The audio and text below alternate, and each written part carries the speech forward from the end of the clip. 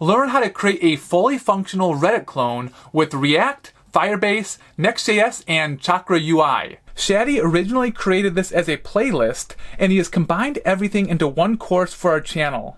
Here are a few of the things people have said about the course. Get ready for what may be the best and most comprehensive Reddit clone course anywhere. What is up, everyone? My name is Shadi, and today we're going to be building a Reddit clone with Next.js, Firebase v9, Recoil, which is a state management library for React that I love, and Chakra UI, which is an amazing React UI library that's going to help us out a lot with our CSS. And I'm going to do a demo in about 30 seconds of what it is exactly that we're going to be building. And I'm super excited about this project because we are going to get to cover so many things in depth, and we're going to build a ton of full stack features front to back that are going to really allow us to explore all the technologies that we're using for this build. So on the front end with Next.js and React, we're going to look at things like server-side rendering, using the Next.js router for client-side routing, building our own custom React hooks, using pretty much all of the hooks that React has to offer, and overall just front-end architecture with React. And then more on the back end with Firebase, we're going to get to cover pretty much the entire Firebase v9 landscape, everything from authentication to the Firestore database. We're going to look at how to use real-time data to implement real-time features with the Cloud Firestore database. We're going to look at cloud functions, Firebase storage, we're going to store images, security rules, database transactions, and batch writes, which if you don't know what that is, don't worry, I will explain it when we get to it. And overall modeling data with a NoSQL database, which is what Cloud Firestore is. And this entire thing is going to be written in TypeScript as well, which I think is super worth it for you to learn. And it's going to make your code a lot more robust, as we're going to see. So there is lots to learn here. My aim with this project was to include enough things and go in depth into enough things for you to actually take all this stuff and apply it into your own project, so you can build pretty much whatever you want with React, Next.js, Firebase, or whatever. All right, so here is exactly what we're going to build. For those of you that are familiar with Reddit, you can tell that this looks pretty much exactly the same as the real product. I spent a lot of time trying to make it look pretty much identical. And so pretty much everything from the layout of all of the pages to the drop-down menus to the font sizes and everything is designed to look and feel exactly like the real product. And I'm super excited to show you how to build this. So here is the home page. As you can see, we have this feed that's showing a bunch of posts from a bunch of different communities. This user that I have logged in right now for this demo has not joined any communities yet, so it's just posts from a bunch of random communities. And then on the right-hand side, we have some other UI elements, and we have like things like community recommendations. So right now it's showing the top communities, which are just ranked by number of members within those communities. And this design is completely responsive as well, so it works beautifully on mobile. So you're going to learn a lot about responsive design and just overall how to build up pretty much any UI you would like in both desktop and mobile. I'm just going to log out because I'm going to log back in a second. So if I wanted to join one of these communities, I would of course have to be signed in, and this modal is accessible through the navbar as well. So let's talk about authentication. We're going to cover the entire authentication flow offered by Firebase v9. We're going to learn how to authenticate users with third-party OAuth providers like Google and any other ones you might wish, like Twitter, Facebook, GitHub, anything you'd like, anything that's offered by Firebase. And also looking at how to sign in and sign up with email or password. We're also going to look at password resetting as well. So the entire authentication flow is going to be covered for you so that you can apply it in your own projects. All right, cool. So I'm just going to sign back into that user account that I created for myself. So now that I'm signed in, I can actually join any communities that I may find interesting. So I can join as many as I would like, and then they would show up actually inside of this little drop down here, which represents my communities, and I can access them directly from here. I'm going to talk about this create community thing in a little bit. And this drop down is the exact same as Reddit has it. And then I can also leave communities right from within this side panel if I didn't actually want to join them. And then I can actually view the communities directly from here as well. So let's go into Tesla Motors, and I can view all of the posts inside of this community. I can see the number of members in here, when it was created, and all of this stuff related to the community. And I can actually join and leave the community right from inside of here as well, which is pretty cool. And I'm going to touch on the creation of posts in just a short while. All right, so looking more closely at the post now, I can see the vote status, so how many upvotes or downvotes this thing has, how many comments it has, the user who created this post, when it was posted, what community it's posted in. I can like this post or upvote it, I can downvote it. I'm going to upvote this one. And then we can also view posts in a single page view. All right, so this post is from Elon Musk, and he somehow has found the time between Tesla and SpaceX to pick up baking. And he's posted about it here, and they look pretty unreal, to be honest. And then I can scroll down to the comment section and I can see all of the comments on this post, who commented on it, when it was commented, and I can also leave a comment myself. So let's leave a comment for Elon because he is clearly really good at baking. I'm gonna say, hey Elon, nice cupcakes, smiley face. Click comment and I can leave that comment there for him and I can delete it and do whatever I want with it. All right, cool. Let's now talk about the actual creation of posts because that's probably the most critical part of Reddit's functionality. So let's just go into a random community. We can go into Tesla and we can just go into create post and we can just create a post that's called my first post in all caps. And we will say, hey everyone, this is my first post with a bunch of exclamation points to show how excited we are. And then we can actually post an image along with it as well. So let's just select this one here. And this has absolutely nothing to do with Tesla, but maybe I'm on the Tesla engineering team and I'm working on the latest full self-driving software. So then I can go back to the text inputs of the post and I can click post and then it will take me back to the Tesla community page where I can actually see my post, which is pretty cool. And I can view it in that same single page view as well. And there are no comments yet. So I'm going to give myself an upvote because why not? And I can actually delete the post as well. So let's delete this because it's not really related to Tesla. And I'm actually just going to rejoin this community because I did leave before. So yeah, on Reddit, you don't actually have to join a community to post in it. So I built ours the exact same way. All right, cool. So let's go talk about how we can actually create our own communities now. So if I go to the drop-down menu, we saw this before. We can see that our communities are in here, but then I said that there was this option to create our own communities. So if I click on this, this modal pops up that will ask us for the name of our community and also the community type. So public, restricted, or private. This is the exact same flow as Reddit. So let's create a community called Shaddy's Community. Click create community. It will be created and we are automatically joined into that community because we created it. So that kind of makes sense. And we're also added as a moderator of that community. Which basically just means we're an admin. So now inside of this community, I can pretty much do everything the same as I can in other communities. I create posts, comment on posts, etc.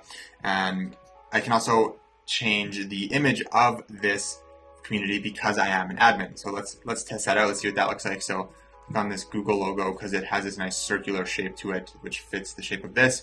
So if I click save changes, that image is actually going to be uploaded to our cloud Firestore storage database, and that's going to update our community image, which is super cool. All right, cool. So let's actually get into the build now. Now, obviously, we cannot build every single feature that Reddit has because this tutorial would be insanely long. So I want to focus a lot on the core functionality of Reddit. If there are any specific features of Reddit that you would like to see, please let me know in the comments and I can potentially cover that in a future video. As I mentioned before, we're going to cover a lot of concepts. There is so much to learn. I'm super excited to build this with you, and I'm going to be building it completely from scratch. So if you have any concerns at any point throughout the video, just leave a comment with like the timestamp and I will 100% reply to the comment. Other than that, I think we are good to go. I hope you really enjoy this tutorial. Let's get going.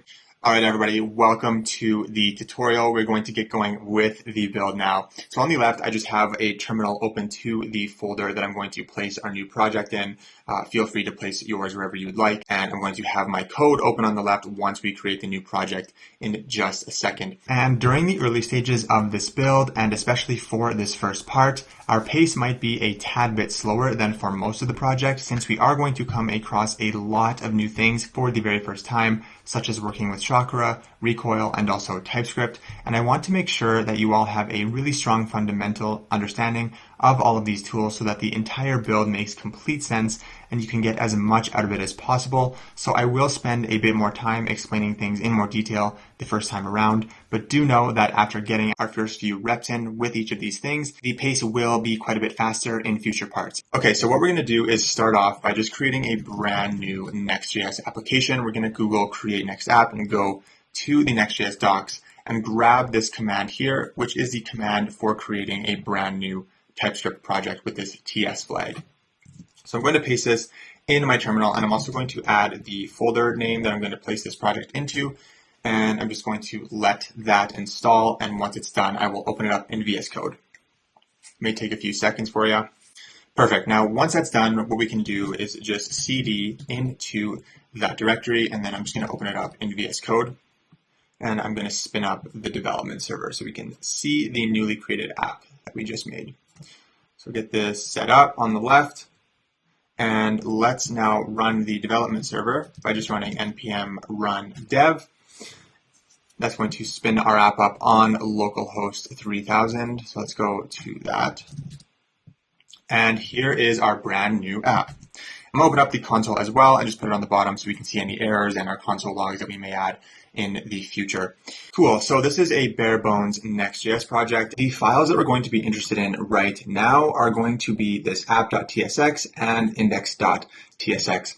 So app.tsx essentially represents our entire application, and every page and every component that we create is going to be a child of this component. And index.tsx is everything that's being rendered on the screen here. It represents our index route or homepage. And the way client-side routing works in Next.js is that every file added inside of this pages folder is going to be added to our routes. So for example, if I have a file named blog.tsx, I would be able to go to a route localhost 3000/blog, and we can create nested routes as well with folders. And this will make a lot more sense when we start building out some of our pages. All right, so we're not going to need any of this. So I'm just going to remove this entire div here.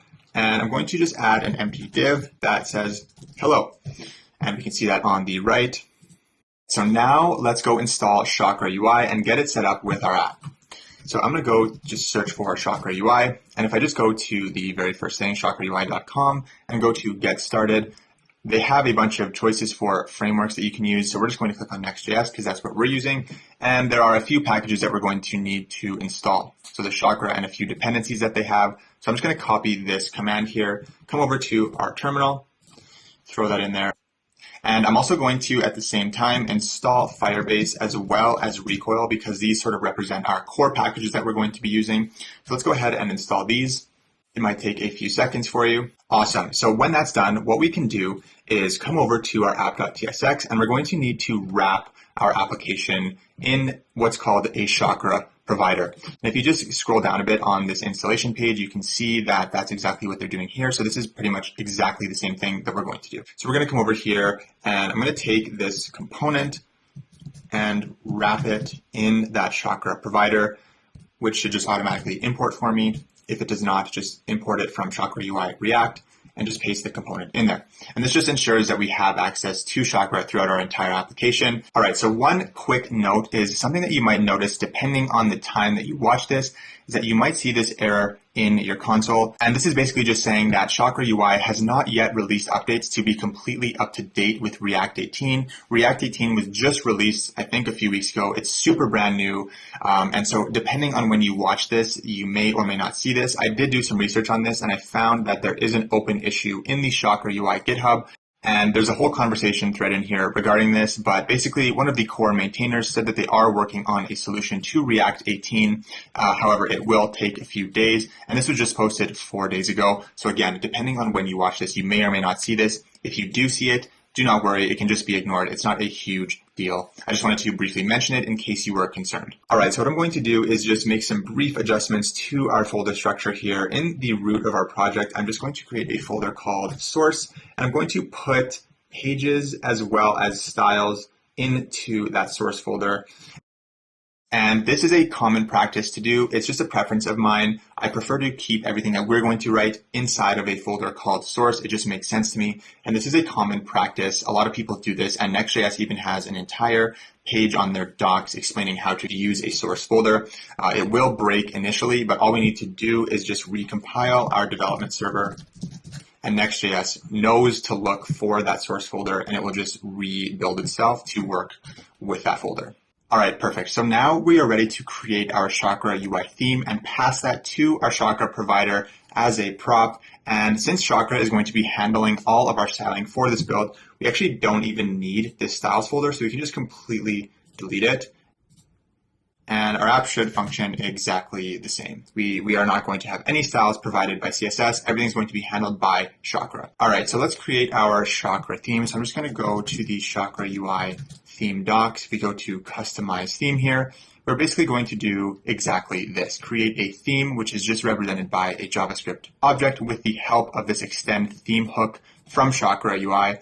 And we're going to pass it as a prop to our provider, and we are going to have access to all of these styles throughout our app. So themes basically contain styles that are going to be present throughout our entire application, like brand colors and fonts, and also styling for common components like buttons. And this just ensures that your app looks nice and consistent from a UI and styling perspective.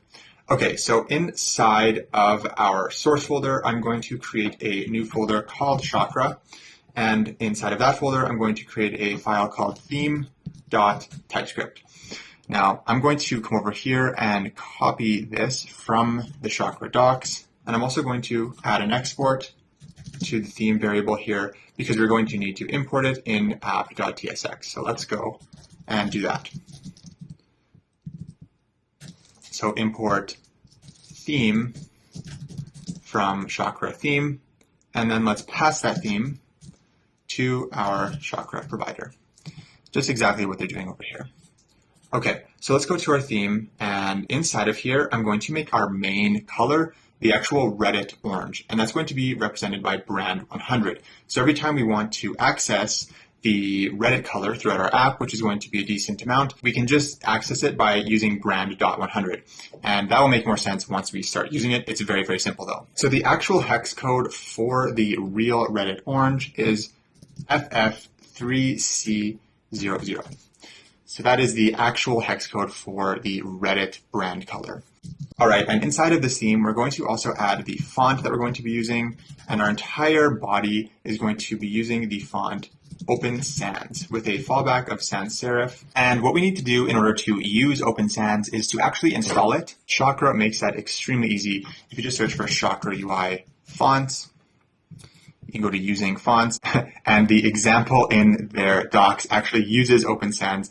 So that is perfect. And they use a package called font source. So let's just grab that and go to our app and install it. So once that's done, all we need to do is import it into our theme file, just like they're doing over here. So we're going to come over here and we're going to do import at font source and Open Sans. And we should see our app change to that font. It might not be noticeable right now. And this font is extremely close to the real Reddit font. And we're just going to actually import a few different weights of this font so that we have light, regular, and heavy so that we can bold things. So I'm going to have 300.css. I think that they have to use the CSS extension. Yep. And we are going to also grab 400 and 700. All right, once that is done, you'll notice that if you go to reddit.com, they have this sort of gray background throughout the entire app. It's present everywhere. So what we're going to do is add that as well. And the way to do that in our app is to change the global styling of our entire body. So the way to do that, we're going to pass in a key called styles. And inside of here, we're going to pass a key called global. And we're going to give this a callback function, which is going to contain the key body, which is going to have BG for background, and we're going to say gray 200. Perfect. And if you're wondering what this gray.200 thing is, if you just go to Chakra UI theme, inside of the default theme, you can see all of the colors that they have available. There are so many of them. There's a lot of really nice colors in here. And yeah, this library is honestly amazing. You're going to see as we get more and more into the build why I love Chakra so much and why I'd probably never use anything else. And it makes styling and making things look really good super easy. All right, so one last thing that we're going to just add in here that we're going to come back to in a bit is this key called components. And a component is basically any UI component offered by Chakra. So for example, buttons and inputs and etc. Everything that's in here, you can add global styling to so that it appears very consistent throughout your app. So for example, a button, we can add styles for the button a single time and just reuse them throughout our app. And we can even create variants and stuff for our buttons, and we're going to see this when we create our navbar buttons here. You can see that there's an outline variant and a filled variant. We're going to create those in a bit, but how that would look would you basically just pass in the button component, and I will come back to this very shortly when we get to those buttons in the navbar. I think we can now start actually working on the layout of the page. So what we're going to do is create a Next.js layout, and if you go to the layout docs, Basically, we're going to create the exact same thing as this, and this represents the literal layout of our entire app, and we can put components in here that we want present on every single page, like the navbar. Without this layout component, we would have to add the navbar to every single one of our pages. That's just how Next.js works, and we are going to wrap our entire application in this layout component, and that is where the children prop is going to come from. All right, so I just took a little break, and I also briefly added a remote GitHub repository to my project so that I can put it in the description for you guys. So if you do need to reference the code at all, it is available on GitHub. Link is in the description. All right, so now let's actually build this layout component and get into building the navbar and actually get into the fun UI stuff. So I'm going to create a folder inside of source called components, and this is where all of our React components are going to go. And inside of components, I'm going to create a folder called layout because we're going to have several different layout components that we create throughout our project. And then inside of layout, I'm going to create a file called layout.tsx. And before we actually create a component, I just briefly want to mention this React TypeScript snippet VS Code extension. I highly recommend you to download this. It's going to be really useful. I'm going to use it a lot. And basically, we can use little keyboard shortcuts to create skeleton TypeScript React components.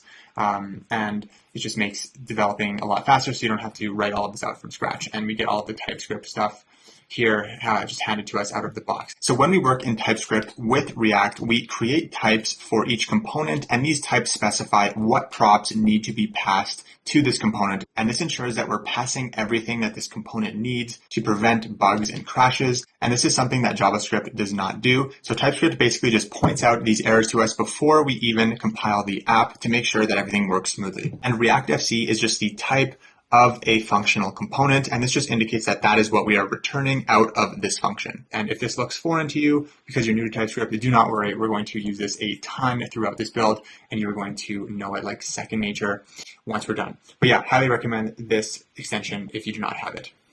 Okay, so we're not actually going to need props inside of our layout. We're not going to take anything. So when we don't need props, we can just get rid of it like that. And this just basically indicates that we're returning a React functional component. That's what we're returning out of this layout function. And we're going to see this a lot. So we can get rid of this div, and instead we're going to return just a React fragment. It's going to be very similar to what you see on the right. And we're going to take in our children argument, which basically represents our entire application in this case. And we're going to have a navbar component, which we're going to create in just a second. And then we're going to put our children inside of our main tag. And we're not going to have a footer for this application. If you want to create one, feel free to do that. Okay, so now let's create another folder inside of our components folder called navbar, because we're going to have a bunch of components inside of our navbar. It's going to have a ton of children. And inside of navbar, let's create our root navbar file. I'm going to call it navbar.tsx. Now, in React, it is common practice to name the root file of a folder just index.tsx. For this project, I'm not going to do that just because it would kind of get confusing. If you're looking at my tabs, you would just see a bunch of files named index, index, index, index. And just to avoid that, I'm just going to name the root files the name of their folder. I just want to make a quick note on that, not a huge deal or anything. Okay, so what I'm going to do is use that snippet again to create our skeleton component, and I'm going to remove the props type because we're not going to take in any props to our navbar. And I'm going to change this text briefly to just navbar. And now that we actually have a navbar defined, let's go back to our layout component and just re-enable this. And a quick keyboard shortcut, if you have a component in your file that has not yet been imported, you can go to this thing and press Command period, and this will pop up a little menu and you can automatically import it. On a Windows, I think it would be Control period. Cool, so now if we go to our application file and we import that layout component and we wrap our application in that component, we should then see that navbar actually being displayed there, which is pretty cool. So we are completely done with this layout file. We can just close it. We are not going to touch it again for the rest of this build. So we can actually start building out the navbar now. And this is where we're going to get into the nitty gritty of Chakra UI. All right, so we can get rid of this div here, and we're actually going to build a meaningful navbar, and we're going to use this UI component called Flex from Chakra.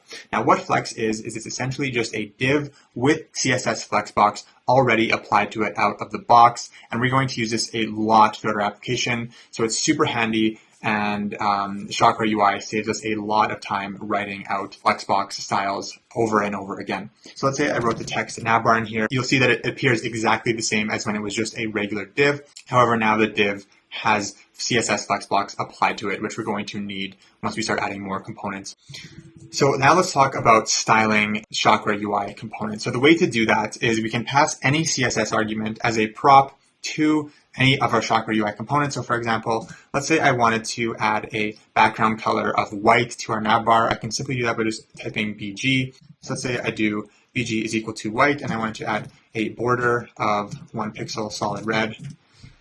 That's how easy it is to style things. All right, cool. So now that we actually know how to apply styles to our Chakra UI components, let's move forward. So I'm going to give this navbar a height of 44 pixels and padding 6 pixels and 12 pixels. If you have not seen this notation for padding before, this when you give it 2 arguments, this basically means top, bottom, right, left. And what I'm going to do now is create the component for the logos. And our logos are going to be in the top left. Cool. Okay, so I'm going to actually create these logos now, and it's going to consist of 2 images. The reason there is 2 is because I could not find a single SVG file online that had both this Reddit text and this icon in a single file. I was able to find both of them separately though. And the way to use external assets and image assets like that is in our public folder, we can create another folder called images, and it does actually need to be inside of the public folder that is required by Next.js. What I'm going to do is I'm going to paste in a bunch of image files, PNGs and SVGs that we're going to use throughout this build. There's only about 6 of them, and I'm just going to paste them in here. For you, I would recommend to just go to the link on GitHub and grab these assets so that you don't have to go online and find them.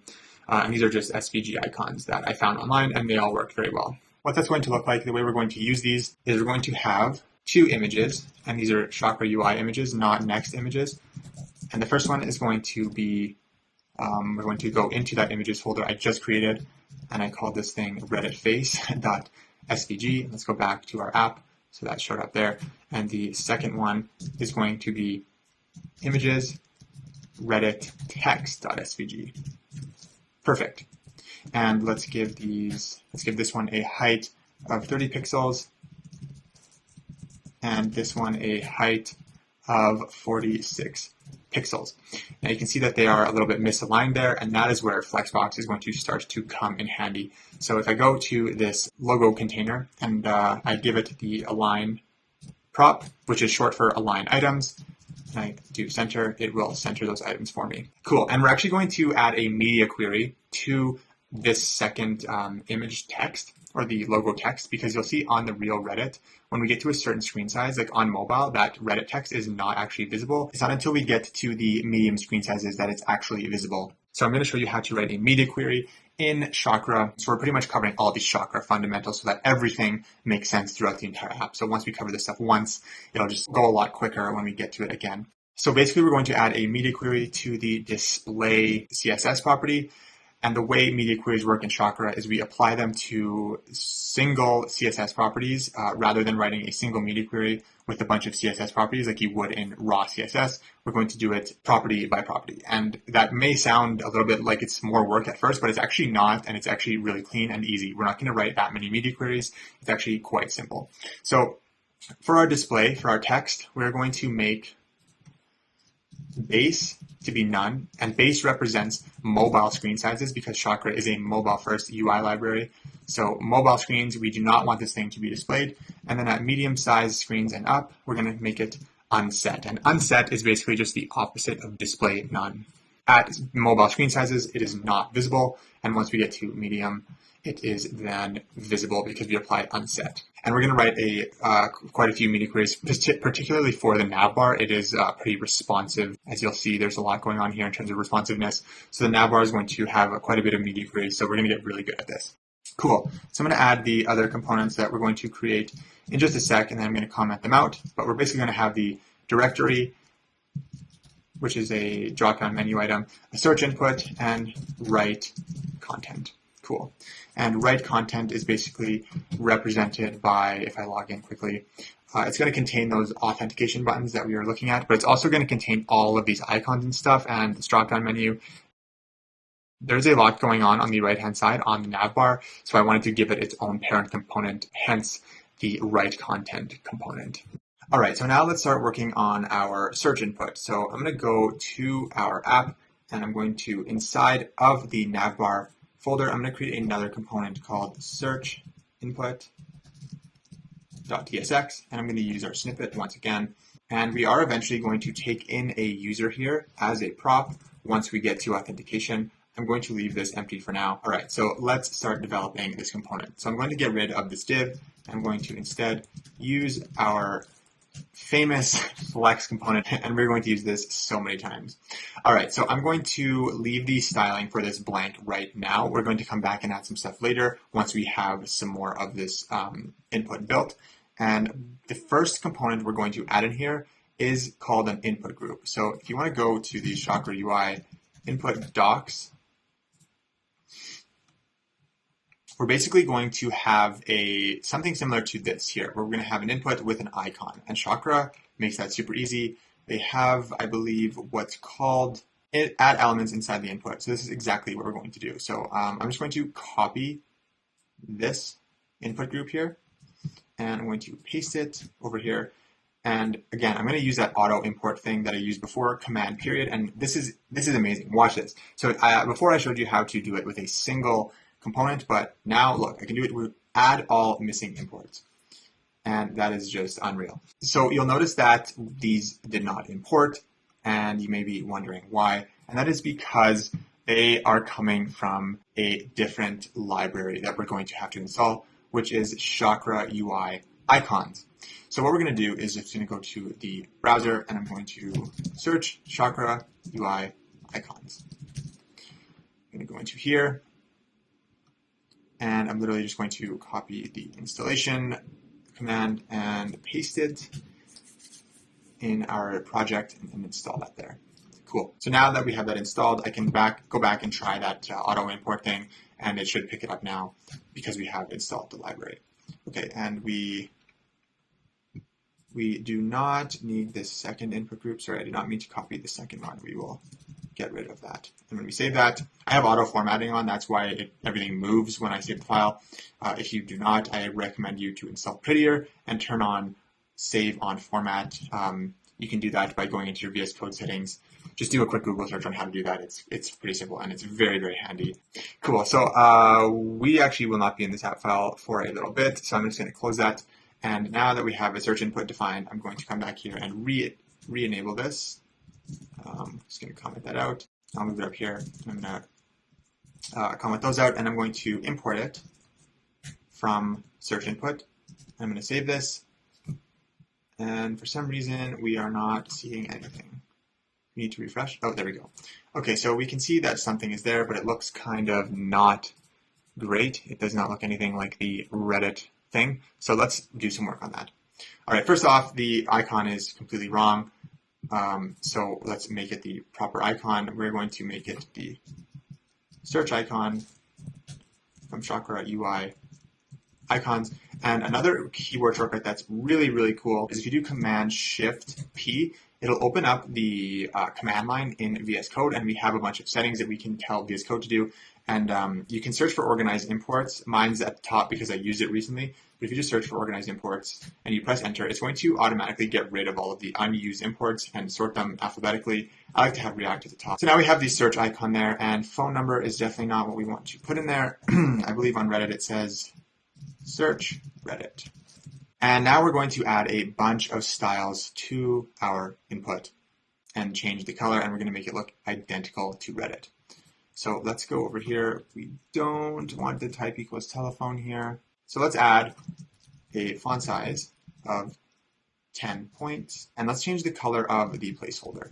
And the way to access pseudo classes in Chakra is to do it with a underscore. Because placeholder, we're accessing the styling of it. It's actually a pseudo class if you were to write it in regular CSS. So to do that, we do need to include the underscore. So we're going to give the placeholder text a color of gray 500, and we're going to add the hover pseudo class. And we're going to make it on hover. We're going to make the background white. We're going to make the border 1 pixel solid, and we're going to make the border color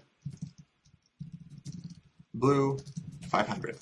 Cool. So now you can see it's looking a bit more like Reddit. Where is Reddit? And the length of it and everything is going to be handled in a bit. Now let's do another pseudo class called focus. And we're going to make the outline none, the border, again, 1 pixel solid, and the border color, not border collapse, border color, not border collapse for the second time, border color blue 500. And we're going to give it a height of 34 pixels and a background of gray 50.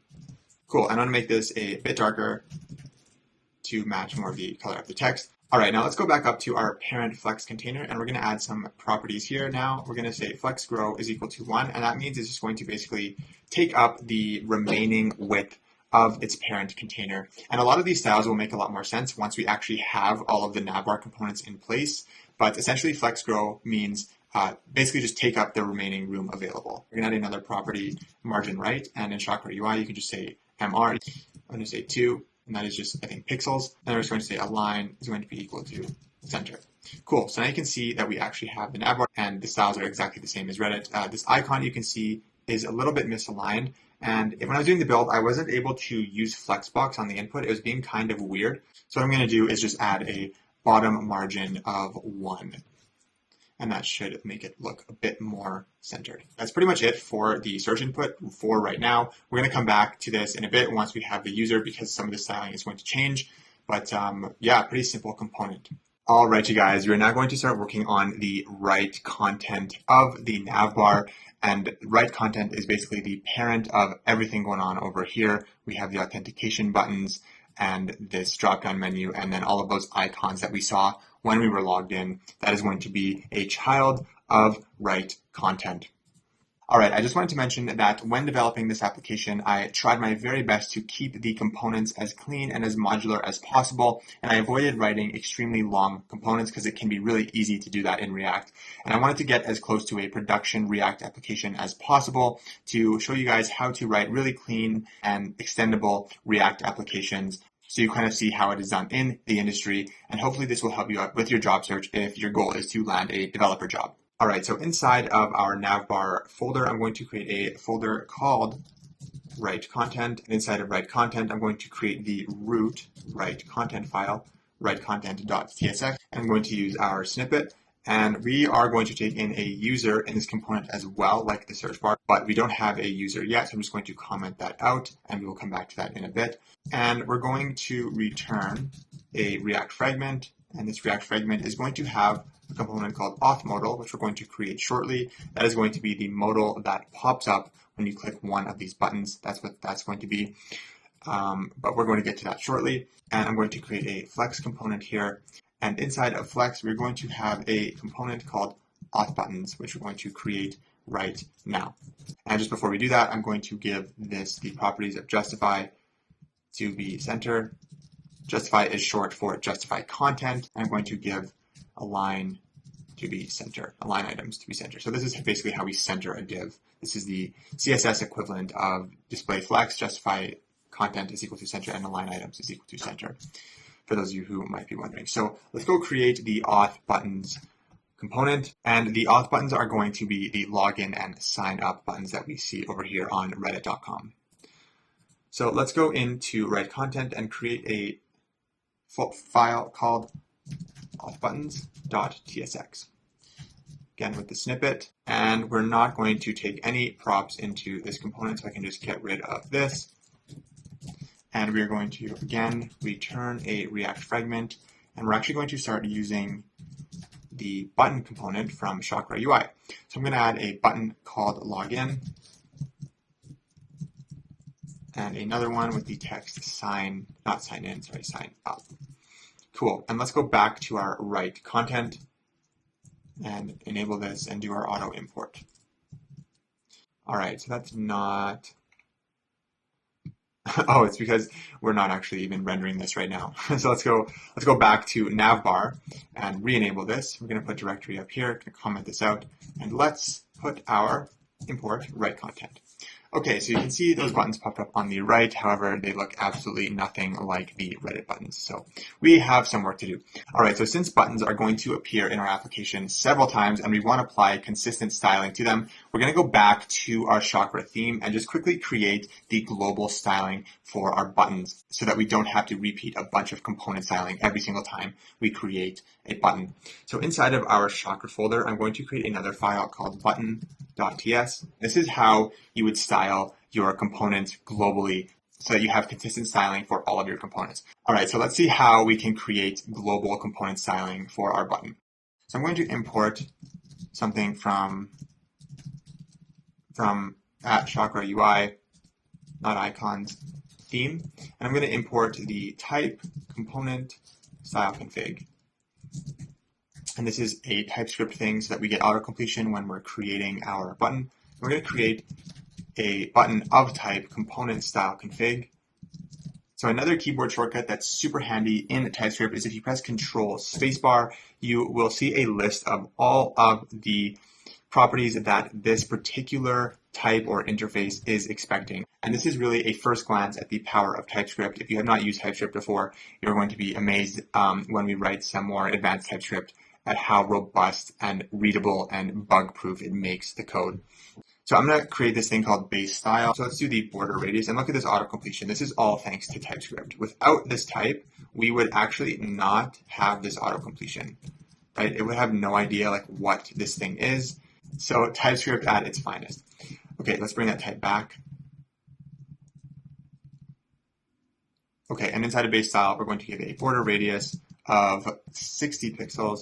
And I'm going to show you how to just apply like a global color. Let's make it our brand 100 color, the Reddit color we created.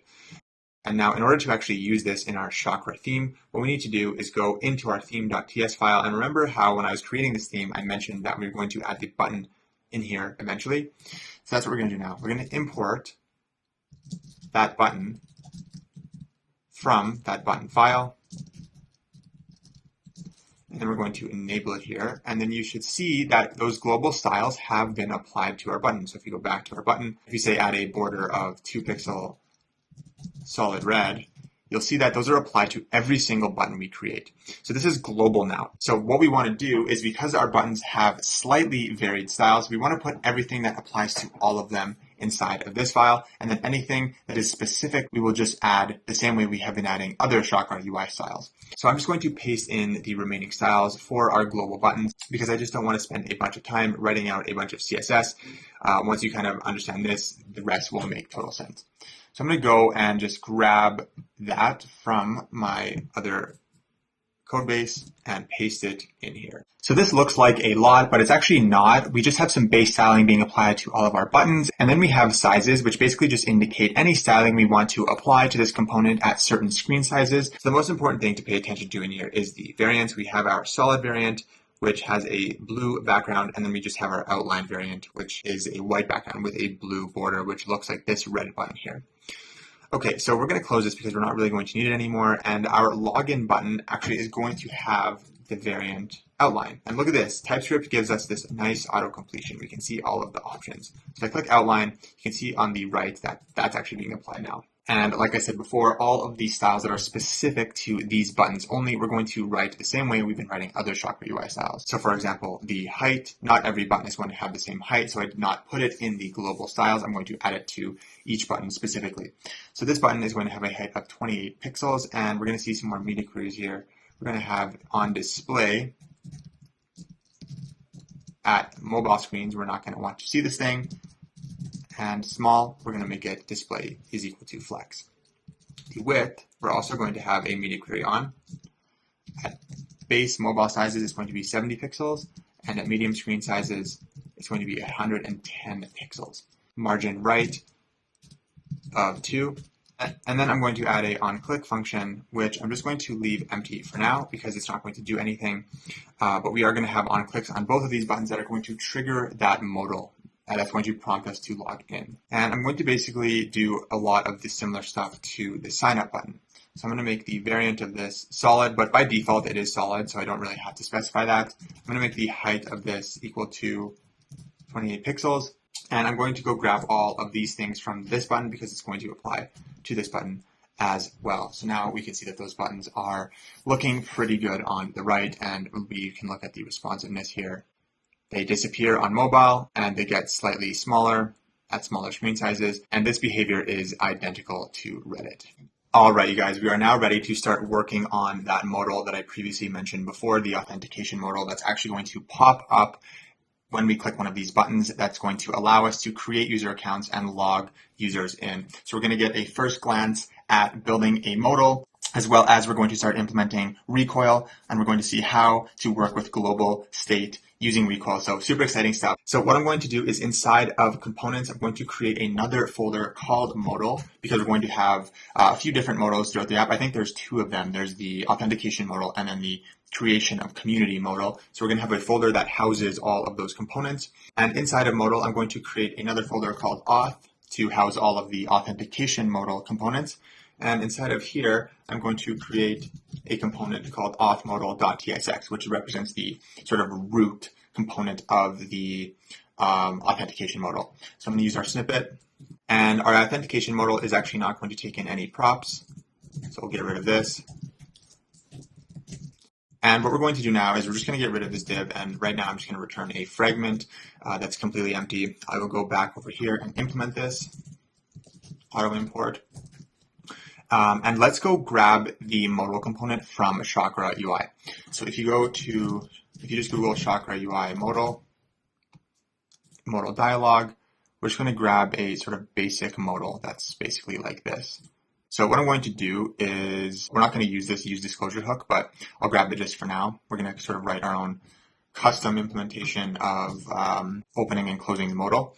And I'm going to go use the import all, add all missing imports. Okay, so I'm going to get rid of this lorem thing that's just like text, and I'm just going to write, here is the modal body. Cool. Now, if I go to our application now, we should see this button, and if I click this, we should actually have a functioning modal now, which is pretty cool. Like, that's how easy it is to implement modals with these UI libraries. However, this is not the behavior we want. We want these buttons to trigger that. So we don't want this button to be actually inside of the modal itself, because these buttons live in our auth buttons component. Both of these onClick functions are going to trigger the opening of that modal. So we need to modify just the opening and closing of the logic a bit here, and that's what we're going to do now. All right, so this is where we're actually going to start working with recoil and global state. The reason we need to implement global state here is because with the opening and closing of this modal does not actually live inside the modal itself. It is being triggered by other components, and this calls for moving our state upward. And we're actually going to see as we build this application that the authentication modal is going to be opened by a series of components. Like when you try to vote on a post that you're not logged in, it will just open the modal. If you try to join a community and you're not logged in, it'll open the modal. So we're going to need that opening and closing of modal state logic everywhere in our application, hence the need to apply recoil here. So on that thought, let's go back to our app.tsx file, and we are now going to wrap our entire application in the recoil provider. And this is going to be the last time we touch app.tsx. So all we need to do is just come over here and import this component called recoil root, and that should just automatically import from recoil. And we are just going to wrap the app in the root. Now we have access to global state everywhere in our app. It is that easy with recoil. And I'm going to show you now how to write a atom in recoil. And an atom is similar to, I guess, if you've worked with Redux before, it represents almost like a slice of state. And then we just have access to these atoms everywhere in our app. Recoil is a lot simpler than Redux, and it's so much quicker to get set up and going. So that's why I'm super pumped to be using it, and I'm super pumped to show you. All right, so what we're going to do now is inside of our source folder, we're going to create another folder called atoms. This is the convention. We create a folder called atoms, and inside of our atoms folder, we're going to create all of the pieces of global state that we're going to be using. So for example, I'm going to create a file in here called auth modal atom.ts. And I highly recommend you to check out the Recoil docs and just go through sort of the homepage of its explanation of atoms. And I'm going to try my best to explain everything that's sort of outlined here. But if you want further clarification, just feel free to go to the Recoil documentation. It is really great. And Recoil, for your information, is created by Facebook as well. I think it is fantastic, and I hope you do as well. So inside of our auth modal atom file, I'm going to import atom from Recoil, just like this.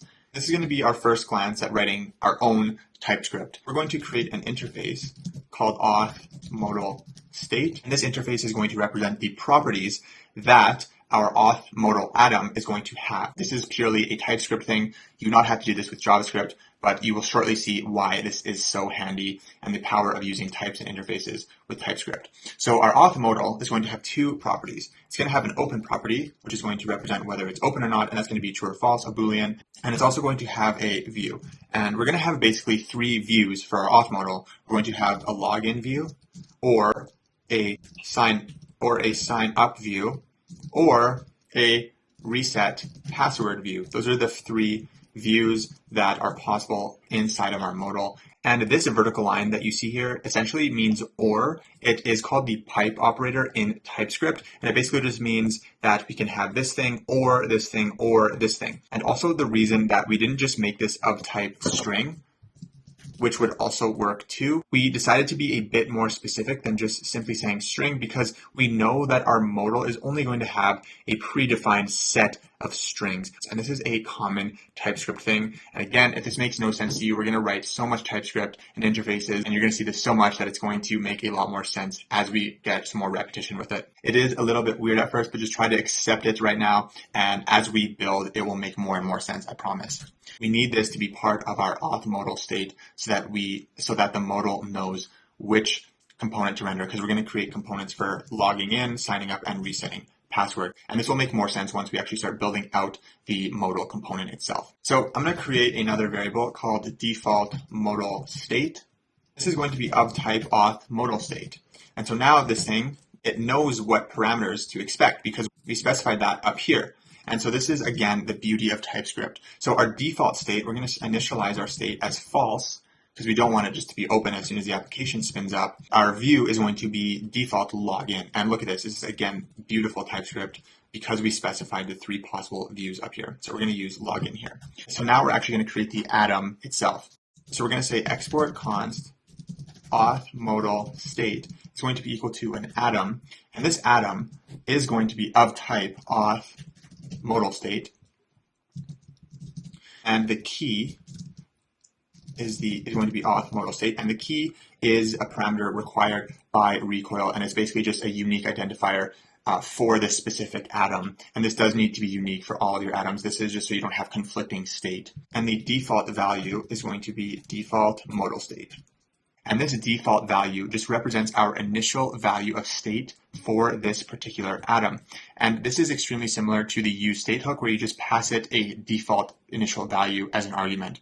And also one thing to note here with TypeScript is because I specified that this atom is of type auth modal state, if I were to give this thing anything other than that type, for example, a number, this is going to complain and it's going to say that type number is not assignable to type auth modal state. So we are seeing more and more evidence of why TypeScript makes your code so much more bug-free over JavaScript. You would not get this type validation with JavaScript, and you wouldn't realize that this is an error until your application breaks and crashes, whereas in TypeScript, it tells you right away. So that's why we're able to use default modal state, because we told it that this atom is of type auth modal state, and we are passing it a default value of the same type it's expecting, and that's why it is happy right now.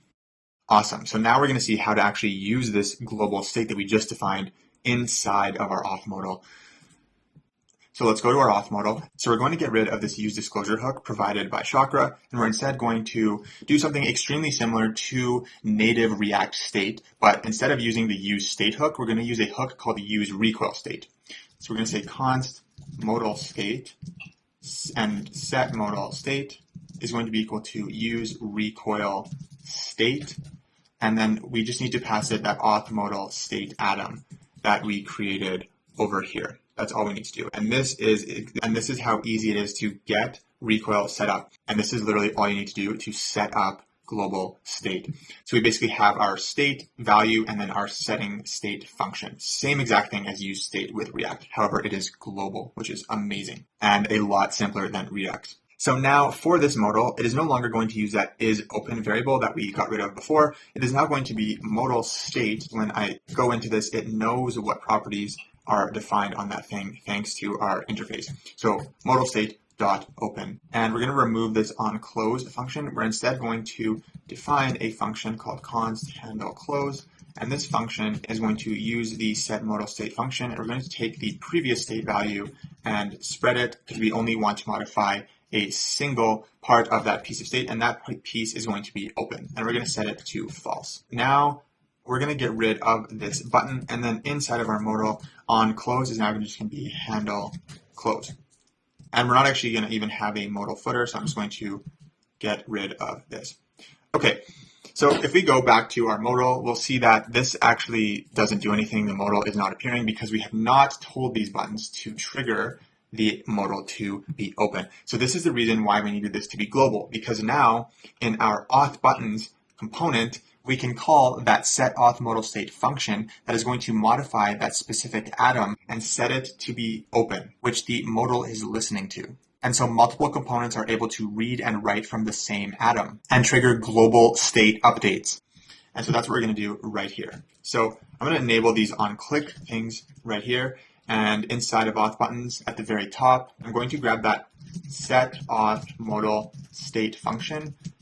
And there's another hook provided by Recoil called the useSetRecoilState. And we're using this because inside of this component, we only need access to the setting state function for this particular atom. We do not need the value of that state. We don't care inside of our buttons if the modal is open or what view it's in, right? If I go back to auth modal, we did need the value because we needed to tell this modal to be open or closed, and that's why we use just the generic useRecoilState. Whereas over here, we're only going to use setRecoilState. And there's a similar hook to use only the value, and it's, I think, just use recoil value. We're going to be seeing this a lot. By the end of this, you're going to understand this completely. So now in our onClick function for logging in, we want to call that set auth modal state. And what we want to do is we want to set the openness of it to be true. And we also want to set the view to be login, right? And we're going to do the exact same thing down here, except we're just going to make this sign up. So this is basically just when we click login, it's going to open the modal, and it's also going to show the login view. And when we click sign up, it's going to open the modal and it's going to show the sign up view. So let's see if this works. So now if I click on login, we can see that the modal is actually being opened by both of these buttons. The view thing, we have not created the components for those yet, so don't worry. But now we can actually see how these components are modifying the openness of this modal. And that's super cool. We have just experienced global state. We now know how to modify any application state from any component using Recoil. All right, you guys, so with Recoil set up and with the modal structure put in place, we are now at a good place to actually start building out the structure of this modal and create the login with Google button and the inputs that the user can put their username and password to sign in or sign up. So let's get going on that. All right, so the first thing we're going to do is make the modal title change depending on what modal view we're in. And that comes from the value of modal state.view. So if I'm in the login view, I want it to say login. And if I'm in signing up, I want to sign up. And that's super easy to do. So all we need to do is make this text dynamic using JavaScript. So inside of our header, we can say modal state.view is equal to login. If this is true, then let's show the text login. And this is, if you have not seen this before, just the React way of saying that show this text if this is true. This is basically an if statement in React. You do the exact same thing for our view if it's equal to sign up. And we can say sign up. Okay, so now you'll see that this has changed to login because our default view was login. If I click sign up, it's sign up. So that's pretty cool. We can see that the second piece of state of our modal is now in action, which is that view. And we're going to add the third one, which was reset password. Awesome, and I will keep that modal open so we can see that being built dynamically. Okay, now we're going to work on the body. So we can get rid of this text here, and our body is going to have some CSS properties. So we're going to say display flex, and we have to manually specify this because this is not the flex component. So by default, it does not have this. So we just have to manually type it in. The flex direction is going to be column. We're going to say align items is going to be equal to center, and justify content. I don't know why I'm not getting autocomplete. It's going to also be equal to center. Okay, this is basically centering everything inside of this container. Inside of our modal body, we're going to have the flex component. We're going to make the direction of this column. The align is going to be center, and the justify is also going to be equal to center. And we're going to make the width of this equal to 70%. Awesome. Let's scroll up a bit so you can see. And I'll put a border on this just to make it clear on the right what we are looking at. It has nothing in it right now, so it just looks like a line. Now, what's actually going to go in here? This is going to be our OAuth buttons, so the sign in with Google button, and it's also going to consist of those inputs to put in your email and password. And if you look at the Reddit modal, you can see that we have this is what's going to be represented by our OAuth buttons, and then we're going to have these inputs as well. So basically, we're going to have a component called OAuth buttons, which we're going to create very soon. And we're also going to have a component called auth inputs, which is going to be those text inputs. And we're also going to have a component called reset password, which we will create at the very end. We'll do this after we have Firebase set up and everything, and we're actually able to create users. This will be the very last step of Firebase authentication, so we won't revisit this for a little bit. Okay, cool. And that is pretty much it. We just have to go and create these components, and our modal will be completely done. Okay, so inside of our auth modal folder, I'm going to create another file called auth inputs. And I'm going to use our snippet. So in this component, we are going to take in some props eventually, but for now, we're not going to take anything. So I'm just going to leave it blank for now. And I'm going to return our famous flex component, import that. The flex direction is going to be column. We're going to say align is equal to center, and our width is going to be 100% of our parent. And we're going to give this a margin top of 4. Okay, and now we're going to create more child components, and this one's going to be our login component, as well as our sign up component. And we also don't want to show both of these at the same time, right? We only want to show the login component when our modal view is login, and we only want to show this when our modal view is sign up. So what we can do is grab that modal state value, and we're going to use that use recoil value hook that I mentioned earlier, because in this file, we only care about the value of that state. We do not care about setting that state.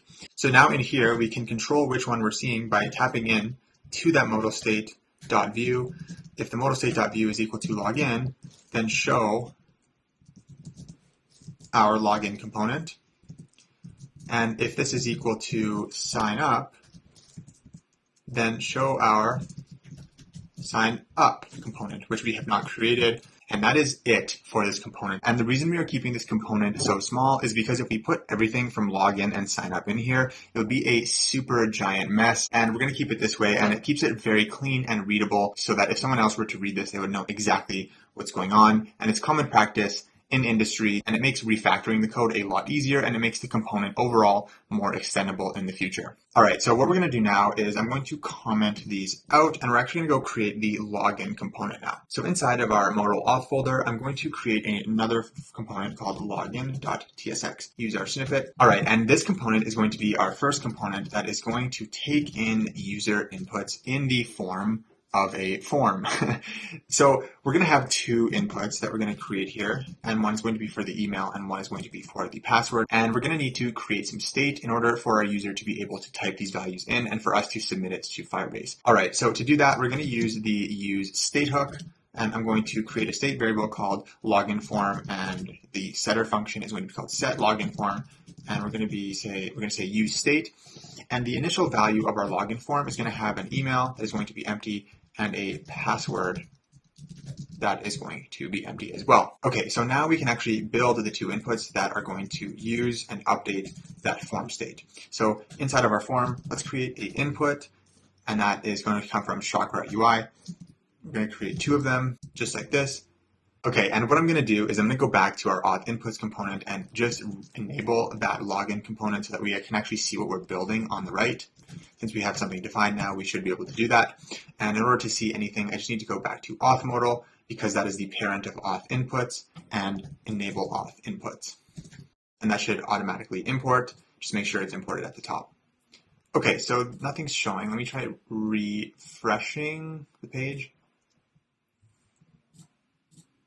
Oh, there are inputs now. The reason I have to refresh sometimes is because I take breaks between recording sessions, and I think the development server just like goes to sleep. So the hot reloading kind of is disabled for a quick second there until I refresh.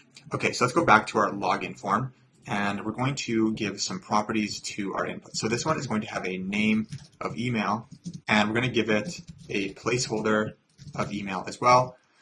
And it's also going to have a type, and the type is going to be email. And we're going to give a margin bottom of 2, so there's some space between these two things. And we're also going to pass an onChange function, which we're going to create in just a second. Save that so it auto formats. And we're going to do basically the exact same thing to this one down here. So I'm going to say name is equal to password. The placeholder is going to be password. Our type is going to be password. And that's so that we get these, if I save that, that's so that we get these secretive dots here. And our onChange is going to be just an empty function for now. And so we're going to come up here and define two functions, and those two functions are going to be that onChange function and the submit function for when we actually submit this form. So let's also create the button that we're going to use to submit this form. And we're going to import a button from Chakra UI, and this is going to say log in. All right, so now we have pretty much everything in place. We have two inputs and we have a login button to submit our form. And in order to make this so this button actually triggers a submittal of the form, we just have to say type equals submit. And since this is wrapped in a form, it knows to call the onSubmit function that we're going to create in a second when this button is clicked. So what we're going to do is create that onSubmit function. It's going to be empty for now, and we're also going to create the onChange function for our inputs, which are going to be triggered every time a user types into the input. It's going to update our state. So now let's come down here, and I'm going to change both of these two things to be onChange. So they're both going to call the same onChange function, and I'm going to show you how you can have multiple inputs use a single onChange function in your forms. Rather than having to create separate state for the email and the password, you can just have a single state, in our case login form, and a single onChange handler will handle those updates. And before we do that, I'm just going to quickly add the onSubmit to the onSubmit.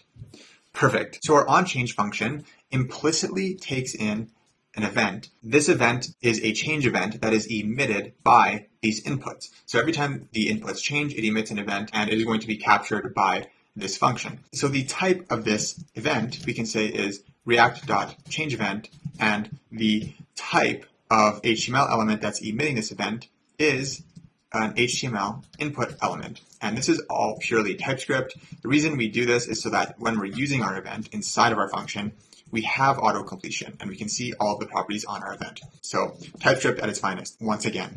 So in our onChange function, we are going to update form state. So we're going to say set login form, and we're going to take the previous value of state, and we're going to spread it because we only want to update a single piece of our form state, and that piece depends on which input is emitting this event.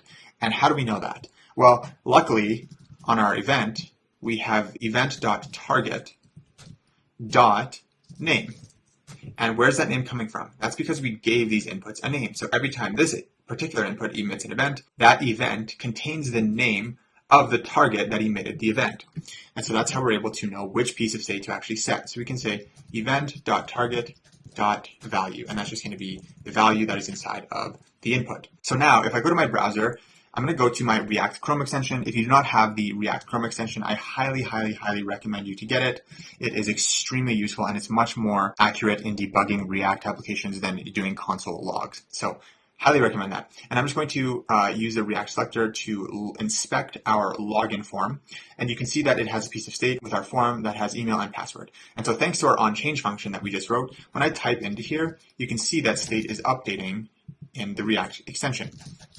And same with the password. And it knows which input specifically we're typing into. All right, so now that that's handled, let's actually style this form because right now it looks like garbage.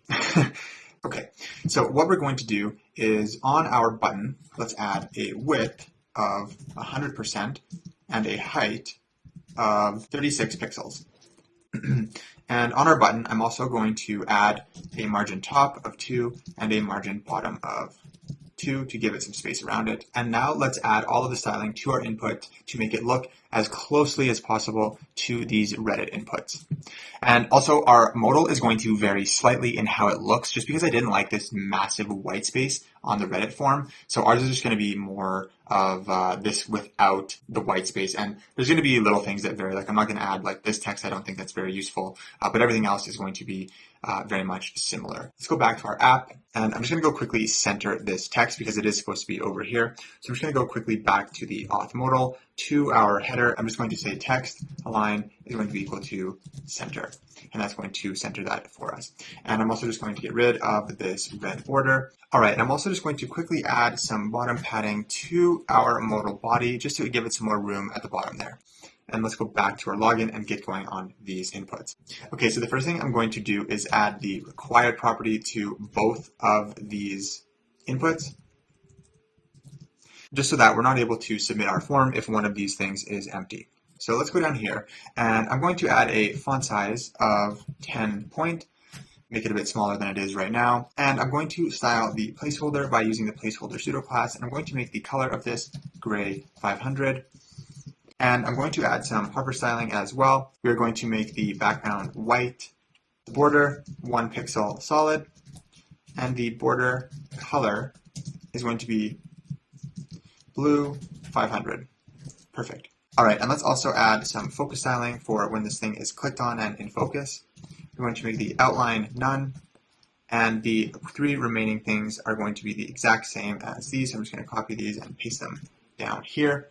And we are going to make the background color gray 50, which is a really light gray. So the exact same styles are going to apply to our password input. So I'm just going to grab all of these. We started at font size, come down here, paste them down here. And I think we're just also missing the margin on our password input.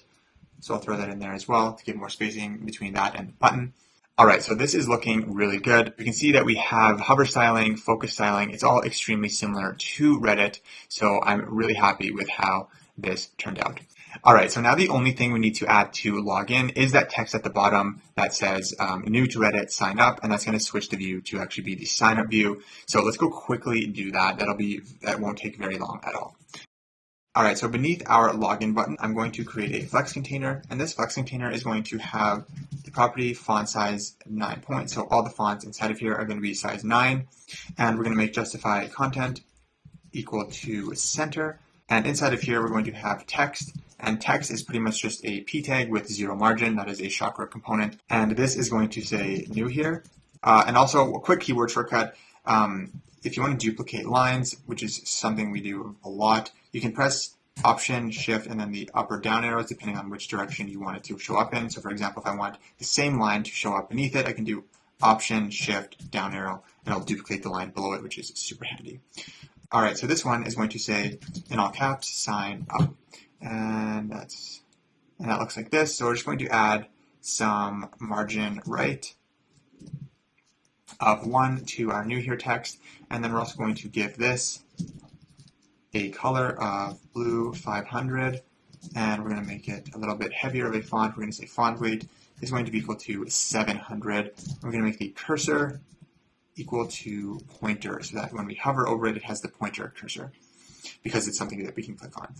And when we click on this thing, all we need to do is modify our auth modal state and change the view from login to sign up, which is something we've already kind of seen how to do. So what I'm going to do is go up to our component, and I'm going to grab the set auth modal state function using that set useSetRecoilState hook that we saw before, pass it our Auth modal state atom, and we only need the setting of Auth modal state. We don't care about the Auth modal state itself. And we come down here, and on this sign up text, which is the thing we're going to click to toggle that view, I'm going to add an onClick function here.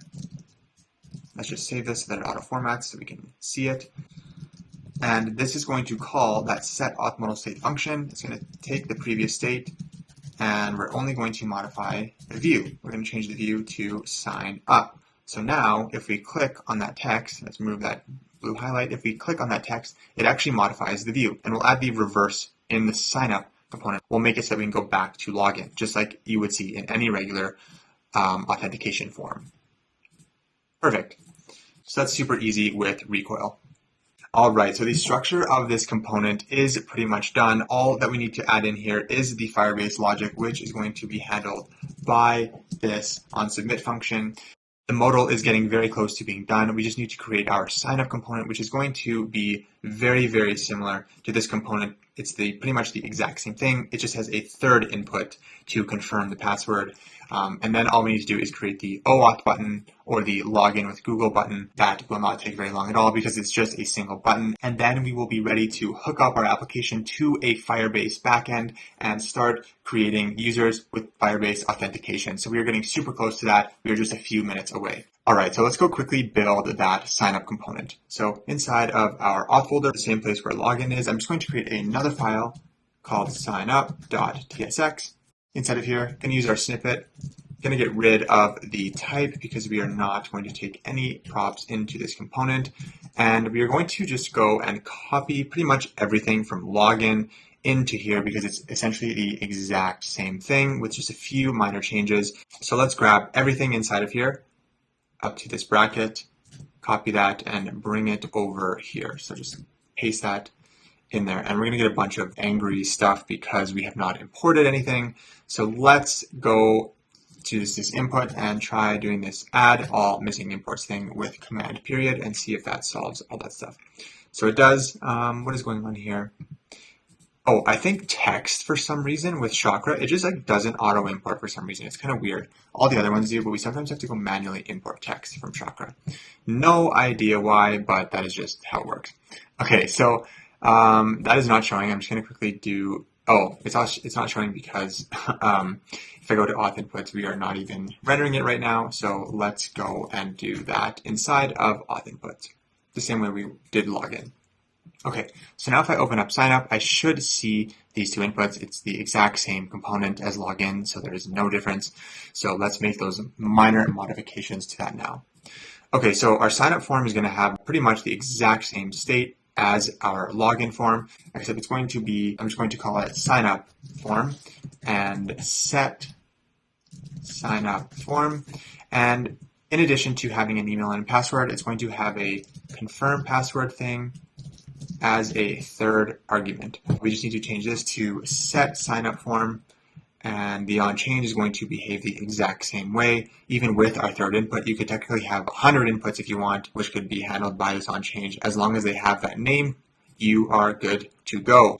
And let's come down here and grab this input and duplicate it underneath. And yeah, you know how I showed you how you can duplicate single lines with that keyboard shortcut option shift down arrow or up arrow? You can also do that with multiple lines as well. So good to know. That's basically what I just did with that input. So we now have the third input there. We're just going to change the properties of this. So the name of this is going to be confirm password. The placeholder is going to be confirm password. The type is still going to be password, and everything else is going to be the same. Down here, we're going to change this to sign up because this is the sign up form, not the login form. And our text at the bottom is going to change here a little bit as well. I forget exactly what it says on Reddit. New to Reddit, sign up. In the sign up form, it says already a Redditor, login. So let's type that in here. Already a Redditor. If you are a Redditor already, let's log in with a space. Cool, and we're going to change the view. We are in the signup view. We want to modify the view to be log in. Awesome. I think we're pretty much done this component now. That's how easy it was to create this signup component. It's literally the exact same thing, just with a slightly different form and the text changes. That is all. All right. So the only thing left to put inside of our signup component is going to be that Firebase logic, which we are so close to. All we need to do is go and create that OAuth buttons component with our login with Google button. So let's go and do that now. It's going to be very short. It's a very simple component. So let's go into our auth folder and create another component called OAuth buttons.tsx. Even though for this tutorial, we're only going to be able to log in with Google, you could in this same component add as many third-party OAuth provider buttons as you would want to log in with GitHub, Twitter, Facebook. I'm only going to use Google, but this is where you would add any button for a third-party OAuth provider, hence the name OAuth buttons. All right, so I'm going to use our snippet and I'm going to get rid of our prop type because we do not need it. And I'm going to get rid of it here as well. And inside of this component, we are going to return our Chakra Flex component and also a button from Chakra. And this button is going to say, continue with Google. All right, and let's go make it so we can actually see this component show up on our browser. So inside of Auth Modal, we can now go enable this component because it exists. Let's import it. Cool, and so now we actually have a button that says continue with Google. That is pretty hype. Okay, so let's go back to our OAuth buttons component. Where did it go? Here. And just to illustrate what I was saying earlier about being able to add any other provider you'd want in here, I'm just gonna say some other provider. So you know that this is where you would put those buttons. Okay, and this flex, we're just gonna give a direction of column, and that should fix that. And we're also going to give a width of 100% and a margin bottom of 4. Perfect. All right, and this Google button does not look anything like a login with Google button, so let's make that happen. So inside of our Google button, we're going to just remove this text for a sec, and we are going to add an image from Chakra, and the source of that image is going to be one of those images that I had you guys insert into the project earlier. Where is it now? It's in the public images. It is the Google logo .png. So that is the reason why this is in the project. It is for this button. So if I say images / Google logo .png, you can see that show up on the button there. It looks really big. So let's give it a height of 20 pixels. Awesome. And let's add our text back in there, continue with Google. And I'm not sure if you remember, but if we go back and look at this button.ts file in our Chakra for our global button styling, I had this variant called OAuth that I created for all of the OAuth buttons that you could potentially create. So we are going to use this for our Google button, but if you add any more third-party OAuth provider buttons, then you can use the same variant as well. So let's go over here and let's add that variant to be OAuth. Cool. And let's just add a bottom margin of 2. And this button here on the bottom, I'm also going to give it a variant of OAuth so that it looks the same. And what I'm going to do is just add a bit of right margin to our Google logo, so there's some space there. And our login modal is really the only component we're going to build that varies at all from the original Reddit design, just because I didn't really like this white space, but our modal is still super clean. Okay, so all that's missing now is just that text in between the OAuth buttons and these inputs that says or. So it's like login with this or this. Where that's going to be is inside of our auth modal root.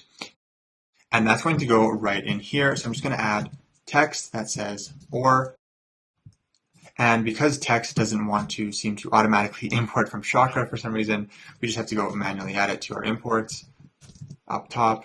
And we can make the color of this gray 400, and let's make the font weight 700.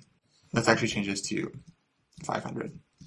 And you will notice that you see the OAuth buttons in both the login and the signup view. And the reason we do that is because when you're logging in with Google, it doesn't matter if you're a new or a returning user. Logging in is the exact same thing. And we structure our components that way. So we have the OAuth buttons here, and that lives as a sibling as auth inputs. And auth inputs is the parent of login and signup. So they will appear in both of those views.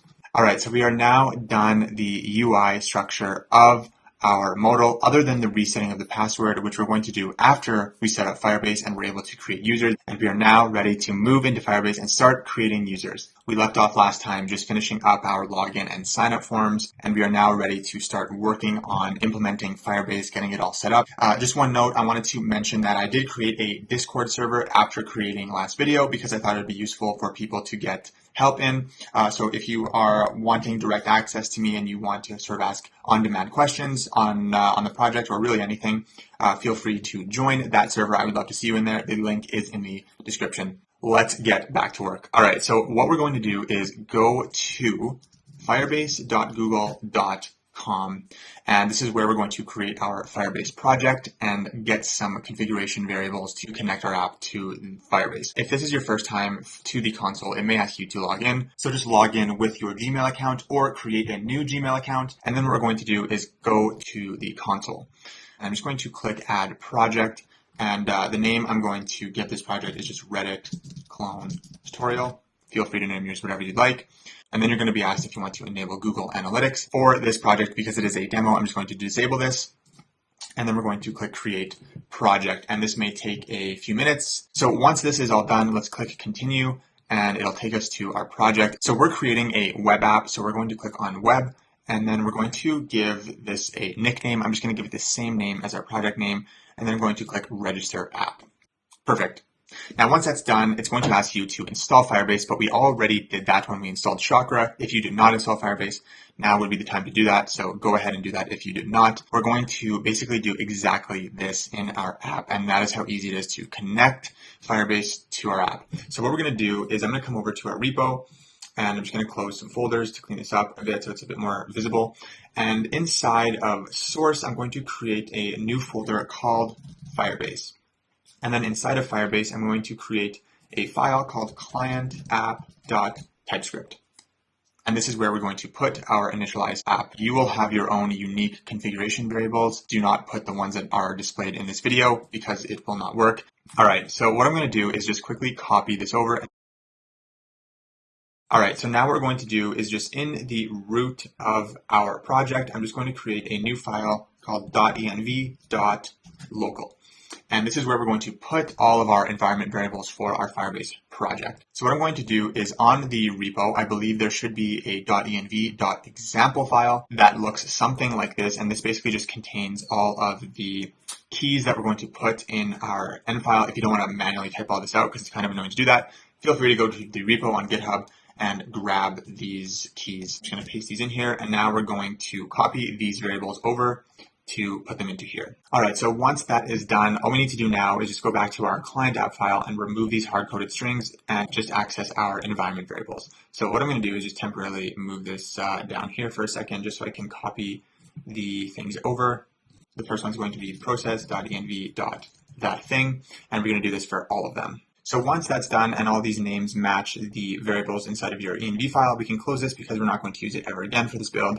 All right, so now our app is set up to connect to our Firebase project that we created, and we're going to access it through this app instance that we created here. We're going to make a few changes down here though because we're using Next.js and we need to handle the case of server-side rendering, which introduces some complications with creating the app, but it's just a few lines of code and I'll explain them as we go. So I'm just going to remove these comments at the top. And what we're going to do is, in addition to this initialize app function, we're also going to grab a function called getApp as well as getApps. And we're also going to import a function from Firebase Auth. And that function is going to be getAuth. We're also going to import a function from Firestore, and that is going to allow us to actually access our database when we create it soon. And that is going to be the function get Firestore. All right, and the last thing we're going to import is going to be from Firebase storage, and that function is going to be get storage. And this is going to be used when we get into the creation of posts and users can upload images. We're going to store those images in Firebase storage, and Firebase storage is different than Firestore database. Storage is used to store files and media, things like video and photos, whereas the database just stores JavaScript object JSON type data. All right, now down here, what we're going to do is we're going to initialize Firebase, and I'm just going to add a comment for clarity that's going to say for server-side rendering. Okay, so since our application is going to use server-side rendering in some areas, we need to avoid attempting to initialize an app on both the Next.js server as well as on the client side. Because the way Next.js works when you use server-side rendering is that it renders the app on the server, and then that is sent to the client, and then client-side rendering will occur. And we will get an error if we try to call this initialize app function both on the server and the client. And that will make a bit more sense once I write this function out. So basically how this is going to look is we're going to write it as a ternary operator, and this is going to call that function getApps, and this is going to get all the apps that we have created with our Firebase config object above. And it's going to say if this app does not exist, meaning that there is no length, then we're going to initialize it. However, if it does exist, we're going to go get that app. And whatever the result of this ternary operator is going to be stored in our app instance, and then we will have access to it on the client side when we need it. I hope that makes sense. So now we're going to actually create our Firestore instance, and this is basically how we're going to access our Firestore database. We're going to pass it our app, and then we're going to create our auth instance, which is how we're going to use Firebase authentication. Also going to pass it our app. And we will, while we're here, create our storage instance, same thing, pass it our app. And now we just need to export all of these things so that we have access to them throughout our application. We can just simply import them in any other client-side file, and we can use their functionalities. So we are completely done with this file. We have created all of the necessary variables, and we are now ready to actually start using these things in our app to start creating users and data and images and whatever. So we can close this client app file and move forward.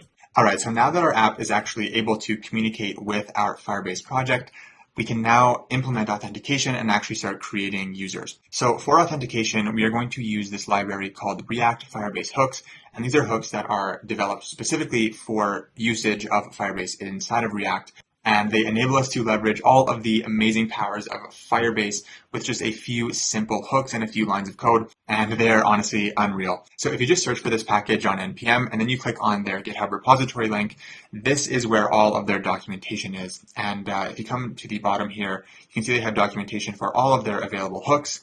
So we're going to focus right now on these authentication hooks. And if you come into here, you will see that they have hooks for essentially every single authentication method. So we're going to be using useSignInWithGoogle, useSignInWithEmail and password, and useCreateUser with password. But once you know how to use one of these, you can use them all, and you can implement these in just a few lines of code. So we are going to start off with useCreateUser with email and password, kind of a mouthful. And they have really good examples for each one of their hooks, and they look long, but they're honestly very, very straightforward. And maybe I'll zoom in a bit. Hopefully you can see that. So what I'm going to do is just come over here and grab the installation from NPM and come to our project and paste that in there. Perfect. Once that's done, I will just come back to this documentation here, and I'm just going to grab this and paste it in our code base because we're going to have it written the exact same way. So when we use any of the authentication hooks from that library, we need to pass it our Firebase auth instance, which is what we created in that client app file right here. And that is basically how we link our specific app to the hooks. So we're going to need to import both of these. So I'm going to try to auto import this. Okay, for some reason it's not wanting to auto import, which I don't understand, but sometimes that happens. Import from React Firebase hooks /auth. useCreateUser with email and password. And underneath that, I'm going to import our auth instance from, it's going to be all the way up in Firebase, client app, grab that auth object, and now it should be happy. So this hook returns to us 4 different variables. The first one is the actual function that's going to be used to create the user. So we're going to pass this our email and password. Then once this successfully completes, it returns to us a user. And then there is loading and error state, which helps track the progress of this function. So if this thing is in progress, this will be true. If it errors out, then this will happen. And we can use these 2 things to modify our UI to make it clear to the user what is going on.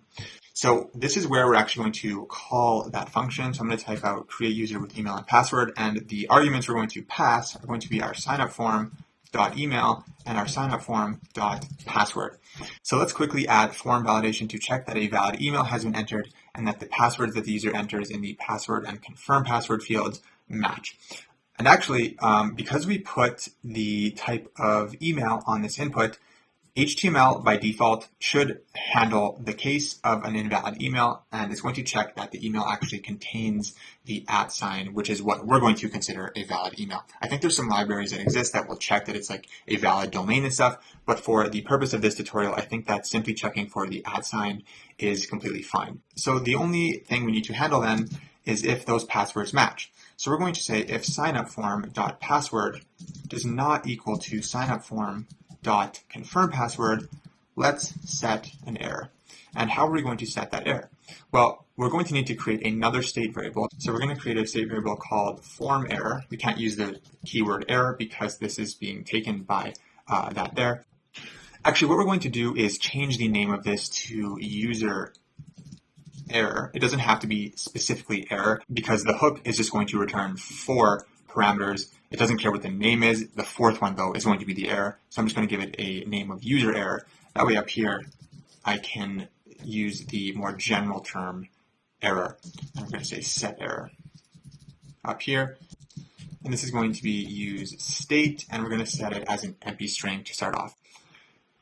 And then we can come and actually remove this comment here and actually set error to be passwords do not match.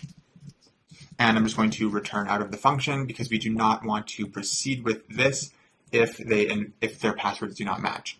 All right, and let's open up our modal. And what I'm going to quickly do is just add that error text here if it exists. So I'm going to add some text in here that's going to say here is the error, just so we can see what it looks like.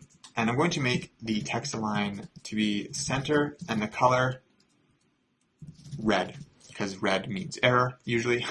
And then I'm going to change the font size to just be a bit smaller, 10. Perfect. And we do not want to actually say here's the error. Let's actually put in here our form, not form error, we actually need the error. Perfect. And then to make this even a bit cleaner, I'm going to say error and that text. And basically that's just saying don't display this text unless this exists. So now let's try to submit our form. And you can see that those required things on our inputs are doing their job. They're making sure that text actually exists. And I believe that if I enter a thing that does not have the @ in it, it should give us that @ thing. Yeah. So it's saying it's not a valid email address. So this component handles that for us, which is super nice. But let's make sure if we do enter a valid email like shadi@shadi.com and I enter passwords that do not match, do we get that error? And yes, we do. Now you'll notice that when I submitted that, the page refreshed, and that is what happens by default on form submittal. In order to prevent that, we need to take the submit event and call the method prevent default. So what we're going to need to do is take in the event as an argument the same way kind of to what we did down here, how the function implicitly took in an event, and then we'll have access to all of the methods on that event. So I'm going to create that argument here, and the type of this is going to be react.formEvent.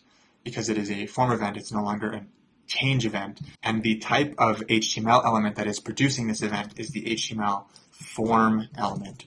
And now, since we have that TypeScript type there, we get IntelliSense with all of the methods that exist for that specific event.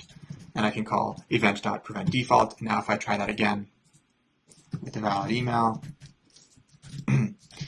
passwords that do not match, sign up, passwords do not match. Perfect. And what I'm going to do also is that when the form is submitted, I'm going to check if there is an error.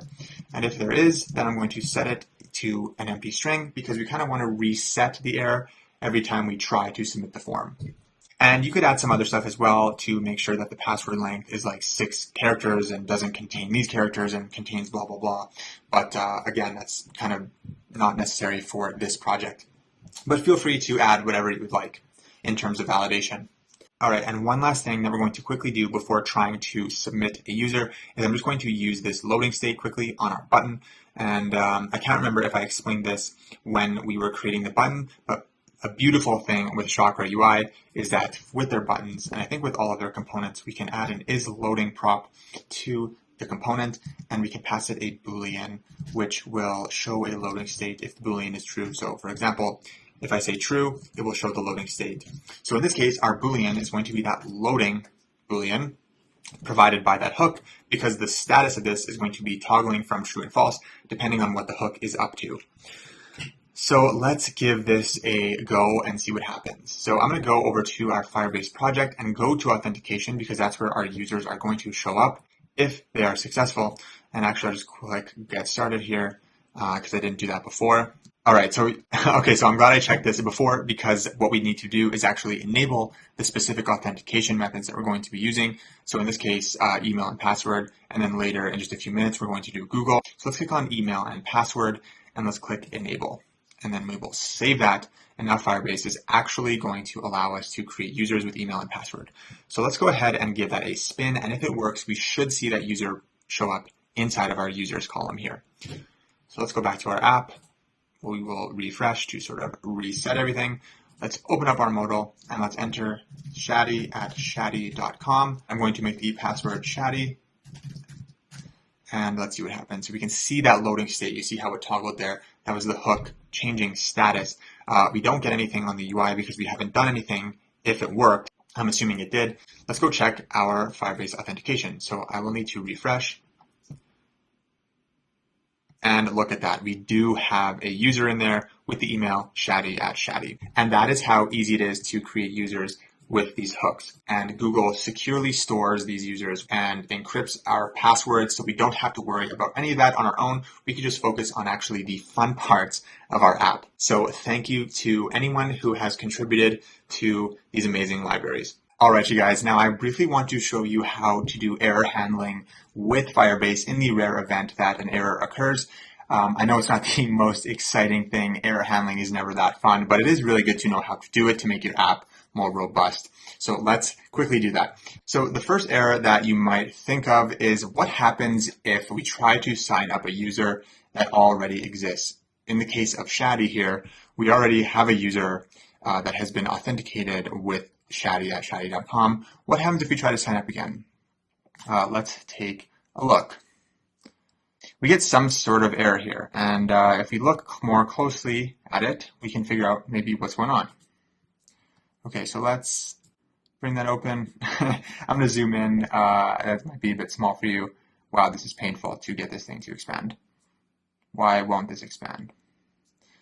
I look like a tool right now trying to get this thing open.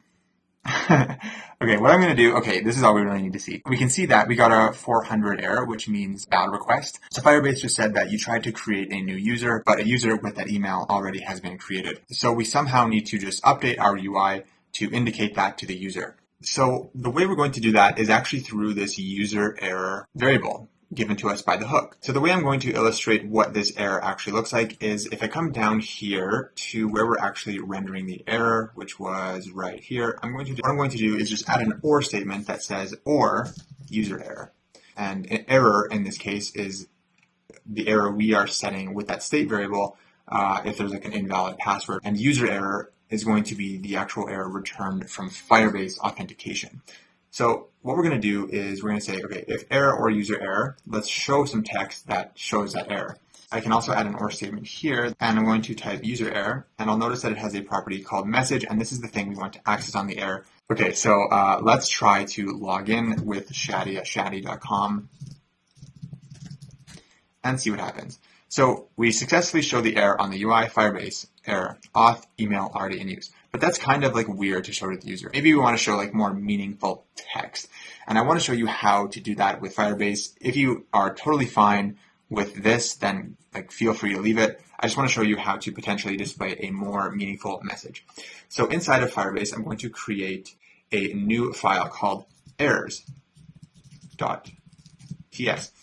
And in here, we're going to put pretty much all the Firebase errors we're going to come across, which is not going to be that many. There's only like a few. But basically what we're going to do is create an object called Firebase errors, and that's going to contain these messages as keys. We're going to take this key and map it to a more useful error message. So for example, if the Firebase error is that auth email already in use thing, we can return a text that says a user with that email already exists. That's much more meaningful to the user. And now what we're going to do is inside of that signup form, I'm just going to go and import those Firebase errors. I'm going to copy this line down here because it's going to come from /Firebase errors. And we're going to grab that Firebase errors object. And then what we're going to do is where we were rendering this user error message, that is now going to be a key of the object Firebase errors. And this is how we can actually access that more meaningful error message, right? Because, and I'll address this red underline in a second, but if we just go back to errors, we can see that if we try to access the object at that error.message, it's going to give us this in return, which is a very useful message. Okay, so I'm just going to briefly attempt to address what is going on here. It's kind of a weird TypeScript thing, and we need to be more specific of what type it is that we're trying to use to index that particular object. Basically, all we're going to do is take the user.message and typecast it to a valid index of that object. And all typecasting is just taking a variable and changing its type to a new type. So the way to typecast in TypeScript is to take that variable and then write the word as, and then write the new type. This is kind of confusing because there's key of and type of here. And if this does not really make sense to you right now, do not worry. We're going to see this a few times throughout the project. So just kind of accept this for now. I really dislike telling people to just accept things when I'm teaching, but in this case, I just don't think this is something to get caught up on, and this will become a lot more clear when we start defining our own types and interfaces with like posts and communities and stuff. So now what we can do is we see that we're getting a more meaningful message there, which is great. Let's try to trigger the other one. Yeah, passwords do not match, but the styling changed a bit. I think there's just something going on with the logic here. Okay, yeah, so the formatting kind of messed up my logic here. And so I'm going to remove these brackets, and then I think to prevent that from reformatting improperly, I just need to add brackets around that. So this is a single Boolean here.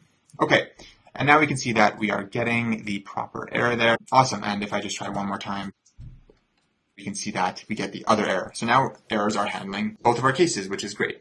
All right, and one thing I actually decided that I want to do to make this a bit more readable, because this is kind of confusing, I'm just going to get rid of this outer logic here, and I'm going to just simplify it to this.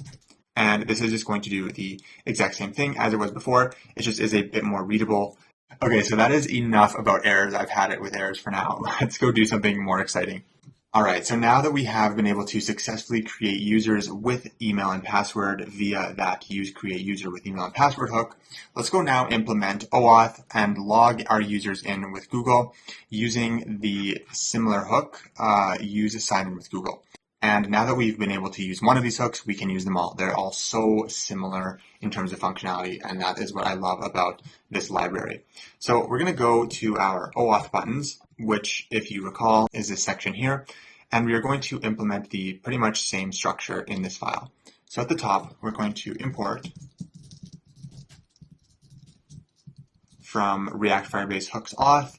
This time, though, we're going to grab that useSignInWithGoogle function. And again, we're going to need to import our Firebase auth instance from that client app file, Firebase/client app, grab auth.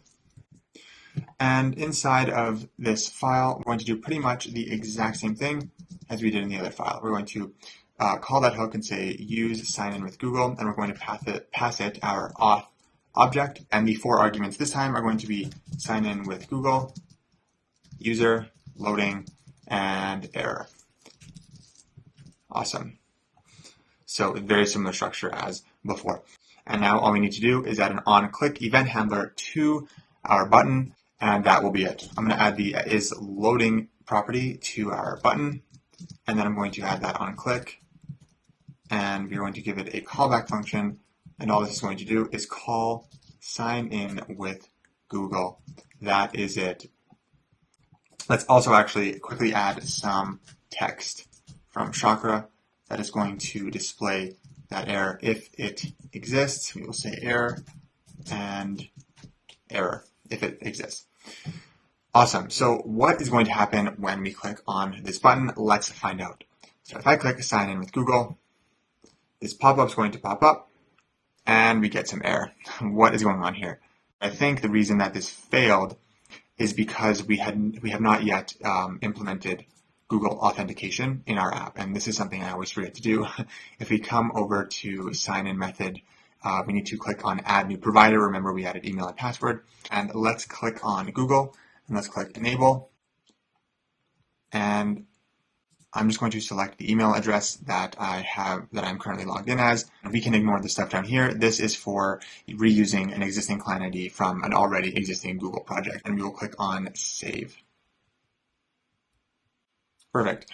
Okay, so now Google is successfully enabled in our project. We should be able to refresh our app and try again. But actually, let's fix this first. This is a React error. And basically what's happening is error is an object and we cannot render an object in the DOM. We need to render only text. So I'm going to just do error.message.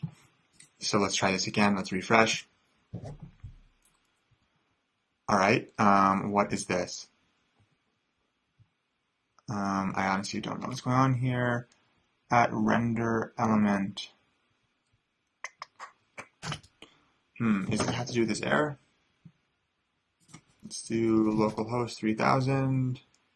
Okay, I'm going to just try recompiling the development server. Sometimes, I'm not sure why. There's sometimes some errors with like hot reloading, and just simply recompiling the server can fix it, and that seemed to do it. Also, this error you might see in here is saying that there's a duplicate atom key auth modal state.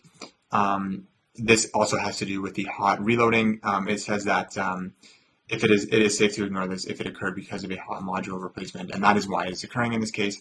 Basically, it just thinks that there's two of the same atoms, but there is not, so just kind of ignore this for now. So we can probably re-enable this, and let's go to sign up.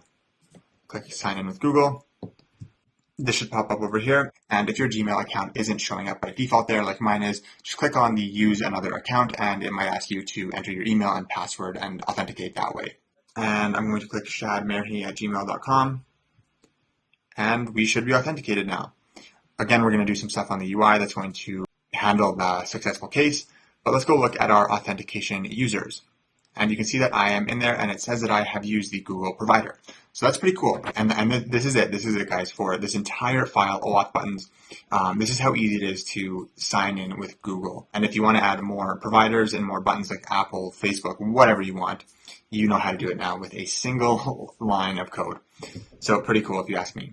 And the nice thing about continuing with Google or any OAuth provider is that it handles both the case of a new user and a returning user. With authenticating with email and password, we have to handle the signing up case as well as the logging in case. So now let's go implement our login method so that users who did sign up with email and password can log in with those credentials.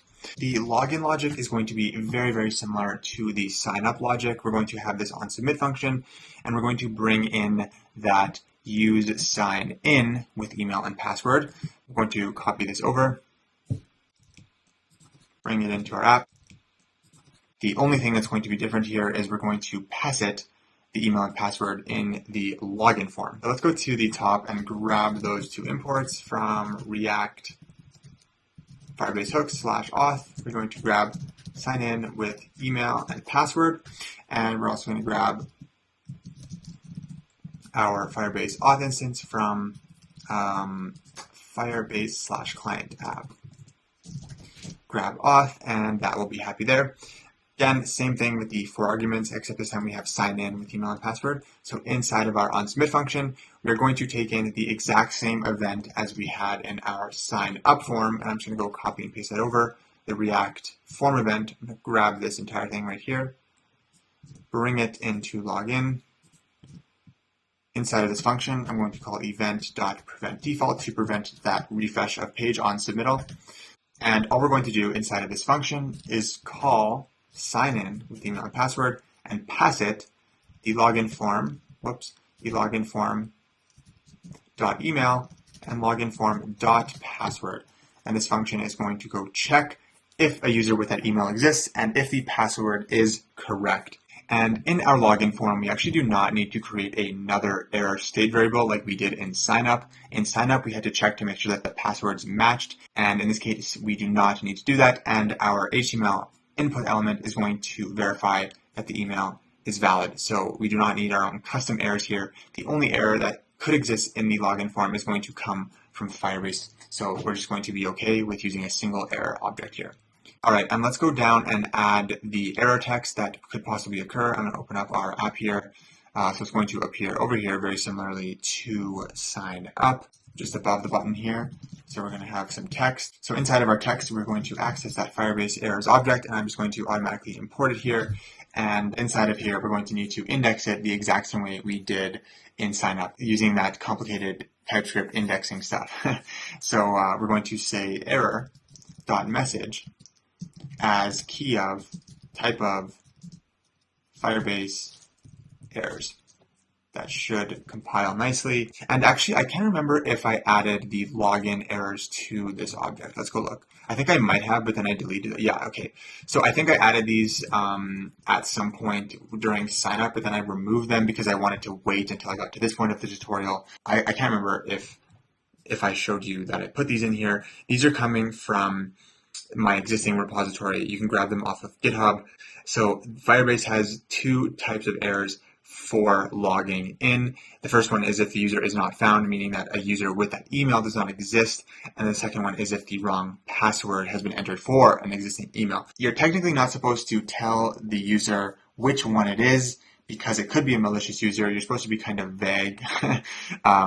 What I did here was for both of those types of errors, we're going to just show the same error, invalid email or password. So we can cancel that off, and we can test this out by trying to log in with an unexisting email. So for example, I know that the email doug@doug.com is not a user. So if I enter a password and I try to submit, I do get an error, invalid email or password.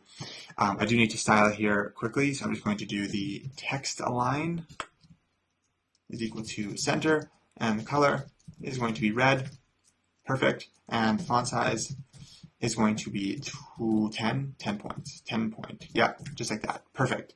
And also, before I forget, I'm just going to add the is loading state to our button because I noticed it didn't work there. We did get the correct error there though, which is perfect. Let's try logging in with shadi@shadi.com. Now we're going to get the other error because I'm going to enter the wrong password. The password for this is shadi. I'm going to enter giant string.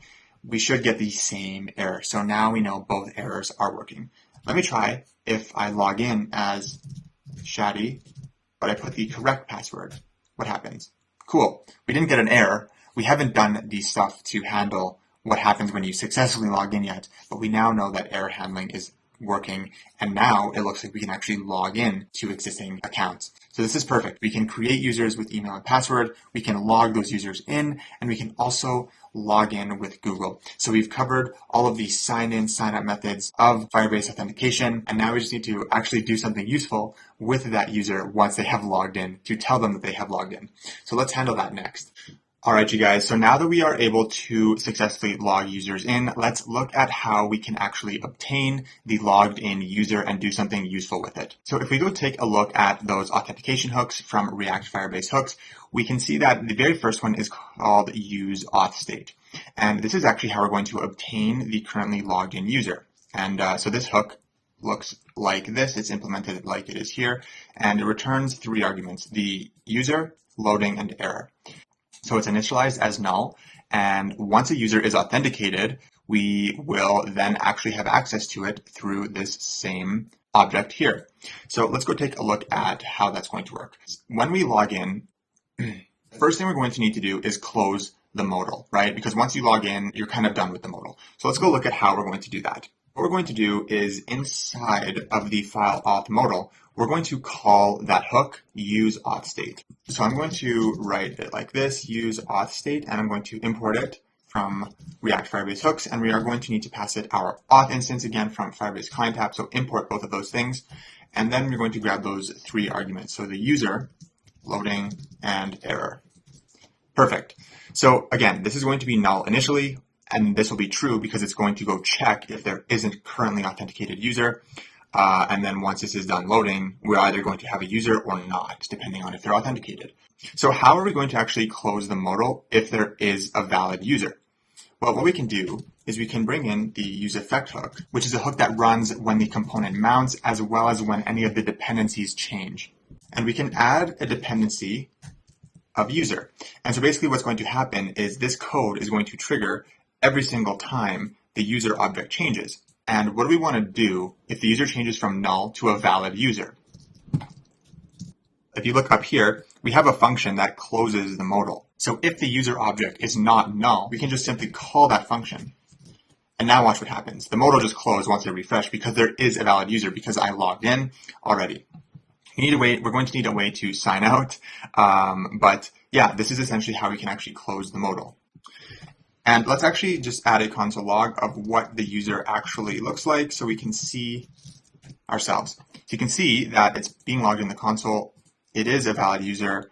It has the email shadi@shadi.com and all this other data that's not really relevant. So even though we have a user that is logged in, we are still showing the login and sign up buttons. It'd probably be more useful to show something else because on Reddit, that's when all those icons appear and that's when you actually have the option to log out. So let's go to the parent of those buttons. So what is rendering auth buttons? I believe it is write content.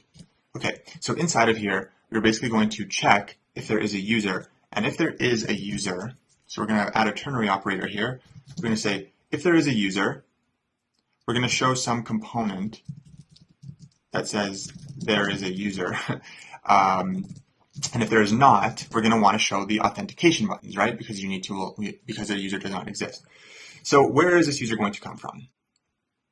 Well, what I'm going to do is I'm going to go to our navbar, and I'm going to, again, use that useAuthState hook because we can use it wherever we want. It's a hook that we have access to throughout our entire application, so we can get access to our currently logged in user wherever we want, right? So that's what makes this hook so useful. So we're going to say useAuthState. Again, we're going to need to import those two things, useAuthState and our auth object, grab the user, loading, and error.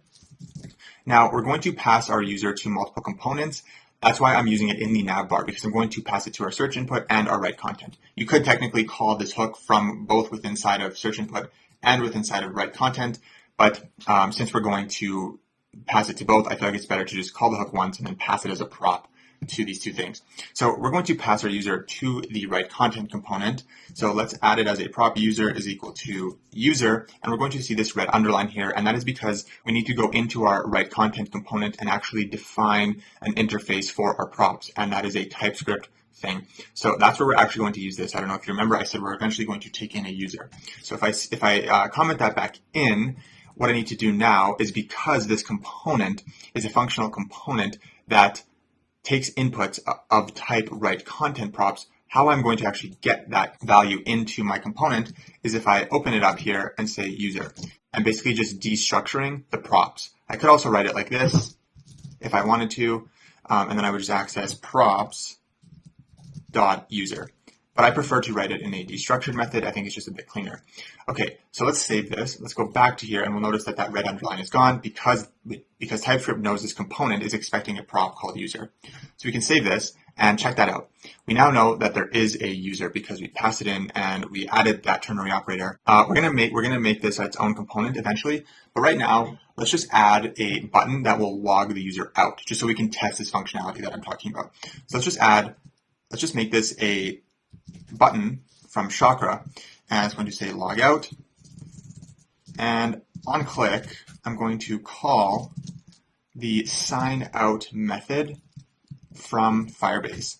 And if you go to your auto imports, you're going to import this from Firebase/auth, and this is how easy it's going to be to sign out. Why is this? Oh, I think we also need to pass in our auth object to this thing from client app.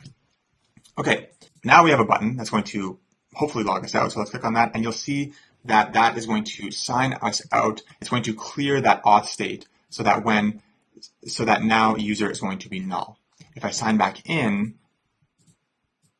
as shadi@shadi.com with the password shadi, and I log in, the modal closes, and we can see that it is detecting that user. And we're going to change this logout button to an actual like drop-down menu. If you go to reddit.com, you'll see that if you're logged in, there's a drop-down menu, and that's what we're going to add shortly. And we're going to be able to log out by actually adding the logout option. There we go. That is literally how we access the user. We're going to use this hook a lot because we're going to need access to our user in a lot of places, and this hook makes that super easy. And what's nice about this useAuth hook is that it persists the user login on refresh, as well as if the user were to come back to your website in a few days. So if I refresh the page here, for example, we can see that initially for a brief second there, there was a null user, and you can see that in the logs here.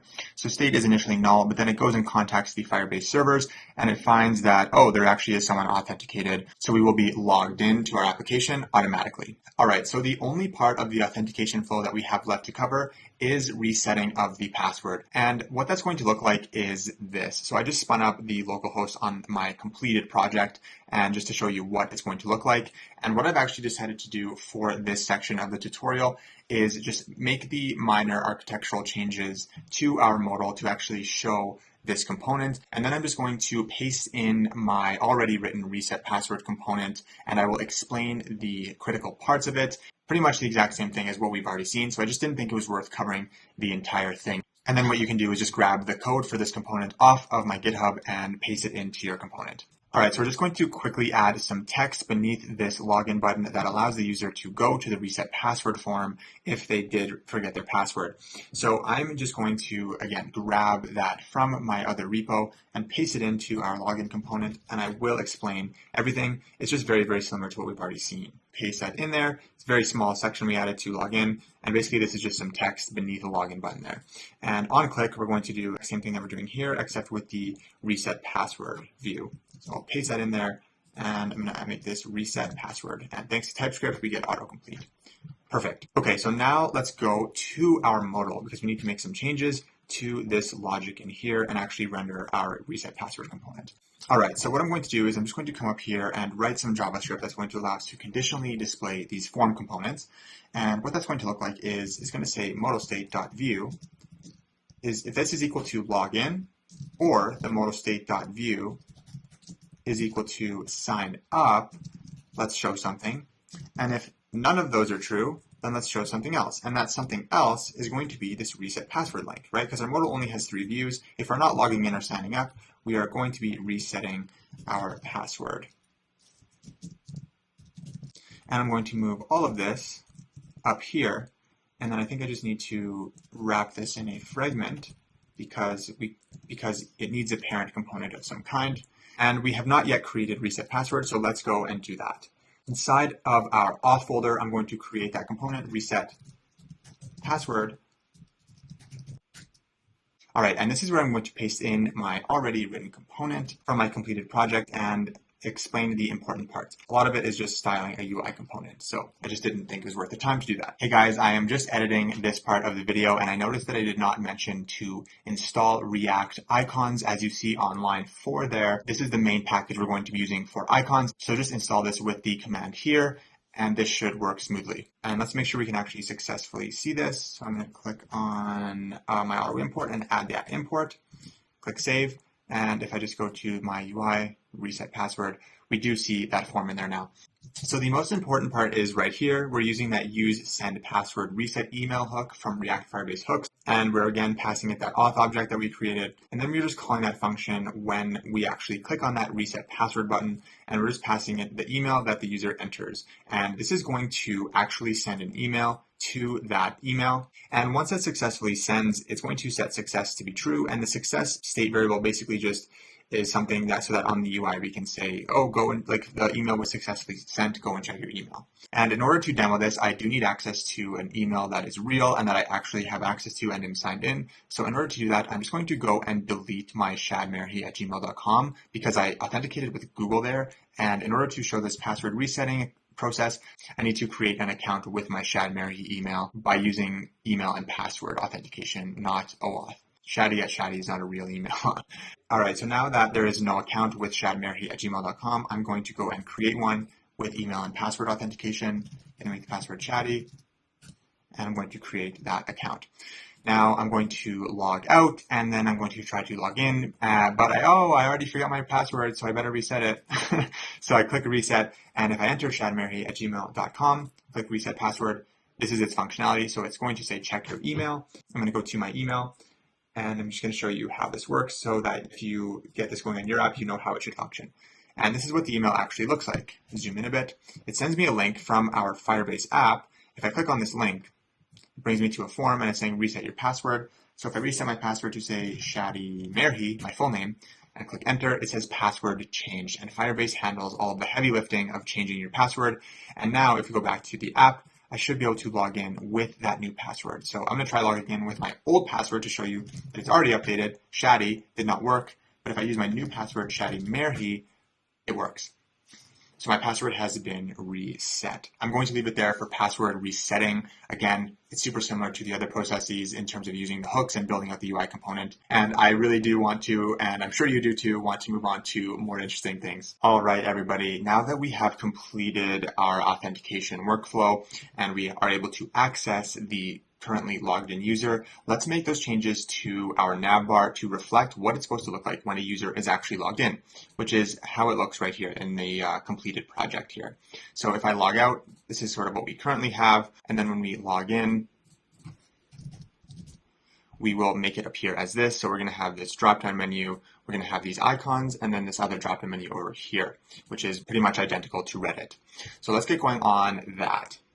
All right, so if we recall, inside of the navbar, we're already grabbing that user, and so now we can conditionally display things if that user exists. So let's start off with write content. So write content, just as a reminder, represents sort of all this stuff over here, as well as those authentication buttons, log in and sign up.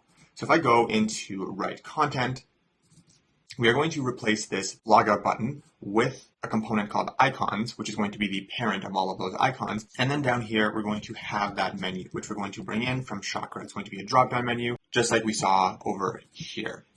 Okay, so let's get going on those icons. It's pretty straightforward. We're going to just import a bunch of icons from React Icons. Also, one last thing, the type of this, I just want to change to user, which is the actual proper type, and we can import that from Firebase Auth, and that way we will get autocomplete IntelliSense when we're trying to access our user. And you'll notice that we now have some compiler issue with TypeScript because this is saying that it says that type user null undefined is not assignable to type user. So we indicated that we're passing a user in here because we said that here, but it's saying that this could be undefined and it also could be null. And so this type of user null undefined is not assignable to the type we gave it. So we basically just need to go adjust for that. And the way to do that in TypeScript is for undefined, we can just make it optional with a question mark. And for null, we can use the pipe operator to say this is either going to be a user or null. So this whole thing says user or null or undefined, indicated by its optional. And now this thing is happy. Okay, so let's go into our write content directory and create our icons component, icons.tsx. Use our snippet, and what I'm going to do is paste in all of the icon imports because there's about 6 of them, I think. These are all the icons that we're going to put in there. These are all from React Icons. So we are not going to take in any props to this component, so we can remove these. And inside of here, we are going to basically just return a giant flexbox, and this flexbox is going to have 2 children. The first one is going to be another flexbox, and then the second one is just going to be a React fragment. And I'm going to explain why we're using a flex here and just a fragment here in just a second. So now that we actually have icons here, which I'm just going to put some icons text so we can see it, let's go to our write content and change the logic here. So we're going to replace this logout button with our new icons component. Import that. And so basically this is just saying that if a user is logged in, show those icons, and if they are not, show the login and sign up button. Perfect. So let's go into icons and actually start building that out. So the reason I am using a flexbox here and just a fragment here is because if you look at our demo, which is based off the real Reddit, you can see that the left container of icons right here disappear or are not visible on mobile screen sizes. They don't appear until medium screen sizes. And so basically we need a flexbox here, or we need some sort of component to be able to toggle that display, whereas these ones are always visible, so it doesn't really matter. So that's why we need to have a flexbox here. And the way to do that is by just adding a media query on the display, and at base screen sizes, we're going to make it none. And then at medium screen sizes, we're just going to make the display flex, which is going to make it visible. So let's actually start building out these icons.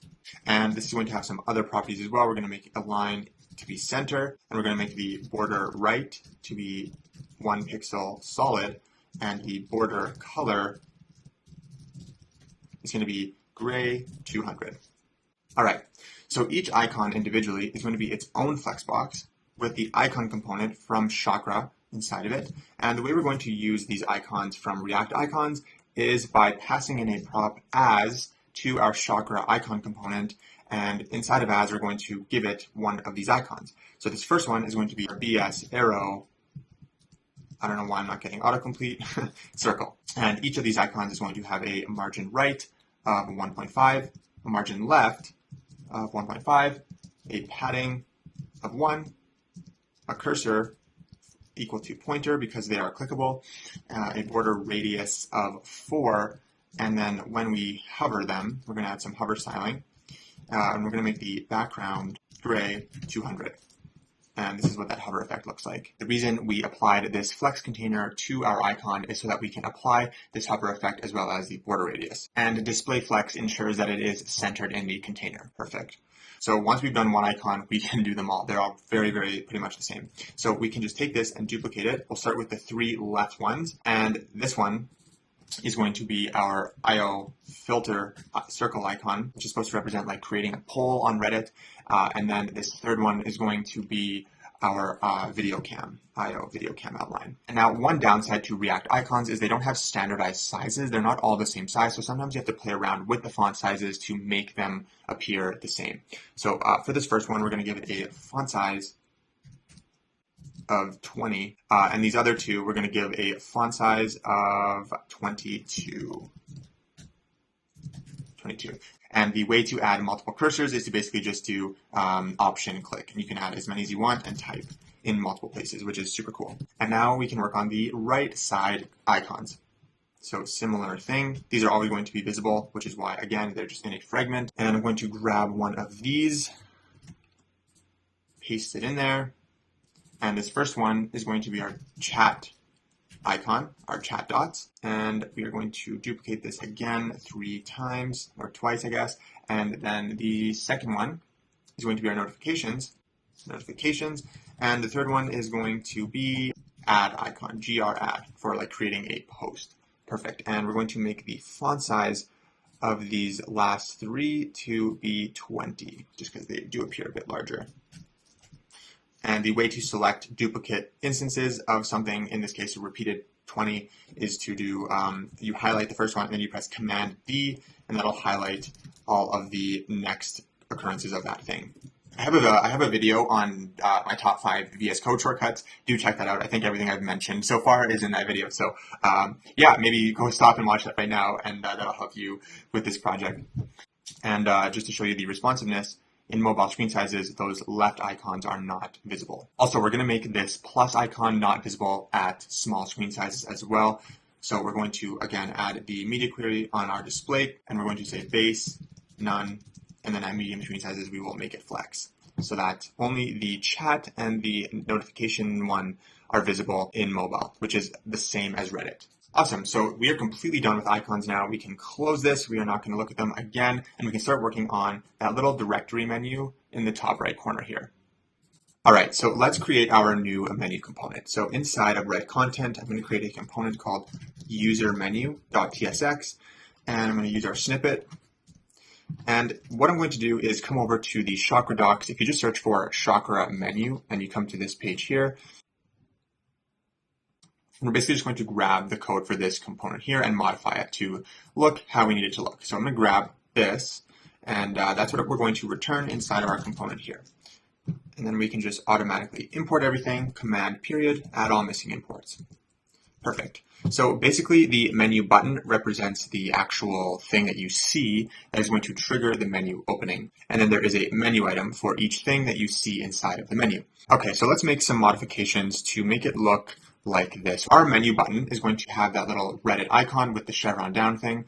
And then when we're logged out, it's going to appear as just that regular sort of avatar icon. And that's the same behavior as Reddit. They have this Reddit icon with the chevron. And then if you log out, they have just this avatar looking thing. And I tried to find icons that were most similar to the real Reddit, but of course, sometimes you can't find the exact one. So you have to sort of just use something that's similar. Okay, so let's actually implement this. Let's go comment this in and import that. And actually we named it user menu. And let's go to our app and we can see that we have this drop-down menu now. So let's come back and make those modifications.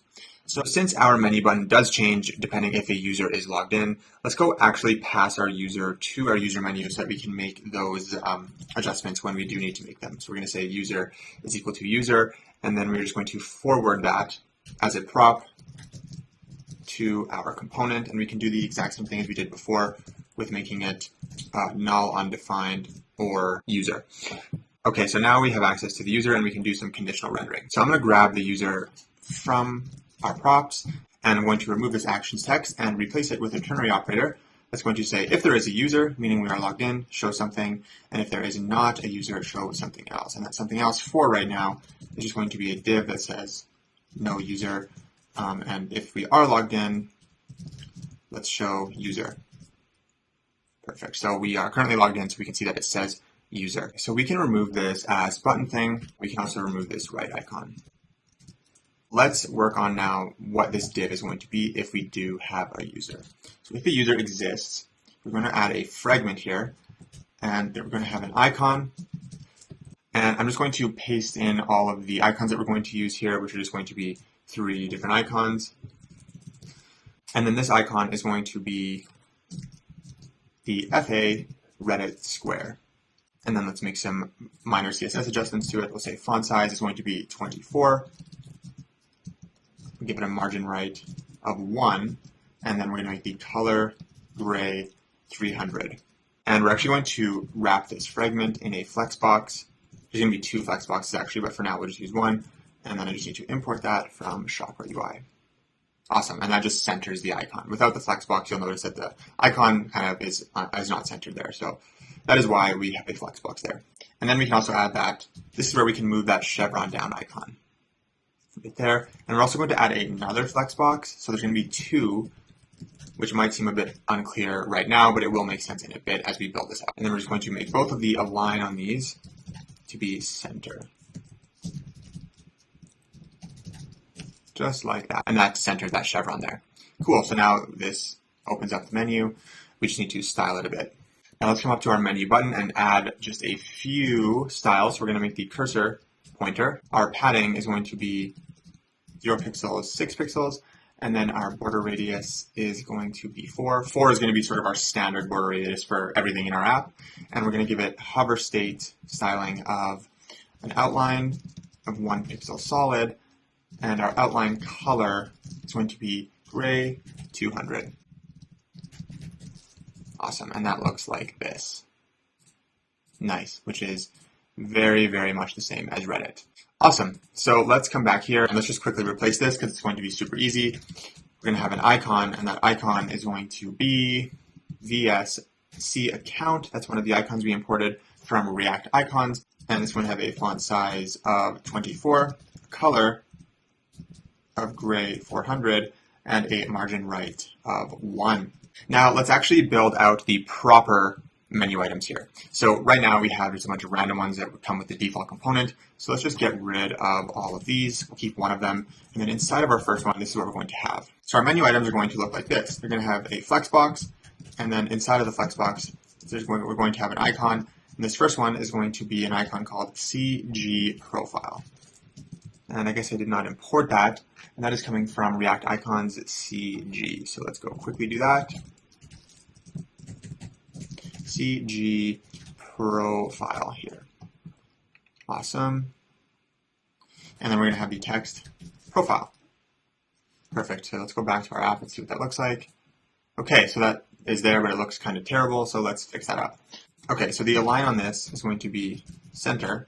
And then our icon is going to have a font size of 20 and a margin right of 2. Perfect. That's looking a bit better. And then let's come up to our menu item, make our font size equal to 10 point, our font weight equal to 700, and our hover state is going to have a background of blue, 500, and the text color is going to be white. So this is what that looks like. So when we hover over it, it has that blue, and it makes the icon and the text white. Perfect. Now our second one is going to be pretty much the exact same thing. We can copy this, paste it down here, except this is going to be where we can actually log out. We'll say log out, and we just need to import one more icon from React Icons. Sorry, I forgot to import these last two. It's going to be React Icons /MD, and it's going to be MD outline login. Perfect. Now let's go change it there. MD outline login, and that looks like this.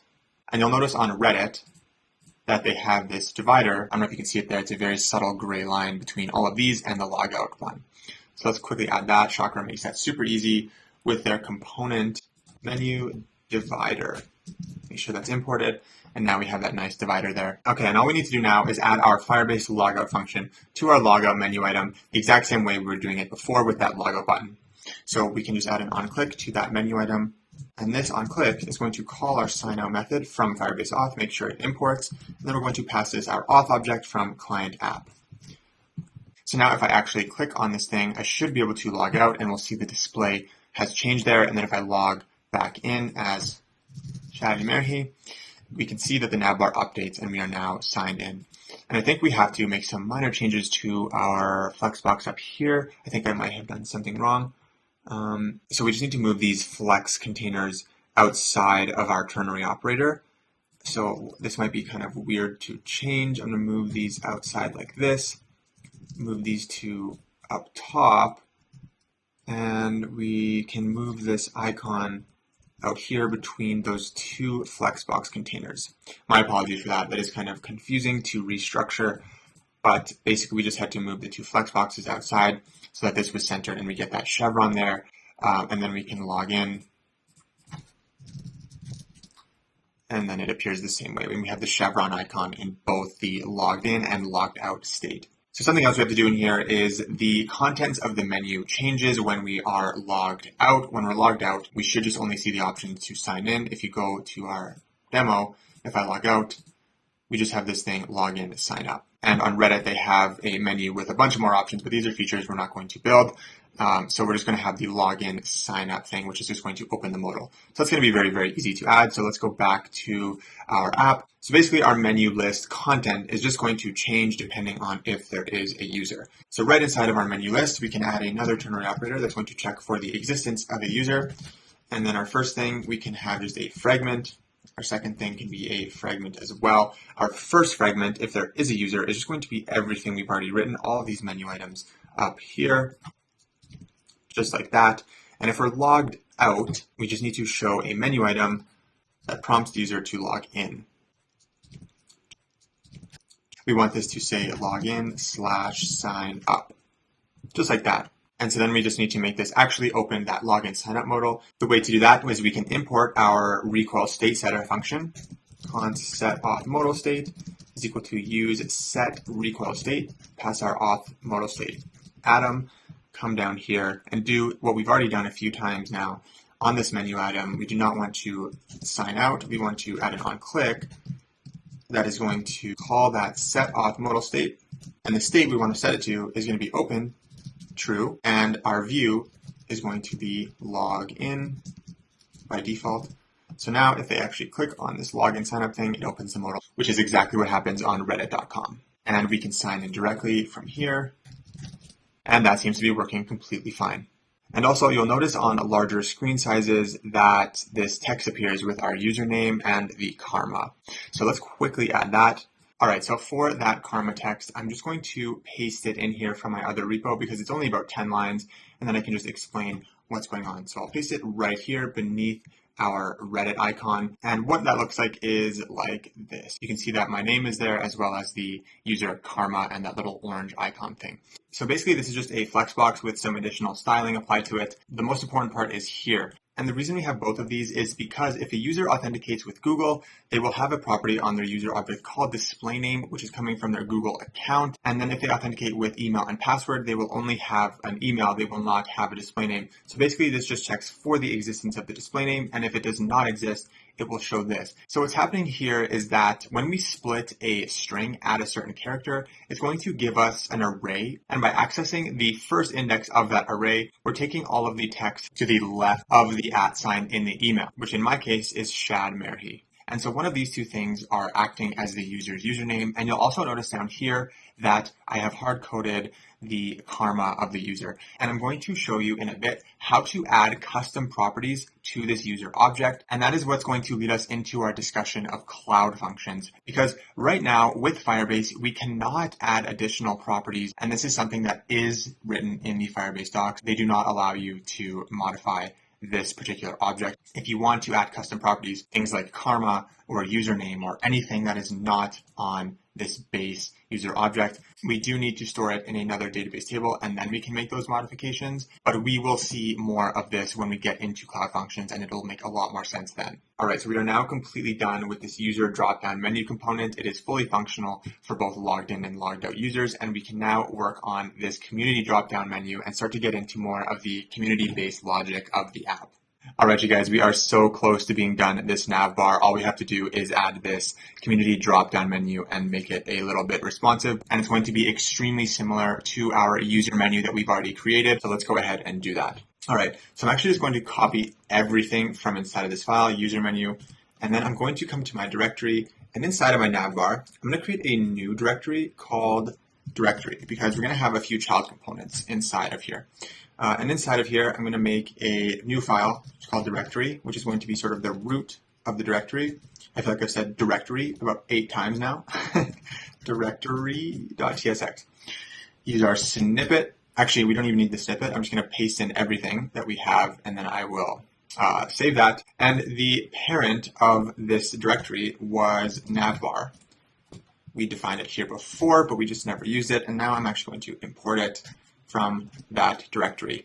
Import directory from directory. I called it directory because it's kind of a community directory. That's sort of the naming behind it. You can see that in our app, we have this icon thing, and then there is a drop-down menu. But it does not look like we need it to look like ours. It needs to look like this with the icon as well as the different content. Okay, so let's come back to here and let's get working on that.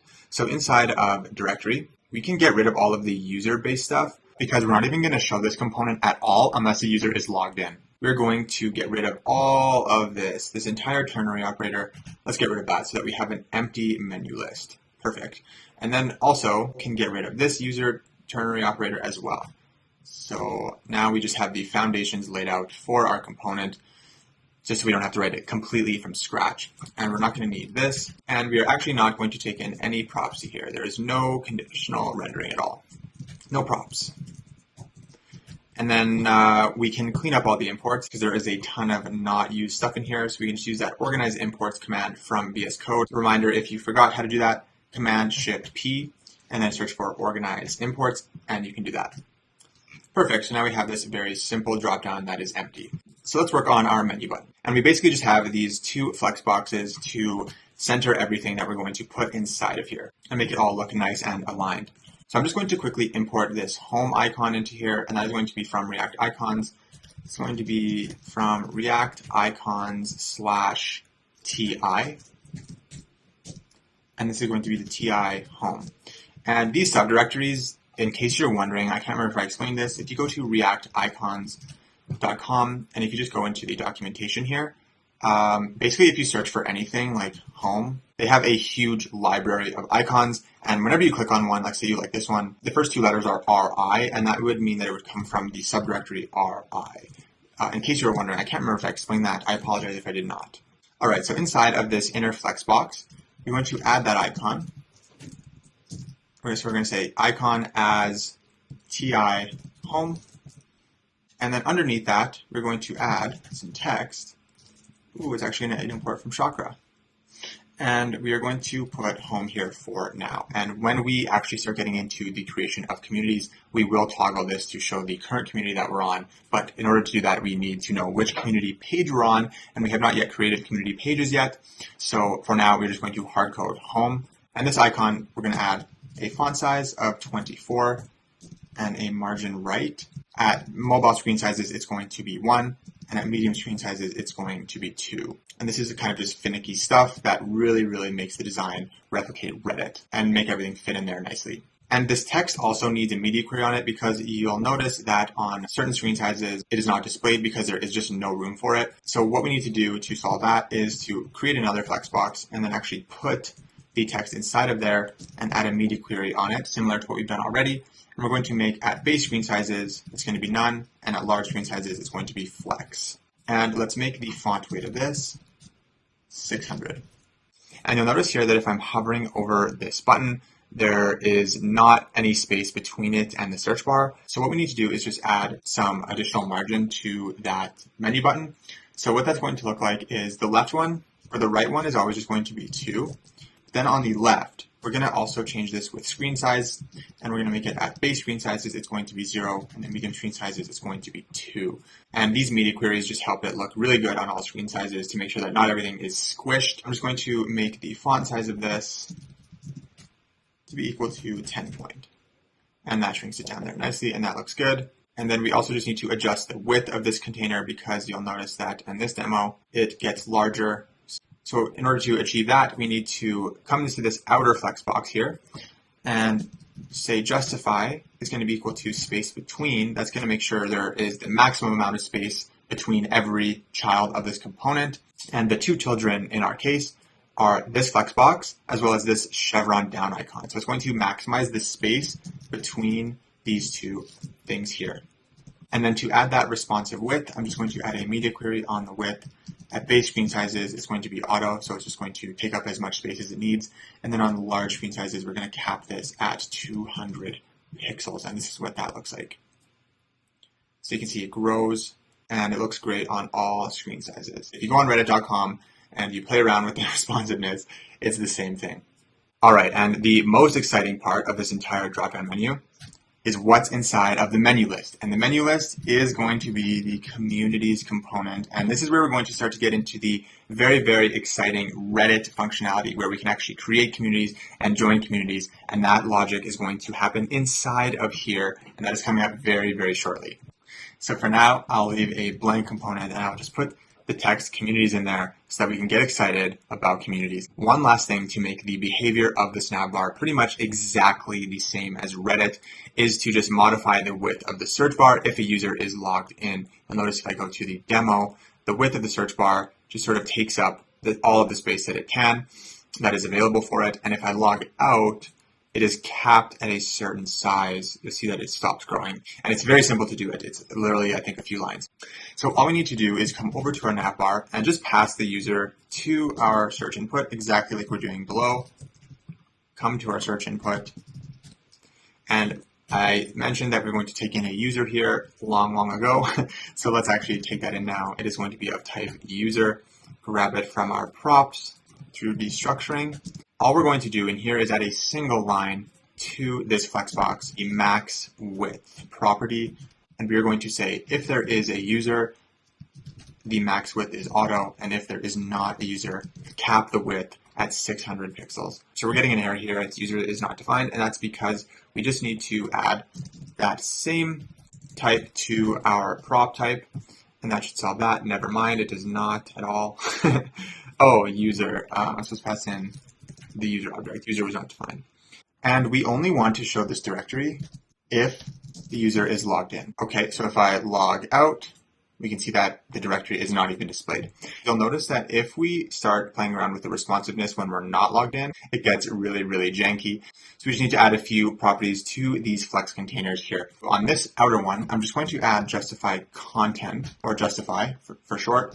On medium screen sizes, we want this to be space between. And that is going to make an even amount of space between all of its child components. And then on this one here, on this inner content, we want the width to be responsive as well. We're going to give it 40 pixels at mobile screen sizes And then on medium screen sizes and up, we're going to give it auto width, and then our margin right is going to have a base margin of 0, and at medium screen sizes, it's going to be 2.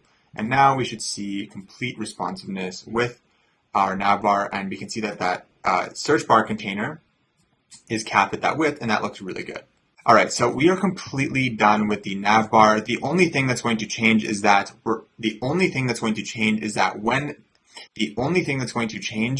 this icon is going to be dynamic depending on what community that we're in. It's going to display the actual community icon. And we're going to do that logic using a custom React hook that we're going to build once we are able to create communities. So let's now create the modal to actually create communities that we can access through this drop-down menu. So if I go to the completed project and I open this up here, when we click this, we want this to pop up and we'll actually be able to create a community. So that is our next goal. Let's get going on that. All right, you guys, let's build this modal. I'm honestly just super pumped about how this looks. It just looks so clean. I love it. All right, so let's go back to our app and start building this thing. So we saw that inside of directory, we already defined where this modal is going to be. So let's actually bring that back in and go and create that component. Save that and let this error out. And this component is going to go inside of this directory. Maybe the word directory was a confusing name. I honestly did not even think of that when I was building it, how confusing that would be. So let's drop our snippet in here and save that, and let's come back here and import it. Just going to refresh here.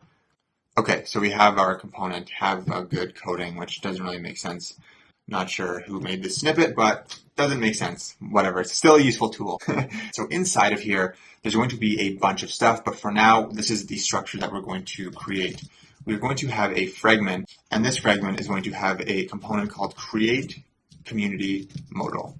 So since this thing is a modal, we're going to put it along with any of its children inside of the modal directory, and we're going to give it its own folder called create community. Inside of this create community, we're going to create another file, and this is going to be the root of the create community modal. So we're going to call it create community modal.tsx. Inside of here, we're going to use our snippet, and I'm just going to come down here, and I will put in community modal. Perfect. All right, and now let's come back to here and just import that, and we should see it in there. Now, this is actually going to be a menu item that is going to open an actual modal. And we're going to need a menu item from Chakra. And the reason we're using a menu item is because the parent of communities is a menu itself. And so that's why we're using a menu item. All right, so inside of this menu item, we're going to have a flexbox. And this is where we're actually going to put that text, create community. But we haven't imported flex yet, so let's do that, save that. And also inside of this flexbox, we're going to have our icon. And our icon is going to be the same icon that we're using in the navbar here. It's going to be the add icon. And that icon is coming from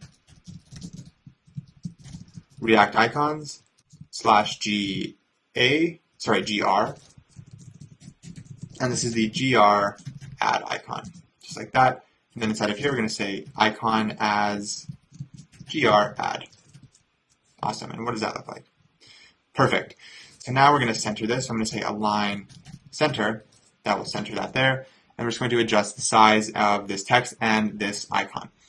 So our icon font size is going to be 20. And we're going to give it a margin right of 2. Just so there's space between there. Okay, and on our menu item, we're going to give it some styles as well. We're going to give this a width of 100%, a font size of 10 point, and then on hover, we're going to give it a background of gray 100. And we can also add the on click, because this is the thing we're going to click on when we're actually going to want to open the modal. So because we need access to the open state of the modal in this component, as well as inside of the modal, because the modal needs to know if it's open, we're going to define that state in this component. So we're going to say open, set open, and it's going to be useState, and we're going to say false. Starting off, we don't want it to be open initially. And then this onClick is just going to call that set open and set it equal to true. And then we can just pass open as a prop to the create community modal. So So let's go to create community modal, and this is going to take a prop in that is a Boolean, and then we can destructure that here. Awesome. So now I'm going to go to the Chakra documentation and grab that modal once again, similar to what we did before with the authentication modal. And I'm going to grab this one here because it has a footer, which we're going to need. If you look at the demo one, we have a footer there. So I'm going to grab the one with the footer. I'm going to grab the entire return statement. And that is what, just like that. And then I'm going to auto import all of this stuff, add all missing imports. And we're not going to need this button because the thing that opens our modal was this menu item out here. So we can get rid of that button completely. And so we passed open as a prop to this community just a second ago. So that is what I'm going to say here. I'm going to say is open is going to be that open Boolean there. And I'm going to actually add another prop that we're going to take in called handle close. And this handle close function, we're going to pass it as a prop over here, handle close. And all of this function is going to do is it's just going to be a callback that calls set open and sets it equal to false. And the type definition of this function is just going to look like this. It's just a callback function that does not return anything. And when a function does not return anything, we can just say void. And then we're just saying that the type of this function is an arrow function that takes in no arguments and returns void. That's all this means. And in the future, we will see some more interesting type definitions for functions. All right, and then we can accept that prop here by destructuring it, and then on close we can call handle close.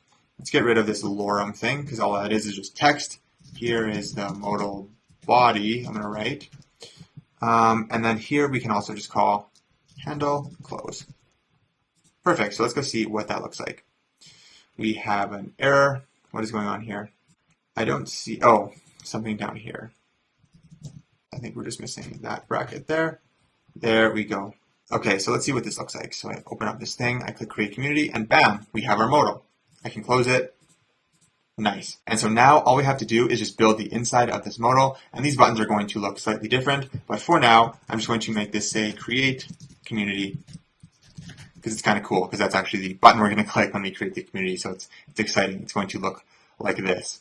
All right, so now we're going to start building out this modal. This component is going to contain a lot of interesting things. It's going to have all of the logic necessary to create a community. So it's going to be interacting with our Firestore database, and it's going to be our first glimpse at creating Firestore documents. We're also going to get to see database transactions and batch writes for the first time. So it's going to be very interesting, and do not worry if you do not know what those are. I will explain them when we get to them. But before we do anything that has to do with Firestore, we actually need a component to interact with. So let's build out the UI for this modal. I'm just going to close the directory on the left so that we have a bit more room because this component is a bit long. And let's start off with this header. So the header is going to say create a community, just like that. And we're going to add some styling to here. So we're going to make the display flex. The flex direction is going to be column. We're going to make the font size just a bit smaller. We're going to make this 15, and we're going to give it some padding of 3, just like that. So underneath the header, we're going to have a box component, and a box is just a div, and we don't need flexbox here, so that's why we're just using a generic box. And we're going to put everything except the footer inside of this box. So we're basically just giving an extra container to our modal body so that we can apply some additional styles to it. And we're going to give a padding left of 3 and a padding right of 3. And we had to wrap the body inside of this extra box just so that we can apply this additional padding here. I was playing around with trying to do it on the body, and it was just kind of weird. And so to get it to look exactly like Reddit, I just added this additional box here, and that seemed to work great. And our modal body, we're going to add some properties as well. We're going to make the display flex, and we're going to make the flex direction column, and we're going to give it some padding, and that padding is going to be 10 pixels, so top, bottom, 10 pixels, and right, left, 0 pixels. And I'll add a border here just so you can have an idea of what it is that we're looking at there. Okay, and inside of here, we're going to have some text from Chakra. Text is going to be name, and this text is going to have a font weight of 600 and a font size of 15. And underneath this text, we're going to have another text, and this text is going to say community names, including capital initialization cannot be changed. And this is just something it says on Reddit. It must be some rule they have. And our font size of this is going to be 11. And our color is going to be gray 500. Awesome. All right, and underneath this, we're going to have another text. And this text that we're about to add is this part here. It's this little bit of text, this R / inside of the input, and styling this was honestly quite tricky. I had to inspect the real Reddit styles for a while to figure out how they actually did this, because it's kind of weird. There's just a bit more to it than meets the eye, but I ended up figuring it out. So let's proceed. All right, so this text is going to be the R /. Let's go back to our app. So we have the R /, and underneath this is where we're going to have the actual input for the community name. And this input is going to be the actual input that the user puts the community name in that they're creating. So let's go create some state so that they can do that. I'm going to call it community name and set community name. And it's going to be initialized as an empty string. Now on our input, we're going to have that be the value. So our value is going to be that community name variable. And we're going to give this a size of small. And I'm actually going to remove that border red because it also applies to the input and it looks really bad. So let's remove that. And here we're going to give this a padding left of 22 pixels. And then this has to tie into that weird R / thing, which I'll explain in a second. We're going to add an onChange function here, which for right now, we're going to make an empty callback function. And now let's actually position that R to be properly positioned inside of the input as it appears here. So this is the reason we added this padding left to that input there. We need to use relative and absolute positioning. So what we're going to do is we're going to make the position of this input relative, and then we're going to make the position of this text also relative, and this allows us to basically customize the position of this particular component. And what I mean by that is we can specify like how many pixels it is from the top of its parent container. In our case, it's 28 pixels, and from the left, it is 10 pixels, and the width of this is going to be 20 pixels. So kind of weird.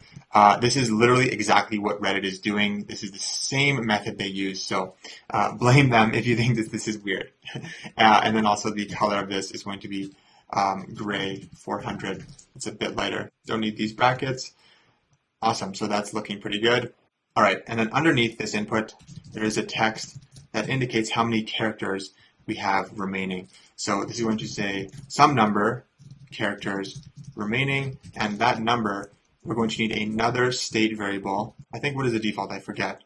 The default is 21. So we're going to say 21 characters remaining, but we need to make this actually a dynamic value. So let's go up to the top and let's create that characters remaining state. So chars remaining, set chars remaining is equal to useState, and we're going to initialize it as 21. And while we're here, actually, let's create that handle change function that our input is going to use, because it's inside of this function that we're going to recalculate how many chars we have left in the name.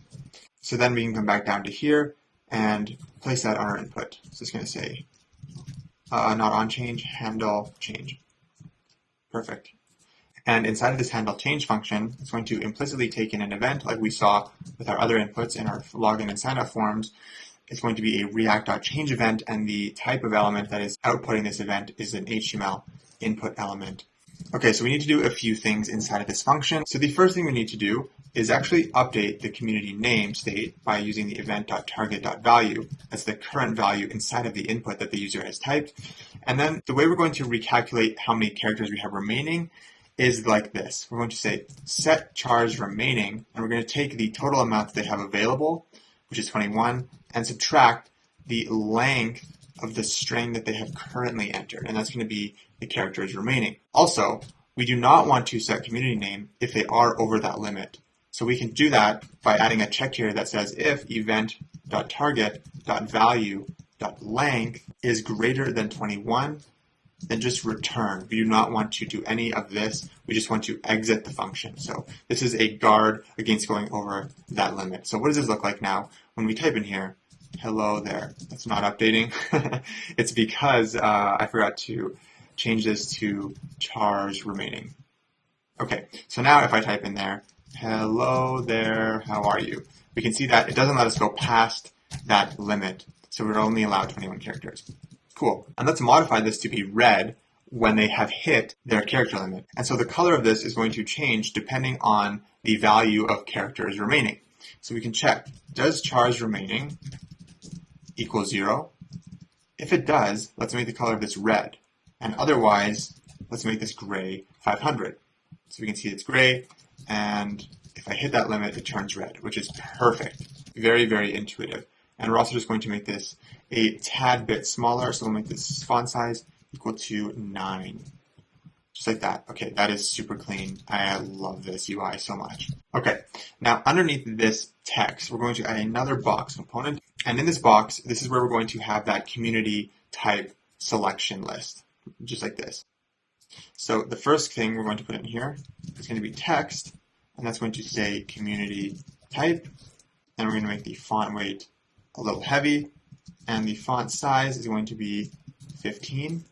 Nice. And let's add some margin top and bottom to this box container so that there is some space between it and the character input. So let's do some margin top of 4 and the margin bottom also 4. So now everything's laid out pretty good. All right, and now this is where we're actually going to put that checkbox component. And the checkbox is going to be a component, again, from Chakra, that's going to be wrapped in this stack component. And what stack is it's basically just a flexbox that is going to automatically handle the spacing between all of its children for us. So we can pass it a prop called spacing. I think the default is 2, and it basically just spaces everything kind of evenly between it like that, just like that. They come in handy when you have, stacks of things that are spaced evenly. And in this case, that's what we have with our checkbox. All right, so inside of our stack, we're going to have 3 checkbox components from Chakra. So we can just duplicate this. And the first one is going to be a public community type. The second one is going to be restricted. And the third one is going to be private. Those are the 3 community types you can have on Reddit. Okay, except we're only allowed to have one of these, right? You can only make one. But there's a problem. We can currently select multiple. So we need to implement some logic that will only allow us to select one of these. So the way we're going to do that is we're going to declare another state variable that is going to be called community type. And we're going to call set community type, and it's going to be useState, and the default is going to be public. And these checkbox elements also emit an event just like any other input does. And we can use that event to actually know which community type we have selected. So if you recall from our login and signup forms, we had built that onChange function that basically took in an event and it used the name of the event target to update state. And we're going to do pretty much the exact same thing here with those checkboxes. So I'm going to create a function called onCommunityTypeChange. And this is going to take in an event, and that event is going to be a react.change event, and still the type of it is an input element, because a checkbox is just an input element. That's all it is. And inside of here, we can set community type to be the event.target.name. But we did not add yet names to our checkboxes. So the name of this, we're going to make public, because we need these for the event to actually know which thing was clicked on. The name of this is going to be just restricted. And the name of this is going to be, you guessed it, private. And checkbox input elements have this property called isChecked. And isChecked is a Boolean that represents whether or not this thing is checked. But since this is a Boolean, I can add some logic to actually toggle that checked state. So in our case, we only want this public checkbox to appear as checked if community type is equal to public. And then the ones down here, we only want this one to be checked if the community type is restricted, and we only want this one to be checked if the community type is private. So now only this one's checked, but we have not added the onChange function to our inputs yet, so let's do that now. So we're going to say onChange. We're just going to call that on checkbox or on community type change. And I'm going to place this on both of these other checkboxes. So now when I actually select one of them, that state is toggling and we're only allowed to select one of them. Perfect, that's exactly what we need. All right, so we need to style this input text slightly different. So in order to do that, I'm going to create a text element, put the public text in there, and we're going to give this a font size of 10 point and a margin right of 1. And the reason we have a margin right is because we're going to put another thing of text that explains basically what a public community is. So a public community has the description, anyone can view, post, and comment to this community. And in order to make these two things appear properly, we need to wrap them in a flexbox like this, import flex from Chakra, and make align equal to center.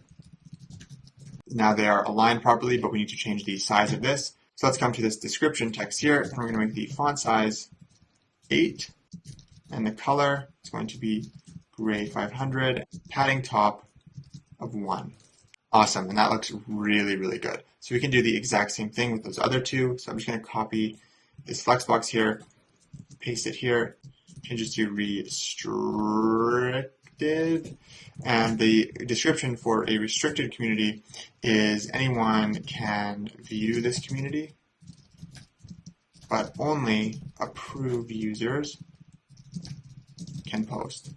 Same thing down here, I'm going to paste that for private, change this to private, and the description for private communities is only approved users can view and submit to this community. Now, the only thing missing from each of these checkboxes is an icon, just like this here. So we're going to quickly import those 3 icons. And those icons are going to, again, come from React Icons. And these are those 3 here. So we have one coming from the HI sublibrary, and 2 of them are coming from the BS library. Okay, so we're going to need our icon component from Chakra UI. And our public one is going to be BS fill person fill. I hate when you don't get autocomplete. And the color is going to be gray 500, and we're going to give it a margin right of 2. Just there's some space there. Let's copy this icon component and come down to restricted. And our icon for restricted is going to be BS fill I fill I. And then private is going to be HI locked close. Nice. All right, so this is looking a little bit weird. We are seeing some overflow and the text is a bit too long. And luckily for us, Chakra has multiple modal sizes, and all we need to do is just pass a prop with a string with the size we would like, and we can just specify large, and that widens it a bit. All right, awesome. And the last thing we have to do for this modal UI is just finish up the footer. So let's come down here. So we're going to give our footer a background of gray 100.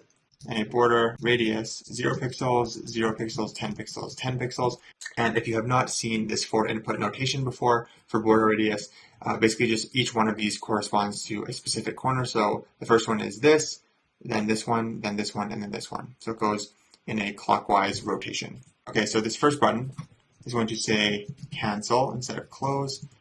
We can get rid of this color scheme thing here. We're going to make the variant of this outline, and we're going to give it a height of 30 pixels, just like that. And then our Create Community button is also going to have a height of 30 pixels. And we can just get rid of this variant because by default it's going to have that solid fill variant. And we're going to add an onClick here, which is going to be the onClick responsible for actually calling the create community function when we have that created. But for now, we will leave this empty. And we are now done building out the UI for this modal. It's looking super, super good. This was a longer component that did take a while to build. I hope all of that makes sense. And we can now get into more of the back-end logic of actually creating communities. And we're going to start creating community documents in our database. And in doing that, we're going to get to see database transactions and batch rights. And it's all going to be super exciting. We're going to learn a ton about Firebase. All right, so the first thing we're going to do is inside of our create community modal, we're going to create the function that's actually going to be responsible for contacting our Firestore database and actually creating the community. So let's create that now. We're going to call it handle create community. And this function is going to need to be asynchronous because we are going to be communicating with our database, which are asynchronous operations.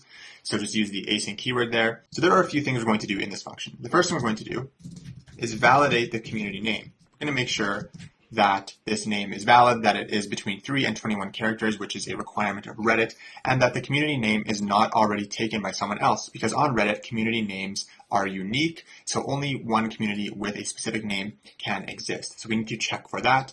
The second thing we're going to do is actually, if it is a valid community name, we will actually create the community document in Firestore. Perfect. Now, before we can actually communicate with our Firestore database, we do need to create it. So let's go back to our Firebase console, and all we need to do is just go to Cloud Firestore. You can access it from this giant card here, or you can access it from the Firestore database tab on the left here, and just go into that. And all we need to do is just click Create Database, and this modal is going to pop up asking you if you'd like it to be in production mode or test mode. And in production mode, this just says writes are not allowed. You have to write your own custom security rules for production, which we are going to do later. For now, we're going to use test mode, which is basically just going to allow read writes by anyone at any time, which is perfect for development. So let's click that. And then it's going to ask you to set a location. Just use whichever one appears for you first. I think it's region based, so depending on where you are in the world, it'll give you the optimal one. So we can just click enable. And now it's just going to actually create those resources on the Google servers. All right, so perfect. Here is our empty database. On the left, we're basically just going to have a column of all our collection names. So communities, for example, is going to be a collection.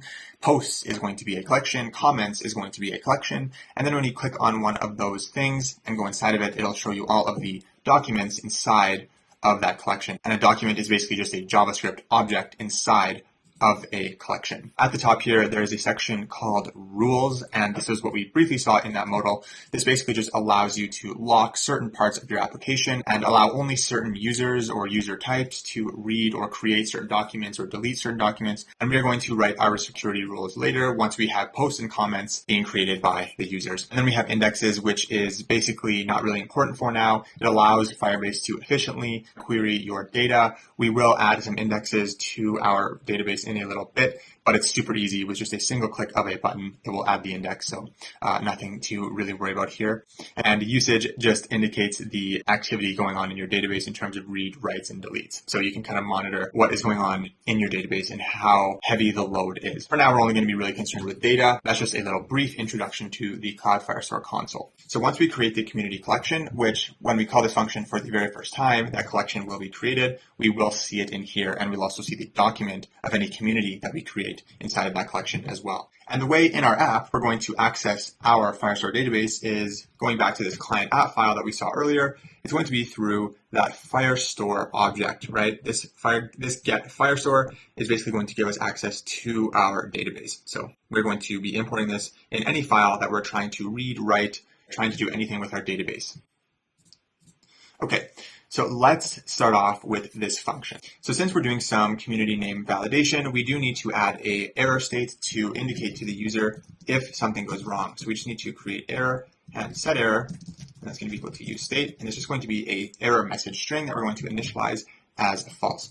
And once we have created that error, let's just go quickly add the piece of text that's actually going to show that error if it does happen. That's just going to be underneath this characters remaining text. We're just going to add a text here with that error actually inside of it. So just do error. And the styling we're going to apply to it is just going to be font size of 9 point and a color of red, and then just some top padding of 1. Awesome. Let's go back up here and let's come back to our app over here. So to make sure that the actual name string is valid, we need to check that it does not contain any special characters. And then we're just going to make sure that it is at least 3 characters, because we're already validating that it's 21 characters with our character count. So we just need to check for a length of at least 3. So basically we can check for special characters inside of our string using regex. Now I found this solution on Stack Overflow for this. I will link this in the description, but basically we're going to use regex to make sure that nothing inside of this particular array is going to be inside of our community name. So all we need to do is just copy this really weird looking thing over to our file. I'm just going to change this to a constant variable. And all we need to do to test that our name does not contain any of those things is to just say format.test and then pass in our community name. This is basically just going to do a quick check on all of those characters. And then we have to also add, or if community name dot length is less than 3, we are going to set an error saying that community names must be between 3 and 21 characters. And also we'll add and can only contain letters, numbers, or underscores. And this really ugly looking regex expression basically just checks for valid string characters. And also if we do get this error, we just want to return out of this function because we do not want to actually proceed with the creation. All right, so let's come back to our app. All right, so inside of here, we're actually going to now create our community. So we need to basically check that name is not taken, and then if valid name, create community. So the way we're going to check if a community exists is to create what's called a document reference. This document reference is basically just a reference to a specific document in our Firestore database. And the way to create a document reference, we're going to say const community docref is equal to doc. Now this doc function is coming from Firebase/Firestore, so make sure that's imported. And then we're going to pass it our Firestore object that I was talking about just a few minutes ago from our client app. That's how it's going to connect to our actual database. And now this doc function as a second argument, we need to know which collection we're actually looking at, like a document in what collection. And so the second argument is going to be that collection name. And that collection name right now is communities. And there's a third argument, we need to know the ID of that document. And in this case, the ID is going to be the community name.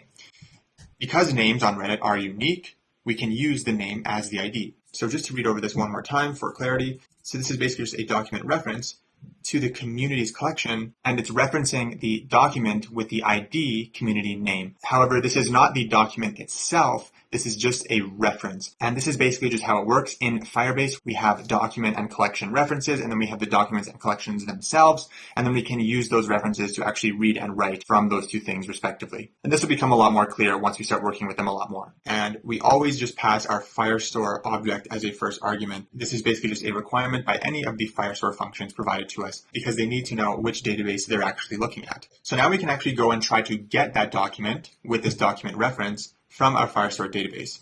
And the way we're going to do that is we're going to say const community doc. This is going to be the actual document. This was just a reference to the document. This is going to be the actual document we're going to get. And the way to do that is going to use a function called getDoc, provided again by Firestore. And all we need to give this function is a document reference so that it knows which document to get. And that is going to be our reference just defined above, which is community docref. Perfect. And we are going to see this so much. We're going to be working with this getDoc and doc, all these functions. We're going to see a ton. We're going to be doing a ton of document references. So this is the first look at it. So if it is kind of weird, do not worry. It will become very, very clear. And with repetition, it becomes very intuitive. So now we can check, does this document actually exist? Like, if we go and grab this document, is there anything there? Well, lucky for us, Firebase has a method on their documents called exists.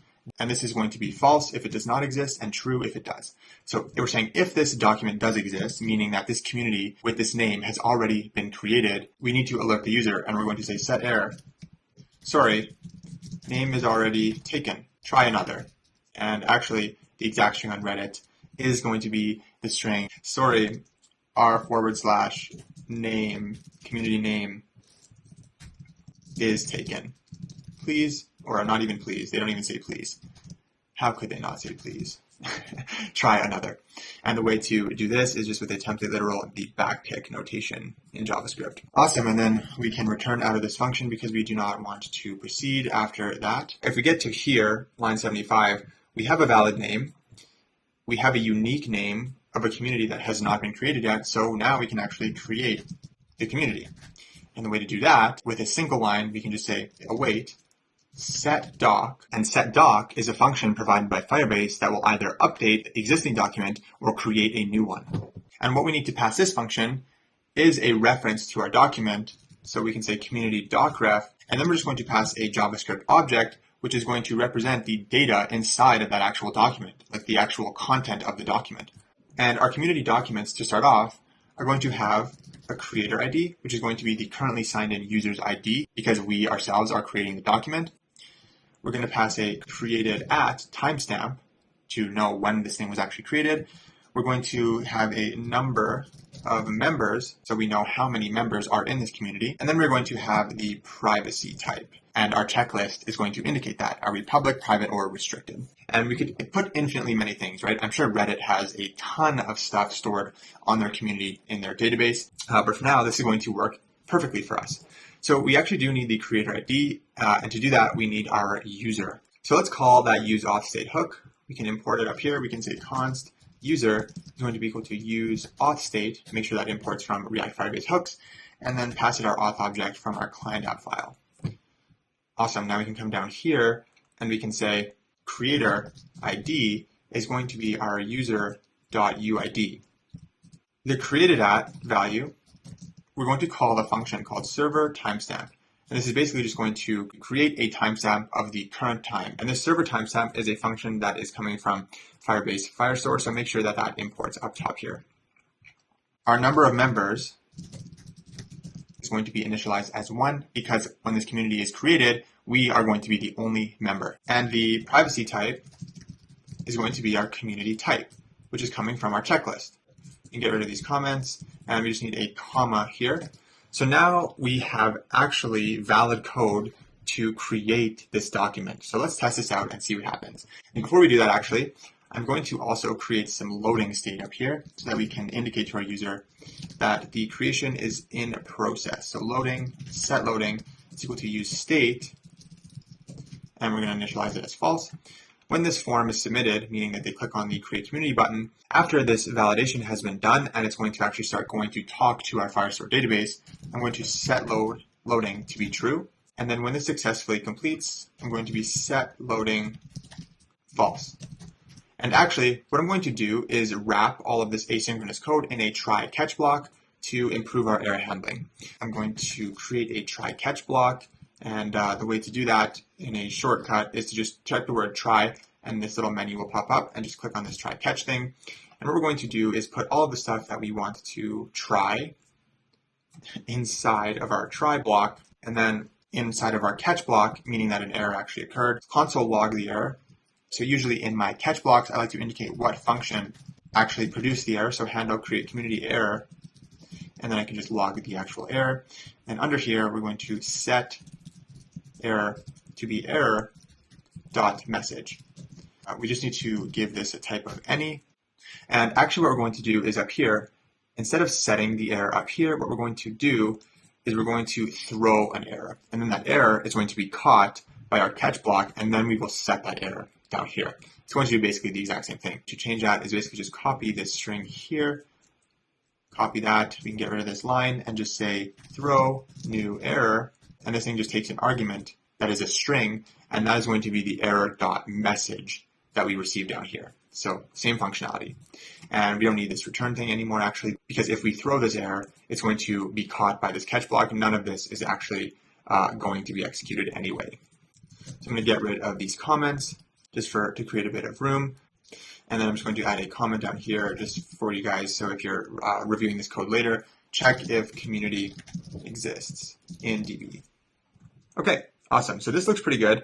I don't see anything wrong with this. So let's try to actually call our function. We have loading state and everything, which is nice. Let's come down here. And when we actually click on that create community, we now have a function to call, which is going to be handle create community. And let's pass our isLoading prop. And let's make that our loading state variable. Perfect. Now let's see if this works. So let's go to our database. We can see that it is empty. Let's come over here and let's actually try to create something. So I'm going to create a community called Shaddy's community. Let's click create community and see what happens. Okay, so something happened. Let's go see if it's in our database. So let me refresh. And boom, check that out. It has created a communities collection as well as a document with the ID Shaddy's community. And this is the data we're storing in that document. So hopefully this gives you a visual idea of what our database is going to look like. It's basically just collections and then documents. So we obviously have created a community. Let's go check our error handling. So let's say I try to create this community again. What's going to happen? So check that out. Our error was caught down here, handle create community error, and we displayed that to the user. Sorry, this community name is taken, try another. How nice is that? So let's create another one called new, and click create community. That should have been created. I'm going to also make it so that the error that on submit, I'm just going to check if an error does exist. Let's just set the error to be empty so that it's sort of a fresh submittal. So this should have been created. So I'm going to create a new one saying random string. And I'm going to click create community. Awesome. So let's go to our database. And we can see that these have been added to our database. And the data is actually real time, which is really cool. So watch this. Do hey dude, and I create it, watch on the left. It appears there. And that is so cool. And we're going to see how sick real-time data is. This is so useful for like chat applications and stuff. But this is cool. It's super, super cool. I love Firestore. So now we can actually create communities. All right, you guys. So now that we can successfully create communities, the next logical thing we need to start thinking about is people actually joining these communities, because without people inside of a community, it's not really a community. So this is going to lead into a really interesting conversation about modeling data with a NoSQL database. And it's going to hopefully provide a really interesting learning opportunity for us to compare how we would model this type of data in a SQL versus NoSQL database. I'm going to do some comparisons here. So I just want you to kind of think about like what actually happens when a user joins a community, like from a data standpoint, because there are two things we need to know. From a community standpoint, we need to know how many users are inside of a community. And from a user standpoint, we need to know which communities a user is in so that I can go to my communities, right? Our drop-down menu in the demo does that. These are all the communities that I am in. And our entire feed and all of the posts that we see is built off of what communities that we're in. And from a community standpoint, I need to know how many members are inside of this community. And let's think about the relationship between a user and a community.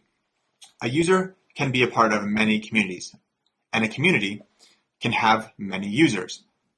So therefore, we have what is called a many-to-many relationship. Now, this isn't a course on database relationships, but I do want to cover this a little bit because it's really important to understand this before we move forward. If it's your first time using like a NoSQL database, really good opportunity for learning, I think. So what I've done is I have created this diagram here, which I'm just going to expand this over a little bit. And basically, this is how we would model this type of data in a SQL environment. In order to model this type of relationship, which is many-to-many, we would need what's called a join table. And this is a join table here, right? Again, a user can have many communities. I can join as many communities as I want, and a community can have infinitely many users. So to model the many-to-many, we would need a join table. However, in NoSQL, we have a lot more freedom, and we can store data completely differently, pretty much however we want. This does make our lives easier. It gives us more freedom, but it also introduces complications because you can run into scalability issues really fast if you don't think through how to best model your data in a NoSQL database.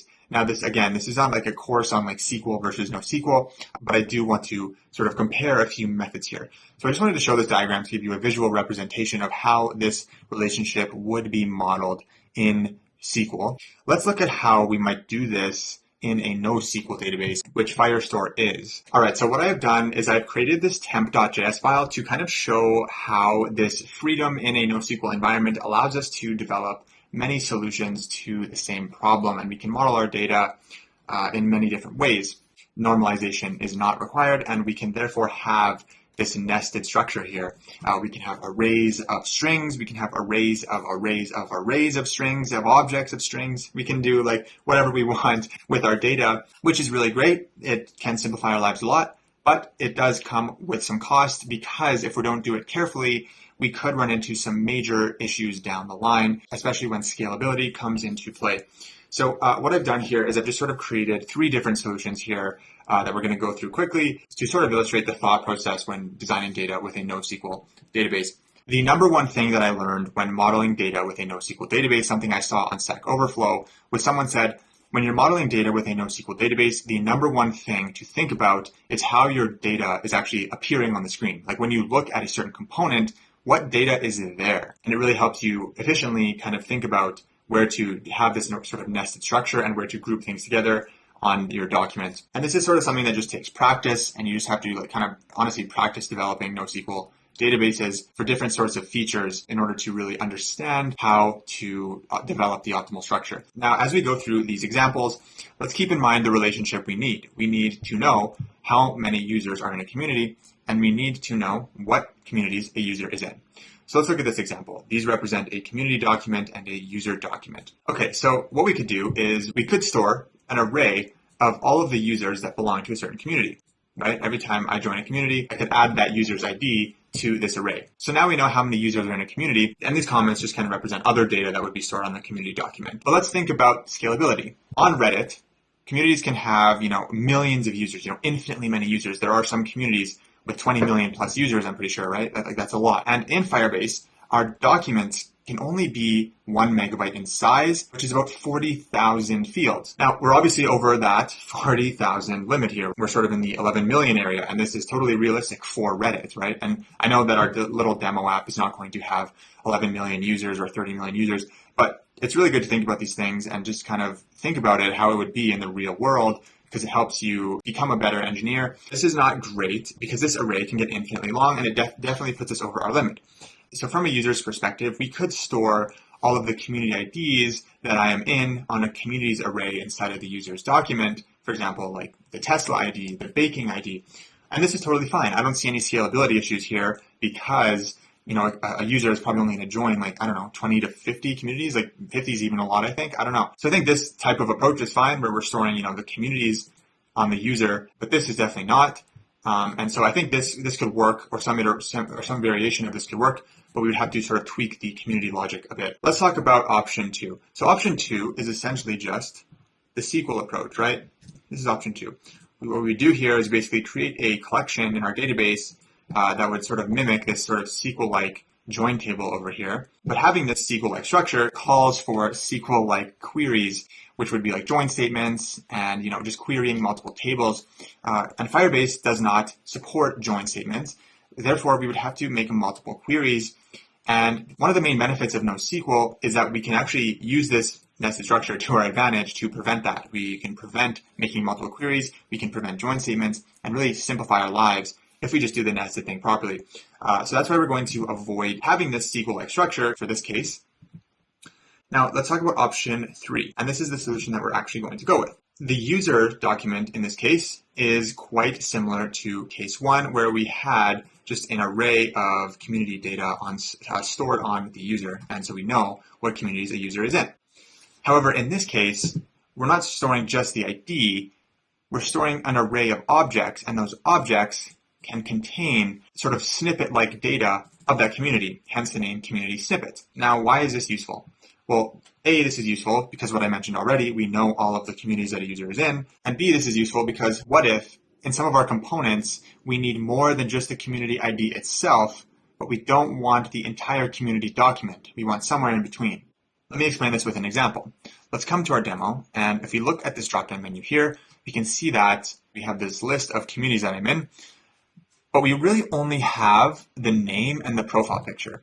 We don't have all of the data associated with all of these communities, right? And we don't really need it. Like when Shadi lands on reddit.com, I don't really care about all of the data in Tesla, all of the data in NBA, all of the data in music.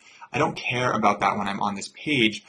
I just care about the names of the communities that I'm in and the profile picture. So in this list component, the name itself, which is also the ID, is not enough, but the entire community is too much. When I click on one of these things, then I care about all that data. Then I need to know how many members are in the community. Then I need to know the created at and all this other potential data that could exist, right? Reddit probably has tons of data stored on their community documents in their database. This design is perfect for what we need because it allows us to store just the minimum amount of data we need for each community to display it, but we're not overfetching data. We're not getting data about each community that we don't really need.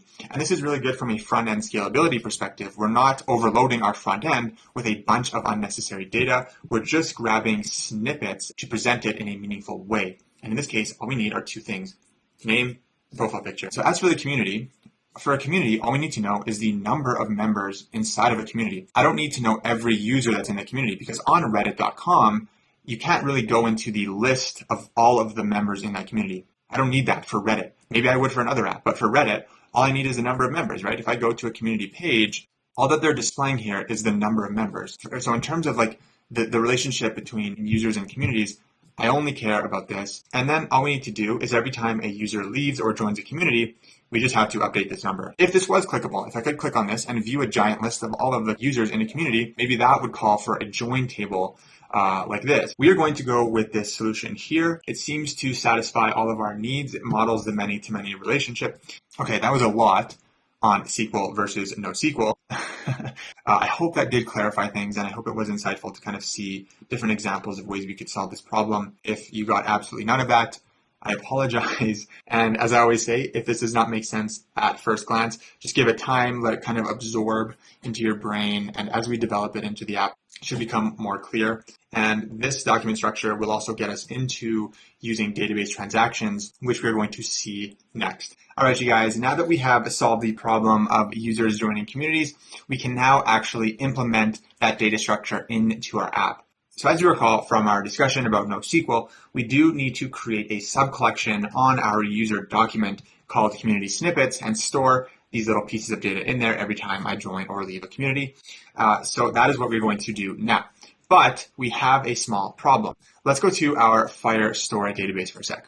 So if you look at this, we actually do not have a collection called users, which is weird, right? Like we have the ability to log users in, but we don't have them in our database. It's kind of weird, isn't it? Yeah, it is weird. So the way Firebase works is their authentication is completely separate from their Firestore database. They're not linked at all. It is meant to be an authentication solution only. So in order to add custom things to our users, like I was mentioning before with the karma score and usernames and anything that's custom, and in this case, the community snippet subcollection, we need to store these users in our Firestore database. We somehow need to get them in here. And this is where we're going to talk about Cloud Functions, which should not take very long at all. It's just going to be a few minutes. So what we're going to do from a high level is just implement functions into our app. And we're just going to write a single function that is going to be listening to our authentication service. And then every time an authenticated user is created, it is going to just automatically store that user in our Firestore database. And then once the users collection is in here, it'll appear the same exact way these are. But then we can actually add custom things to it. So let's go ahead and do that very quickly. It shouldn't take any more than 5 to 10 minutes. So once you go into the function section of the console, you might see something slightly different than this. I already clicked like the get started button. If you're there for the first time, you might look a little bit different than this. I can't remember exactly what it looks like. But basically what this is saying to me is that I need to upgrade my project. So to use Cloud Functions, we need to upgrade our project from a free project to a pay-as-you-go project. But do not worry, you are not going to be charged a single cent. In order to be charged anything for Firebase, your app has to have like millions and millions of users and millions of reads and writes to your database. You are not going to be charged a single cent. To sign up for a billing plan, it will ask you to enter a credit card. But if for some reason you do not want to proceed with Cloud Functions for whatever reason, I'm going to also right after this do another workaround solution without Cloud Functions to achieve the same functionality of getting our user into our database. However, I would recommend you, if you are able to, use Cloud Functions, as it is the recommended method by Firebase and the community for this type of user authentication flow. Totally up to you. So I'm going to quickly walk through the Cloud Firestore solution, and then right after this, I'll just do like a quick 5-minute chapter on doing the same exact thing without Cloud Functions. So depending on what you want to do, watch accordingly. Okay, so to proceed with Cloud Functions, let's click on Upgrade Project, or whatever is there for you. Just click on it and it'll sort of take you down a similar path. So if it's your first time seeing this, it's probably going to ask you to create like a Google Cloud account or something, and that's where you're going to like actually put in like your billing information, like a credit card. And I already have my account created, so it's just asking me to set a billing budget. I'm just going to put $1. I'm not even going to be charged $1, and it's just basically saying you will be charged as you go. Don't worry, no charges will occur, I promise. And I'm just going to click Purchase, and now it says you successfully upgraded. Okay, so once you've upgraded your project to a pay-as-you-go plan, we can just click Get Started, and we're going to install a few packages. Okay, so let's click on this, and let's go to our project terminal and just install that. The $ always gets me. Okay, so something I just noticed that some of you may come across as well is when I tried to run this command here on the right, it gave me an error that I do not have permissions. So I just needed to change the command to use sudo. So I just added sudo in front of the entire command. Cool. So once we have the Firebase CLI, we can just click continue. And now we're just going to run a few commands inside of our project to initialize Cloud Functions and then deploy our functions. So after we initialize our project, we will then deploy them so that they are actually deployed on the cloud and we can use them. All right, so let's do Firebase init. Okay, so right now we just want to set up functions. So we just highlight the functions option, then press the spacebar, and then we just press enter. And it's going to ask us which project we would like to use an existing project because we have created a project on our console. And the one I want to link up is Reddit clone tutorial, I believe. And it's saying, what language would you like to use to write Cloud Functions? We are all about TypeScript. Do you want to use ESLint? And I'm going to say no. Do you want to install dependencies with NPM now? For this, I'm just going to say yes. So I'm going to click finish over here. Our app should have functions and it's waiting for us to deploy. So if we come over to our directory, you will see that in the root of our project, we have been given 3 new things. We have this firebase.json file, we have this firebase.rc file, and then we have this functions directory. Now, this is where we're going to be writing all of our Cloud Functions in this index.ts file. This functions directory is your serverless backend. It's being run on the Google servers, and it may require different packages than your front end. You'll notice that if you go to your package.json file, it has these 2 dependencies, Firebase functions, which makes sense, and it also has this Firebase-admin package installed, and it's through this admin package that we're going to be able to actually interact with our database. So let's go see how we can do that. So here we are inside of index.ts, and I'm just going to get rid of all of these comments, and at the very top here, I'm just going to say import star as admin from Firebase admin. And on this admin instance, let's call this method called initialize app, which is basically just going to boot up our app on the server. And then we just need to create a database instance so that we can actually write to our database. All right, and underneath here, we're actually going to write our function. So we're going to say export const, and our function name is going to be called create user document. We're going to use our functions instance and tap into our auth service. And then we're going to say .user because the user is the part of the auth service we're interested in. And then we're going to say .onCreate. And then we're going to give this a callback function that is going to trigger every time a user is created. And this callback function is going to be asynchronous, and it's going to take in a user as an argument. We're going to save this so that it formats. Inside of this function, we're going to say db.collection, and the collection that we want to write to is users, and we want to set a document by saying .doc. The ID of the document we're going to create is going to be user.uid, the ID of the user, and then we're going to set this document to be json.parse, and then inside of json.parse we're going to say json.stringify, and then the user. And this is kind of a weird workaround that you have to do. If you do not do this, you will get a serialization error, and this just seems to be the solution among the community. That is our entire function. It is just a few lines. And now we are ready to deploy this function and actually store users in our database. So let's go back to our terminal.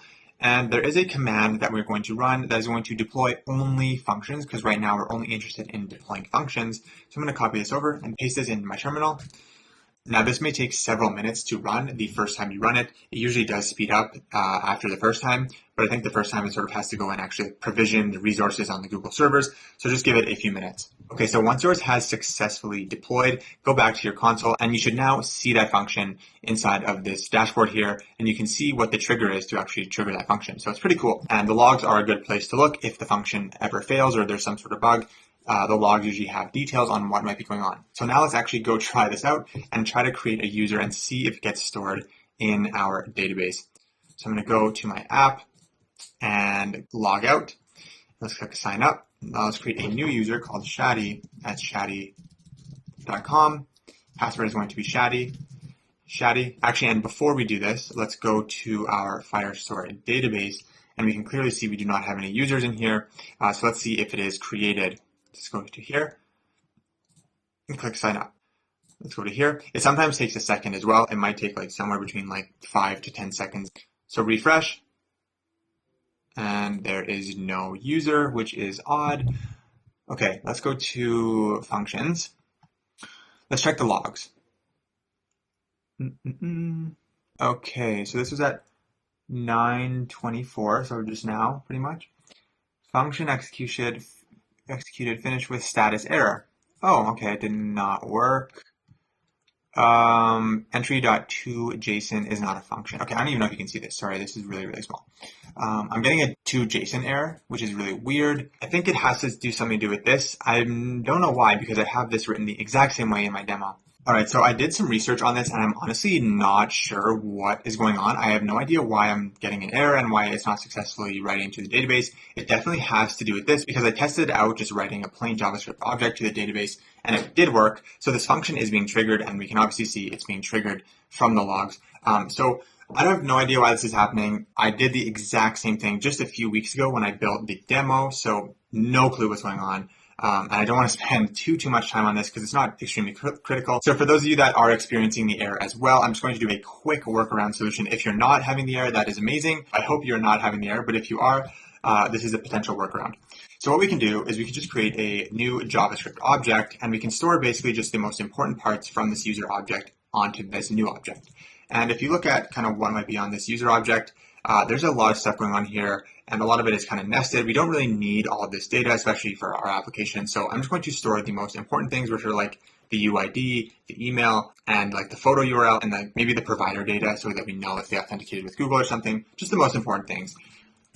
So like 4 things. So I'm just going to take this user and I'm going to say UID is going to be user.uid, email is going to be user.email, display name is going to be user.displayname, and this is only going to exist for OAuth users, and provider data is going to be user.provider data. Okay, and then instead of this json.parse.json.stringify thing, I'm just going to pass in new user, and this should work. So if you did have to implement this change, we will have to redeploy. So let's go ahead and do that. And once this is done, we will check back in. All right, so I'm going to try this again. So I'm going to go back to my app. I'm going to log out and then do this whole thing again. I'm going to create a user called lol@lol.com. I love lol.com. It's one of my favorite websites. Just kidding. I have absolutely no idea what's at lol.com. Sorry if there's something not good. Okay, and then let's go to our database and see if this actually worked. Okay, so it's saying that it's successfully completed. Sorry if this is super small, but basically it says that it finished with a status of OK. So let's go to our database and yeah, look at that. So the users table has been created and that data that we indicated has been stored in there. Now, if yours worked with our initial solution with the json.parse thing, there'd be a lot more stuff in here, but this is really all we need. And it's on this document where we're going to create that subcollection community snippets. So now I'm going to implement the solution for getting our users into our database without using cloud functions for those of you who chose not to do them. And it's actually very, very straightforward. It's only a few lines of code. Okay, so let's start off with our signup component. And so basically what we're going to do is in the signup component, once a user has been successfully created with this create user with email and password function, we're just going to put it into our database. That's it. So this function itself does not return the newly created user, but we can access it as the second parameter from the hook. Up here, remember these 4 arguments, and it's called user cred because this is not the user object itself. It is like the user credentials, but the user object itself is on this object here, which we will see in just a second. Okay, so I'm going to create a function called create user document, and it's going to be an asynchronous function that takes in a user, which is of type user from Firebase. Okay, so the way we're going to write this user to our database is with a function from Firebase called add_doc. Now we basically just need to tell this function what collection we are writing to, so we can create a collection reference using the collection function from Firestore, and then we can pass this function our Firestore object from client app, and then the collection that we want to write to is users. And then as a second argument, we're going to pass the actual data that is going to be written into this document. And in that case, it is user. Now all we need to do is just call this function. So what we can do is we can create a use effect, and this use effect can have the dependency user cred, so that every time user cred changes, it will run this function. And if user cred is a non-null value, meaning that the user was successfully created, we want to do something with it, and that something is write it to our database. So we can call our function create user document, and we can pass the user object. And the user object is going to be user cred.user. And that's what I meant before when I said you can access the user on this user cred object. So when we do that, this should work exactly the same as our cloud function. So let's go test it out. Hey guys, really important announcement I have to make as I am editing this video here. Please change this user that the arrow is pointing to and wrap it in json.parse, json.stringify. Firebase will not like it. If you do not, it will error out and it will not work. The solution shown in the video does work for the first attempt, but it eventually does fail. So I did have to refactor this part of the code. So please implement this. I do apologize for this confusion. So right now I only have a user called lol@lol.com. So let's go create a new one. sign up. Let's sign up as dude@dude.com, password Shadi, sign up. Okay, let's go check our database. Users, we can see that dude@dude.com is in there. Perfect, so it did its job. So we just needed these two additions, the use effect and the create user document. Now we can do pretty much the exact same thing in our OAuth buttons. So we can pretty much do the exact same thing in here. I'm just going to rename this user cred, and I'm going to create a function called create user document, same name as the other one. It's going to be async. It's going to take in a user. Now inside of this function, the only difference between this and the signup is that in this function, we're going to call setDoc. The other function was calling addDoc. So we need to call setDoc because when you're authenticating with Google, we don't know if you're logging in or signing up. We don't know if you're new or if you've already been here before. The setDoc function does that functionality. It's either going to create a new document if it does not exist, or it's going to update the already existing document. So it can handle both the login and sign up case for Google perfectly. Okay, so what we need to do is create a document reference to that potentially existing document or the new document. And the way we can do that is we can say const user docref is going to be equal to doc, pass it our Firestore object. The collection we're interested in is users, and the ID of this new or existing document is going to be user.uid. And all we need to do is just say await setDoc, pass it our user docref, and then just give it the data that we want to set the doc to be, which is user. And we use the same setDoc function when we were creating our communities. And we can add pretty much the exact same use effect in this function. Give it a dependency of user cred. Check for a non-null value of user cred. And if it is not null, we can pass it to our create user document function. User cred.user. Save this and let's give this a go. Hey guys, we need to do the exact same thing here, so please wrap your user in the exact same thing we did just a few seconds ago. Thanks. So I went to my authentication thing and I have no Google Auth user right now. So let's go try to create a thing for my shadi@gmail.com account because that's the only Google account I have. Let's sign up, continue with Google. So it's going to authenticate. And if I go to my database now, Firestore, I should see a third user. And yes, I do. shadmary@gmail.com. It says the provider ID is google.com. So perfect. Now we can write users to the database, whether or not you use cloud functions or not, and we can proceed with the community functionality. All right, you guys, now that we have users in our database and we're able to actually add custom properties to those users, let's move forward with our community logic and actually build in this community snippet functionality. So now we are ready to introduce what is called a database transaction. And a transaction, by definition, is a set of read or write operations on one or more documents.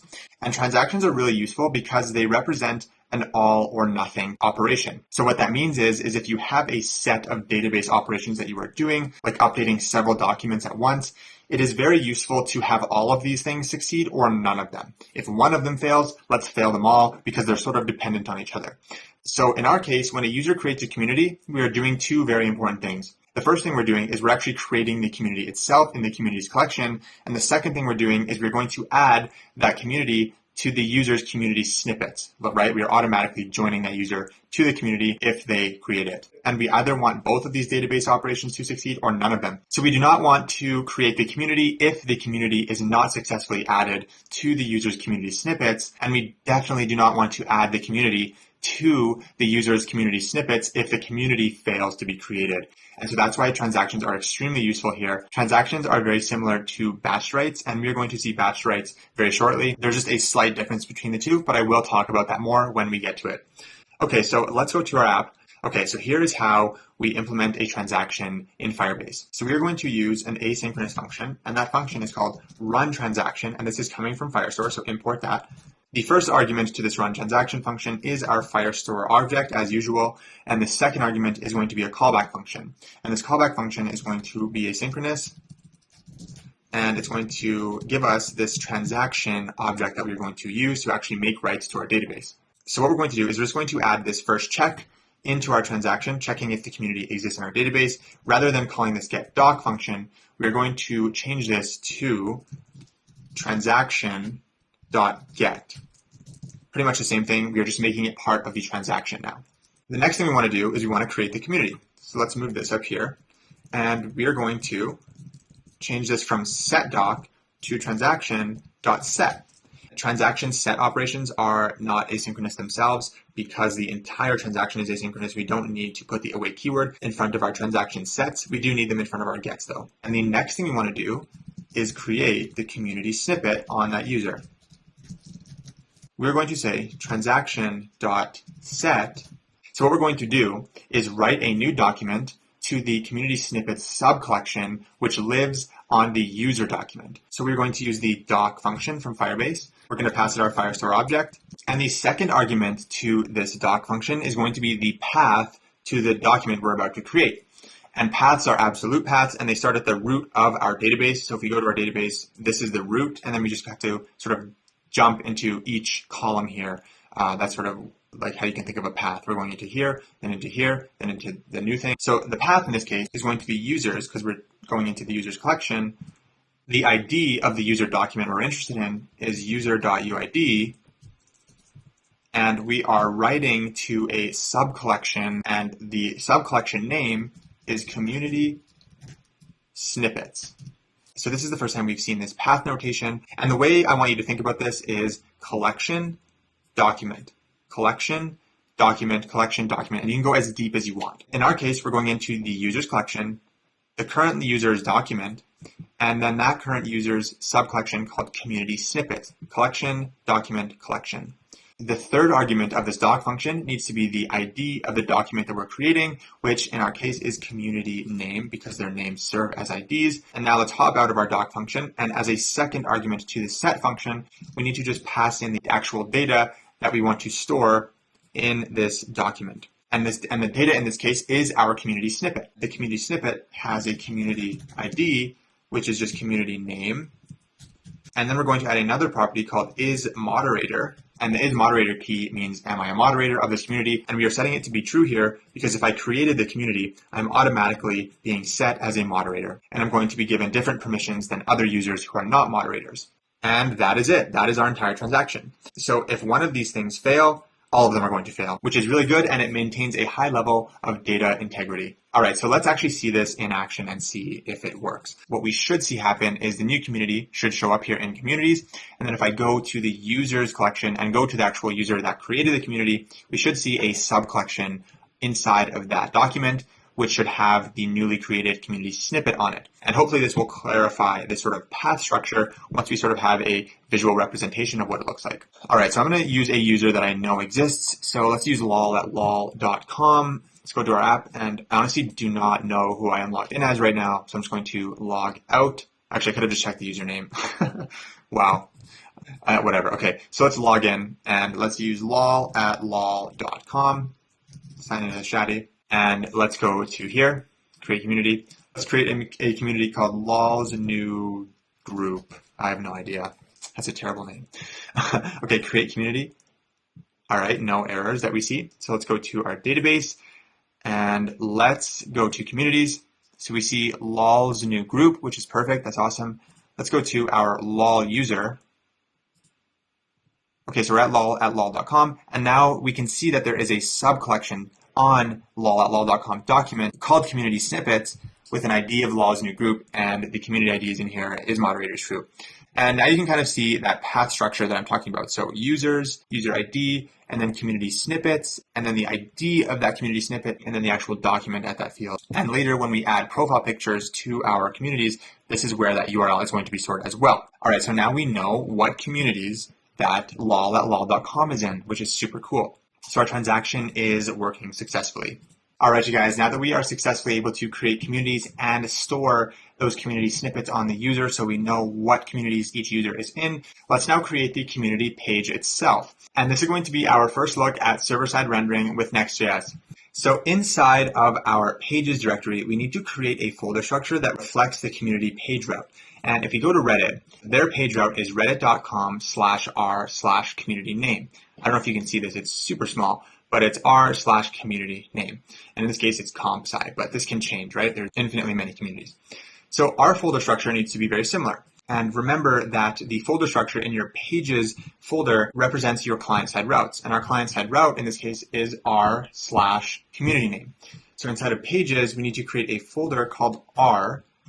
And then inside of r, we need to create another folder called community name.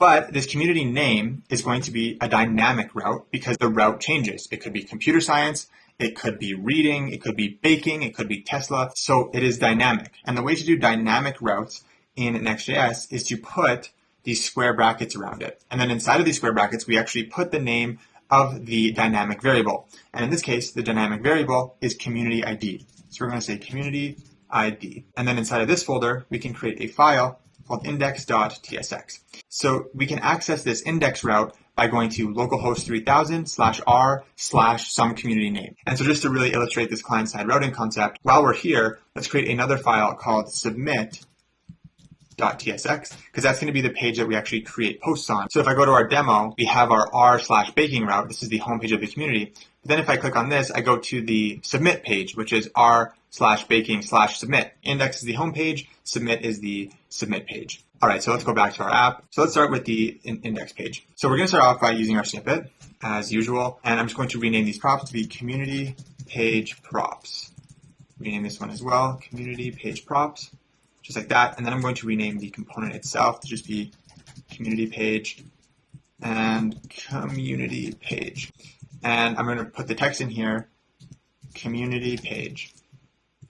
So now if I go to localhost 3000/r/heydude or something, it's going to take me to this page that should say community page. So we are actually on this page now. And soon we're going to see how to actually grab this from the URL and do something meaningful with it. So for this page, we are going to use server-side rendering. And to do that, we're going to use a function from Next.js called get server-side props. Get server-side props is called on the Next.js server, and then data is fetched from our database in this function and then passed to the component, and then the component is rendered on the server and then passed to the client, and then the client renders the component. That's sort of the path. So when the user actually makes a request to a web page, all of this stuff happens behind the scenes on the server. And so I would basically just think of this as the web page being pre-built before it's actually shown to the user. And this whole process just makes it appear as if the data on the web page is just sort of magically there when the user first sees it. Whereas in client-side data fetching, we would show the component first, then go get the data, and then use that data to update our component, and the user would just see some sort of loader as the data is being fetched. So server-side rendering basically just removes this loading state. And Reddit.com uses a mix of both server-side rendering and client-side rendering, so we are going to do the exact same thing. So the data that we're going to server-side render on our community page is going to be the community data, so that we can sort of pre-render the page with all of the community data in it,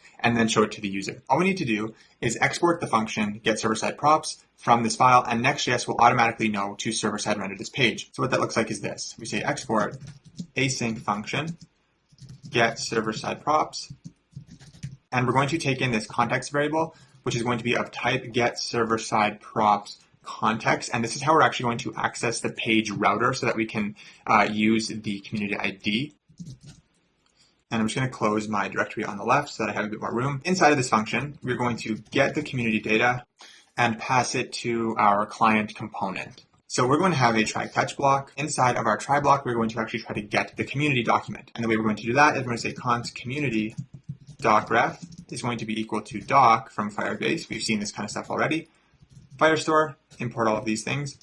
Communities is the collection we're interested in, and the document we want to get is the community ID page that we're on, and that page is coming from the router, right? I went to r/heydude, so I want to get the community data for heydude. So we can access this parameter from the router by saying context.query.community ID. And the name community ID is coming from the name we gave it, right? This dynamic route right here. So whatever name we give this dynamic route is the exact same name we're going to use to access it from our router, in this case, community ID. And so technically, the URL parameter can be of type string, or it can be a string of arrays, or it can be undefined. In our case, it's always just going to be a string. So what I'm going to do is typecast this to just a string, and that should solve that compiler error. Okay, so now let's get the actual community document, which is going to be const community doc. I'm going to say await get doc, and the doc we want to get is community docref. Awesome. And so the way Next.js is going to pass this data to our client-side component, which in this case is community page, all we need to do is return an object, and inside of this object, we just need to return props. And this props object is what Next.js is going to pass to our client. So inside of our props, I want to pass community data. And our community data is going to be the actual data inside of this community doc we just got, which is going to be community doc and then we have to call a function called .data, and that is a Firebase thing. This is how we extract the data from this actual document object. And then in our catch block, I'm just going to log the error. I'm just going to say get server-side props error. And Next.js allows you to create custom pages if errors occur inside of get server-side props. But I'm not going to do that for this tutorial because I feel like our time is better spent elsewhere. So I'm just going to add could add error page here. So this props object is being passed to our component up here. So what I'm going to do is destructure the props and grab that community data. But we do need to include that on our community page props type. And our community data is going to be of type community. And we have not created this type yet. So let's go quickly create this community type. And we're going to do that in our Atoms folder because we are going to add some global community state shortly. So let's go quickly set up the skeleton for that. So inside of our Atoms, I'm going to create a folder called communities atom. So we're going to eventually define an atom in here that is going to contain global community state that we need throughout our application. But for now, let's actually just define that missing community type that we have over here because that's really all we need at the moment. So I'm going to create an interface called community. So if you recall, our communities have an ID, which is of type string, a creator ID, which is also a string, number of members, which is a number, privacy type, and the type of this is going to be one of three strings, which is either going to be public or restricted or private. We're also going to have a created at field, which is going to be of type timestamp, and this is coming from Firebase/Firestore. And I'm actually going to make this optional by adding the question mark here, and I'm going to talk about why that is later. And finally, we're going to have an image URL. And I'm going to make this optional right now because when we initially build the community page, we are not going to have it, but I will come back later to add this. But for now, let's make it optional so that TypeScript does not get mad at us. So now we actually have an interface defined for our community. So let's come back over here and we can import that. So import it from our community's Atom file, and this file should be happy now. Okay, so I'm going to close the directory so I have some more room. And inside of here, I'm going to render, just so we can see the data coming in, community data.id. I'm going to add welcome to community data.id. Perfect. Okay, so after refreshing the page, you are very likely to get this JSON serialization error from Next.js. So basically what's happening is Next.js is not able to successfully serialize our community doc data in order to pass it from the Next.js server to our client. And this typically happens when you use timestamps, and we are using a timestamp for our created at parameter in our community. So basically Next.js is just freaking out because it doesn't really know how to serialize that data type.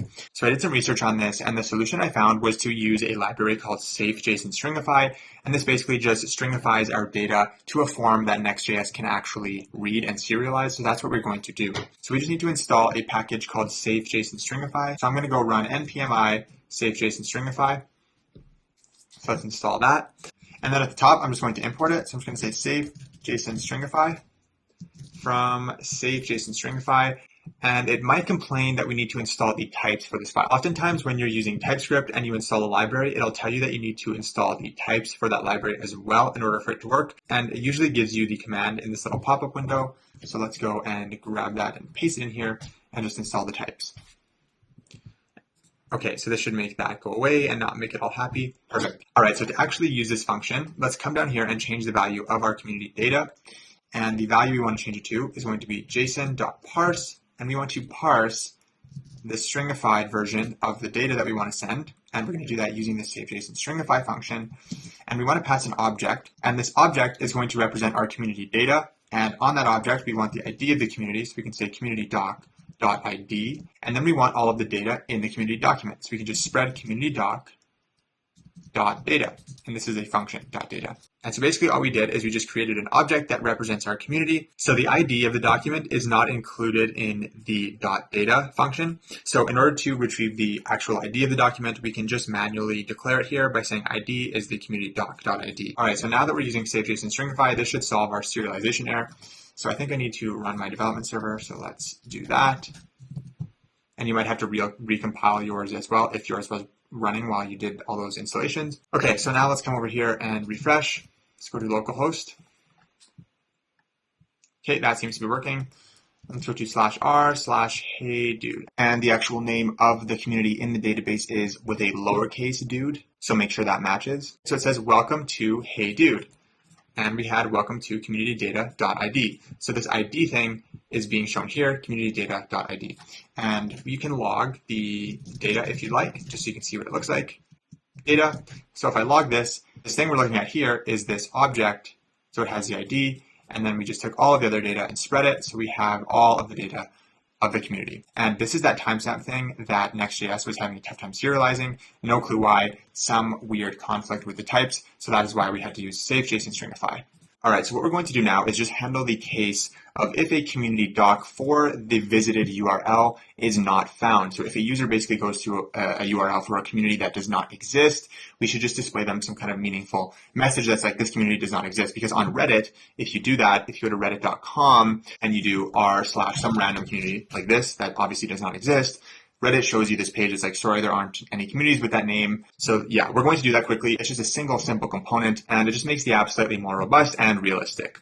So we're going to come down here, and this is going to be very minor changes. So all we need to do is basically check if this thing actually found something. And if it did not, we're just going to pass in an empty string as a prop for community data. And then our component up here, we're just going to check if this community data is an empty string. We will show a component that said exactly what Reddit said. Sorry, there aren't any communities with that name. So basically all we're going to do is inside of our client-side component, we're just going to say if no community data, because we do not have a community in our database with this name. We just want to return out of our component early, and we're just going to say div does not exist. And I'm going to add a more meaningful component in just a second here, but just to get the overall flow set up, let's do this for now. So down here, what we're going to do is just change the value of our community data by adding a simple ternary operator to check for the existence of that community doc. And if it does not exist, we will pass an empty string. So we can say community doc.exists, which is a function conveniently provided by Firebase. If it does exist, pass what we're already passing. And if it does not exist, let's just pass an empty string. So if it's an empty string, meaning we went to a community page that does not exist, this is going to happen because an empty string is a false value. So it's going to return this div and not the div for an actual community. So let's try this out. So in our database, I know that there is no community called dogs, right? There's only these 5. So let's try to go to dogs. So r/dogs. Let's see what happens. Okay, yeah, so it's saying community does not exist, which is great. So all we need to do is just create a very simple component to replace that dummy component that we have in there right now. So inside of components, I'm going to create a new folder called community, and there's going to be a lot of stuff in here. But our first one is going to be that not found component. So I'm just going to say not found.tsx, and I'm just going to paste the component from my demo project because it's very simple.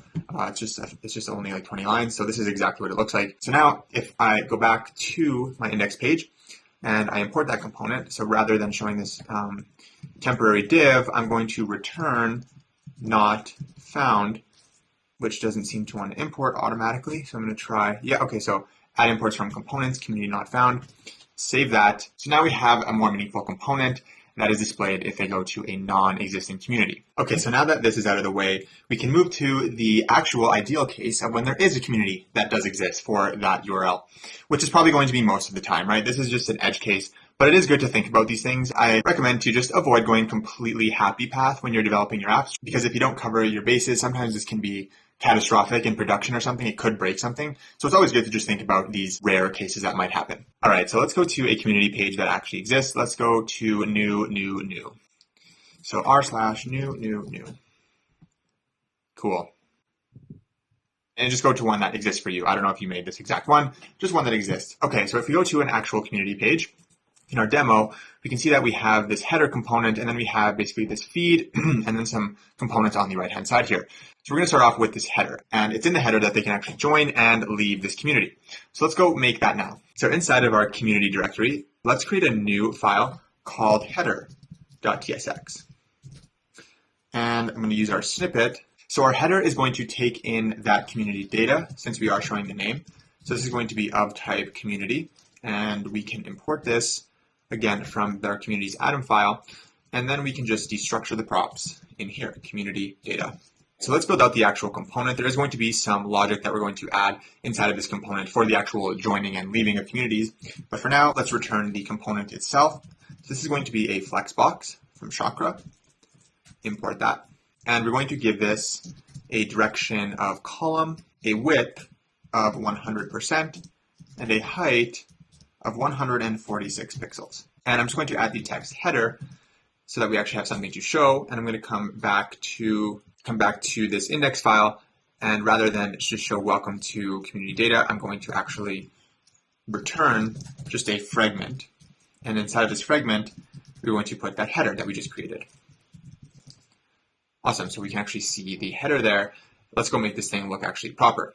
Why is this red? Oh, yeah, and so we need to actually pass the community data in there. So let's do that. Community data is just going to be equal to community data. Let's go back into here and continue building.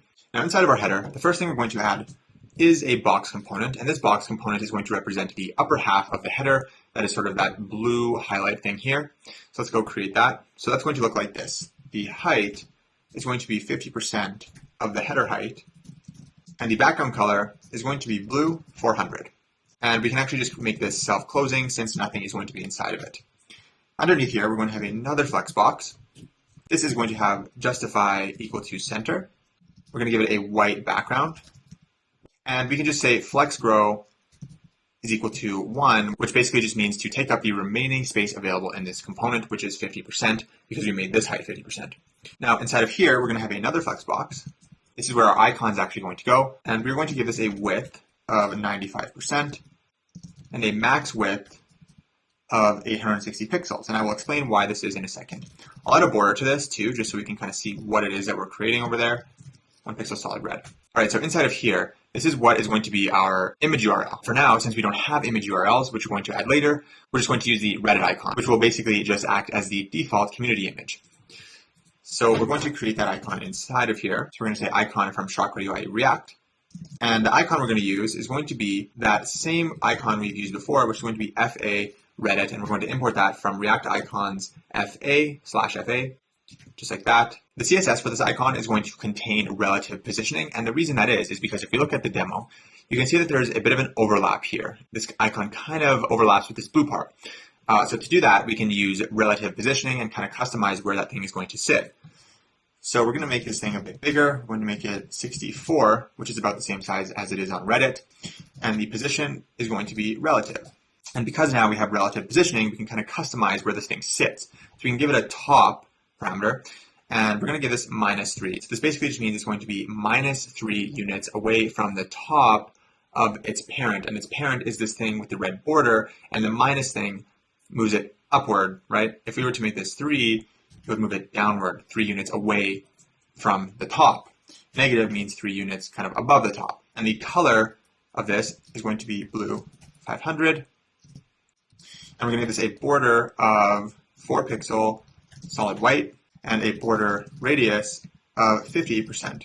This border and this border radius are the sort of outline around the icon. So you can see that there is the ever so slightest gap in between there. So I think a potentially better solution to what I'm doing here would be to have just a circular icon that is slightly larger than this Reddit icon sit outside of it, and that way you wouldn't have this little gap here. I'm not too worried about that. It's not a huge deal, so I'm just going to leave it for now. I think this works pretty good. Okay, and actually while we're here, I'm going to add the logic to show you what it's going to look like when we actually do have an image URL for our community. So inside of here, I'm just going to add a ternary operator. So I'm going to add curly brackets, and I'm going to say community data.image URL. If this thing exists, let's show that image.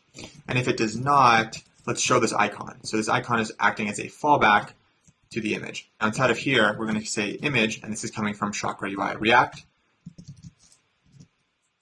So if we save that, the icon's still being displayed because this does not exist. And we will come back and actually do something with this when we do have image URLs for our images, like we do for this baking one here. So underneath our ternary operator, let's add 2 more flex boxes. So an outer one and an inner one. The reason for all of these flex boxes will make sense as the visual parts start appearing. So many flex boxes. On the inner one, we're going to give a direction of column and a margin right of 6. And inside of here, this is where we're going to actually display the community name. And as always, text does not want to auto import from Chakra, so I'm just going to come manually add it myself. And inside of here, we can say community data dot ID, which is the community name.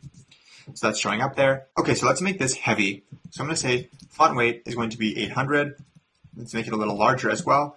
So I'm going to say font size is going to be equal to 16 point. Perfect. Underneath here, I'm going to add another text. So I'm just going to copy this downward. This is going to be slightly lighter, so 600, and it's going to be slightly smaller. So we're going to change this to 10.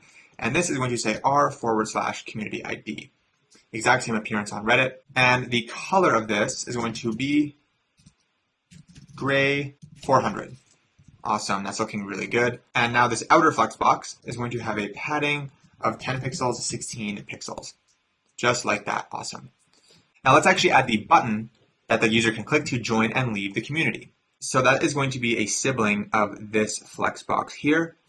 So just underneath that, I'm actually going to create that button. So I'm going to import that from Chakra. So the text inside of this button is going to change depending if the user is in this community already. If they are not in the community, the button is going to prompt them to join. So it's going to say join.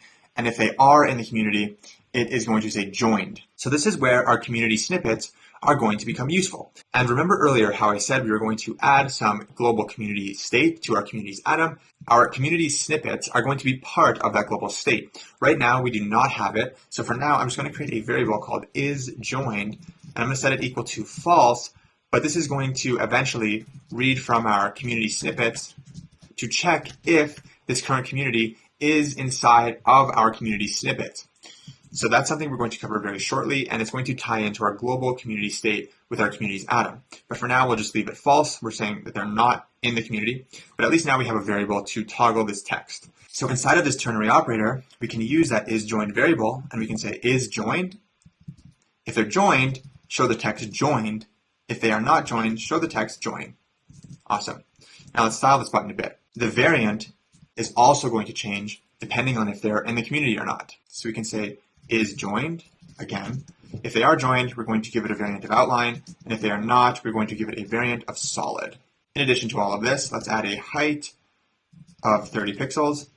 Let's give it some right padding of 6, some left padding of 6, and we're going to give it an onClick as well, which right now is going to be empty, but this is going to be a function called onJoin that is actually going to join them or remove them from that community. So we're going to save that. So the reason I added that max width to this thing that currently has a red border is to prevent this thing from kind of infinitely stretching across the screen, because if they are on a large device size, it would look kind of weird if it was just spread across this entire header. So we sort of keep it compact like this, and our feed and the supporting components like over here are going to sort of have the same max width, and this matches exactly how Reddit has it, and it just prevents all these components from being like across the entire screen. So we just give it a max width to make it look good on all screen sizes. Let's remove that border now that that makes sense. All right, and now we have an actual visual representation of what our header is going to look like, minus this image URL thing, which we're going to add. But this is looking really good. And so all we have left to do in this component is to just implement this actual joining logic. But first, let's go work on the actual page content of the community page. All right, now let's actually talk about the content of this page beneath the header. So to start this section off, I want to go to our demo, and I just want to point out how pretty much every single page on reddit.com has the exact same layout. Let's open this up a bit to make this more clear, but we pretty much just have this parent component, and inside of that, we have this left-hand side with kind of the feed, and this right-hand side with these other components. And the left-hand side kind of takes up, I don't know, about 60 to 70% of that width, and the right-hand side takes up about 30, and this is the same across every single page. So this is the home page. If I go to a community page, same thing, right? Just different components. But the overall like governing layout is the exact same. Let's even look at the submit page. So pretty much the exact same thing. We've kind of seen a similar situation before, right? Remember how I was like, oh, we need the nav bar on all of our pages. And to solve that problem, we use a layout component, and we just wrapped our app in our layout component and put our nav bar in there. Well, we can do the exact same thing elsewhere, right? It doesn't just apply to the global level of our app. And we can do that with the content of our pages, because again, we have this left-hand content and this right-hand content with this repeated overall layout across every single page. And so what we're going to do is just create a simple page layout component and then wrap all of our pages in that component, and it's just going to automatically handle all of the styling for us, right? Like the widths and the responsiveness and all that stuff. And we don't have to repeatedly write the same CSS. So let's quickly do that in our app. So let's come back to here. So inside of our components folder and inside of layout, I'm going to create another component called PageContent because it sort of represents the layout of our page content for all of our pages.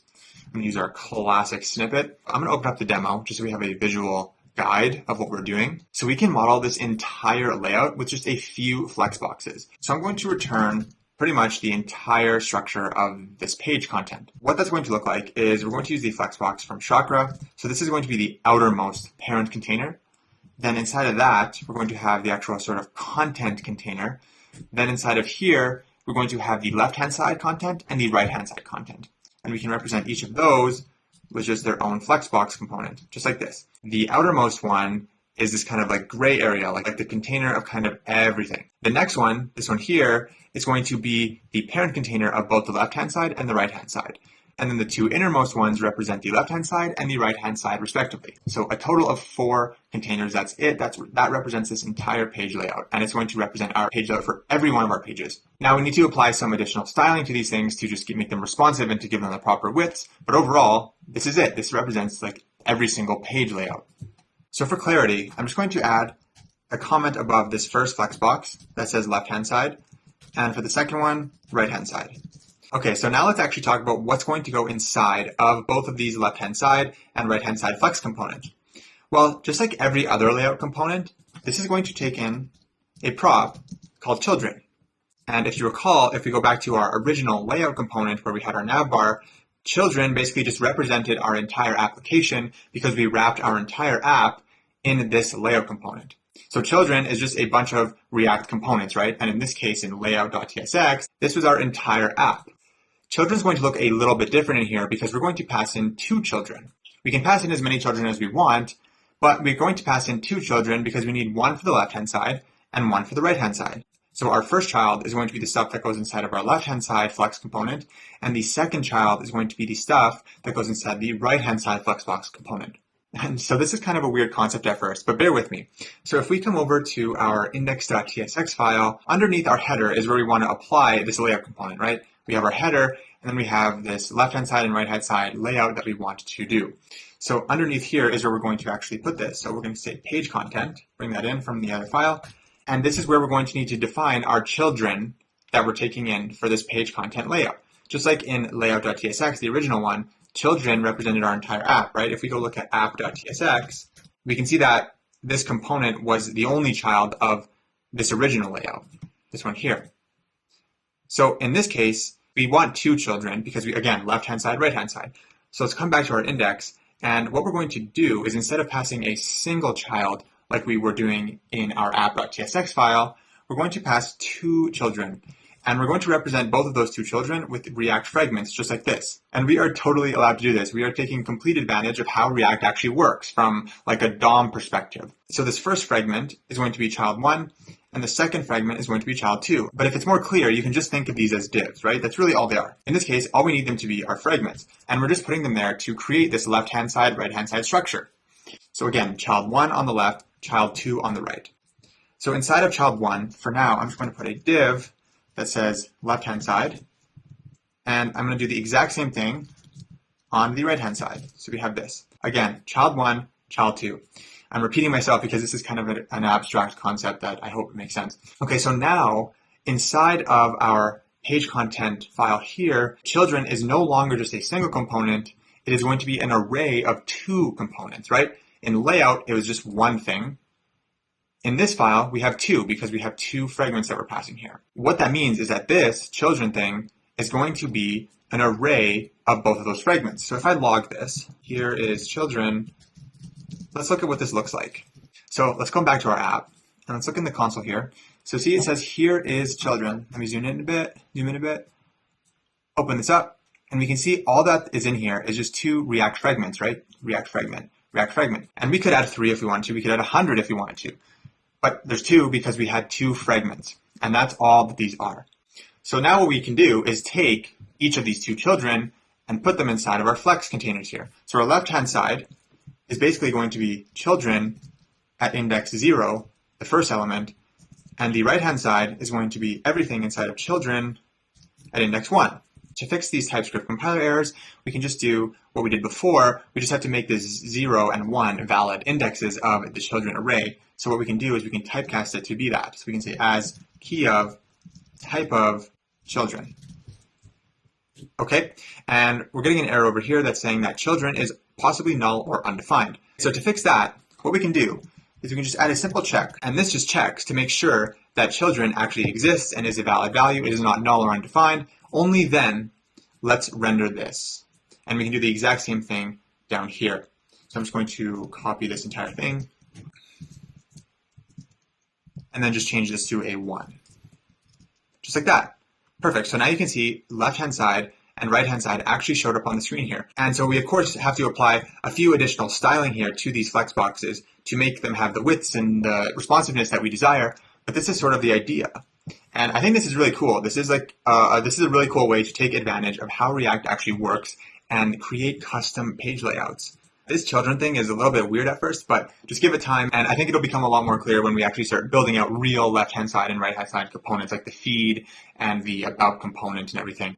But basically, the idea is that we can put whatever we want in here, right? I can put another div that's like, hello, and 10 more divs, whatever. It doesn't even matter. We can put as many components as we want in our left-hand side and as many as we want in our right-hand side. So depending on what page file we're working in, the actual components that go inside of both these two fragments will be different, but they are always just going to be the same structure because we only have two governing children. I hope that makes sense. I tried my best to explain it in the clearest way possible, but if that doesn't make sense, hopefully it does as we build more of these. And let's go to our page content and apply the simple styles that we need and responsiveness to these flexbox containers, and hopefully it'll become more clear then. So I'm going to add borders to all of these to make it more clear what we're actually looking at. So I'm going to do 1 pixel solid red on the outermost. I'll do 1 pixel solid green on the actual content container, and I'll add 1 pixel solid blue on our left-hand side content, and then I will do 1 pixel solid orange on our right-hand side. Okay, now it's not very clear now because they're all sort of blobbed together, but let's keep going with this. So on our outermost container, we want to give this a justify of center. We kind of want to center everything. And we're going to give it a padding of 16 pixels on the top and bottom and 0 pixels on the right and left. Okay, now our content container, we're going to give this a width of 95%. Justify is going to be center as well because you kind of want to center the content. And we're going to give this a max width of 860 pixels. And if you recall, this is the same max width that we gave that component in our header. And this is so that they match up evenly and it looks really flush. So we're done with these two. Let's come down to our left-hand side. So our left-hand side, we want to make all of the content inside of it direction column. And we want to give this a width. And this width is going to be responsive. At mobile screen sizes, we're going to make the width 100% because the right-hand side is not going to be visible on mobile screen sizes. So this thing can take up the entire width. And then on medium screen sizes, we're going to give it a width of 65 when it starts to share the screen with the right-hand side. Okay, things are becoming a bit more clear. And then we're going to make our margin right responsive as well. So at base screen sizes, 0, and at medium screen sizes, we're going to give it 6. Let's come down to our right-hand side. We can make the direction of this column as well. And we're going to make the display responsive. So at base on mobile, we are not going to have this thing visible. And then on medium screen sizes and up, we're going to make it display flex.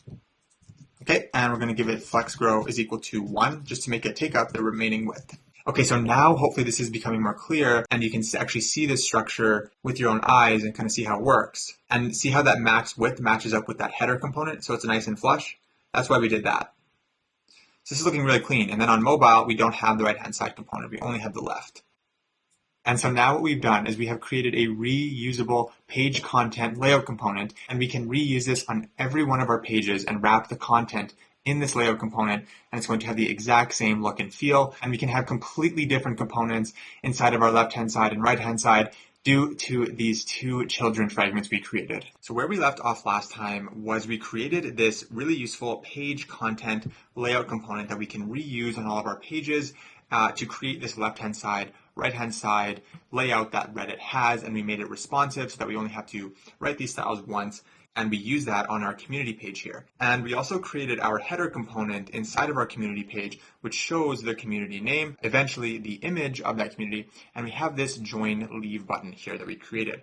However, right now, this button does not do anything. It's just an empty function, and it doesn't actually do what it's supposed to. So what this button is supposed to do is join this user to the community if they are not in it, and remove them from the community if they are in it. But in order to know which one of those two things to do, we do need to know if they're already in the community. Therefore, we need access to the user's community snippets, which we created. So even though we are successfully storing the community snippet data in our database, meaning that we do know which communities this user is in, we currently do not have this community snippet data on our front end. So our front end actually has no idea if I'm in this community or not. Only our database does. So what we need to do is actually go and get those community snippets from our database so that we know if the user is actually currently in this community. And we also need access to this data inside of our drop-down menu so that we know our own communities. So clearly we can see that multiple components in our app need access to this community snippet data. Our header does so that we can either join or leave. Our drop-down menu does so that we know what communities we're actually in. And if we go to our homepage, this top communities component does as well. It knows which one of these we're actually in. So we need this data across multiple components. So therefore, we are going to put this community snippet data into a recoil atom so that we have access to it globally. And last time, if you remember, I briefly created this file called communitiesatom.ts. I only defined the interface for a community last time. We didn't actually create the atom, so we're going to do that now. So just like our auth modal atom, we can define some interfaces in here that are going to help make our code more robust and prevent errors. So what I'm going to do is create a TypeScript interface to actually model our community state so we know exactly what's supposed to be in it. Inside of our community state, we're going to store those snippets in an array called mySnippets. So we're going to go and get the user's community snippets from the database and store them in this array. And that way we will have access to them throughout all of these components that I referred to just a second ago. And we can actually make this better by specifying what type the things inside of this array actually are. Rather than just saying that they can be anything, we can tell it, okay, well, this is going to be an array of strings, or this is going to be an array of Booleans. We can specify what's going to be inside of this array. And each thing inside of this array is going to be a community snippet. So what I'm going to do is I'm going to create an interface that represents what a community snippet actually looks like. Now, if you recall from our create community modal, our community snippet is going to have a community ID and an isModerator key, which is going to be present only if we created this community. So what I can do is come back here and I can say, okay, well, our community snippet is going to have a community ID of type string. It's going to have an optional isModerator key, optional because it's only going to be there if we created the community ourselves. And we're going to put the image URL as well. And I'm going to make this optional to start off because we are not going to implement this initially. And I do not want TypeScript to get mad at me. I'm just going to make it optional for now. So now we can come down here and say, okay, well, we know that everything inside of this array is going to be of type community snippet. And we're going to see how useful this is when we actually start working and building these components that are accessing this data. And in a little bit, we are going to come back here and add another property to our community state called visited communities, which is going to act as sort of a cache of all of the communities we visited so we don't have to go refetch that data, but we're going to come back to that in a bit. Basically, we just want to store any data that is global and community related in this community state atom that we're going to create. For now, we're only going to have the mySnippets data inside of our community state. So now let's actually create the recoil atom for our community state. So I'm going to say export const community state is going to be equal to a recoil atom, and the type of that community state is going to be the community state interface that we just defined up top. So our key is going to be community's state, and this is the unique identifier that is required by recoil. And we also need to give it a default value. And the value of our state needs to be of type community state. We cannot just give it anything. Like if we gave it a string, it's going to complain and say, well, string is not assignable to type community state because that's what we're telling it the type of the value is. So we can actually create a variable that represents the default community state. I'm going to say default community state, and this is going to be of type community state so that the types actually match. And inside of here, we're just going to have my snippets, and we're going to initialize this as an empty array. So it's going to start off as empty, then we're going to go get that data from our database, and then store it inside of this array. Then down here, to make TypeScript happy again, we can say default community state. So now the types match, and we are good to go. All right, you guys, now that we have defined our community state atom, we are able to access our community state data globally, and we can grab the snippet data wherever we need it. And we saw that the main components that we're going to need it is in this top communities component, our drop-down menu, and then as well as in the headers of our community pages. So we have clearly established that this community snippet data definitely needs to be global. But let's take this one step further. If we look at this top communities component, we can see that we can join and leave communities from within here. So we're calling some sort of function that is responsible for joining and leaving whatever one we click on. And we also have that same exact functionality inside of our header component in a specific community page. So not only is our community snippet data required by both of these components, the functionality for actually joining and leaving a community is shared by them as well. So in React, when we have this sort of scenario where we need data as well as certain functionality shared across global components, we can create what is called a custom hook. And in the custom hook, we can put state and logic that is repeated across our app. And we can use this custom hook in any component that requires this repeated functionality in the same exact way as we would use a native React hook like useState or useEffect. So let me explain this with a diagram. So I created this diagram here of what it is that we're going to create. So we're going to create a custom hook that is called use community data. So basically this diagram represents the data flow of this custom hook. And so this hook is going to contain any community related data or functions that we need across multiple components. So we've already established that we clearly need community state across multiple components, right? We need those snippets, and the community state contains those snippets. So we can put our community state in this hook. We also need the functionality of joining and leaving communities across two different components.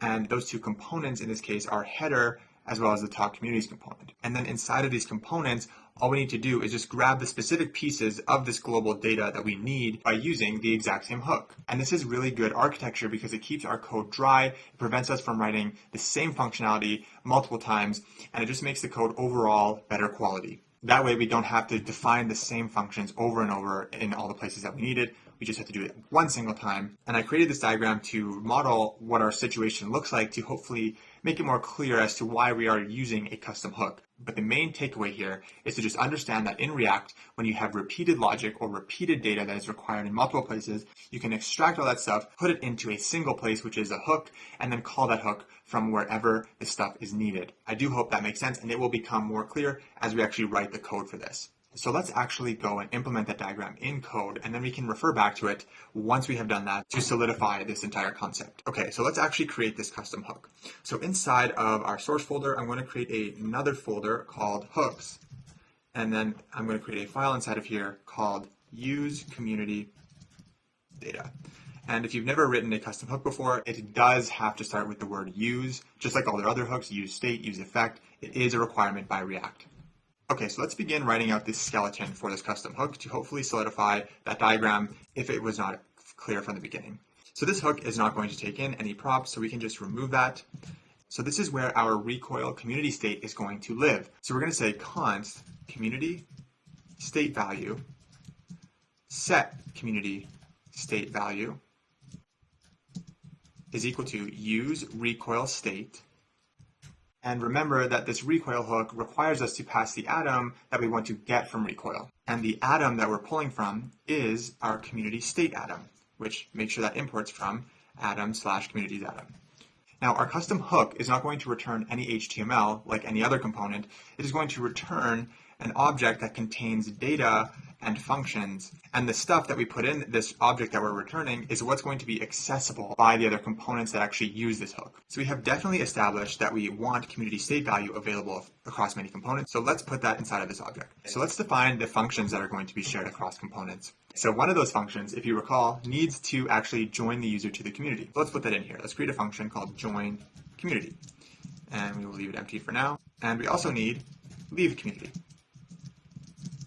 So now I can also add these functions to this object so that they're accessible by the components that call this hook. And since this hook is not returning a functional component, we're going to remove this return type here. Okay, so now let's talk about how to actually call this hook and get access to this stuff in the components that need it. So let's go to our header and let's import our new custom hook. Import use community data from, go up to directories, hooks, use community data. Awesome. Now inside of our component, the way we're actually going to call our hook is pretty much the exact same way we would call any other React hook. We would say const, I'm going to leave it empty just for a second, and I'm going to say this is equal to use community data. Okay, well now we can grab any of those three things that we were returning out of our hook. Remember, we had community state value, join community, leave community. Well, now we can grab that from inside of here. So let's grab community state value. And now we have access to that recoil state in our header component. And we can also grab those two functions, join and leave community. So let's go back to our hook.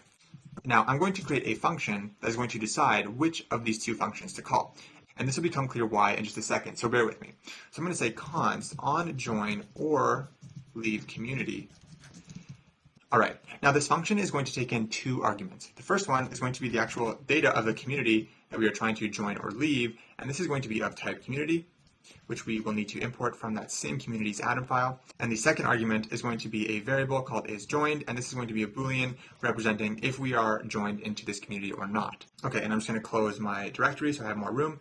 And so inside of this function, the first thing we're actually going to check is the user signed in? And if they're not signed in, we want to open up the auth modal and prompt them to sign in, because you can only join or leave communities if you are signed in.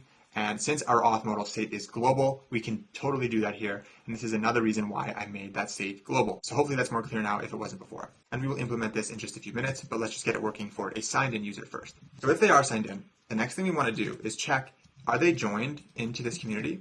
If they are, and they click on that button, that means they must be leaving the community. So we're going to call our leave community function, and we're going to pass in the ID of this particular community. So down here, we just need to indicate in our leave community declaration that we are accepting the community ID, and the type of that is a string. Okay, perfect. And if we do that, we can just return out of this function because we do not want to proceed. So if we make it past that, that means the user is going to be joining the community. So we're going to call our function join community, and we're going to pass all of our community data to this function because we're going to need more than just the ID inside of it. So I'm going to go down here and add that to the declaration, and that is going to be of type community. So now down here, rather than having to return both of these two functions separately, we can just return the single one on join or leave community, and this is the function that our header and top communities component is going to call. So now let's go to our header, pull that function in from our hook, so on join or leave community, and then down here is where we actually want to call it on this button here. So we can say on join or leave community, and we want to pass in that community data and also our isJoined variable that we have already defined. If you remember, our isJoined thing, we just declared as false because we did not have access to our community state value yet, but now that we do, let's make this proper. Let's actually read from our community snippets. So since my snippets is an array that represents the communities that the user is currently in, we can search through this array and try to find a snippet where the ID matches the ID of community data, which in this case is the data for the community Shaddy's group. If we can find one, that means that this user has indeed joined this community. And if we cannot, then they have not joined. So what that looks like is this. We can say community state value dot my snippets dot find, and the find function is a higher order array method that we can use to loop through an array to see if a specific item matches some condition. And the condition that we're looking for in this case is if item.communityID is equal to this community data.id. If the find function does find a snippet that matches, which in this case would be a snippet with an ID of Shaddy's group, it's going to return that snippet. If it does not find it, it's going to return undefined. And you can see down here that this function is not happy because isJoined is supposed to be a Boolean, but right now it's either going to be a snippet or undefined. And the way to fix that is we can just add a double bang operator in front of this entire thing, and that is just going to Booleanize it to make it true or false. It's going to behave the exact same way, but now it's just a Boolean. Okay, so now that is happy. Okay, so now all we need to do is go and fetch the user's community snippets from the database and store them inside of this mySnippets array. So let's do that. And we're going to put that logic inside of our hook here. Okay, so let's create a function called getMySnippets. And this is going to be asynchronous because we need to communicate with our database, which is asynchronous.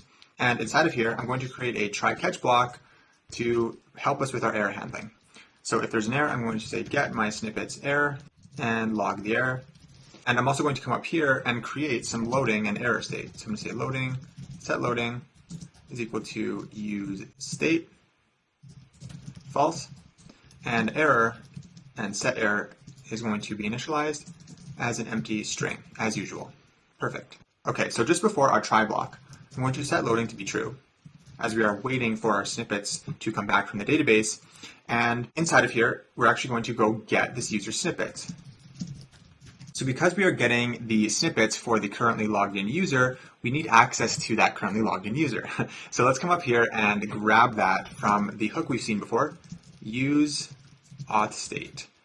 Pass it our auth object from client app as usual. And now let's come down here. Now let's actually communicate with our Firestore database and grab all of the documents inside of this community snippet collection for this current user. So how we're going to do that is we're going to say const snippet docs is going to be equal to await get docs, again coming from Firestore. And inside of this function, we need to pass it a collection reference so that it knows which collection to get all of these documents from. And that collection is going to be a collection object from Firestore. And we need to pass this our Firestore object. So the path to the collection that we want to get all of these documents from is going to be users. Then outside of the users, we want to go into this currently logged in users user ID document. Then on that particular user, we want to grab everything from the community snippets subcollection. So that is the path to that collection. Let's save this. Firestore is going to return an array of objects of all the documents inside of that collection.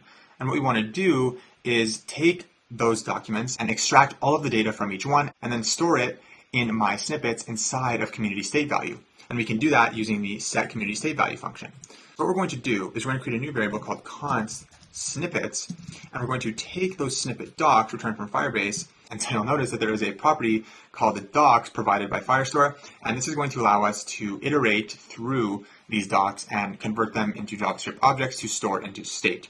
So we can say .docs and then .map, and then for each doc, we want to basically create a JavaScript object and extract all of the data out of that document. So this is how we do that. So again, we are looping through all of those docs returned by Firebase and then mapping them or converting them into objects with all of the data extracted from each document. So to clarify this, let's just log snippets to see what they actually look like. Okay, so let's go to our console and let's just refresh this page. So I was trying to figure out why it wasn't showing up in the console, and it's because I'm not even calling the function, so that's probably why.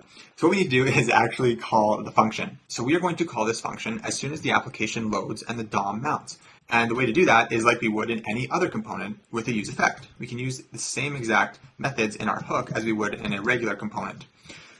And inside of this use effect, all we need to do is call that getMySnippets function. But there's something we need to watch out for here. And that is that since we are getting snippets for a specific user, we don't really want to call this function until we have an actual user ID returned from this useAuthState hook. If we proceed like this, there's going to be a data race, and this could potentially be called before the user actually comes in from that hook, which would result in this being undefined, and we just don't want to do that. It's kind of not a good idea. So a way to protect against that is to just add a dependency inside of this use effect of user. That way this hook is going to trigger every time user changes, and then what we can do is at the very top of our use effect, we can just prevent this function from being called if there is no user. So we can just say if there is no user, then return out of this function, because there is no user to get snippets for. And this is a very common thing to do in React if your functions that you're calling from inside of your use effect depend on this thing being valid. So we're basically just saying, oh, okay, like the user is undefined, get out of this function, don't proceed. And then if the user does become defined, say they log in, useAuth hook finally loads the data from the auth service, then it's going to pass this, and then we will call getMySnippets, which will ensure that we are getting valid snippet documents. Okay, so now we can see that in our console, we actually are getting those snippets. So if I expand this here, we can see that this is coming directly from the database, and these are the snippets for this particularly logged in user, which is my shadmary@gmail.com, right? In our database, there is Shaddy's group, is moderator true, and that is what we are seeing on the front end here. So this is just currently an array of one community snippet because shadmary@gmail.com is only in one community right now, Shaddy's group. If I was in 10, there would be 10. Okay, so now all we have to do is take these snippets and put them into our community state value .mysnippets, and then we will actually have a valid way to check if I'm in this community or not. So let's do that, and we're going to see that this button is actually going to show us whether or not we're in here. Okay, so let's go back to here and let's put these snippets inside of state. So what we're going to do is we're going to call that set community state value because that's the state that we're updating. I'm going to take the previous state and spread it because the only thing we're modifying is my snippets. Thanks to TypeScript, we have this nice IntelliSense here. And what we're doing is we're just going to set my snippets to be snippets. So we are going to get a TypeScript compiler error here, and this is due to some discrepancies between the types with call signatures. So the way to solve this would be to just typecast the snippets to be an array of community snippets. And we have an interface defined for community snippets in this file. We just need to import it into that other file. So I'm just going to export it out of here. And now inside of use community data, we can just typecast these snippets to be an array of community snippet. Just make sure you import that from your other file. So this is happy now. And so just a quick fun TypeScript fact, another way you could write an array of a certain type is to write it like this. You could say array and then put that type in there like this. This is the exact same thing. I personally prefer this way. It's totally up to you though. Okay, so now check that out. Now that isJoined variable is detecting that we are indeed in this community because that find function found that snippet of Shadi's group inside of my snippets. So if I went to a different community page for one that I was not in, this would not happen. And let me see if I can demonstrate that. So I'm going to log out of my Shad Marahi account and I'm going to log in as someone, I think I have an account lol@lol.com that still exists, and I'll sign in. Maybe I made it Shadi. Yeah, I did. Okay. Okay, so you can see that I logged in as lol@lol.com, and lol@lol.com is not in this community. So isJoined is false. Pretty cool. It's actually working. If I log out of this community and sign back in as shadmarahi@gmail.com, check that out. It detects that I'm in this community automatically. And the reason it was able to do that without me even doing anything is due to this use effect, right? Because we wrote this use effect that is going to trigger every time the user changes. So what happened was I was logged in as lol@lol.com. I then logged out of lol@lol.com, and the user went from the lol, the lol@lol.com object to null. And so then this triggered again, but it did not make it past this because null is a falsy value. Then I logged back in as shadmarahi@gmail.com. Then the user went from null to the shadmarahi user object, which is a truthy value, so it made it past this. It called get my snippets. It then went and got the snippet docs for shadmarahi's user ID, and that is how that happened. So I think this is pretty cool, and now we're actually able to detect whether or not I'm in this community. And so now all we have to do is just write the logic inside of these two joining and leaving community functions, and we will be able to actually click this button and remove ourselves or add ourselves. Now let's just come down to the bottom of our try catch block in our get my snippets function and just add set loading to be false when that fetching is complete. And we actually want to display this loading state inside of this button here in our header. So what we can do is actually add the loading state to the return object of our hook, just like this. And then inside of our header component, we can just grab that value from our hook, and then we can use it down here on our button. I can add is loading state and set it equal to loading from the hook. So you saw that temporarily change there. So direct your eyes to here and watch what happens when I refresh the page. Perfect. So we can see that the loading state is working, and once that my user has been grabbed from the auth service, it then fetches my snippets, and we are in business. And also, one thing you'll notice here is that if I log out, nothing happens, but we should clear that. And this is super easy with Recoil because they have a hook that is called useResetRecoilState, and this will basically just clear the atom that we give this hook. In a single line of code, we can do this. So let's go over to our user list component that we haven't been into for 100 years, I think. We are logging out right here. Okay. So what I'm going to do is I'm going to grab this sign out function. I'm going to copy it, come up here and create another function called logout, which is going to be asynchronous. I'm going to put that sign out function here and await it.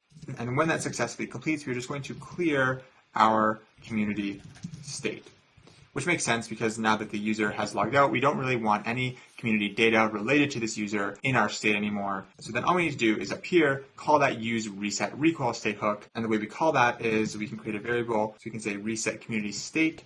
It's going to be equal to useResetRecoilState, and then just pass this the community state atom that we are interested in resetting, and then come down here and call that function reset community state. That is it. And then we just have to come down here and change the onClick in this logout button to be our new logout function, just like that. So now when I actually log out, it should clear and we should see this go back to the button that says join. So let's see. Perfect. So let's try that again. So if I log in, shadmerhi@gmail.com. Cool. Log out. Nice. So I'm going to close this file because we are never going to see it again, I don't think. Bye user menu. Now let's actually write the functions for joining and leaving our community.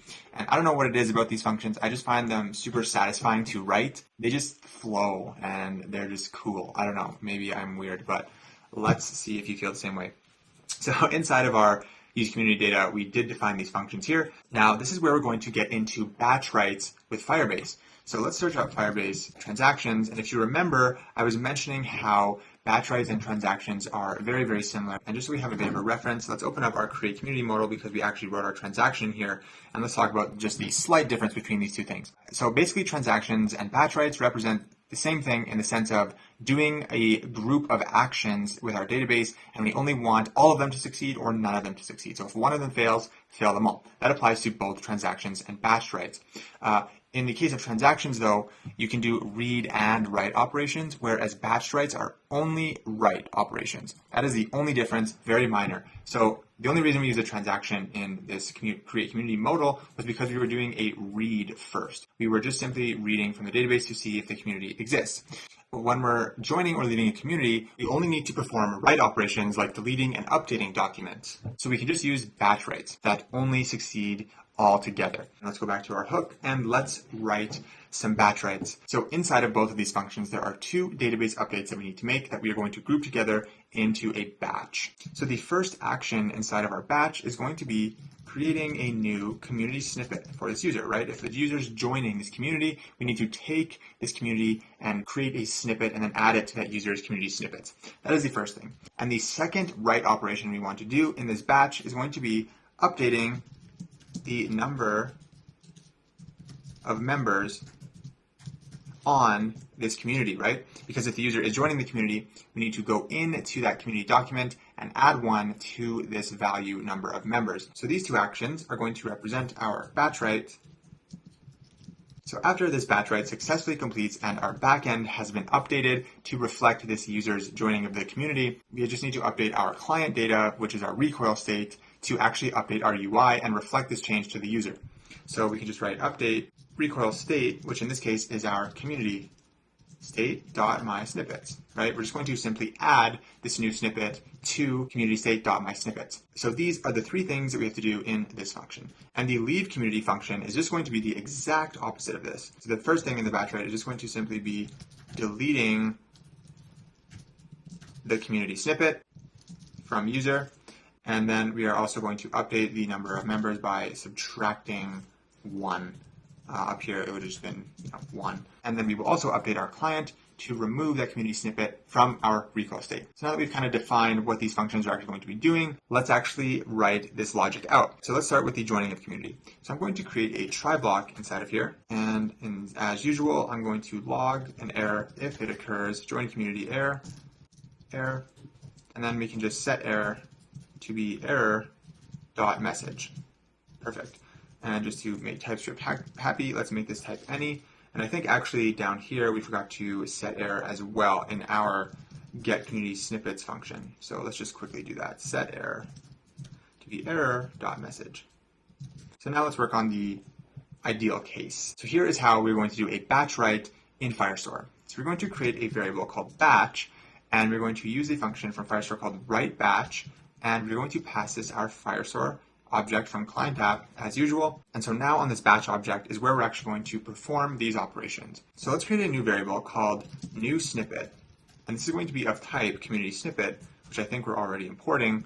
We're going to give this a community ID of community data.id, and we're going to set the image URL to be the community data.image URL. And if it does not exist, we're just going to make it an empty string. And again, these are not going to exist for now, but we will just add it here because why not? So this represents our new snippet. And so we are not a moderator of this community because we are just joining. So the isModerator key is not going to be added here. So now to actually write this snippet to the database, we can use our batch variable defined on line 68, and we can say batch.set, and this is going to look exactly the same as the setDoc function that we've used before. So we need to pass in a document reference for the document that we actually want to set. So we can say doc, and then we can pass this function our Firestore object from client app. So the path to the collection that we are writing this new document to is going to be users/user.uid/community snippets. So this is the community snippet subcollection that lives on that particular user's document. And then as a third argument to the doc function, we give the ID of this newly created document, which is going to be community data.id. And then the data that we actually want to put inside of this document is going to be that new snippet object, just like this. So the second thing we need to do in our batch is update the number of members on this community document. So because here we are updating an existing document, not creating a new one, we can use batch.update, and this update function is also going to take a document reference. And this particular document lives inside of the collection called communities, and the ID of this document is communitydata.id.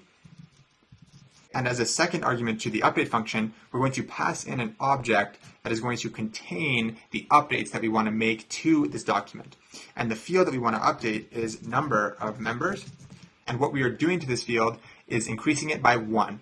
And Firestore has a function called increment, and then we can pass in the value that we want to increment this field by, which in this case is just 1. And that is it for our batch writes. However, just writing these batches out does absolutely nothing. In order to actually make them execute and update our database, we need to call the function batch.commit.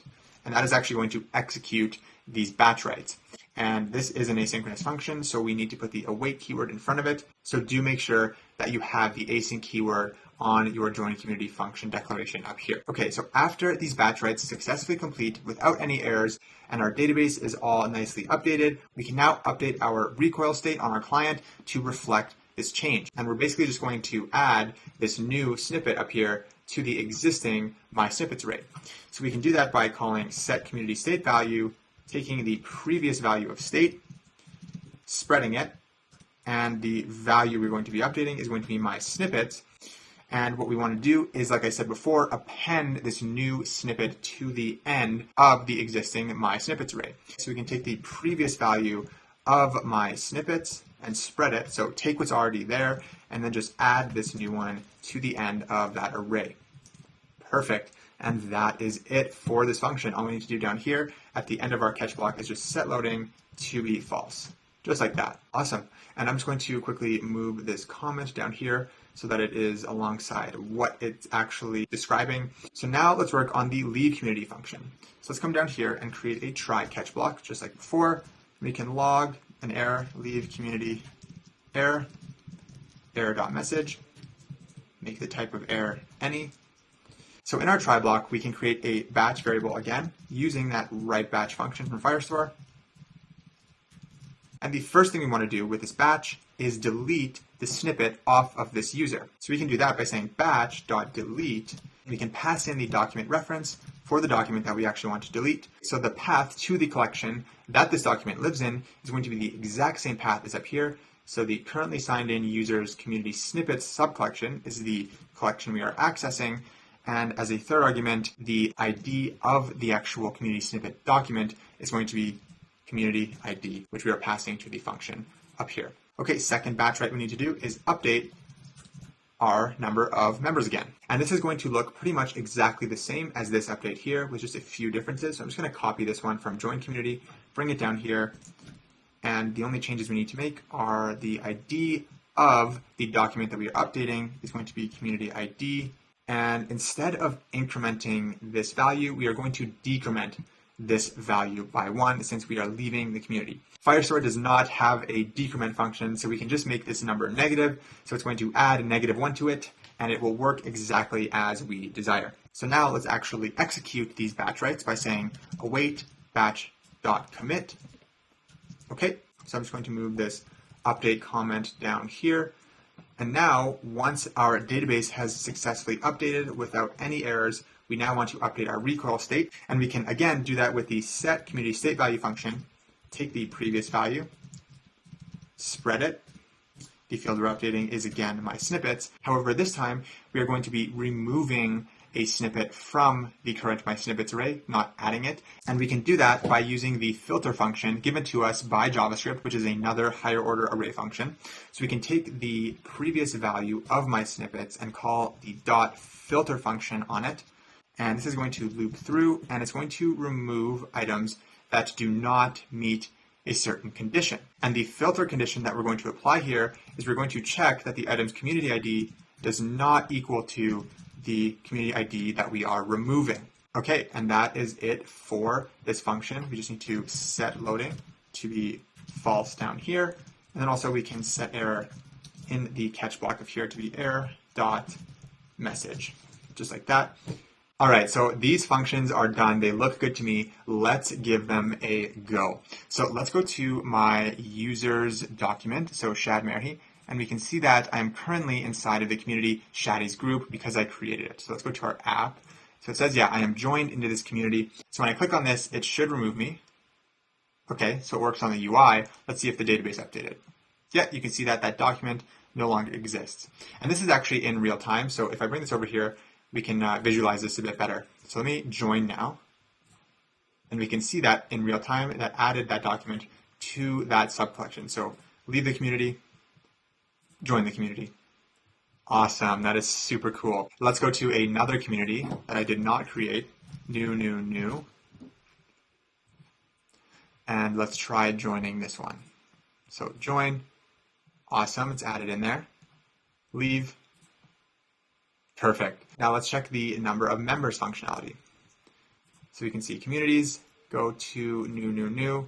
We can see that there are 2 members in there right now. So if I join this, it updates to 3. If I leave, it decrements to 2. And these are our batch writes in action. So they are clearly working, which is amazing. So let's put this back over here. Okay, so we can now join and leave communities. It updates the number of members, and this is a huge piece of functionality of our app. This is like a critical piece of Reddit, and we have successfully implemented this, and that is super cool. So all we need to do now is just open that auth modal if the user tries to click on this if they are not logged in. So let's log out, and let's come up here and actually implement this. I did have some comments up here. We already have the user from our useAuthState hook. So all we need to do is add a simple check at the top of this honor join leave community function for a valid user. So we can say if there is no user, then let's open the modal.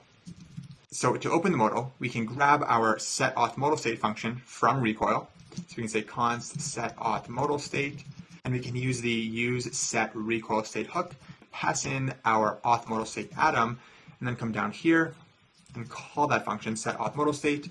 And the state we want it to be is open, true, and we can set the view to be the default view of login. And then we can return out of this function because we do not want to proceed with joining or leaving. So now, since I'm not logged in, if I click on this, boom, the modal opens and it's going to ask me to log in. And that is why I love having the auth modal state global in Recoil so that we can protect certain features against unauthenticated users. And that is so cool. So if I did want to join this community, I would have to log in, and then it would allow me to join.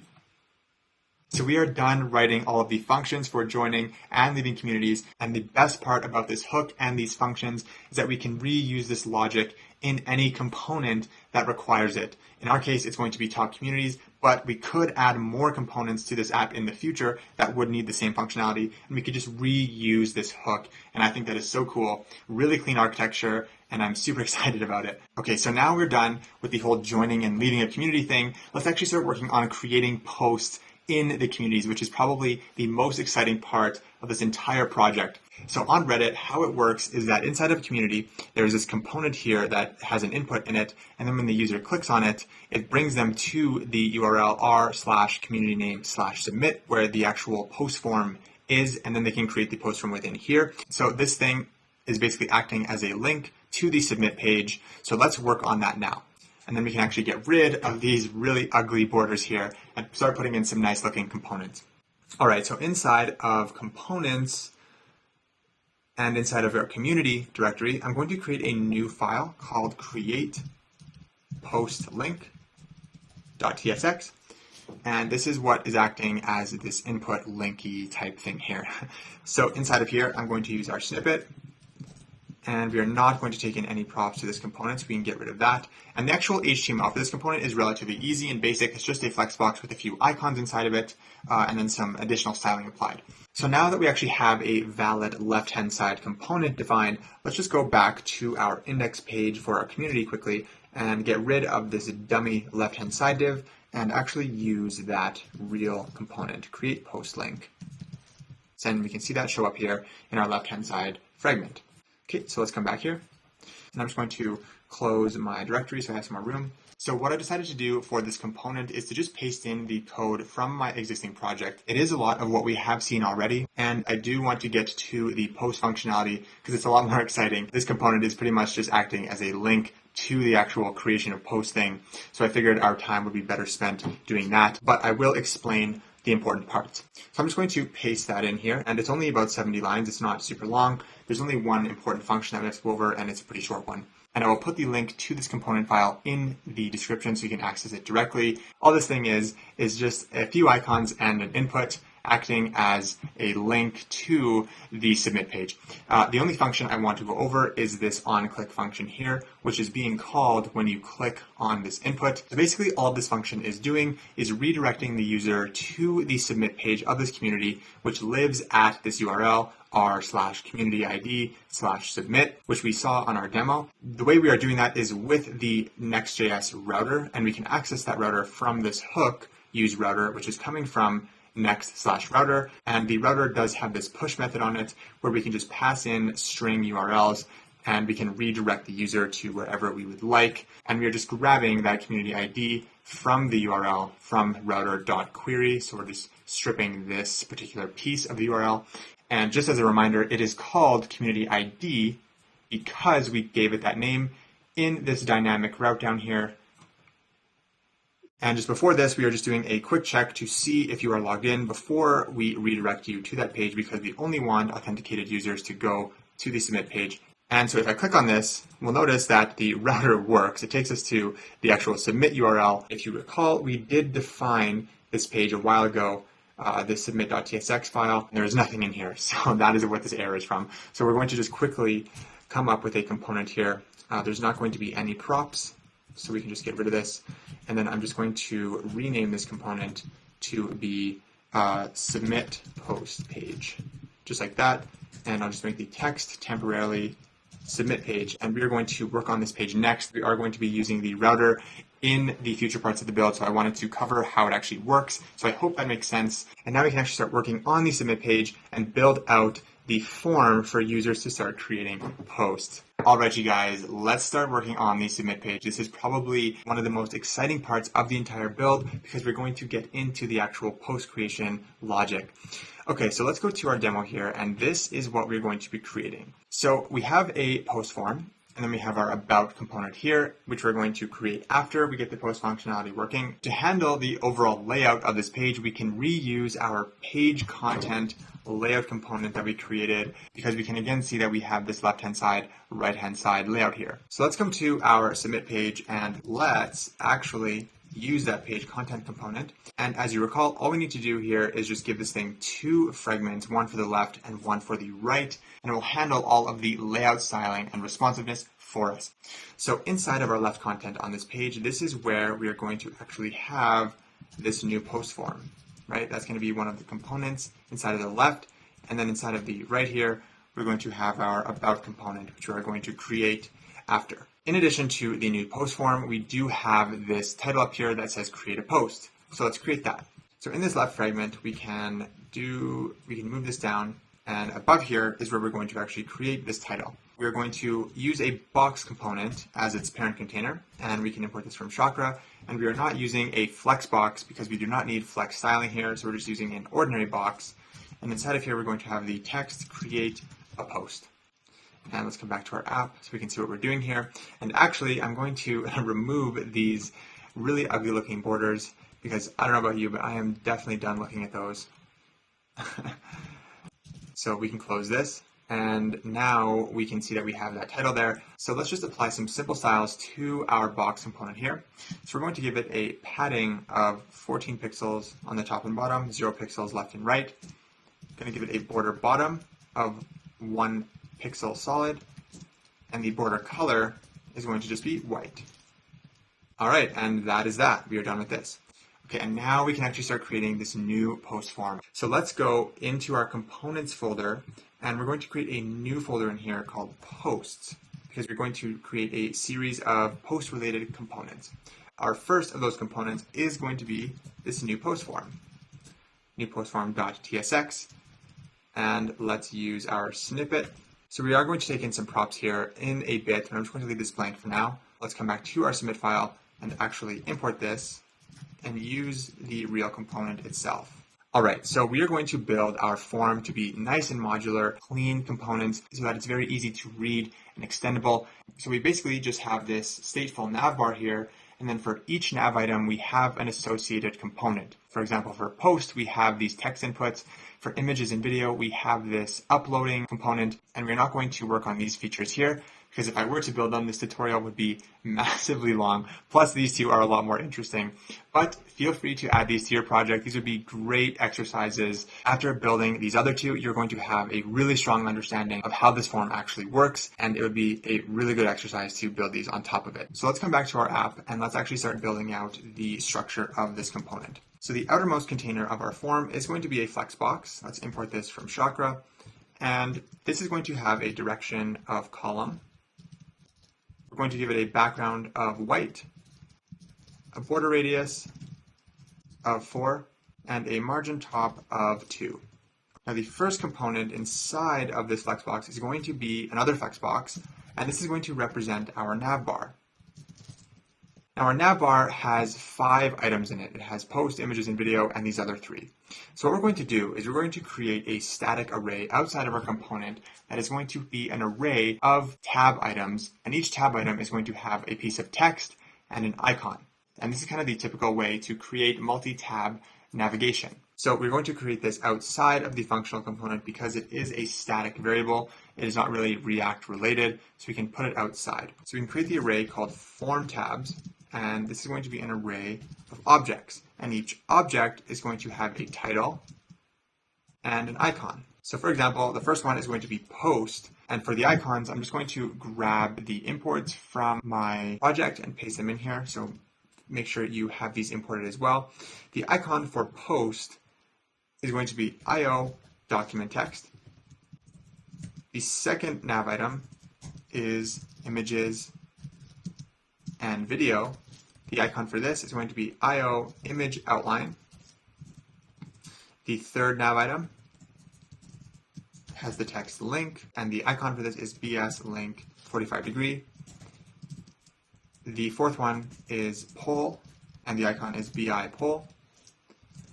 And the very last one is talk, and this one has BS mic. Perfect. Now down here, we're going to actually map through these tab items, and for each one, we're going to return some sort of HTML.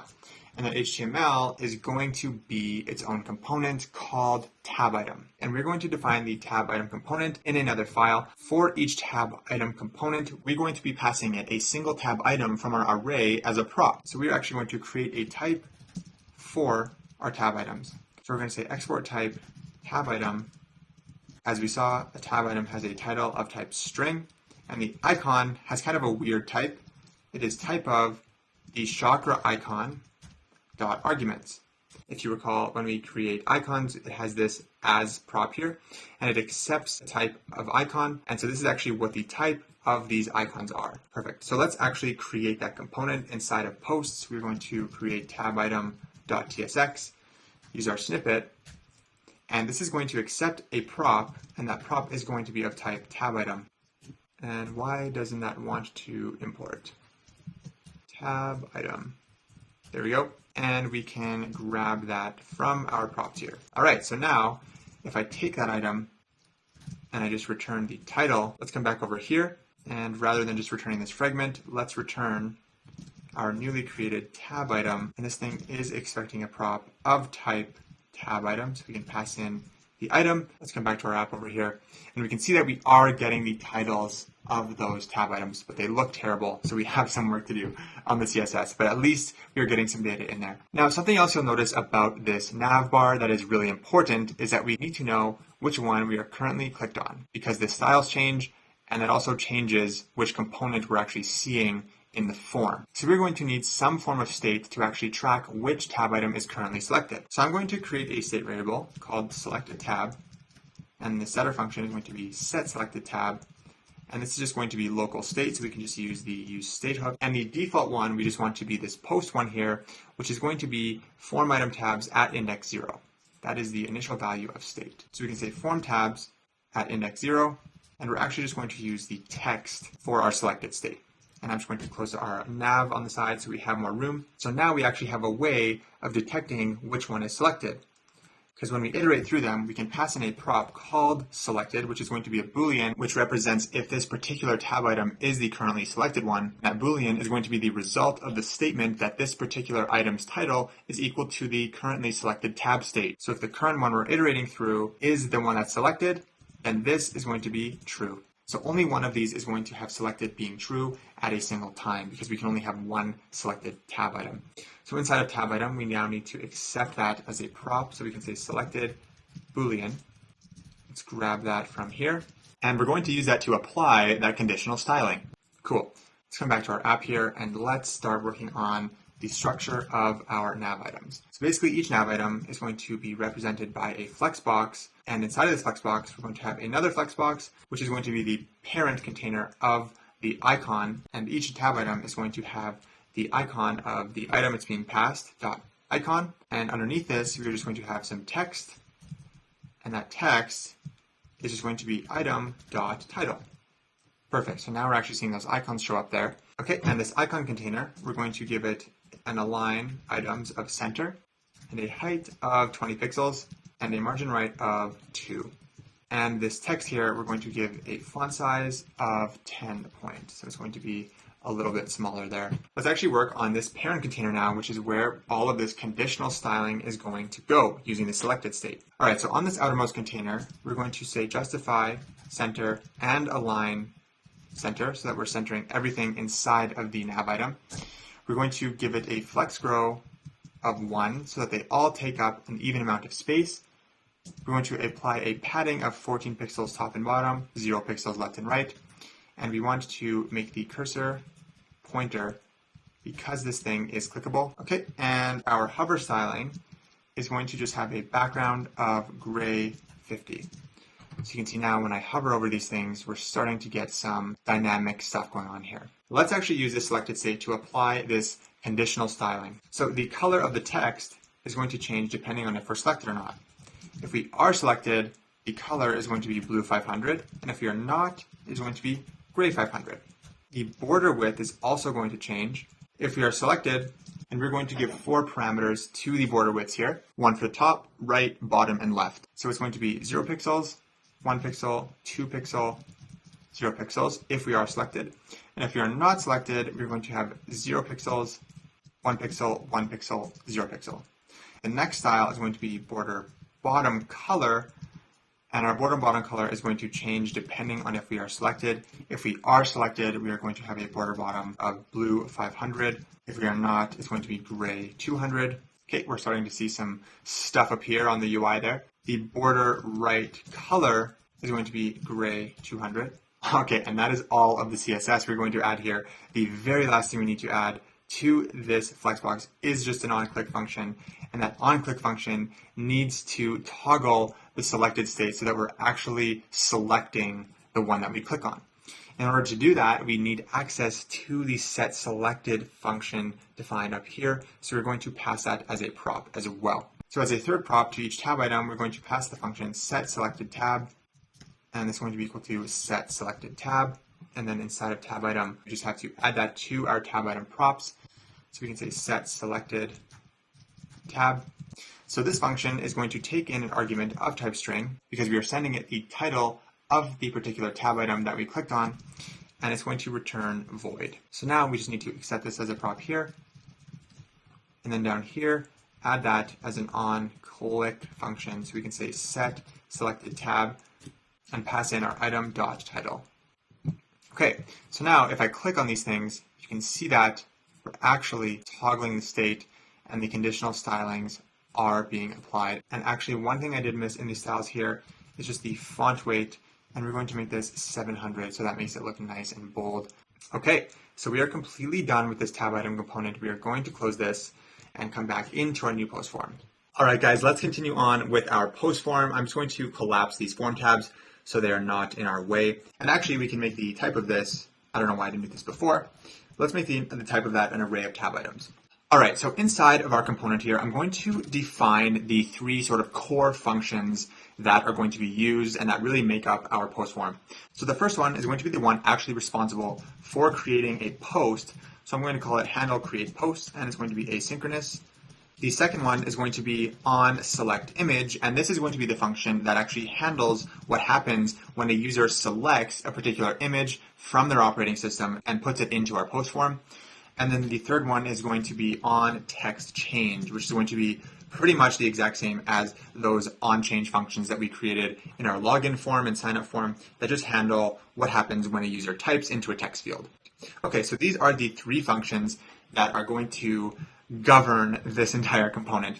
And this is the one that actually is going to create the post and send it to Firebase. But in order to send a post to our database, we're going to need some content in that post, which is where these two functions come into play.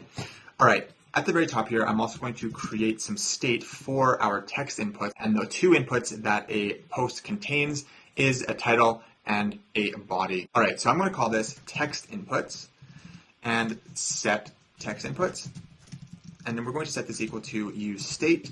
And inside of here, like I just said, we're going to have a title. We're going to initialize as an empty string and a post body, which is also going to be empty.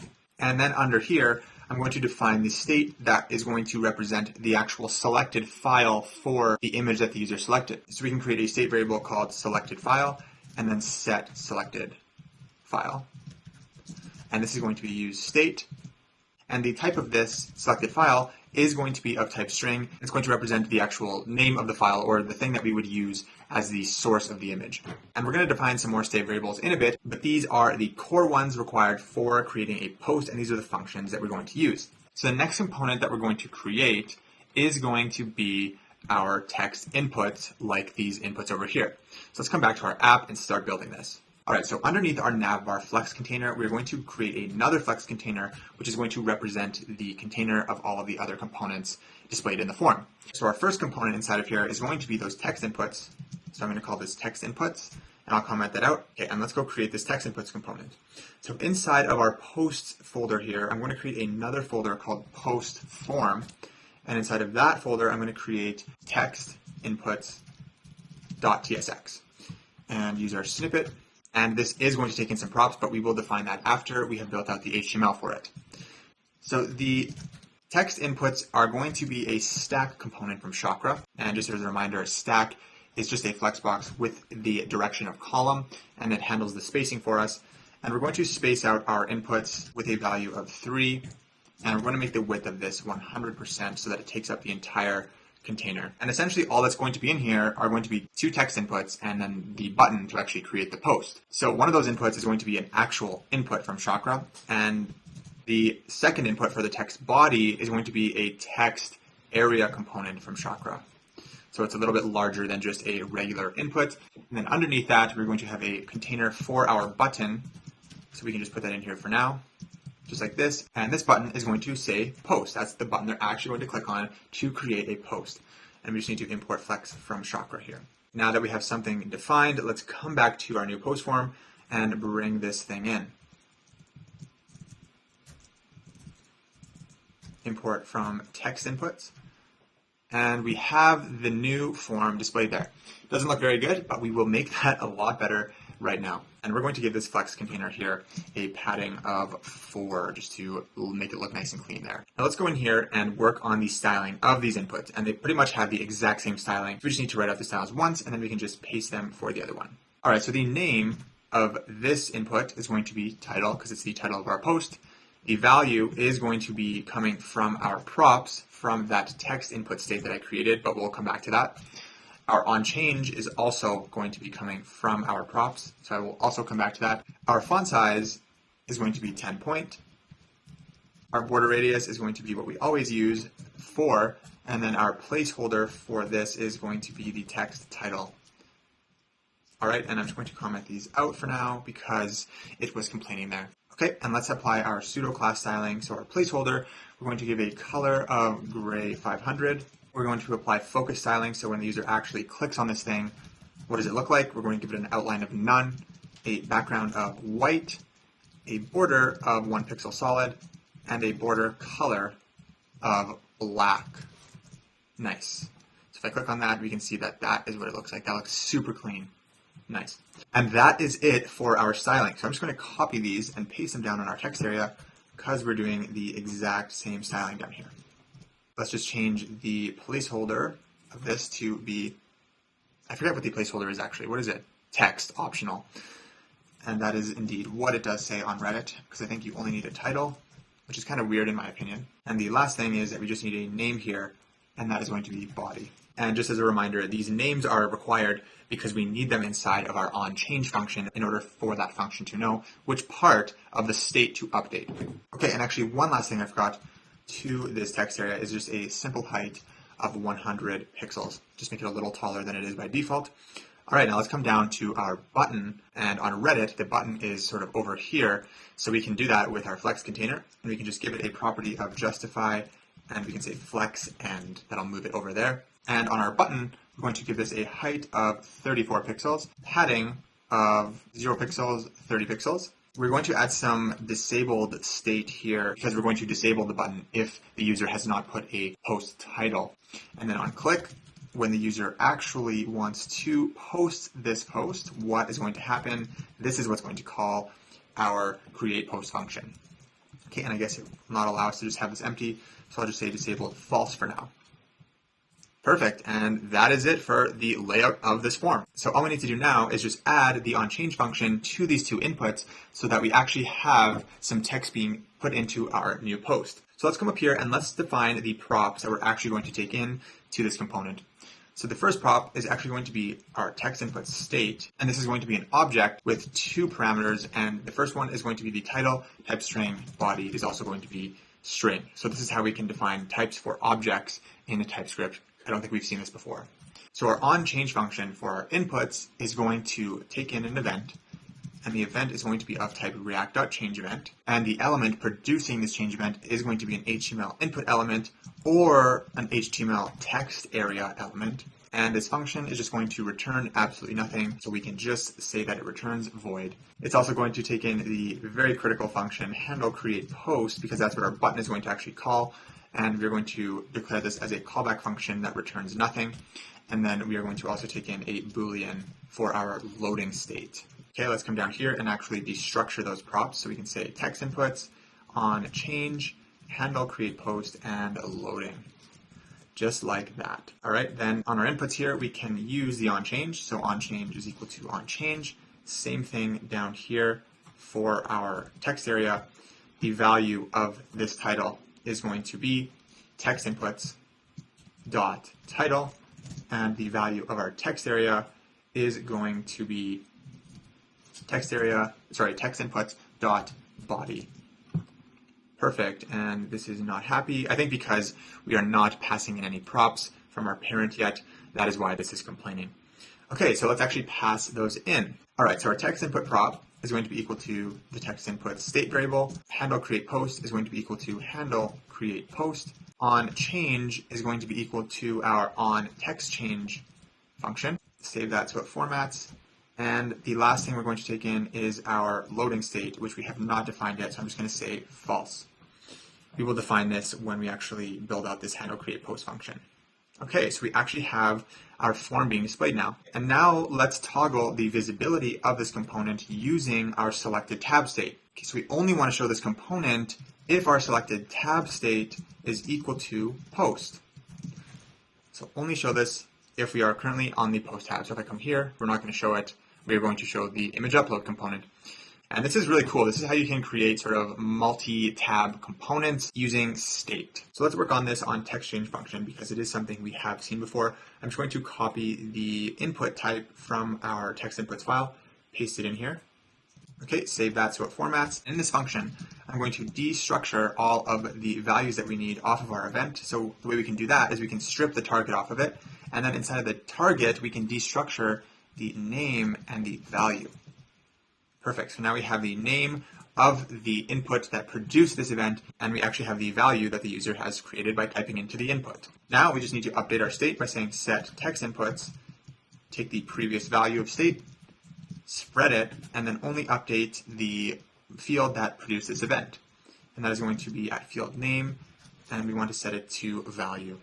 All right, so now if I come to my React extension here, and I inspect this form, let's open this up a bit. So text inputs, we can see that we have this form state here, body title, they're empty. If I start typing in here, that is changing.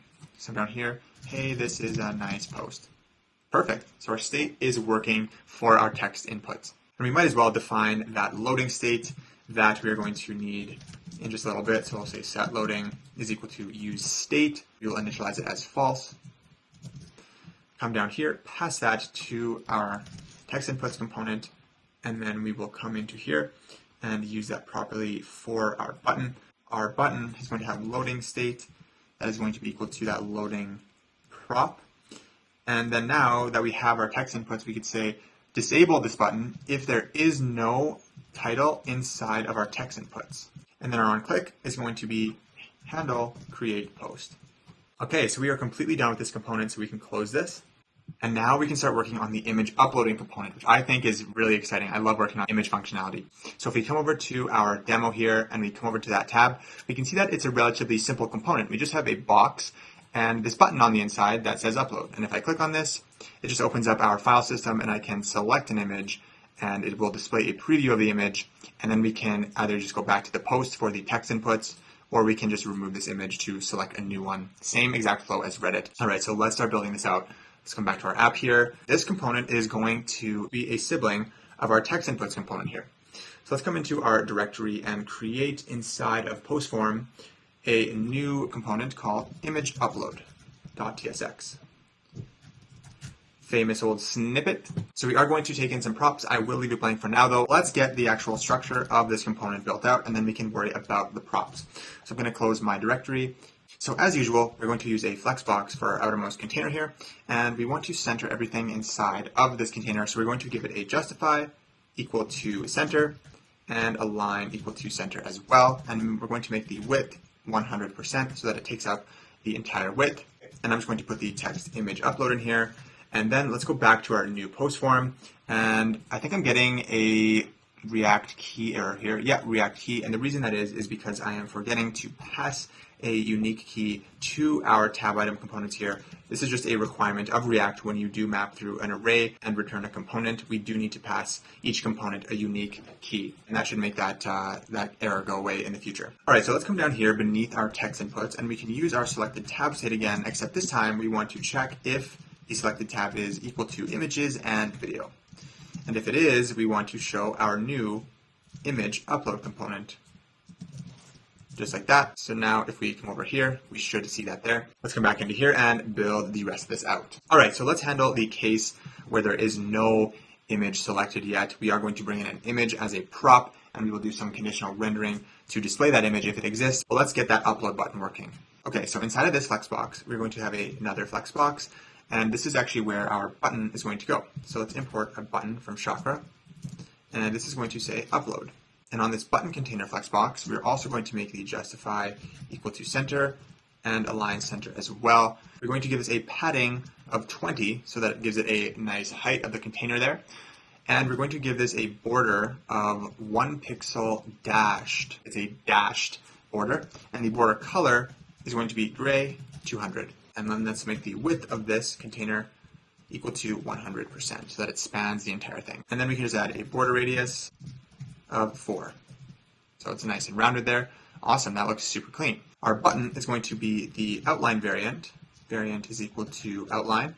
And we're going to give it a height of 28 pixels. And we will have an onClick on this thing in just a second as well. So let's create that here as just an empty function. So what needs to happen when the user actually clicks on this button is it does need to open up the file system like I was showing before, and it needs to prompt the user to actually select a file. So in order to do that, we cannot just use a regular button. We need to also use an input element and make the type of that input element file. And that way, it is automatically going to know to open up the file system for the user to select the file. So that's going to look like this. We're going to have an input, and that input is going to be of type file. So if I save this, we automatically get this button that says choose file and no file chosen. So you can see that if I choose a file here and I select this image, you can see that it displays the file name here. But we don't want to show this input. It's kind of ugly, and we already have a button that we want to actually do that same functionality. And so what we can do is actually hide this input and then have this button click on this input sort of behind the scenes. It's kind of cool. And the way we can do that is by using the useRefHook from React.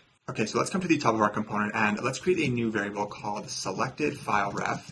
And this is where we're actually going to bring in the useRefHook from React. So you can store any value inside of the selected file ref. However, it is typically used to store HTML elements in it so that we can manipulate and interact with these HTML elements in certain use cases.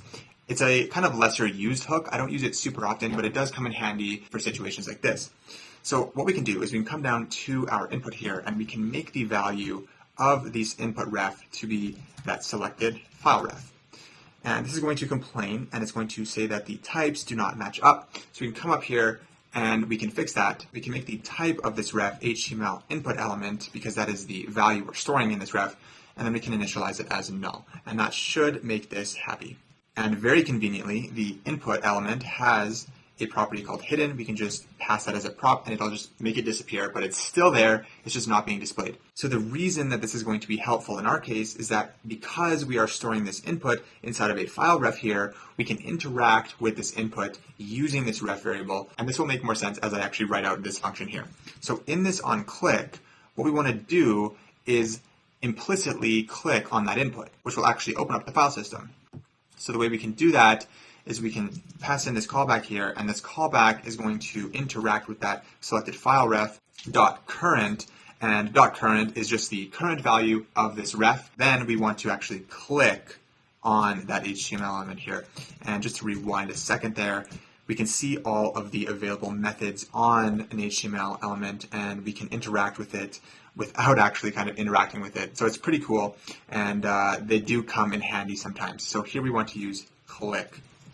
Okay, so now when I click on this button, the button is going to go click, I'm using quotations with my hands right now, on this input element, which is kind of cool. So check this out. So if I click on this, that opens up the file system, and that is super cool. We are implicitly clicking on this input.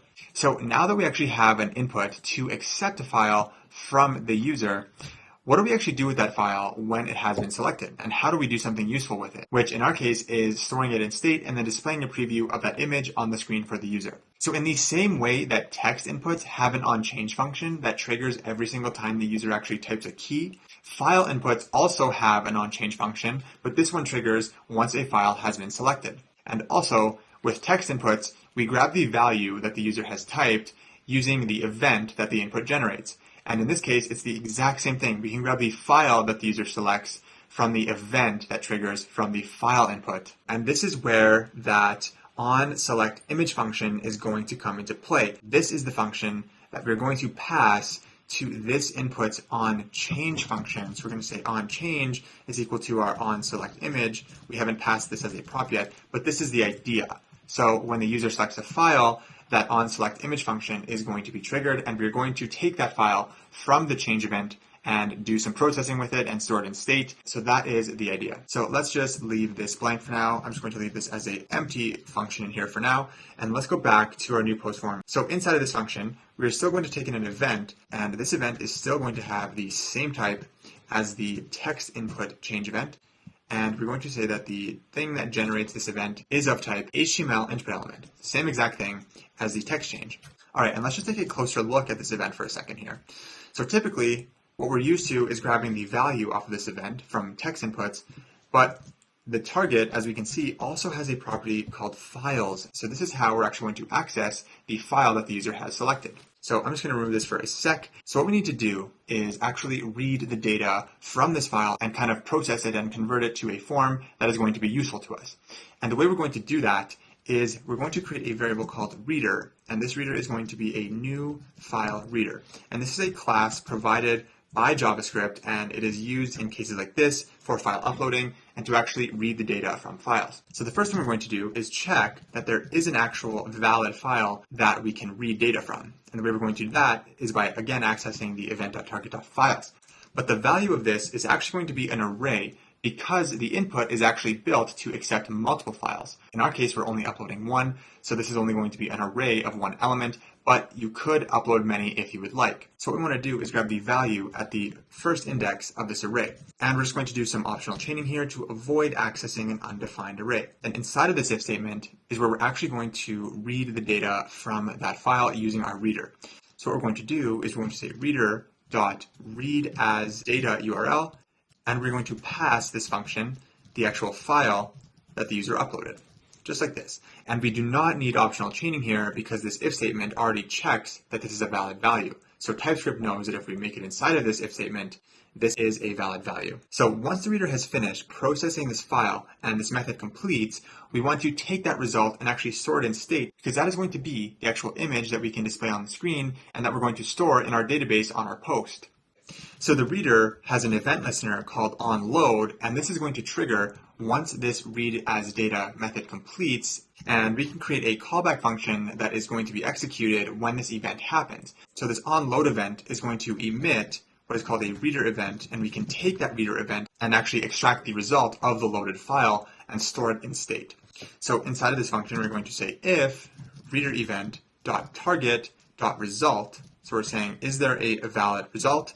If there is, let's set our selected file to be that selected result, event.target.result.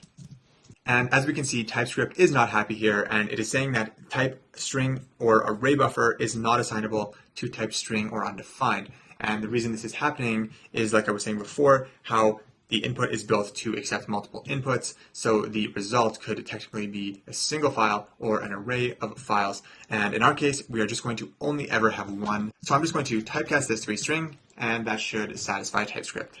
And that is it for this function here. So what we can do now is pass this function as a prop to our image upload component. But first, let's go into our image upload component and just kind of define all of the props that we're going to accept in here. So the first prop that we're going to select is going to be the actual selected file, and this is going to be of type string, as we just saw. And we're going to make this optional because the user may or may not select a file, so it's not always going to be defined. So the second prop is going to be that onSelectImage function, and we saw that it took in an event of type react.changeEvent, change event, and this takes in an argument of type HTML input element, and it does not return anything, so void. The third prop is going to be our setSelectedTab function, and that is because after a user uploads an image, we show them that back to post button that returns them to the post tab, so we need to be able to toggle the tab state in here as well. So this takes in a value of type string and does not return anything. And as a last prop, we are going to accept setSelectedFile, and that is so that the user can clear selected file state and select a new one if they choose. And this is going to accept a value of type string, and we do not return anything, so void. So that's it for our props. So let's actually come down here in the component and destructure those. So selected file, onSelectImage, setSelectedTab, and setSelectedFile. Perfect. Now we actually need to pass these props into our component. So let's come over here. So our first one is going to be the selected file. This is going to be selected file. We're going to do onSelectImage. This is going to be equal to onSelectImage. Third one is going to be setSelectedTab. This is equal to setSelectedTab. Last one, setSelectedFile.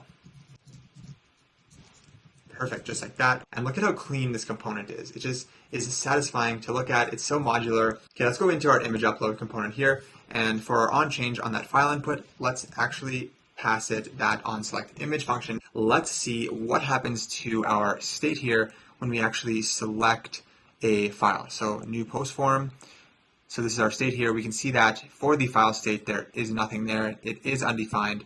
So what happens when I actually select a file? Okay, so there was a little bit of delay there as it was loading the data. We can see that it's storing this ginormous piece of data in our file state. And so this is what we can actually pass to an HTML image to render that image on the screen. So just to show you that very quickly, if I create an image component here and I pass in the source, and the source is going to be selected file, let's see what happens. We can actually see that the image is being displayed there. So it is actually taking this ginormous thing and is able to interpret it as that image. And now all we have to do is just make some styling improvements to this component, and then we will be able to work on that handle create post function. So inside of our image upload component, we basically just want to check for the existence of the selected file, meaning that the user has indeed selected a file. And if it exists, let's just display that image. And if it does not, we will want to display this upload button here. So it's going to be quite simple. All we need to do is just add a ternary operator inside of here. And we're going to say, if there is a valid selected file, we're going to show the image, which is going to be in this fragment here. Otherwise, let's just show this thing that we have already created, which is going to be this flexbox here. Just have to adjust this a little bit, just like that.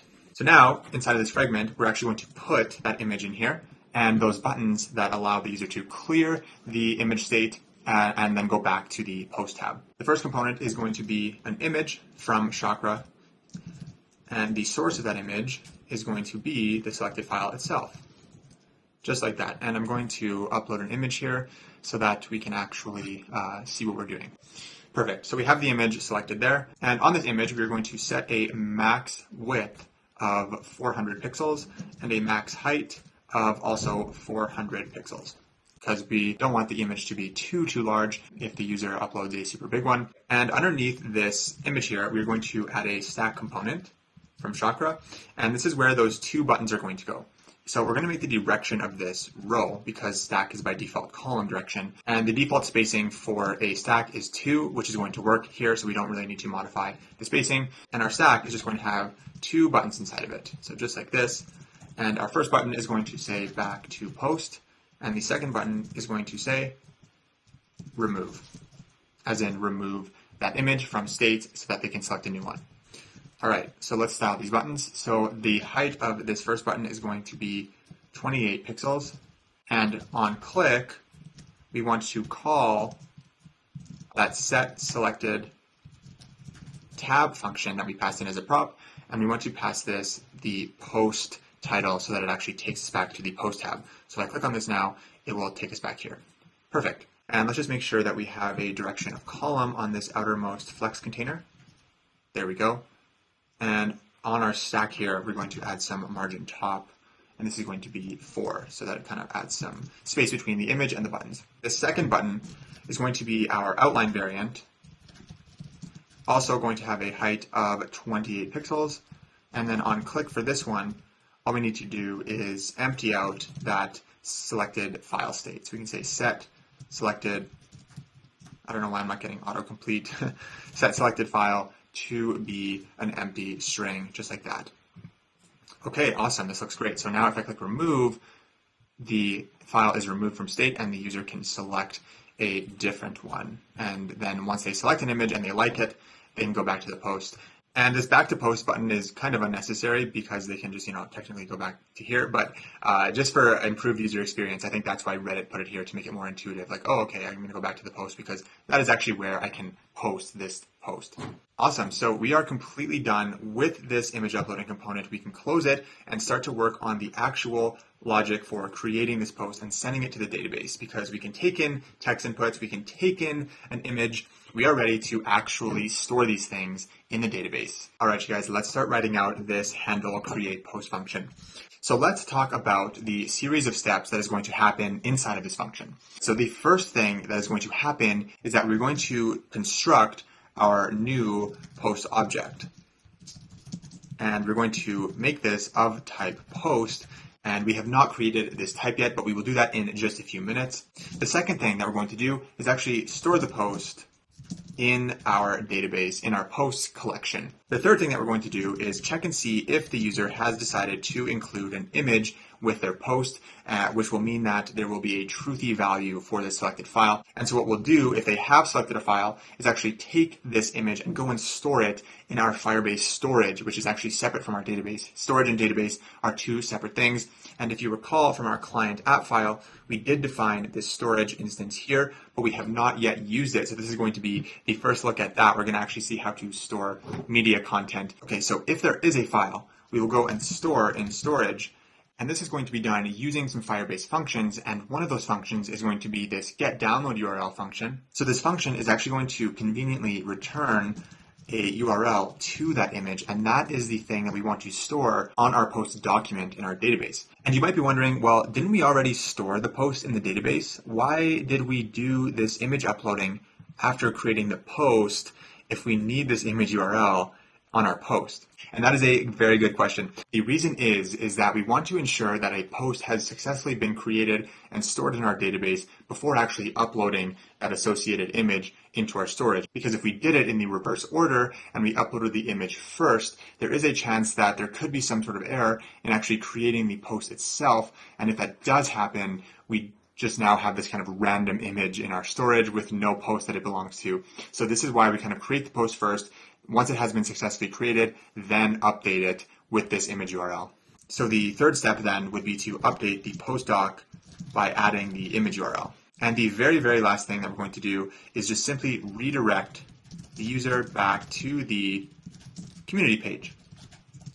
And back on the community page, there is going to be a component called posts, which we are going to create very shortly. And that component is going to be responsible for actually going to the database, getting all of the posts in the current community, and then actually storing them in state and then actually rendering them. And so that is how we're going to see our newly created post. Let's tackle step one of this function, and that is actually creating our new post object that we're going to store in our database. And as I mentioned in this comment, this is going to be of type post. But we do not have that yet, so we do need to define it. And while we are doing that, we are also going to create our post atom for our recoil state because we're going to need it across multiple pages. So let's go into our atoms folder, and inside of here, I'm going to create a new file called postsatom.ts. So let's go ahead and import atom from recoil. And here we're going to define our type for our post. And what I'm going to do is actually open up our demo here so that we can actually see all of the data that is displayed on the post, and that is going to help us create the type for this post. Okay, so the most important thing is it's going to have an ID of type string. It is going to also have a community ID so that we know what community it belongs to, also type string. We're going to store the creator ID, so the user who actually created this post, and we are also going to store the creator's display name. It's going to have a title of type string. It's going to have a body of type string. Lots of strings. And we're also going to store the number of comments that this post has because we can see that down here. We are displaying that data here, so we do need to include it on our post, and that is going to be a number. We are going to store the vote status, so the number of upvotes or downvotes this thing has, and that is going to be a number. It is going to have a optional image URL because they are not mandatory for creating posts. And lastly, we're going to add the created at timestamp, and this is going to be of type timestamp from Firebase, so make sure that imports up top there. Okay, and actually one last thing I forgot up here is the community image URL, and this is going to be optional as well because we have not yet built this in, and we're including this because you can see on each post that we do have that little image for the community that that post is a part of. So that should be it for our post type. Now let's create a TypeScript interface to actually model what our actual post state is going to look like. So the first parameter in here is going to be selected post. And this is going to be used when we actually do single page view of posts. So when a user clicks on a post, it's going to store that post in selected post. The second parameter is going to be all of the posts that are part of a community. So when we go to a community page, we are going to store all of those posts in this state here. And it's also going to store the posts that appear on our home page. We're going to come back here and add a parameter called post votes, and we're going to add this in when we build in the voting functionality. And as usual, we need our default state value. So I'm going to call this default post state, and this is going to be of type post state. And we're going to initialize selected post to be null, and posts are going to be an empty array. And now all we have to do is create the actual post state recoil atom. So post state is equal to atom. Inside of here, we're going to give this a key of post state, and our default value is going to be default post state. And then we can pass in the type of the state by passing that in here. So this atom is of type post state. Okay, perfect. This is all we need for now. We're going to come back in a bit and add this voting functionality, but for now we have everything that we need. So now we can actually import this type from that file if it's going to pick it up. There we go.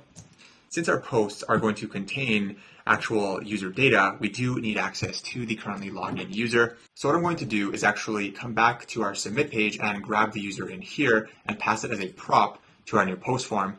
And the reason I'm doing it up here is because we're going to use it in here for some other reasons as well. So we're going to say const user is equal to useAuthState, pass it our auth object, and then in our new post form, we are going to pass that as a prop. User is equal to user. Awesome. Then inside of new post form, we can declare that prop up here. So we can say user, and it's going to be of type user from Firebase Auth. And if you remember, we also need to include the type of null because it is initialized as null, as well as undefined. So we can make this optional, and this should satisfy TypeScript over here. And we also saw that our post needs the community ID that it is being created in. So we're going to need to grab that somehow as well. And we're going to get that from the router using the useRouter hook like we saw already. So let's come up to the top here and grab the router. So const router is equal to useRouter from next router. And now inside of our handle create post function, we can destructure the router.query object and grab that community ID from it. And let's just accept our user as a prop here. And now we actually have all of the data necessary to actually create a valid post and tie it to all of the proper entities like the user and the community. All right, let's actually populate this new post object now. So we're going to store our community ID in there that we just grabbed off the router. Our creator ID is going to be our user.uid. Our creator display name is going to be the same thing we did in our drop-down menu over here when we did that splitting of the email to kind of grab this display name type thing. So that's going to be user.email.split. We want to split at the @ sign in the email and then grab the first index of that split array. The TypeScript compiler is not happy here, and this is basically having to do with the way we declared our user type up here. So I'm just going to change the type of this a bit to make our lives a bit easier with TypeScript. So what I'm going to do is always declare this user as type user, and we're going to be able to safely do this because we're going to come back to our submit file and wrap this in a condition and not even show this component until there is a truthy valid user from this hook. So that is how we're actually safely able to pass this user as a valid user. We are still getting some here though, so we can remove this optional chaining. And then since we do know that there is going to be a valid user because we are not even showing this component unless there is, I'm just going to add the bang operator here. And this bang operator in TypeScript is our way of telling the TypeScript compiler that we know for sure that this is going to be a valid value, so it is safe to proceed. And then this error up here has to do with the router being a string or an array of strings or undefined. But since in our case, we are only going to have a single non-array string and we are going to assume it is not undefined, I'm going to change the value of this and just typecast the community ID from the router to be of type string to satisfy the TypeScript compiler. This is actually better. I prefer to have this always as a user and then just kind of protect against even showing that component without even having a valid user. So I think that's just a bit more safe. Sorry, that was a bit of a TypeScript tangent that we had to go on there, but it was a good lesson. Now, the next part of our post is going to be our title, and this is going to be from textinputs.title. Our body is going to be textinputs.body, and we can initialize the number of comments to be 0, because all new posts have 0 comments, and the vote status is also going to be 0. All we're missing is our created at timestamp, and to do that, we can call that server timestamp function from Firestore. And this is basically complaining because the server timestamp function is only available on the actual Firestore servers. We don't really have access to it on the client, so that is why TypeScript is kind of freaking out here. And we could technically create our own custom type to match what is created on the Firestore server and put all these fields on it. But we can also just, as a simpler solution, just typecast this to a timestamp from Firestore. So do make sure that imports up top here. All right, let's actually move to step 2 of this function, which is going to be actually storing this in our database. And this is where we're actually going to start writing some asynchronous code. So I'm going to create a try catch block to help us with our error handling. So if an error occurs, we were going to log handle, create post error, log the error, and then make this of type any. And actually, I just want to see the message of this error. Okay, so inside of our try block, we're going to create the reference to our newly created post document. So it's going to be called post.ref, and this is going to be the result of our add doc function from Firestore, and we need to tell it what collection we want to write our new document to. So we can pass in the collection function. This is going to take in our Firestore object from our client app file, and the name of the collection that we want to write to is posts. Now, as a second argument, we can just pass in the data that we want to write into this document, which is going to be new post. Okay, now let's get into this image processing stuff. So let's bring this up here so we have some good comments. So let's check if there is a selected file. So we can say if there is a selected file, we want to create an image ref, which is going to be a reference to the image in our Firebase storage. So we can use this function called ref from Firebase. And this is the function that's actually going to connect to our storage instance. So we can pass it our storage from client app. And the path at which we want to store this image is going to be post/post.docref.id. And this is actually how we're tying this image to this specific post. We're actually putting the ID into the storage path and then /image. So we're saying kind of this post's image. But this is just a reference. We actually need to upload this image. And the way we're going to do that is by using the upload string function from Firebase storage. We're going to pass it our image ref, and we're going to pass it the actual thing we are uploading, which is our selected file. And so we're uploading our selected file inside of our image ref. And as a third argument, we need to pass the format of this file, and our reader returned a formatting type of data URL because we said read as data URL. So that is what the format is for that. And then once that is finished uploading, we need to actually get that download URL, which is going to be the actual URL that we can use to view this image, which is kind of what I was referring to up here. So let's move these comments down. So check for a selected file, store in storage, and then we want to get the download URL and then update our post. So we can create a new variable called download URL, and this is going to call that function get download URL, which is from Firebase storage. And the thing we want to get the download URL for is our image ref. Now that we actually have a valid image URL, let's update our post document. So we can say await update doc, pass in the document ref that we want to update, and the update that we want to make is to the field image URL, and that value is going to be download URL. Awesome. Now let's just add our loading state up here. So set loading true. And then at the bottom of the try catch, we can set loading to be false. And now what we need to do is just redirect the user back to where they came from, which is the community homepage. So we can call this function router.back. And that handles that for us. I'm just going to comment this out for now though, so we can actually kind of analyze the post creation a bit more while staying on this page. All right, I think we are done writing out this function. Let's actually give it a spin and see if we can create a post and store this image in our storage. All right, before we do that, we do need to go into our Firestore project here in our console and go into storage and just change the permissions a bit, because if you go into the rules, by default, the storage is completely locked. It's saying allowed read write if false, and false is always false, so it is never going to allow you to do this. So I'm just going to change this to true, which is going to allow us to always do it in all circumstances, which is fine for development. We are going to come back and write some rules in a little bit.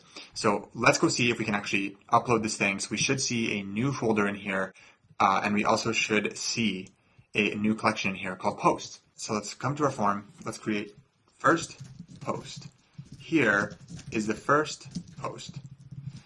Bunch of exclamation points, and let's upload an image as well. And this image is going to be our classic demo image.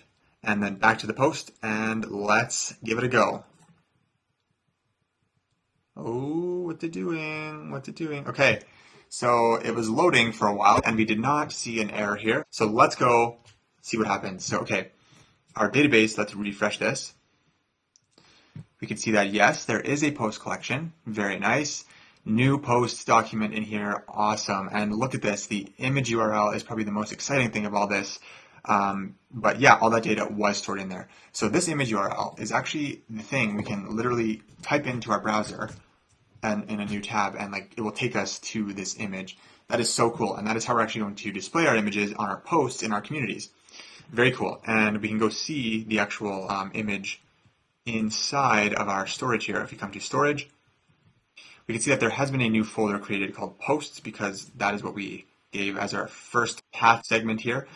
Inside a post, we are going to see a folder for that specific post, and then we have stored a file called image in here. And if we click on this, we can see that it gives us a little preview. And very nice. This is so cool. This makes posts so much more exciting because images are just fun and they make it look really cool. And just for good measure, let's try creating a post without an image. So we would redirect after a successful post. So we would be already back on the community page by now. So the post form would be clear, but since we kind of commented out the router here, we just have to kind of manually clear the form. I'm just going to create a new title called second post, and here is the second post. And we do not have an image, so let's give this a go. Much faster this time because there's no image uploading. Come to our Firestore database, posts. We can see that there has been another post created, but this time there is no image URL, which is good, so it can handle both cases, just like Reddit. Awesome, so now we can actually create posts, which is another ginormous piece of functionality solved, and now all we have to do is go back to the community page, call the database, get those posts, and then actually view them on the screen in the feed. Okay guys, one last thing I actually do want to add here as well is just a quick error component, and it's going to make our app just a little bit more robust. So underneath our loading state here, I'm just going to create the error state, and it's just going to be a Boolean. So we're going to say useState false, and we're just going to use a Boolean here because we can just put the string in ourselves in the error message. So inside of our catch block, in the handle create post function, we just need to set error to be true if an error does occur. And we're just going to come to the very bottom of our component here between these two outermost flex boxes, and we're going to check if there is an error. And if there is an error, we are going to display some component, and that component is going to be an alert component from Chakra UI. So Chakra makes it super easy to place these really nice looking alerts here. So we're just going to come to the alert docs and grab this one here. Then we can just paste it in here like this, add all of the missing imports. Okay, and we can save this and see what this looks like. And we would just make this true so we can see it. Okay, so that looks kind of not good. So we're just going to get rid of this close button. We don't really need that. We don't really need this description. And I'm just going to make this regular text from Chakra. And this is going to just say error creating post. Perfect. So that looks pretty good. And that is all we have to do. So let's change this back to error. And yeah, now we are covered for errors for creating a post. So now we are going to go back to the community page. So let's go to that index community ID page, and we're going to create our second left-hand side component, which is going to be the actual posts component. And that is the component where we're going to actually go and grab all of the posts from the database and then display them on our feed for that community. And then once we can actually view posts in communities, we will then work on this drop-down menu here so that we can actually more easily navigate through communities, because right now we kind of have to go into the URL manually and go to one that exists. So let's create the actual file for that component, and that's going to go inside of our post folder here. So inside of post, I'm going to create the component posts.tsx. So this is sort of the root of the post folder. Then we're going to use our snippet. This component is going to take in a few props, and the first one is going to be the actual community data from its parent, which is the index page of the community. And this is going to be of type community. So let's import this from our communities atom. And then we're also going to take in the user ID. And this is going to need to be optional because this is not always going to be defined, because the user does not necessarily have to be authenticated to view the posts. Okay, let's change this text to posts, and then come back to our index page here and actually bring this in from that file, just like that. And then we can pass in our community data as a prop, just like this. Perfect, so now we actually have our post there. Okay, and you know what, actually, I'm going to actually not take in this user ID as a prop, and I'm probably going to call the useAuthState hook here, but we will worry about that in a bit. So basically, what's going to happen here is once this component renders, we need to go actually fetch the posts from the database, store those posts in state, and then map through them, and then display each one. And we're going to create a separate component for each individual post. It's going to be called a post item. But for now, we can write sort of the governing logic of this component. So the main function in here is going to be called getPosts, and it's going to be asynchronous because it's going to be asynchronously talking to our database. And then we're just going to have a use effect in here that is going to run as soon as this component actually mounts. And this is where we're actually going to go and fetch those posts. So right inside of this, as soon as the component mounts, we just want to call getPosts. And we are going to create a custom hook for our post as well, because we are going to be sharing a lot of post logic between pages and components, like voting on posts and deleting posts, etc., and actually just sharing post state. So we are going to create a hook called usePosts. Let's get our posts first, and then we will worry about storing them in state and this custom hook stuff that I'm talking about. All right, so inside of our getPost function, we do want to create a try-catch block to make error handling much smoother. And then up top here, we're going to create some extra states. So we're going to have our loading state as usual. Set loading is equal to useState, and this is going to be equal to false initially. So in our error block, let's just create a log of a getPost error. We will log the error.message. And let's make this type any. And what we want to do in here is literally just get posts for this community. That is it. And this is going to be our first look at an actual database query with Firebase. If we go take a look at our post collection here, I know there's only 2 of them and they both have the same community ID, so perhaps not the best example here, but picture 100 posts in here, all from different communities. We only want to get the post documents that have a community ID that matches the community that we're currently in. By the way, we can grab that from our destructured props here, and we're going to use the query function from Firestore to do this. So let's come inside of our try block here, and let's create a new variable here called postQuery. And we're going to bring in our query function from Firestore. The first and only mandatory argument of this function is going to be a collection that we actually want to query. So let's create our collection reference using that collection Firestore function. And as usual, we need to pass this our Firestore object from client app, and the collection name that we are querying is posts. So you can see that it's happy with just that. It will just go get literally everything in this collection. But we don't want everything in this collection, so we need to pass in some query specifications here. And the first one is going to be a where clause. So we need to import where from Firestore, and we want all of the posts where community ID is equal to the community data's ID. So the parameter that we're actually interested in is going to be community ID. So the second argument is going to be our operation clause. And in our case, we want to check if the community ID is equal to some value. But there's all sorts of operations you can do in here, but we want to use the equals. We want to grab all of the documents in post where community ID is equal to community data.id. That is the exact set of documents that we want. And we also want to just order these documents by a certain field as well. And that field is going to be our created at field. And the order that we want them in is descending so that they are reverse chronological. Okay, so now that we actually have a valid query built, we can pass that query to our getDocs function to get all of those documents. So we can say postdocs is equal to await getDocs, and all we need to pass this is our post query.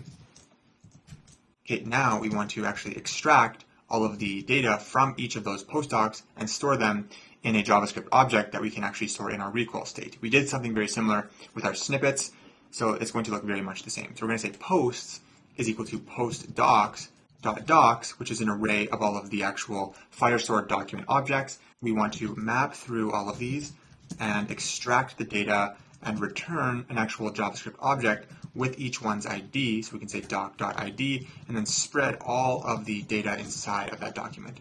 And this is what we're going to actually store in our post state here. So let's log what this looks like so we can see if we are getting some data. Posts. Okay, so our use effect is working, the component is rendering, so we should be seeing this data in our console, and we are getting an error. Nice. Okay, so this is where we are going to actually create our first database index. If you remember, when I sort of did the intro on Cloud Firestore, I briefly said that indexes are a way for Firestore to actually efficiently query your data. In order to perform queries, we actually do need an index on that document. But it's extremely easy, and Firestore handles all of the heavy lifting. all we have to do is literally click on this link, and all we have to do is literally click Create Index. And it's going to have a status of building for a few minutes. It takes a few minutes for Cloud Firestore to actually do this indexing. So give this a minute, and when it is done, we will come back. All right, you guys, we are now back, and this index has a status of enabled, so we should be able to safely make queries. Okay, so let's refresh this community page and see if we can now successfully see these posts in the console. Okay, yeah, you can see them here. Let's take a look at them. So we are getting the data on the front end here, which is super cool. And so these represent all of the posts inside of this current community, Shadi's group. And now we actually have this data on the front end, and we can store this in our post state, which is going to lead into us creating this new use post hook that I mentioned, which is going to manage our post state for us. So inside of our hooks directory here, let's come create another one called use posts.tsx. I love custom hooks. Like when I was first learning React, I kind of didn't really understand the point of them. And I was like, I just didn't feel like I had enough knowledge to actually build custom hooks. I just didn't understand them enough. But now I'm actually really seeing the benefit of them, just to kind of extract repeated logic. That's why I want to give you guys experience building something with this project, so you can learn how to actually know when to use a custom hook. Okay, so eventually in this hook, we're going to have about 6 or 7 state variables. The only one we need right now is our post state atom from Recoil. So we can bring that in using our use Recoil state hook. We can say post state value and set post state value is equal to use Recoil state. And we want to pass in our post state atom from atoms/post atom. I'm going to close my directory actually, so I have some more room. And if you recall, in custom hooks, we do not want to return HTML. We want to return some data and functions. So we're going to wrap all of that stuff in an object. And what's going to go in there for now is going to be that post state value as well as our set post state value. And while we're in here, I'm going to create the actual function declarations for the ones that are going to be coming, so that you can kind of maybe understand why we're creating this hook in the first place. So the first function that's going to be in here is going to be the onVote function. That's going to be used when we actually vote on posts. Another one is going to be on select posts, when we actually click on a post and go into single page view. And then another one is going to be const on delete post. This is going to be asynchronous. Okay, and the entire reason we created this custom hook is because we are going to need this data and this functionality across multiple pages and components. So hopefully that provides some clarification if you were confused. Let's come back to our post component, and we can bring in that data now from our use post hook by calling it just like this. And the data we want to bring in for this component right now is our post state value as well as set post state value, just like this. So let's store these posts in our Recoil state, and we can do that with our set post state value function. And we can take the previous value of post state and spread it, because we only want to update a single field, and that field is going to be posts, and our updated value of post is going to be the above posts. And we're going to typecast them to an array of posts.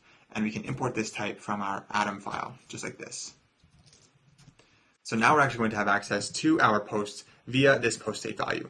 All right, you guys, now that our posts are inside of our Recoil Atom, we can now create our PostItem component and actually start displaying these posts on the UI. So inside of our post folder, I'm going to create another component called PostItem.tsx. And use our snippet. All right, you guys, I'm going to start by declaring all of the props that we're going to take in to this component, because I think it will help make the building out of the HTML a lot more clear and intuitive. All right, so the very first prop and the most important prop that this thing is going to accept is going to be the post itself. So let's bring that in and make sure you import the type from our PostItem file. The second prop I'm going to take in is going to be called user_is_creator. And this is going to be a Boolean which represents if the currently signed in user actually created this post and is the owner. Because if they are, we're going to allow them to do certain things like delete it. The next prop we're going to take in is going to be the current user's vote value on this post. Have they voted on this post? And if they have, was it an upvote or a downvote? And we're making this optional here because it's only going to exist if this particular user has actually voted on this particular post. And we are also going to take in the functions from our usePostState hook because our parent, which is post, is going to grab those functions from the hook and then pass them to this component. And I'm going to just declare their types as empty callback functions for now. We're going to come back to these and specify the type definitions once we actually are passing them in, but for right now we are not, so I'm just going to declare them as empty. So we have our onDeletePost, and we're also going to have our onSelectPost, just like this. Okay, we can come down here to our component and actually destructure our props to grab them. User vote value, on vote, on delete post, and then on select post.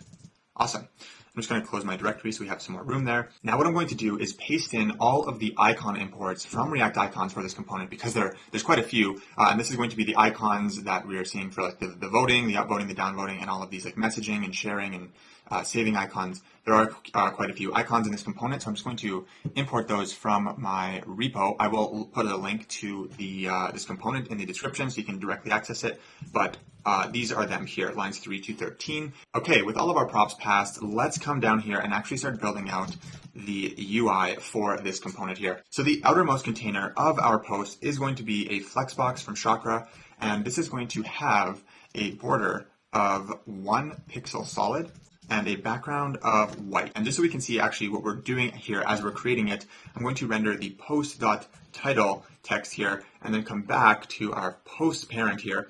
And inside of this div, I'm going to just remove this actually and create a fragment. And then inside of this fragment, I'm going to map through all of the posts and return for each one a post item. Let's do postStateValue.posts.map. And then we want to take each post item inside of that array and create a post item component for each one. And this is complaining because we are not passing it the required props. So let's pass in all of the required props, and we will need to bring in those onVote and onDelete functions from our usePost hook. And I believe I did not actually put that inside of the return object here. So inside of here, I'm just going to add onVote, onSelectPost, and onDeletePost so that we can actually access them from our hook. So let's go back to posts, and inside of here, let's grab onVote, onDeletePost, and onSelectPost. Awesome. Now down here, we have everything we need to satisfy TypeScript here. So post is going to be equal to the current item we are iterating through. The next one for user is creator, we need to check, does the current user's ID match the creator ID on the post item? So we're going to need to actually bring in our user here, and if you remember, I kind of mentioned that before with this useAuthState hook. So we're going to bring them in. Const user is equal to useAuthState, auth. Now we can check. Okay, well, does this user's UID equal to this post item's creator ID? And so this is going to be a Boolean, again, that represents whether or not the currently logged in user is the owner of this post. User vote value is going to tie in to that voting functionality, which we do not currently have. So I'm just going to hard code this as undefined because that is what the value is actually going to be if they have not voted on the post. So we're going to sort of mimic that. The next prop is going to be our onVote function. OnVote is equal to onVote. OnSelectPost is going to be equal to onSelectPost. And lastly, onDeletePost is equal to onDeletePost. And this is complaining here. Type void is not assignable to type. Oh, okay. So for our onSelectPost function, we do need to specify that it is returning void. The reason we don't for the other ones is because we declared them as asynchronous, and when you have an asynchronous function, you don't necessarily need to specify the return type. Okay, so that is happy now, and we actually are seeing data show up on our screen here. So our PostItem component is working. I'm actually going to change this fragment to be a stack from Chakra so that it nicely spaces them out for us by default, and we don't have to apply any extra margin on the post items. The stack will handle that for us. So let's come back to our post item and continue on with the styling. Okay, so on this outermost flex container, we're going to add a border color of gray 300, as well as a border radius of 4. All right, and let's apply some hover styling with our hover pseudo class. We can say hover, the border color we want to be gray 500. All right, and we want to apply a cursor of pointer because they are clickable items. And then we can add our onClick function here which is going to call that on select post, which currently does nothing, but we will put it here anyway. Okay, so let's go take a look at a post item inside of our demo here to kind of look at the overall structure of this thing. So this entire thing is represented by this flexbox that we just created here. And inside of that flexbox, we can see that there is a left-hand side column, this kind of gray background thing with the voting buttons in here. And then on the right-hand side, we actually have a majority of the post content. So from a high level, we really only have 3 major containers here. And I just wanted to show you that so that writing out the HTML is a bit more intuitive. So our first child of this flexbox is going to be another flexbox, which is going to represent that gray voting column. So we're going to make the direction of this column, and we're going to make the align equal to center, so it's nice and centered.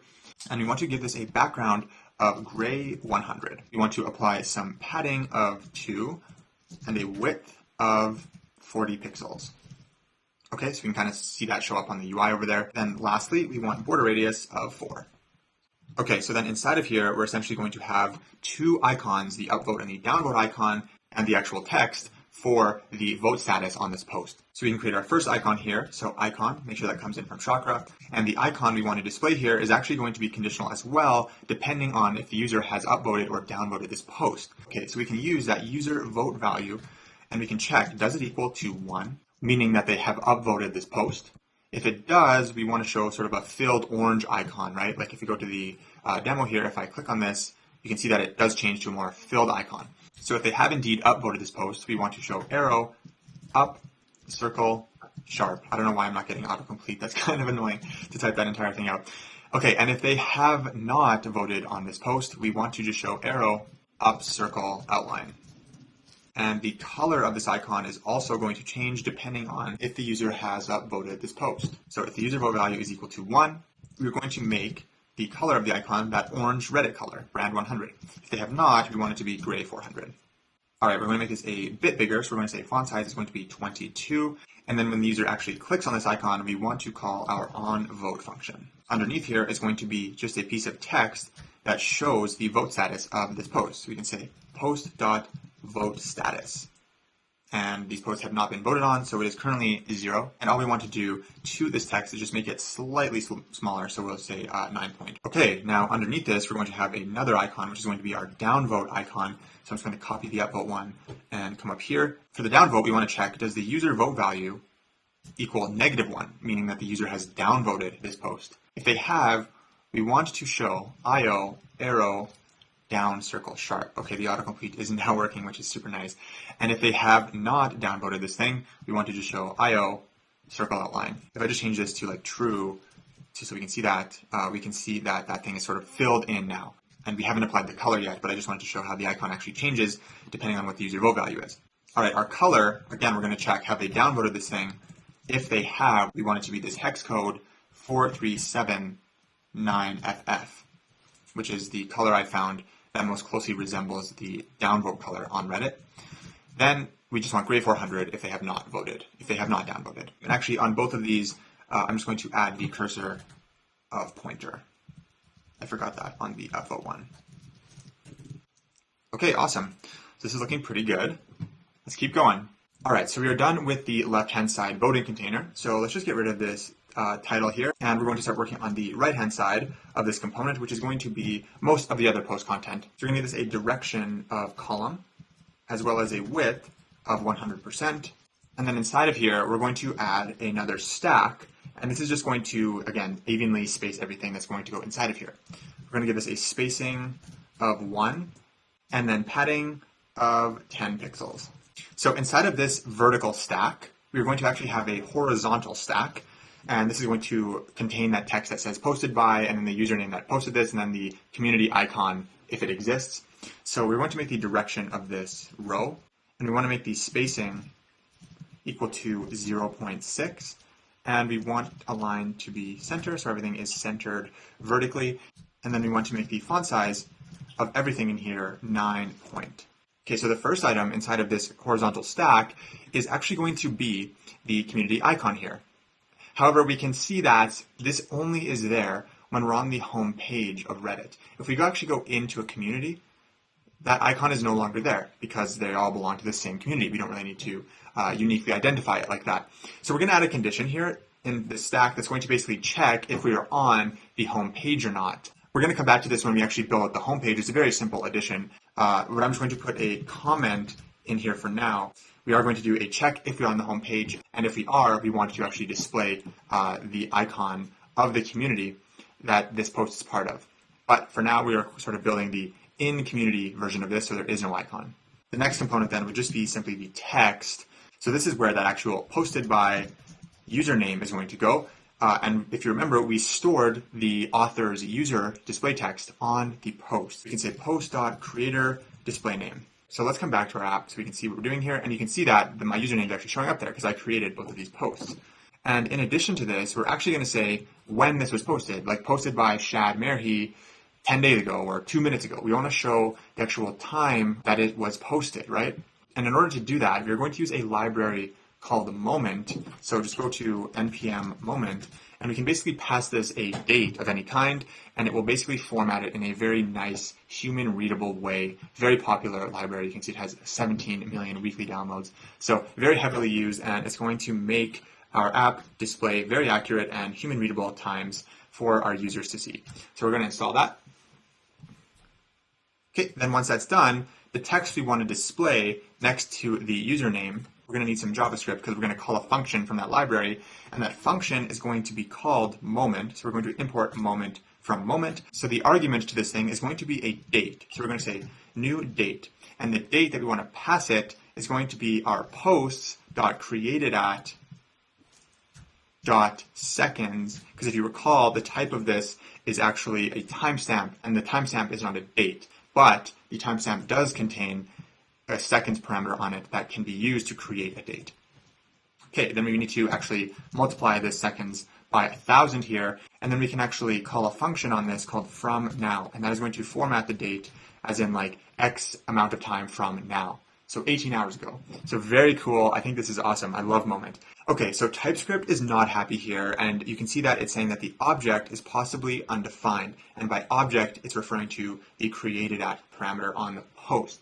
The reason it is complaining about that is because if you recall in our post atom, I actually made the created@ thing optional, which means it could be undefined. And I actually realized that we do not need to do this. It is always going to be there. So I'm just going to remove that question mark, save this, and that should make this happy. And so my apologies about that. I initially thought that it was going to be an optional parameter. Okay, so we are done with this inner horizontal stack. So let's come outside of that, but still inside of our vertical stack here. And we want to actually put the post title in here now. We are ready for the post title. Awesome. Inside of a text component, we're going to actually use post.title. Okay, we're going to make the font size of this equal to 12 point, and the font weight, we're going to make it heavy, we're going to make it 600. Whoops. Font weight. All right, so underneath this title text is where we're actually going to display our post image. Okay, so let's write a condition to check that it exists. So we will say post.image URL. If this does exist, let's show some component. And that component is going to be an image, and the container of our image is going to be a flex container. Okay, and we're going to make the justify of this equal to center, as well as the align here. And then we're going to give this a padding of 2. And inside of here, we're actually going to have our post image. So bring in image from Chakra, and our source for this image is going to be the post.image URL. Awesome. So if I save this, we can see that the post is actually there. How cool is that? We want to set a max height on this image to prevent it from taking up too much room if it's a very large image. So we'll set a max height of 460 pixels, and we're just going to add an alt key, which is typically used for images, and we're just going to say post image. Just some alternate text if the image for some reason is not available. And actually, I forgot a really important piece. Just above the image here, we do want to add our post body. That's also another really important thing. Post.body, just like that. And we're going to change the size of this as well to be a font size of 10. Perfect. So this is looking more and more like Reddit by the second. Okay, so now we are done with this vertical stack here. We can come outside of that, still inside of our flex column here though, and we are going to put in the container for kind of the post footer there, where we have all those icons and user actions where they can share the post, delete the post, etc., and comment on the post. So let's come down here. Okay, so the container for this is going to have a margin left of 1. It's going to have a margin bottom of 0.5. and it's going to have a color gray 50. And we're going to give this a font weight of 600. So everything inside of here is going to have the font weight of 600. Okay, so then essentially we just have a series of basically icons with accompanied text. We have icon text, right? Each little thing has an icon and a piece of text. So each icon is going to have its own flex container. So we can create our first one by saying icon, and this icon container, we're going to give it an align of center, a padding of a padding of 8 pixels top bottom, 10 pixels left right, and a border radius of 4. Okay, and on hover, we want the background color to be gray 200. And then lastly, just make our cursor pointer. Perfect, just like that. So if I hover over this thing, we can see that it has that sort of gray background there. Okay, so this first icon is going to be the comment icon, which is going to be BS chat. And we're going to give this a margin right of 2. And right next to the comment icon, we actually want to display the number of comments that this post has. So we're going to say post.number of comments. And then we can give this a font size of 9 point. There we go. Okay, and actually I decided to remove this font weight of 600 here. You can leave it if you choose. I just think it looks a bit cleaner if the text is a bit lighter. Okay, perfect. So now what I'm going to do is just copy this and clone it downward for the other icons. And this second icon is going to be our IO arrow redo outline, which is sort of the share icon. So inside of this text here, we want to say share. Then the last icon down here is going to be the save icon. So we're going to say IO bookmark outline. And we want to display the text save. Awesome. How good is this looking? This is so cool. And I love how the number of comments is actually dynamic. So every time a comment is created, this is actually an accurate number. And actually, we are missing one icon here, and that icon is going to be the delete icon. But we only want to show this if the user is the creator. We do not want to give anyone the option to delete any post. Only if you're the owner of this post, you can see this button here. And this icon is going to be the AI outline delete, and it's going to say delete. Okay, and the on click for the container of this delete icon is going to be the on delete post. Okay, so we are completely done building out the UI for the PostItem component, and the only thing that's going to change actually is this home page check that I was talking to before, where if we see them on the home page, it just displays the community icon, but that's very minor. Okay, perfect. So now that we can actually create posts and view them on our page, let's go try creating one in the submit page and then actually have it redirect us back to this page and see what happens. And I just want to make sure that we actually did implement the router. We did not. Okay, so I'm just going to uncomment this so that when we do create a post successfully, it is going to route us back to the page. And actually, we really only want to do this when the post has been successfully created. If an error occurs, we don't really want to reroute the user, only in the successful case. So I'm going to move this up into the try block of the try catch. Okay, so let's actually go try creating a post and seeing what happens. So let's create the title of I love Chakra UI. And the text is going to be UIs made easy with Chakra. Awesome. Let's go add an image here. Okay, and the only other image I have here is this image of me I'm using for the thumbnail here. So let's use this one, and we'll come back to the post, and I'm actually going to change this to Am I good at photoshopping? And then the description is going to be no. Okay, I'm going to tell myself no. So I'm going to click post, and let's see what happens. So we are redirected back to the page, and then it fetches the post from the database, and we can see it as soon as we post it. How cool is that? I think that's really cool. Okay, and one last thing I'm going to very quickly add is going to be our post loader component, which displays those sort of skeleton components when the posts are being loaded from the database. So inside of our post folder here, I'm going to create a new file called postloader.tsx. And I'm going to use our snippet here. And Chakra makes doing something like this so easy. They have this component called skeleton. So let's go see what this looks like, Chakra skeleton. And you can basically create any shape you want of this like skeleton loader component. And so you can kind of build it out to look exactly like your component. And I think these are cool. I think these really, really, really improve user experience. Like when I'm on a website like Airbnb or something and I see these loaders, it honestly just makes the app feel better rather than just like seeing nothing or some like spinner. Spinners are good too, but I really like these skeleton components. I think they're fun.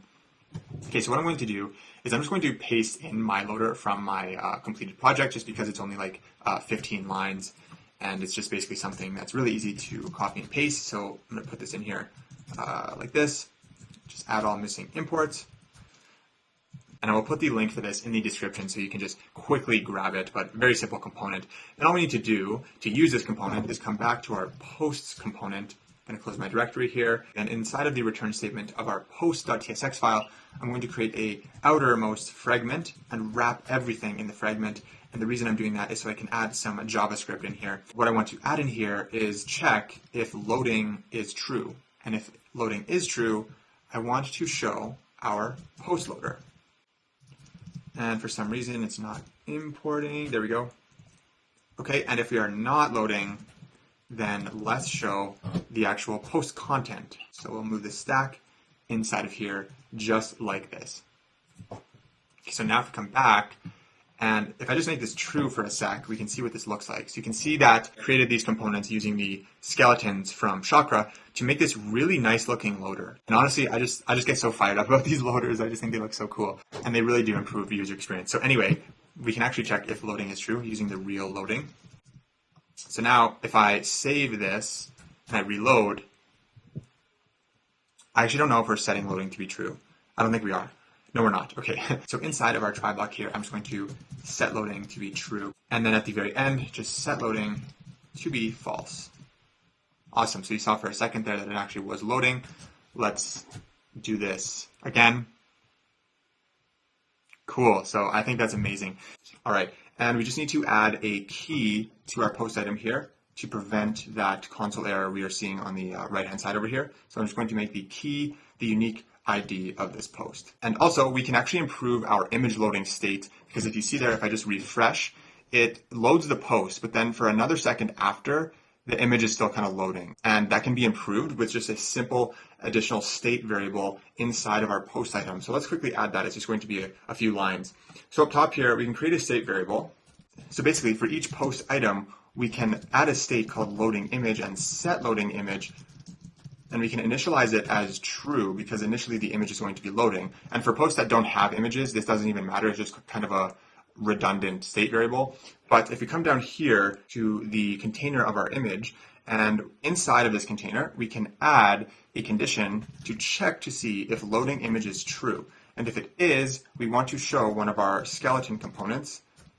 So we can say skeleton, and we want to make the height of this 200 pixels, the width 100%, and the border radius 4. And this is basically just going to mimic the shape of an image if the image is kind of loading. And this is not the same loading as loading from the database. This is like the posts have been loaded from the database, but the image is just sort of in the process of still rendering. And this will make sense when we see it in the app here. Okay, so if we save that, we can see that there is this sort of loader beside the image here, but we don't want to display that all the time. Obviously, that looks kind of weird. So on our image component, there is a property called onLoad, and this is going to trigger when this image has actually successfully loaded. So we can call our set loading image function and just set it equal to false, just like this. Okay, and since the updating of state is asynchronous, we can hide this image to actually prevent the image from being shown at all until that state variable has updated as well, so that there's no sort of flash of both of these two things appearing. Okay, so if we save this, and then if we refresh, this is how it behaves. Awesome. So it's just a bit cleaner, and it kind of signifies to the user that there is something being loaded into the image. Awesome, guys. So that is it for our post item component, other than those few minor things with the whole homepage icon thing. And now we can create posts in communities and actually view them. The next step is going to be to actually implement the voting functionality and the commenting functionality. So we are making solid progress. All right, you guys, so we're going to start off with handling the deletion of posts functionality, because now that we can create them, it would be nice if we could delete them as well. And it's not an overly complicated function, so we might as well just get it out of the way now. All right, so I am inside of this post item component here. And just underneath this loading state here, I'm going to create a new function called handle delete. And this is going to be an asynchronous function. Okay, so we're creating this function, but we also have this onDeletePost function that we saw that we defined in our usePost hook here. So you might be wondering, why do we have two delete functions? And that's a really good question. This function is actually going to call this onDeletePost function, and the onDeletePost function is going to be responsible for actually updating our database and state. But the handleDelete function is going to handle the error handling for us inside of this component and a few other things like event propagation, but I don't want to get too deep into that until we get to it. Okay, so inside of our handleDelete function, I'm going to create a try catch block, and at the top of our try block, let's create a variable called success. And this variable is going to represent a successful response from the onDeletePost function. So basically, we click on a post that we want to delete. That post is sent to the onDeletePost function. The onDeletePost function is going to reach out to our Firestore database and delete that document. When that is successful, it is going to return to this function a success message, and then we will know inside of this function that the post has successfully been deleted. So we're getting some errors here, and the reason that is because our prop type for this function is currently this, and TypeScript is saying, well, this function that you declared up here definitely does not match what is going on down here, so we do need to fix that. Okay, so to fix our type declaration here, we're going to change this to a function that accepts an argument of type post, and this function is going to return a promise of type Boolean. And it's returning a promise because the onDeletePost function is asynchronous, because it's asynchronously communicating with our database. And in JavaScript, asynchronous functions can only return a promise. So our onDeletePost function is going to attempt to delete the document from our Firestore database, and if it succeeds, it's going to return true, and if it fails, it's going to return false. And that is what this success variable represents. I hope that makes sense, and that should make more sense when we actually write out this onDeletePost function, which is coming very soon. And this helps us with our error handling, because we can say, if there is no success, if the onDeletePost function was not successful, then we want to throw a new error and say that we failed to delete the post. Then down here, we can set our error state, which we can create right now. So we can say const error, set error is equal to useState. We can set it equal to false. Then down here, we can actually call set error and set it equal to error.message. And the message in this case is just going to be this failed to delete post string here that we're throwing in the error here. Okay, so if we make it past this if statement, we can just throw a log in here saying that the post was successfully deleted. And there are a few more minor things that we're going to add to this function when we create the single page post view in a little bit, but I will come back to that when we get to it. And then what we want to do is add this function to the onClick of our onDelete here. We want to add the function handleDelete. So let's come back up here, and now let's actually go work on this onDeletePost function in our usePost hook. So we just saw a few minutes ago that this function is going to need to take in an argument of type post, so we can add that in here, and that it's also going to need to return a Boolean promise. And in TypeScript, we specify the return type after these parentheses here with a colon, and then we can just type the return type. And in this case, that is going to be a promise of type Boolean. And just one more time for clarity, because this function is asynchronous, we have to wrap the return type in a promise. So you can see that we have a compiler error on our return type there. And this is basically just TypeScript saying, well, you're telling me that this function is supposed to return a promise of type Boolean, but you're not returning anything. So to make this go away, all we have to do is just return a value of that type. So this function is going to do a total of 3 things. The first thing it's going to do is it's going to check if the post that we're trying to delete has an image attached to it. And if it does, it's going to delete it from our Firebase storage bucket. Then it's going to actually delete the post document itself in our Firestore database. And then it's just going to update our recoil state so that we do not see the deleted post on our UI. Okay, so let's create a try catch block here. And I'm just going to write out some comments to outline what I just said. So the first thing is check if there's an image, and if there is, delete it from our Firebase storage. The second thing is just going to be delete the post document from Firestore. Then the third thing is just going to be update recoil state. Then at the end of all of these things successfully completing, we will return true. And if an error occurs, we want to return false. And so if it fails and it returns false, then the value of success over here will be false, and we will throw an error over here and be able to actually update our component to display that error to the user. Okay, so let's actually build this out. So the first thing is we want to check for the existence of an image URL on this post, because only posts with images are going to have an image URL. If there is a post image, we're going to create an image reference to that image inside of our storage. And we can do that with our ref function from Firebase, and we just have to pass this our storage instance from client app. And inside of here, we just need to specify the path to this image. And if you remember from when we actually uploaded the images, the path is going to be post/post.id/image. To actually delete this image from our storage, we can call a function called deleteObject, and this is going to be from, again, Firebase storage, and then we can just pass it our image ref. Perfect, and that is all we need to do to delete it from our storage. All right, so next, let's delete the post from our Firestore database. So let's create a reference to the document that we're actually going to delete. So we can say post.docref, and we can use our doc function from Firebase Firestore, and we can pass this our Firestore instance from client app. The collection that we are deleting from is posts, and the ID of the document that we're deleting is going to be post.id, just like this.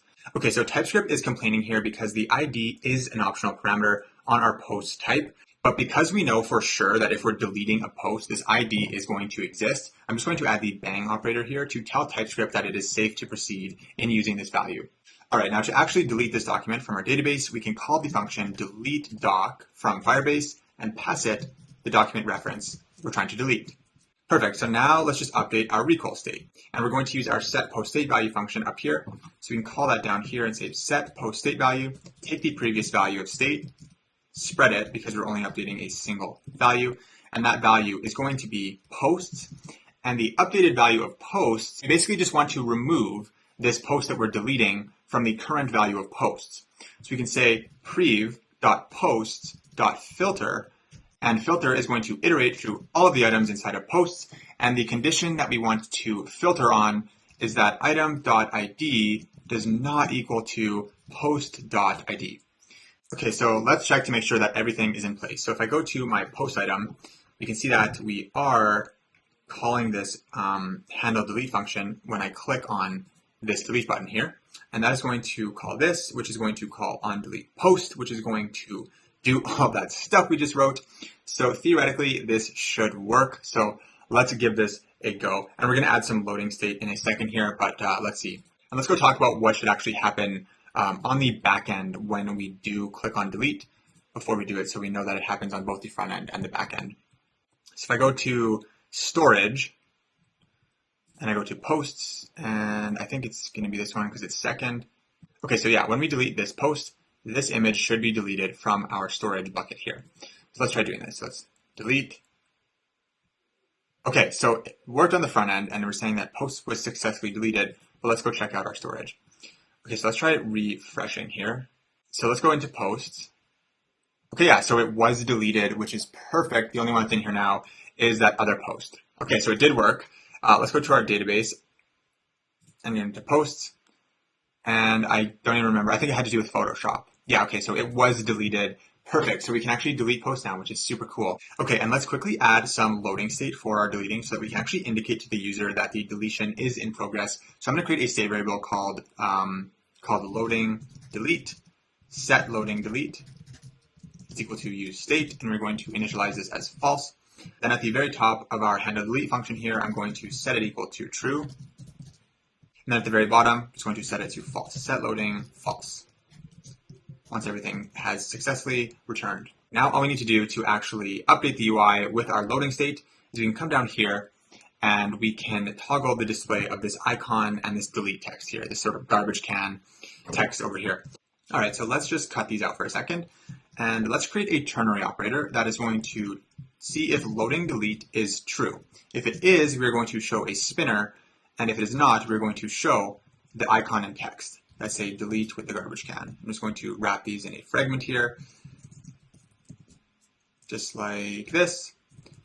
Okay, inside of here, we're going to use our spinner component from Chakra UI React, and we're going to make the size of this equal to small. Awesome, so if I just make this true, so we can see what this looks like, that is what that looks like. So super clean. It only appears inside of that button there. So let's see what this looks like when we actually delete something. So I'm going to say loading delete. All right, now let's delete this post and see what happens. Beautiful. I love spinners and skeletons, and loading state is just nice. All right, the very last thing I'm going to add is just displaying an error message if the deletion fails. So I'm just going to create a new post quickly. I'm going to call it here is a post, here is a post body. Let's post this. Okay, so let's go back to our new post form, and I'm just going to grab the exact same UI component using the Chakra UI alert. Let's go back to here, and I'm going to paste this inside of this column flex container here. So just right in here, save that. Okay, that looks pretty good. Now we just have to change this text in here to be our error state variable, just like that. And then change this from true to error. Okay, awesome. So now if our post fails to delete for any reason inside of here, then we will return false to our handle delete function, and then the error will be set, and you will see that there was an error deleting the post. Awesome. And that is it for deleting posts. All right, you guys. So the next thing we're going to work on is the about community component that is going to go on the right-hand side here. And that'll be sort of the last thing we need to do to wrap up the community page. So if we go back to the demo and just have a quick look at this component, if I go into a community here, this is the about community component here, and it's responsible for actually rendering the data of the current community that we're in. We can see that it's going to appear on 3 of our pages. The first one is the actual home of the community page, r/baking. The second one would be in our submit page, baking/submit. And the third one would be in a single page view. If I actually click on this post here, it is appearing in here as well in this r/baking/comment/post ID. And we've seen this before, right? When we need data across multiple pages or multiple components that live far away from each other in the React component tree, we can do that by putting our data into our global recoil state so that we can access it from anywhere. So as of right now, if we just look at the home community page, the community index page, we only have access to this community data in this page only. We currently do not have access to it in our submit page. And we also don't have access to it in the single page view because we have not even created this page. Basically, right now, we only have access to it in this home page of the community. And so what we're going to do is take this community data and just throw it into our recoil state in our communities atom. And then all we have to do is drop this component into the right-hand side fragment on all 3 of these pages, pass it the community data from our recoil state, and then it will just have everything it needs to render successfully. And if this isn't super clear right now, just wait until we get into it and it should become more clear. So I want to start off by going back to our communities atom file here. And if you remember, this was a while ago, but if you remember, I created a comment here that was called visited communities. And I'm actually going to change this to a key called current community. And this is going to represent the current community that we are in. So if I click on baking, baking is going to be stored here. If I click on Tesla, Tesla is going to be stored here. And that way, when we want to access that data from any one of those 3 pages that I just mentioned, we can just grab it from our community state .current community. Okay, so as I just mentioned, the value that is going to go in here is going to be an actual community. So the type of it, we can use our community interface. And I'm going to make this optional because the user is not always in a community, so it doesn't necessarily have to be defined. So let's trace back to the actual index page of this community and look again at how we actually fetch that data. So if you remember, we are server-side rendering this page with get server-side props, and on the Next.js server, we fetch the data for the community, and we pass that as a prop to this component as this community data variable up here. And that is what we have been using in our header and our posts, etc. But as we were just discussing, we do not have access to this community data on those other 2 pages that we need it. So all we're going to do is just take this prop community data and throw it into the current community value inside of our communities atom. And we want to do that as soon as this component renders. And if you recall, whenever we want to do something after the component renders, we want to use our useEffect hook. So let's bring that in and create an empty callback function here. Okay, so inside of this useEffect, we just want to do one thing. We just want to take this community data and throw it into our current community inside of our community state value. And we can do that by bringing in our set community state value function using recoil. So we can say const set community state value is equal to use set recoil state and pass it our community state atom. Make sure all of those things import. Then down here inside of our useEffect, all we want to do is say set community state value. We want to spread the previous value because we're only updating a single value. The value that we're updating is going to be current community, and we want to populate current community with the community data. All right, so let's come back to our app here. And we definitely already know that we have access to community data on the homepage of our community. But let's go check our submit page and see if we have it there. So let's go to submit.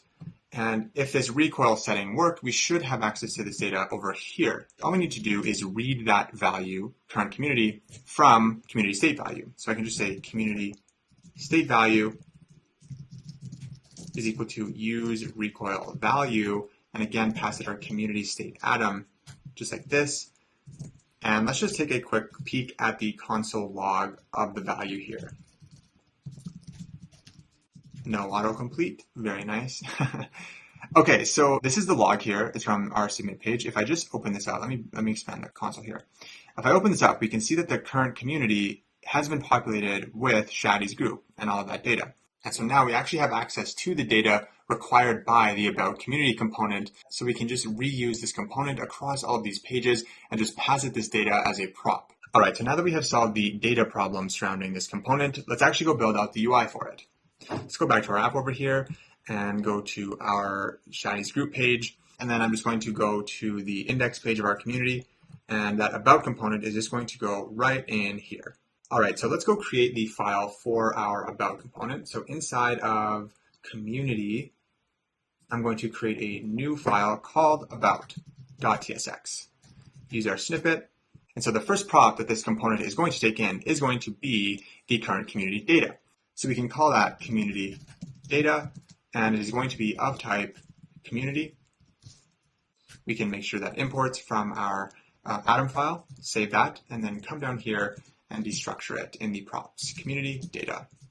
Okay, so I'm just going to close my directory here and shrink my console a bit because it's a little large. And let's just change the text here to be about. And then inside of our index page, I'm just going to actually bring the real component in, about, just like that. And we can see that show up here on our right-hand side. So now we just have to pass in the required community data props. We can just copy the thing from post here because it's going to be the exact same. And in this case, we can pass the community data variable that we're getting from our server-side rendering function. But on the other pages, we're going to need to grab it from state. The other pages are not going to be calling get server-side props because that would result in making the same query multiple times. So if we just put this data in state once, then they can all share this data and only a single query has to be made. Now there is the case of when the user refreshes either the submit page or the single page post view page, meaning that they are not starting off on the homepage of the community. In those cases, we would have to go fetch the data and actually make this query from those pages, since this homepage is responsible for getting that data on the Next.js server and putting it in state for those other pages to use. But we will handle that case after. It just is a simple workaround. For now, we're just going to focus on the user flow of the user starting in the community page and then going to those other pages, which assumes that that community data is always going to be available by the time those users go to either the submit page or the single page post view page. But we will handle the refreshing of those other two pages in a bit. All right, so now that we're actually passing that data to our component, let's go back to that.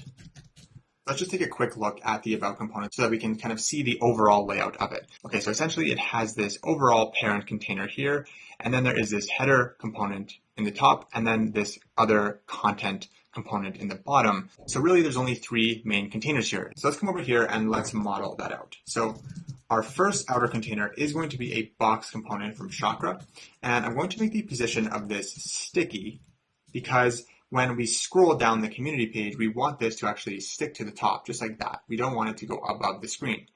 And we can do that with sticky positioning. And then we can actually specify the sticky position of this component, and we're going to want it 14 pixels from the top.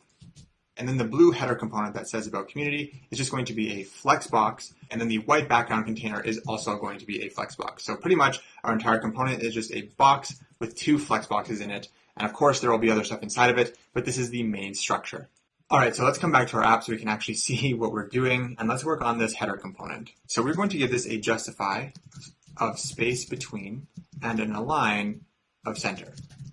We want our background color to be blue 400.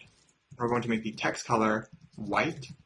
We're going to give this a padding of 3, and we're going to give this a border radius of 4 pixels, 4 pixels, 0 pixels, 0 pixels. And that is top left, right, bottom left.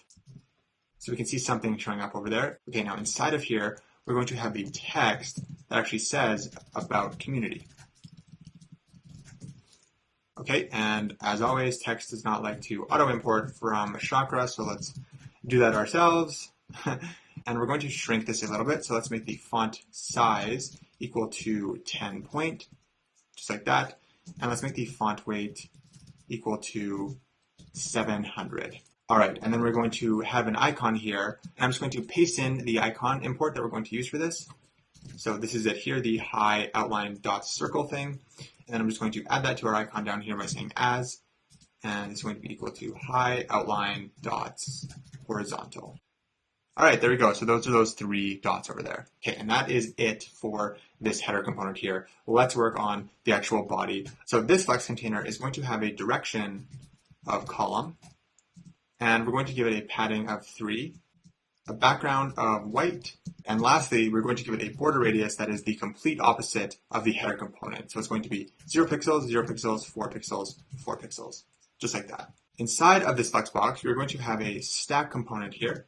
And the stack is just going to handle the spacing between this component here with the members and the number of online, as well as this thing down here with the created at date and this create post button. Let's come back to our app here. All right, so inside of our stack, the first component is going to be a flex container, which is going to represent the container of the number of members and the number of online people. And we're going to give that a width of 100%, a padding of 2, and a font size of 10 point. Then inside of here, we're going to have a flex container for each of those 2 metrics. And we're going to give both of them a direction of column as well as a flex grow of 1 so that they take up exactly half of the width each.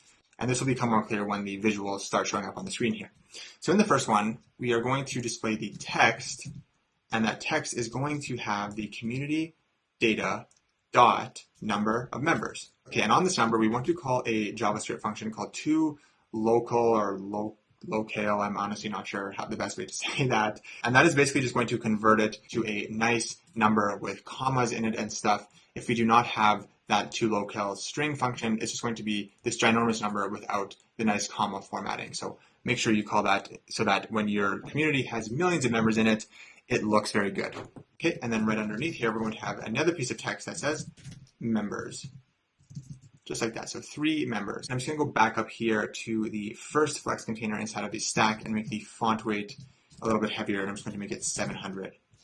There we go, that looks a lot better. All right, so in the second flex container here, we are going to have 2 pieces of text. So the first piece of text is going to be the actual number of people online, and we're not building this feature because it's not super critical, so I'm just going to hard code this to 1, and the text below it is just going to say online.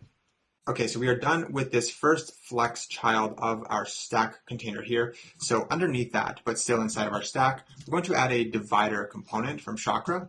That's just going to be that nice gray line. And then underneath here, we're going to have another flex box for the created at date and the create post button. All right, so on this flex container, we are going to vertically align everything by making the align equal to center. We're going to give this a width of 100%. Padding of 1, font weight of 500, and a font size of 10 point. Okay, and inside of here, we're going to have the birthday cake icon to represent when this community was actually born. So we're going to bring in an icon. So I'm going to copy that import in over here, and paste it under the other one, react icon /ri. Then I'm going to add that to this icon here as ri cake lake. All right, so let's make this icon a little bit bigger. And I'm going to give it a font size of 18, and I'm going to make the margin right 2. Now, right next to the icon, we want to have some text, and this is going to be the text that actually says when this thing was created at. So we're going to have the text created, and in order to format the date nicely, we can use the same moment library that we use for our post here, but we're going to use a slightly different function. We need some JavaScript, so I'm going to wrap this in curly brackets, and I'm going to call in moment from moment, so make sure that imports. And as you recall, we need to pass this a date, and the date that we're going to pass is going to be community data.createdAt. We're going to do the exact same thing we did with the other timestamp. We're going to grab the seconds from here, multiply it by 1,000, and this is complaining, saying that createdAt might be undefined. So what we're going to do is just prevent this text from being shown at all if there is no community data.createdAt. So we can say community data.createdAt and this text. So now TypeScript is going to be happy because it knows that if we get to this point over here, it is going to be defined, so we can actually get rid of this optional chaining here. And we need to call a function on this moment date here. So at the end of it, we can call the .format function, and the format we want is going to be month, month, month, space, day, day, comma, year, year, year, year, 4 of those, just like that. And that is what that looks like. I love this Moment library. It's so customizable, and it just formats it for you exactly however you want. It's pretty cool. Thank you, Moment, for helping us get closer to the Reddit appearance. All right, now underneath this Flex container, but still in our stack, we're going to create our Create Post button. And this is actually going to be a link from Next Link that is going to route us to the submit page of this community. And the link component from Next allows us to perform client-side routing by clicking on a certain component. So whatever we put inside of this link is going to route us to the page that we specify. And the element that we want to click on to take us to the submit page is going to be a button. Let's import that from Chakra. And the button is going to say Create Post. And we're going to give this a margin top of 3 and a height of 30 pixels. And the reason this is unhappy is because we are not passing it the href prop, and the href prop represents the actual client-side route that we want this thing to take us to. We want to take us to /r/, and then we're going to need to grab the community ID from the router, which in this case is Shaddy's group, but we don't have the router in this file yet. So let's come up to the top of our component and bring that in with the useRouter hook. So we can say const router is equal to useRouter. Then down here in our link, we can access that. We can say router.query.community_ID. Then we want to go to this community's submit page at /submit. Just like this. So now if I click on this Create Post button, it takes me to the submit page for Shaddy's group. How cool is that? Okay, and now what we're going to do is add the functionality to update the community image if you are the moderator/creator of this community. So if we go to our demo and I just go into a community that I created and I'm moderating, so Shaddy's community, I can see that I have this little admin section here and I can change the image, and then that will actually show in the community icon up here. So that is what we're going to do now. The process for doing this is going to be pretty much identical to what we saw in the new post form when we were uploading an image using this onSelectImage function and using the file reader. It's going to be pretty much the exact same. So what I'm going to do is actually create a custom hook and extract that logic into it. And it's only going to be about a 30-line hook. It's pretty small, and then we can just reuse it in both of these components here. So it's going to be a lot cleaner just so we don't have to rewrite the same functions. All right, so inside of our directory here, inside of hooks, I'm going to create a new file called useSelectFile.tsx. Use our snippet, get rid of the props, as well as the return type. Okay, and inside of here, this is where we're actually going to have that onSelectImage function, and we're going to manage the selected file state from within here. So let's go back to our new post form. I'm just going to close my directory as well, and I'm going to actually copy this image over into this hook here, just like this. And I'm also going to grab that state selected file. So let's put this at the top of our hook. Okay, let's make sure we import useState from React. And then at the bottom here, we're going to return an object, and that object is going to contain our selected file, our set selected file, as well as that function onSelectImage. And actually, I'm just going to rename this to onSelectFile to sort of match the name of our hook here. And that is it for our hook. Now we can reuse this function and state in both of these components for our image uploading. All right, so let's go back to our new post form and just refactor this to use that hook. It's very, very simple to do that. So we can get rid of this selected file state here, and we can get rid of this onSelectImage function here. I'll just leave it commented out for now. I'll delete it once we actually have the hook implemented. Then just underneath this commented out state here, I'm going to call that hook by saying const is equal to useSelectFile. Then what I'm going to grab is selected file, set selected file, as well as onSelectFile. So those three things that we were returning from our hook. Then down here, all we need to do is just change the name of this. So I'm going to say onSelectImage is going to be named onSelectFile. Inside of image upload, it will still be called onSelectImage, but we're passing it the onSelectFile function from our hook as that value. Now we're done. That is all we have to do to refactor this component to use this custom hook. So now I can just delete this onSelectImage function here, delete this state, where is it? Yeah, right here, delete that. And now our hook is going to handle all of that logic for us. And we can test this out by actually creating a post. So let's do this. Let's create a new post called testing hook. testing of the hook we made, and let's upload an image. Let's make it that classic demo image. So we can see that the state is still functioning as we expect. Back to the post, if I post it,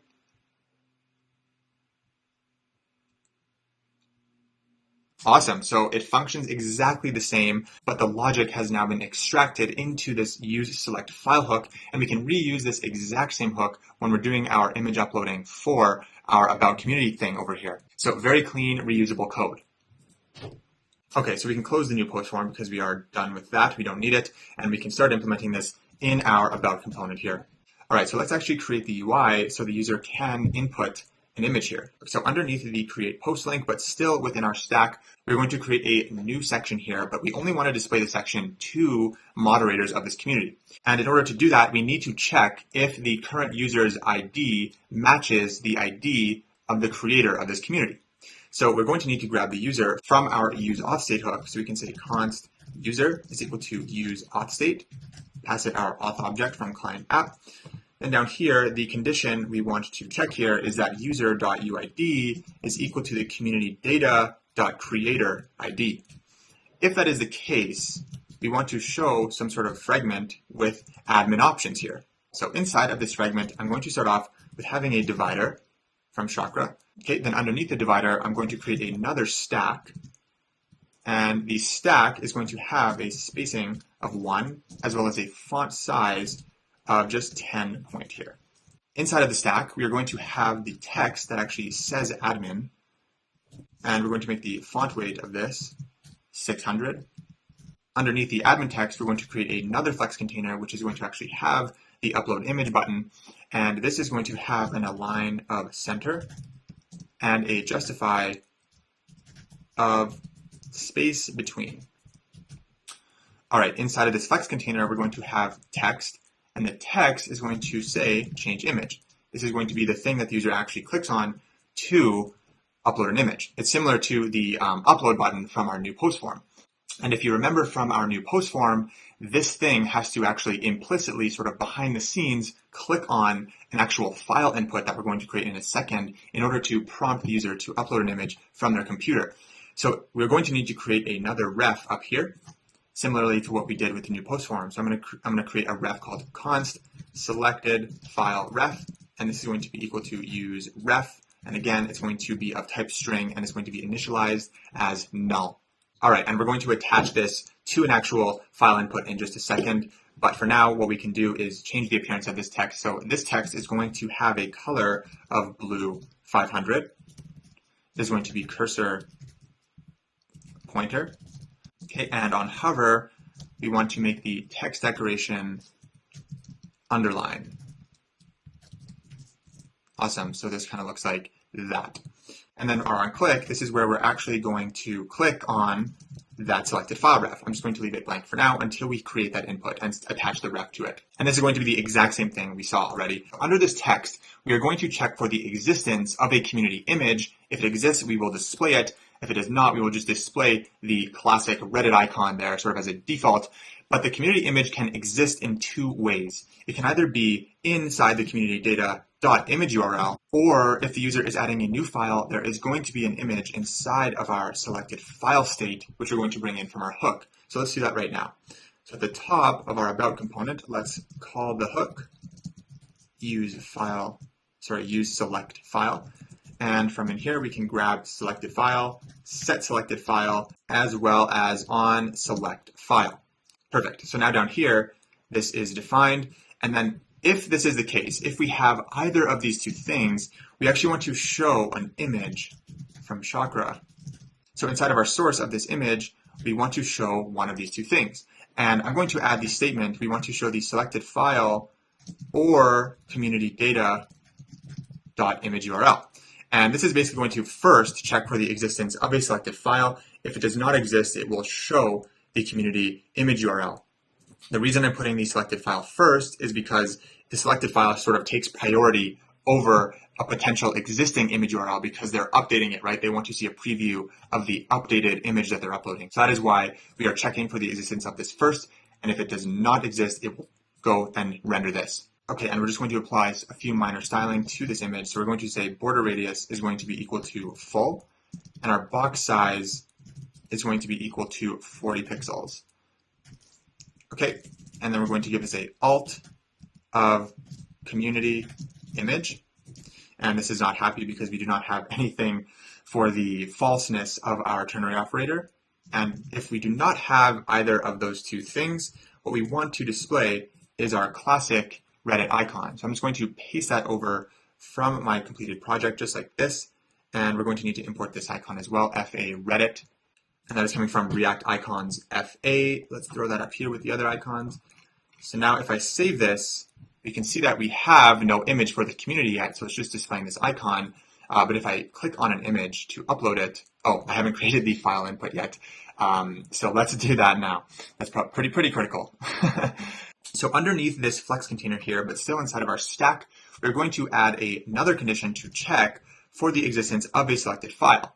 And if there is a selected file, meaning that the user is attempting to upload a new image, we want to show the text save changes. So it's like, okay, you've selected a file you want to upload for this community image. Click on this to save these changes and actually upload this file. And I'm actually going to quickly add some loading state for the uploading so we can see that the uploading is in progress. And I'm going to come up here and create a new state variable called uploading image, set uploading image. And this is going to be equal to useState and initialize it as false. Then down here, I'm going to cut this out for just a second. And I'm going to actually add a ternary operator inside of here that's going to check if the image is in progress of uploading. So if it is, we want to display a spinner.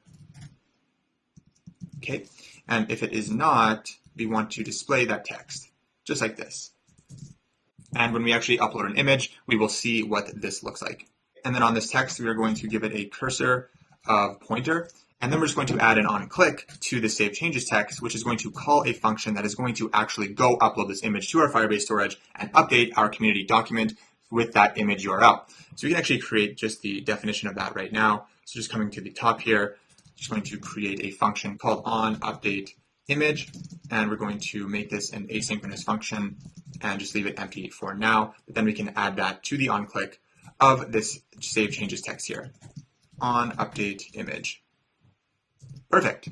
Now the only missing piece is that file input, and I'm just going to paste that over because it's the exact same as the other one. Just throw it under here and just change this to onSelectFile. Okay, and this is complaining, oh, I think I put the wrong type on this here. Okay, yeah, so this is supposed to be HTML input element, my apologies. The string type was for the selected file state itself. Make sure that the selected file ref is a ref of type HTML input element. My apologies for that. Then we can just pass it a initial value of null, and that should satisfy that ref TypeScript error down here. Okay, perfect. Now all we have to do is write this onUpdateImage function. So let's come back up here and start writing this out. So this function is going to be very similar and actually a lot simpler than our handle create post function. All we have to do is take this file, upload it to our storage, and then update our community doc. And then we just have to update our recoil state to use that new image URL so that the front end actually updates with that new image. So let's create a try catch block here. At the very top here, I'm just going to add a guard that says if there is no selected file, let's just return so that we don't try to do anything or upload anything if there is not a file to upload. Then in our log here, let's just log on update image error and log the error. And then also under here, I'm just going to set uploading image to be true.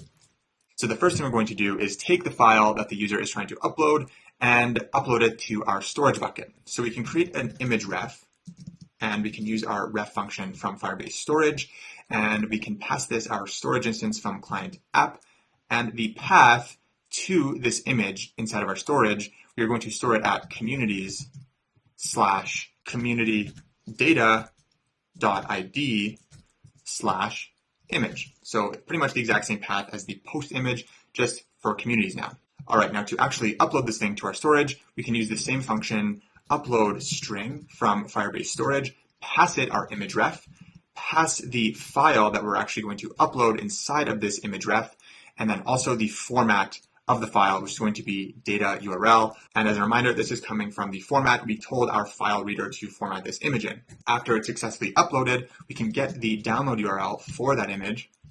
So download URL is equal to await get download URL. And this is a function from Firebase storage, and then pass it our image ref. Now, all we need to do is update our community document in Firestore. So we can say await update doc. The first argument is going to be our document reference to our community doc. So we're going to say doc, pass it our Firestore instance from client app. The collection we're interested in is communities, and the ID of the document we are updating is communitydata.id. And as a second argument to our update doc function, we pass it an object with the updates we want to make to this document. And in this case, we want to update our image URL on our community document to be download URL, just like this. Now we just need to update our recoil state to actually show this new image on our front end. And so in order to update our community state value, we're going to need to bring our set community state value function in from recoil. So you can come up here and grab that from recoil, saying set community state value is equal to use set recoil state, pass it our community's atom from our atom file. Then down here, after all of this successful uploading, we can call set community state value, take the previous value of state, spread it. Okay, and now we want to update the image URL of our current community state. So the field we're updating on our community state is going to be current community, and we want to change the image URL of our current community. So we can spread the previous value of current community because we're only changing a single field on a current community, and that field is image URL, and we want to update this to be download URL, just like this. And to satisfy the currently freaking out TypeScript, I'm going to typecast this updated current community object to be a community. One last thing we're missing is just the set uploading image to false at the very bottom here. All right, so let's give this a go and see what happens. So if I go to our Firebase storage, we should, after uploading an image, see a new folder in here called communities, and then we can go in there and we should be able to see the new image. And also in our Firestore database, if I go to that community document for Shadi's community, we should see, actually it was Shadi's group, I think it was called. We should see a new field on here called image URL. So let's give this a go and see what happens. So I'm going to change the image. Okay, it's not even opening the thing, which is not good. Oh, I think I forgot to add, okay, yeah, so I forgot to add the on click for this change image text to actually click on that input, which is pretty important. So let's make this callback actually click on this thing. So we can say selected file ref dot current dot click, just like this. Okay, now this should work. So let's click on this and just choose this Google logo because it's nice and round. You can see it show up here. So now we actually have a selected file and state. So it's showing the save changes text here. And now when I click on save changes, we can see the loading state happens. And now we should have uploaded that to our storage. So let's go find out. And we're going to make the change in a second to actually make this update here. But let's go see if the image first successfully uploaded. Okay, yeah, so Shadi's group now has an image URL, which is perfect. And if I go to storage, the image should be there because the successful storage upload is sort of a prerequisite for that image URL. Yeah, so Shadi's group, image, and you can see that it is the Google logo there. Perfect, super cool. So now let's figure out how to actually get it to display in here. And actually, if I refresh this page, it should show up in the header there. Let's see. Okay, so it's not, but let's go fix this. So inside of our header, so what we're going to do inside of here is instead of using the community data's image URL, we are going to use our community state value dot current community dot image URL. And the reason there is no image is because there is no source on this image. So the source of this is going to be that exact thing. Community state value, no autocomplete, very nice, dot current community dot image URL. So now we can see we have this ginormous image here. So I'm just going to add some additional stylings to make that better. And I'm just going to copy over the stylings from my completed project. Feel free to do that as well. So this is going to look like this. and that is going to actually control the size of that image and make it appear really nice like this. And the reason we're using the image URL from our current community state and not from community data is because in our about component, inside of our onUpdateImage function, we are updating our current community state with the latest image URL. So the community data variable inside of our header is not going to have that updated image unless we refresh the page and it's getting it from the database. But to show the updates without refreshing, we would have to use the latest value, which is going to be stored in our community state value .current community. So now let's try this again. If I change the image and I change it to this thing of me, because that's the only other image I have, if I save changes, we should see this update immediately without having to refresh the page once it's done uploading. So if I save changes, perfect. And without refreshing, the image updates inside of our header. That is super cool. And now we can actually change the image of our community if we are the moderator. So technically inside of our header component here, you could remove the community data altogether and just simply access community state value .current community because they are pretty much the same thing, because on our index page of our community, we took that data and we stored it in current community state. However, the component renders slightly faster when we use community data because that data is coming directly from the server and it is rendered on the server, rather than having to wait for the state to be populated by that community data on the client side, which actually happens completely after the component mounts because we put it in a use effect, causing a bit of a delay, because the component actually has to re-render once the state has been updated, which causes this sort of glitch on the UI. For the case of the image though, if we want that functionality for this header image to update without having to refresh the page, then we do have to use the community state value.current community to make it dynamic, because we actually update that state on our client side when we change the community image. But for the other fields, I'm just going to leave it as community data. But I just wanted to touch on that in case you were wondering.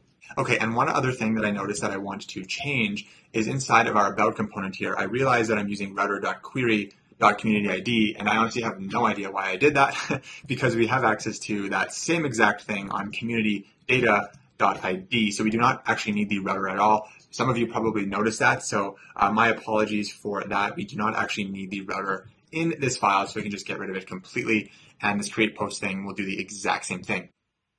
So we are completely done with this about community component, and we're going to move on to the voting functionality. And I think the voting functionality was probably the most fun feature to build in this app because it contains some really interesting logic, and I'm pretty excited to build it here and show you guys how to do it. Okay, so in our use post hook, if you remember from a while ago, we actually defined this function on vote, but it is currently empty, and now we are going to write this thing out and get into the nitty-gritty of the voting functionality. All right, so before we get into actually writing the code, I just want to briefly touch on how we are going to be modeling the data for our voting functionality. So we're going to do something kind of along the lines of what we did for the community snippets, because if you look back at the community snippets, we had this sub-collection on the user, so we knew what communities the user was in.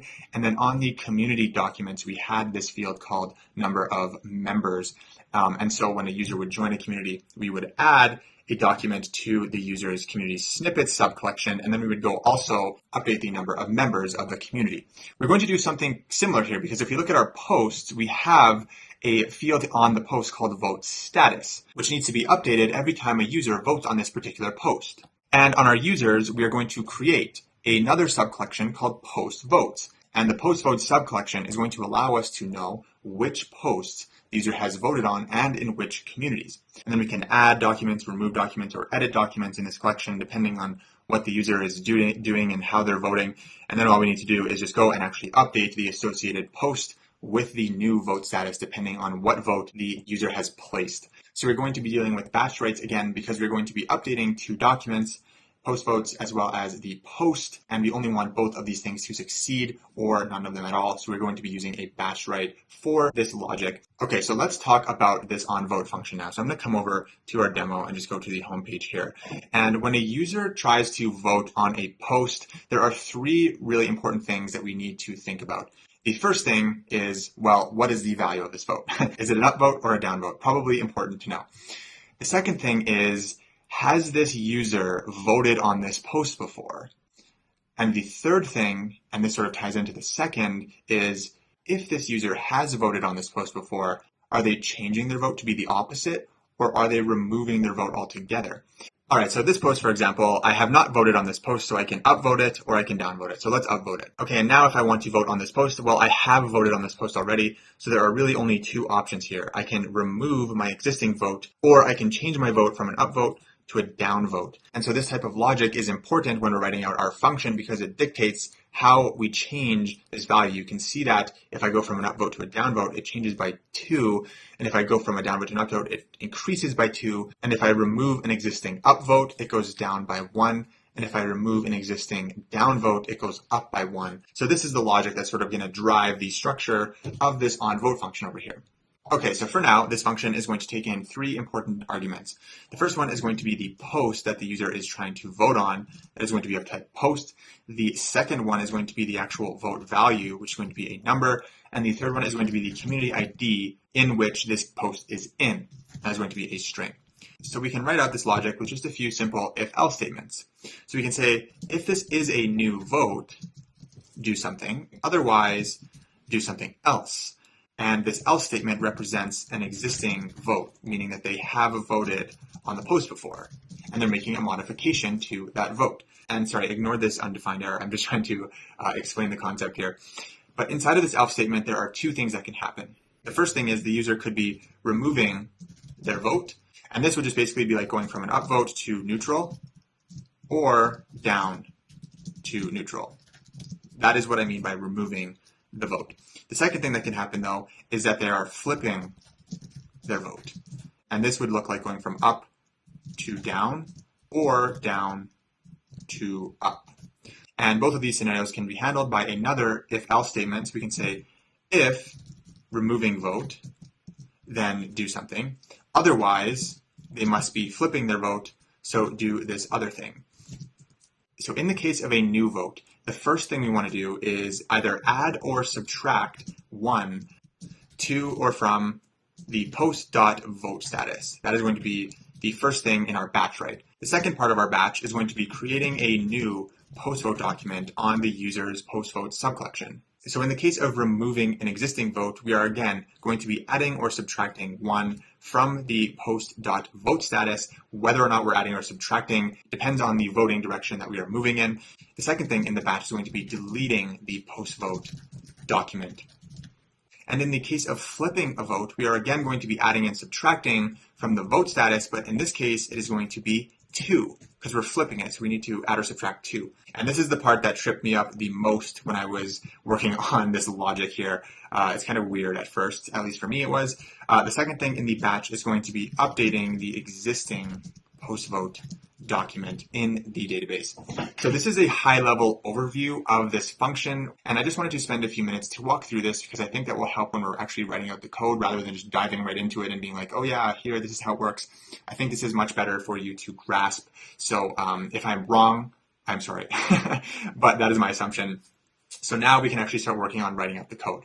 All right, you guys, so the first thing we need to do is go back to our post state atom and actually create a spot where we can store all of the post votes from the database. So if we go back to our post atom file here, you may have remembered that I briefly mentioned the post vote section here on our post state, and so now we're actually going to implement that here. Okay, so we can re-enable this, and I'm actually going to create a TypeScript type for our post votes. So we're going to need this in other files, so I'm going to write export, and I'm going to say type post vote.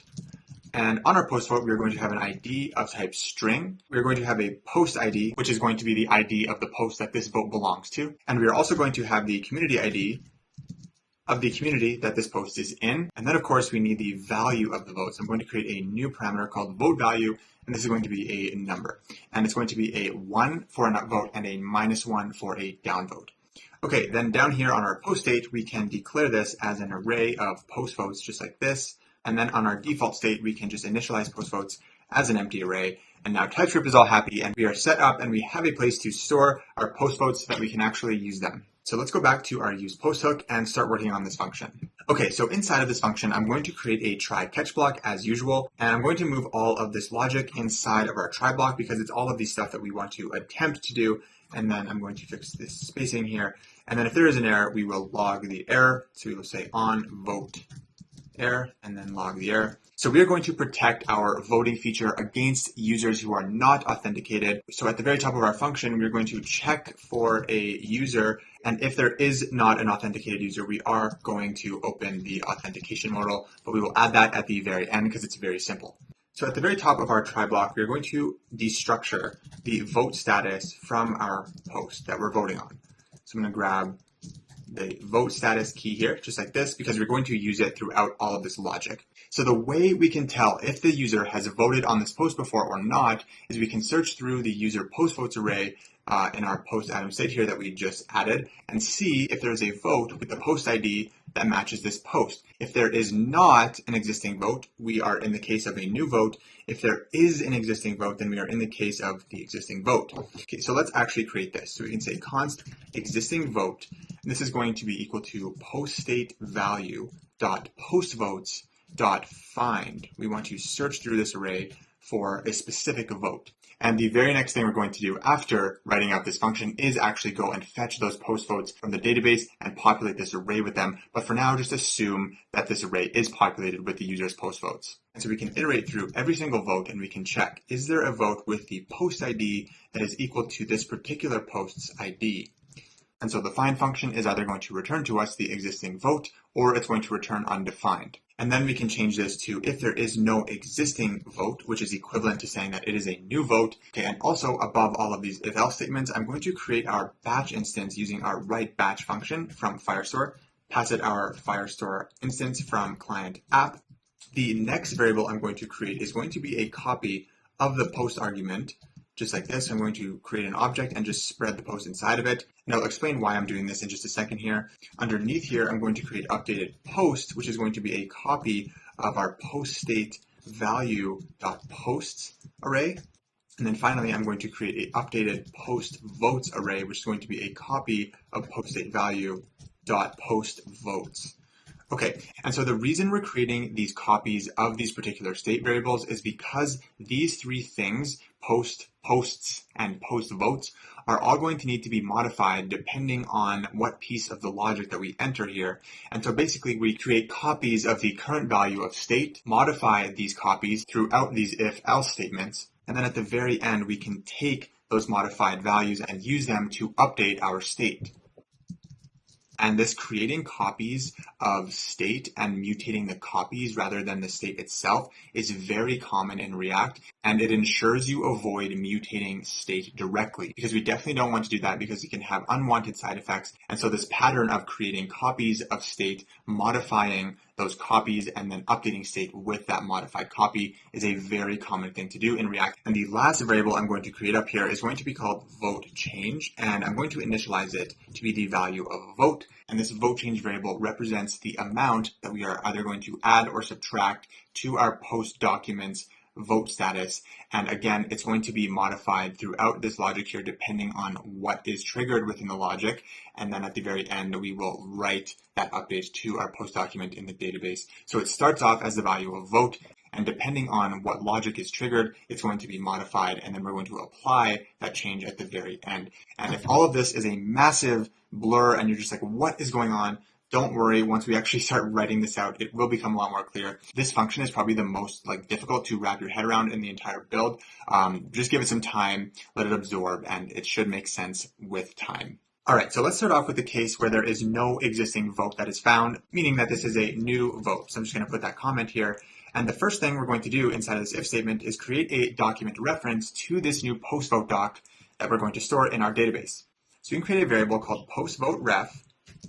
And this is going to be a document reference, so we can use our doc function from Firestore. And inside of here, we want to create a collection reference to the collection that this document is going to be in. And so we can pass this our Firestore instance. The collection that we're going to write this document into is going to be users. And now we just need to provide a path to this user's postvote subcollection. So we're going to need our user object from our useAuthState hook. So let's bring that in up here. We can say const user is equal to useAuthState, pass out our auth instance. Okay, now down here, this path is going to be user.uid / postvotes. So we are writing a document to the user's postvote subcollection. So we can save that.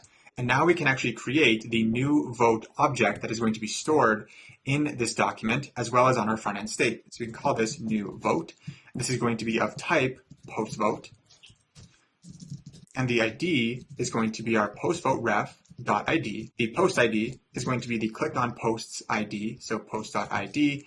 And we can add the bang operator here to tell TypeScript that we know that this is going to be a defined value inside of this function. We can add the community ID, and then the vote value of this vote is going to be the vote argument passed to the function. So it's either going to be 1 or -1. And now we can add the document creation operation to our batch. So we can say batch.set, and the document we want to set is postVoteRef, and the data we want to store in that document is new vote.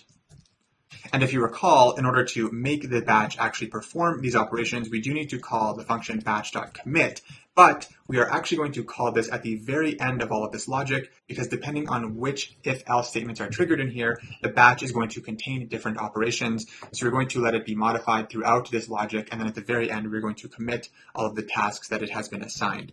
Now let's actually update the post vote status. So we're going to modify this updated post object because if you remember, it's just a copy of post and it's this updated post that we want to make the updates to. So we can say updated post dot vote status, and we want to update this value to be the current vote status, which we grabbed off of the post from up here. So this represents the current vote status, and we want to add the value of vote to it. So we're either going to be adding 1 or adding -1, depending on if we upvote or downvote.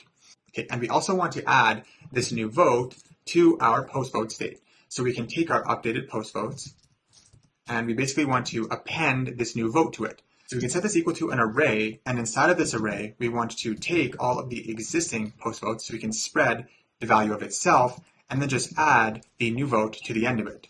And make sure when you declare updated post votes up here that you use the let keyword here. I believe I initially had this as const, but you will get an error down here if you try to reassign it. If you use the const keyword here, make sure you do use let to allow you to reassign this variable here. Okay, and if it is a new vote, the value of vote change is just going to remain the value of vote, so either 1 or -1. We do not need to modify it inside of this if statement because we're going to use this vote change value in updating our post document in our database, which we're going to add to our batch operations at the very end of all of this if else statements. So we do need to make sure we're updating this accordingly. But in the case of a new vote, we do not need to modify it. It's just going to remain the value of vote. Okay, let's talk about the case of an existing vote. So in the case of an existing vote, whether we're removing or flipping the vote, we are going to be doing some sort of batch write involving the post vote document in our database. So we can still create a reference to that. So we can say post vote ref. However, this is going to be a reference to an already existing post vote document. Before, we were creating a reference to a newly created document that doesn't exist yet, whereas this one does exist. So we can pass this our Firestore instance. The collection that we're interested in is still users, and the path to this existing post vote document is going to be on the user.uid document /postvotes/existingvote.id. All right, let's handle the case of the user removing their existing vote. So we can tell if a user is removing their vote if the vote that they're trying to make matches the value of the already existing vote. Okay, so as an example, let me upvote this post here. So I just created a new post vote with a vote value of 1 because it was an upvote. So if I click on this upvote again and send a value of 1 to our function, that is going to be equal to the already existing vote value, which is 1. So that's how we can tell if a user is removing their vote. Okay, we can say if the existing vote value is equal to the vote that they're trying to place, that means they're removing their existing vote. Okay, so now we want to add or subtract 1 to or from the post vote status. So let's do that. We can say updated post vote status is equal to the current vote status. But this time we want to subtract vote because we want to go in the negative direction. So let me upvote this post. If I upvote it again, I do not want it to go to 210. I actually want it to go down to 208, right? So we want to go in the opposite direction. On the flip side, if I downvote it again, I do not want it to go to 206. I'm removing my downvote, so it actually should go back up to 208. So we're going in the negative direction. So that is why we are subtracting the value of vote here. And now we want to update our post vote state, but now we want to remove the existing vote from our post votes. So we can set this equal to updated post votes dot filter, and our filter condition is going to be that the vote ID does not equal to the existing vote dot ID. So this is going to remove the existing vote from the post votes array, and we're storing that filtered version inside of updated post votes, which we're going to use later to update state. So now we want to delete the post vote document, so we can add that delete operation to our batch by saying batch.delete, and the document we want to delete is post vote ref. And also in the case of removing the vote, we want to negate the value of vote change here. So we're just going to multiply it. So we're going to say vote change times equals -1, and we're just going to negate it. And if you don't understand the complete purpose of this vote change variable yet, don't worry, it will make a lot more sense when we actually get down to writing the batch update for updating the post document's vote status. Now let's talk about the case of the user flipping their vote. In this case, we are going to be adding or subtracting 2 from the post vote status. So if I upvote this post here, if I flip my upvote to a downvote, it should not go back down to 208, it should go down to 207, so it's decreasing by 2. And on the flip side, if I go from a downvote to an upvote, it increases by 2. So to update our post vote status, we can take our updated post dot vote status, and we want to update this to be the current vote status, and we want to add 2 times the value of the vote that the user is trying to make. So if I downvote this, vote is going to be -1, but I want to subtract 2 from 209. So I want to do 2 times -1, which is -2. So I want to do 209 minus 2, which is going to be 207. In the opposite direction, it would be 207 plus 2 times 1, so 209. I find this kind of confusing at first. I don't know about you, but yeah, I don't know. It was kind of weird to wrap my head around the first time I was doing it. Okay, and now we want to update our post votes array, but this time we're not adding 1 like in the case of a new vote, and we're not removing 1 like in the case of removing the vote. We are editing 1. And so in order to edit 1, we need the index of this vote inside of the post votes array. And JavaScript has a very handy array function called findIndex, where we can find the index of a particular item in an array, and then we can use that to update the value at that index. So I'm going to create a variable called voteIndex. So I want to call the function findIndex on the postvotes array. So I can say postStateValue dot postvotes dot findIndex. And this is going to iterate through all of the votes, and we want to find the one where the vote ID is equal to the existing vote ID. So we are finding the existing vote. So now we know the index at which this existing vote sits inside of this postvotes array. So now we can actually update that value of postvotes array to be the updated vote. So we can say updated postvotes at voteIndex, and we want to set this equal to a new vote, and that new vote is going to be everything inside of existing vote, but with a updated vote value of the vote that the user is trying to place. And now all we have to do is add our post vote update operation to our batch rights. So we can say batch.update, and the document we want to update is post vote ref, and the update we want to make is to the vote value field, and we want to update the value to be vote. Okay, so now at the end of all of these if-else statements, we want to actually update our post document in our database. So now we can create a reference to our post document so that we can add the update statement to our batch operations. So we can say postRef is equal to doc, pass it our Firestore instance. We want to access the post collection, and the ID of this document is post.id. And again, we can add the bang operator here to tell TypeScript that we know that this is going to be a valid value. And now we want to add the post update operation to our batch. So we can say batch.update. We want to update the postRef, and the update that we want to make is to the vote status field. And this is where that vote change value is going to come in. We want to update vote status to be the current value of vote status plus vote change. So the value of vote change is going to be different depending on which if-else statement we triggered in here. It could be -2, it could be +2, it could be 1, it could be -1. Depending on where we ended up in those statements, it was modified. And now at this point, we have all of the batch operations set up, so we can actually execute them by saying await batch.commit. And this is going to write those updates to our database. So now all we have to do is update our front-end recoil state, and we're going to do that using these copies up here that we created, because the copies were modified and updated throughout all this logic. And now we can take those values and actually store them in state, and our state will contain all of the updates necessary. So we can call our setPostStateValue function, take the previous value of state, and we're going to update a few values here. We're going to update our post array, and the updated value of this is going to be updated posts. And we're also going to update our post votes.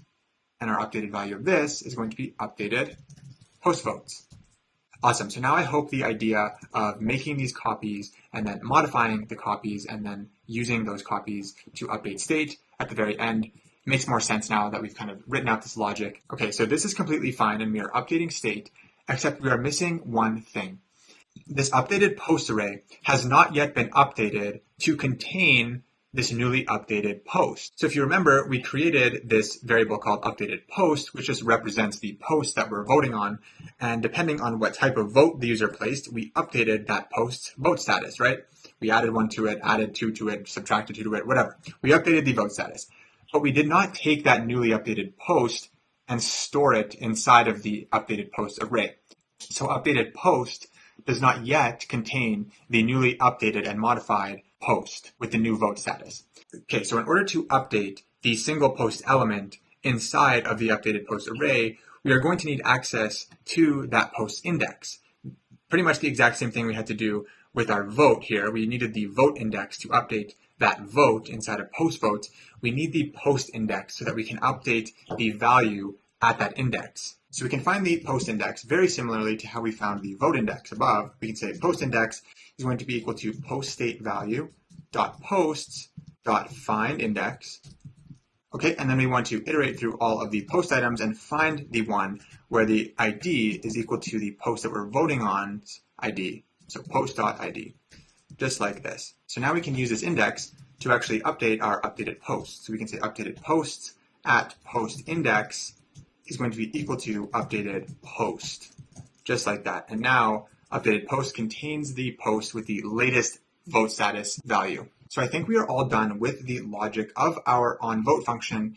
The last thing we need to do is just go back to our post component. And if you remember, we had this prop that we defined here, user vote value, and we just temporarily passed it as undefined because we had not built the voting logic yet. So now we can actually make this the correct value. And also we're getting a TypeScript compiler error here for our onVote thing. I think we just have to fix the type declaration for our function, but we will do that in a second. Let's ignore that for now. Okay, so now that we actually have an existing post votes array, we can basically search through that array and see if there is a vote with the post ID of this item that we're currently iterating through's ID. So that would look something like this. So we can say post state value dot post votes dot find. So we can iterate through all of the votes and see if there's one with a post ID that matches this particular post item's ID. So then if the find function does end up finding a vote, we can grab that vote's vote value. And if it does not find it, then user vote value will just be undefined and it will behave as if the user has not voted on the post, which is exactly what we want. Now we can just quickly fix this onVote compiler error. So I just have to go into our post item and change this to be the proper function declaration type. So if we just go to our use posts, I'm just going to copy these argument types here and bring them over to our post item, paste them in there, and then this function is going to return void. Okay, now that should satisfy TypeScript over here. And what's going on in here? Okay, now we just have to change the actual way these onVote functions are being called. So I'm just going to change it to a callback function that calls onVote, and we need to pass it 3 arguments. And the first one is the actual post. The second one is the actual vote value. So for an upvote, it is going to be 1. And the third one is going to be the community ID, which is going to be post.communityID. Perfect. So we can just copy this and paste it on our downvote one here. But we want to change the value of our vote down here to be -1. Our onVote function, I think, is complete. We have successfully passed the user vote value to the PostItem component so that we can tell if we have voted on this post and what that value is. So I think we are ready to give this a go. So let me try this out and see what happens. So if I click on this, you can see that we are seeing those changes. And what happens if I flip my vote? Perfect. If I remove my vote? Awesome.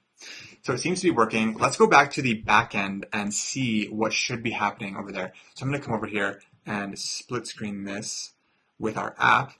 Okay, so what we want to see is inside of users, if I vote on a post, I should see the post votes subcollection appear. So I'm going to find the Shad Mirhi one here. So let's go back to our app. So if I vote on this, and then I just refresh this on the first time when the collection is created, you have to refresh because the collection doesn't exist, but after that it is in real time. So yeah, you can see that there is a post votes collection here, and it has the post ID of that post, it has the vote value, and then if I flip this vote, you can see that that is being updated. If I remove the vote, it's deleted. How cool is that? I think that's so cool. Awesome. Okay, and the other thing that should be changing is if I go look at the post, we should see the vote status has been updated. So that's the other thing that is in our batch right, remember? So if I downvote this, it updates to -1. Upvote goes back to 1. If I remove the vote, 0. Awesome. So our batch writes are working. We are able to actually vote on posts, and the vote status of the post document is updating as well. How cool is that? Let's put this back over here. All right, you guys. So the last thing we need to add here is just a quick function that is going to actually initialize the value of this post votes array by going to the database and getting this user's post votes for the current community. And I briefly mentioned before that we were going to do that because right now the post votes is just an empty array. And so if I were to vote on a post, the array is populated. But then if I refresh this page, we can see that that vote is not going to be persisted because we do not go and get those user votes from the database. So the 1 persists because the post document was updated. But in terms of our post votes, we have not retrieved them yet, so we actually can't see that we have indeed voted on this post. So to fix that, we just need to add a function that is going to be called as soon as we land on a community page to actually go and get all of our votes for the posts in this community. So it's pretty simple, and we are going to add that inside of our use post hook here. So at the bottom, I'm going to create this function called get community post votes, and it's going to be asynchronous, and it's going to take in the community ID, which is of type string, and it is going to go and actually fetch all of this user's post votes for the current community that they are currently in. Hence the name get community post vote, and this should be plural post votes with an S. So we can just write a simple query for our post votes collection and then store those documents inside of our post votes array in our recoil state. So let's write that out. So we can say const post votes query is equal to query. So bring in the query function from Firestore. And the first argument is going to be the collection that we want to query. So we can pass in our collection function, which is going to take in our Firestore instance. The collection we are querying is users, and the path to the post vote subcollection is going to be user.uid/post votes. So the second argument to our query is going to be a where clause because we only want to find the post votes where the post votes community ID matches the community ID that we're interested in. So in this case, Shadi's group. Whatever community we're in, we only want the post votes for that community. So the field we're interested in on our post vote documents is community ID, and we want to check if the community ID is equal to this community ID that is being passed in as an argument, just like this. Okay, so now we can pass this query to our getDocs function to actually go and get this set of documents from our database. We can say post vote docs is equal to await get docs, and we can pass in our post votes query. Now this is going to return to us an array of Firestore documents, and we want to extract all of the data out of each of those documents. So we can create a new array called post votes, and we can take our post vote docs and map through all of them. So we can say post vote docs.docs.map, and for each one of those documents, we want to return a new JavaScript object with the ID as well as the extracted data from that document, just like this. And now we can store this post votes array in our recoil post vote state. So we can say set post state value, take the previous value, spread it, and the only field we want to update here is post votes. And the value in this case is going to be post votes. And to satisfy the TypeScript compiler here, we can just typecast this to be an array of post votes. So make sure that that type imports from our PostItem file.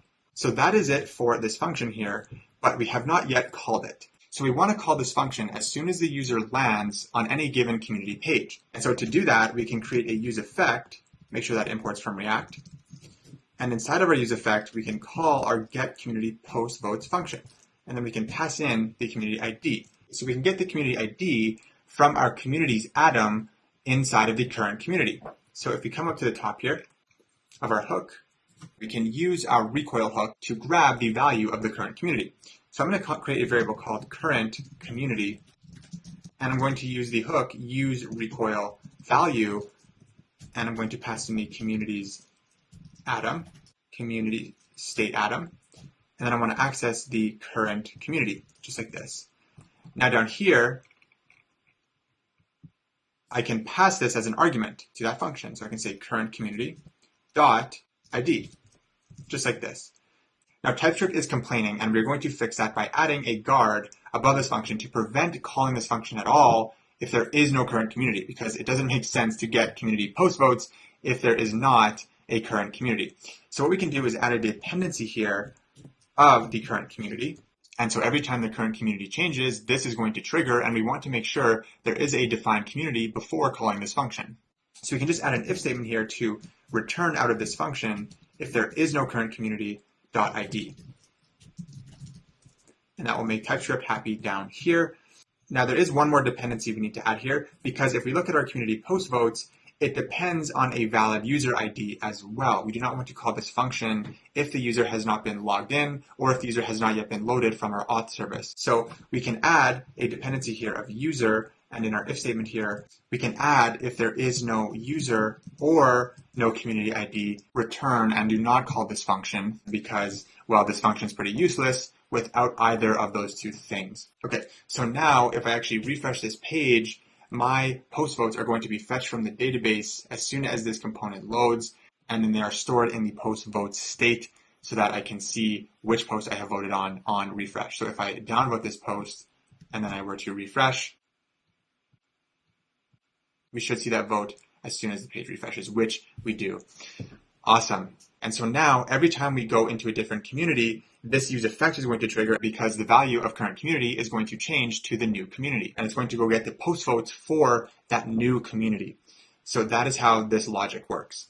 Cool. And just for fun, just so we can see more exciting values other than 1, -1, and 0, I'm going to go to this post here and just modify this to like 462 and come back here and save it so that we can actually see this value modify.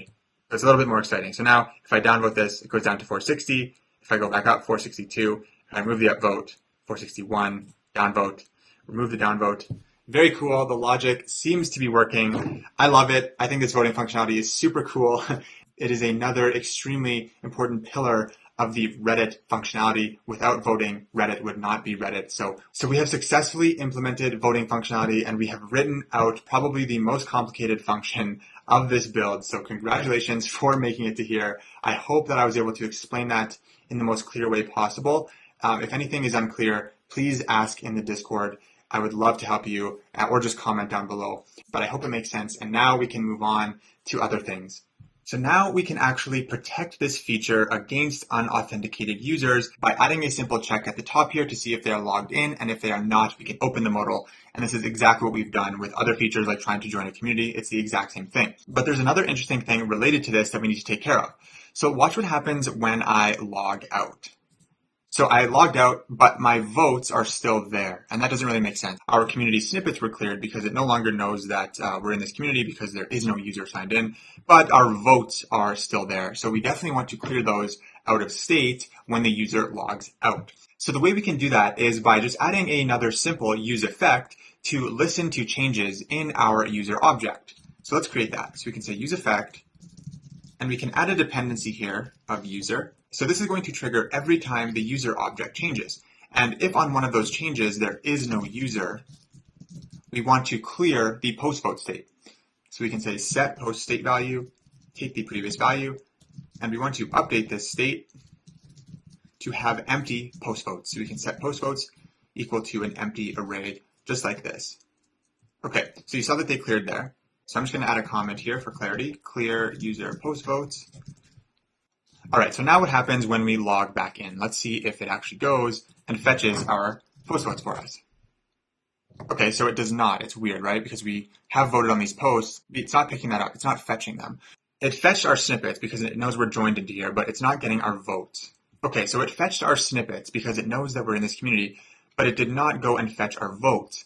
And the reason that is because on this use effect here, we have a dependency of current community But we are not getting to this get community post votes function because we are not getting past this if statement. And the reason that is because if you remember, when we logged out, we reset our entire community state atom, meaning that current community is currently null. Therefore, there is no current community.id, so this if statement is protecting against running this function. So we just need to slightly refactor the logout flow here, because on logout, we only want to clear the community snippets. We don't really want to reset the entire community state atom. So if we go back to this user menu here, this is where we did that. On logout, we just called this reset community state function and completely cleared that atom. So I'm just going to comment this out here. And what we're going to do instead is go into our use community data hook and basically do something similar to what we're doing with the post votes here. We're going to add a use effect with a listener on our user. And then if there is no user, we're just going to clear these snippets only, not the entire community state itself. So let's go and do that. So inside of our use community data hook, we already have a use effect that is listening to changes in the user. And then if there is indeed a valid user, it will go get the snippets for that user. So all we need to do is just refactor this if statement very slightly. So instead of returning, what I'm going to do is inside of this, if there is no user, we want to set our community state value to be the previous value, but with empty my snippets. Basically the exact same thing we're doing with our post votes over here, clearing them out if there is no user. And then at the end of this, we can return just like this. So now when the user logs out, we are only clearing these snippets. We are not clearing the current community state. So then when we log back in, it will actually go get our post votes. So let's see if this works. So I'm going to log out and I'm just going to refresh to reset everything. So if I log back in, it should know that we have joined this community, and it also should pick up the votes on these posts here. So let's try this. So let's log in.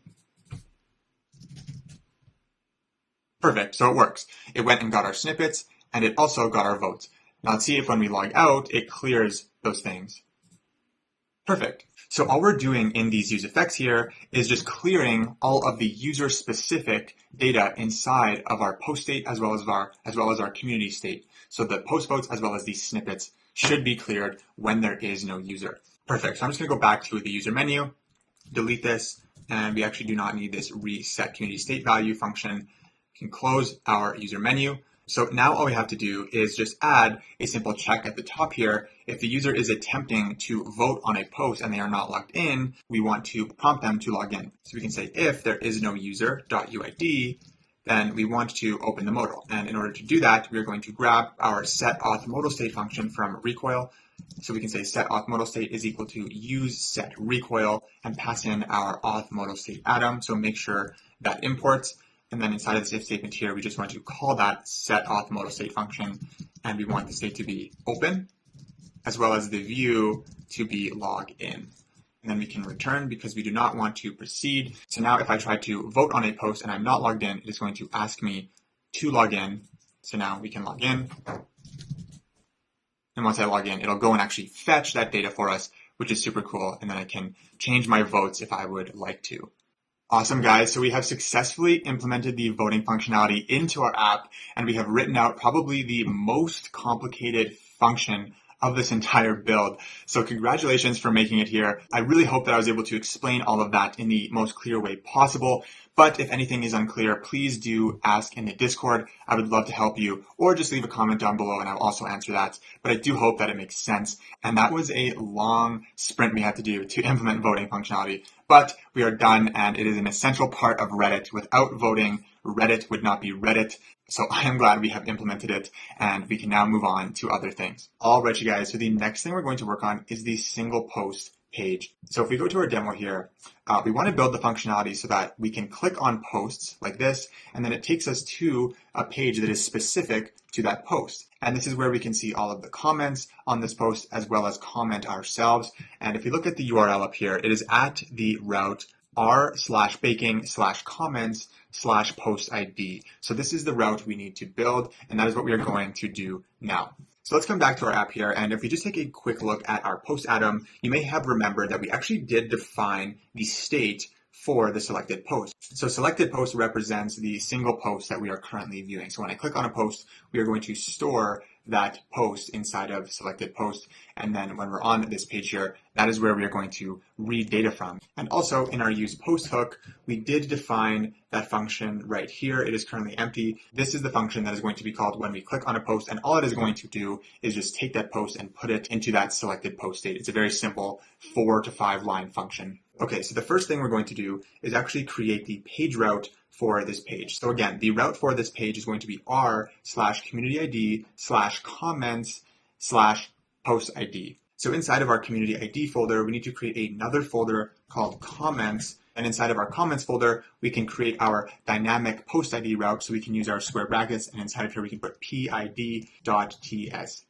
Square brackets, because again, it is a dynamic route. The post ID can change depending on what we click on. Okay, then inside of here, we can use our snippet, and we can get rid of these props here. And I'm going to rename this component to be post page, just like this. And we're not going to have any props, so we can get rid of that. And that is good to go. And then we can just add the text post page here.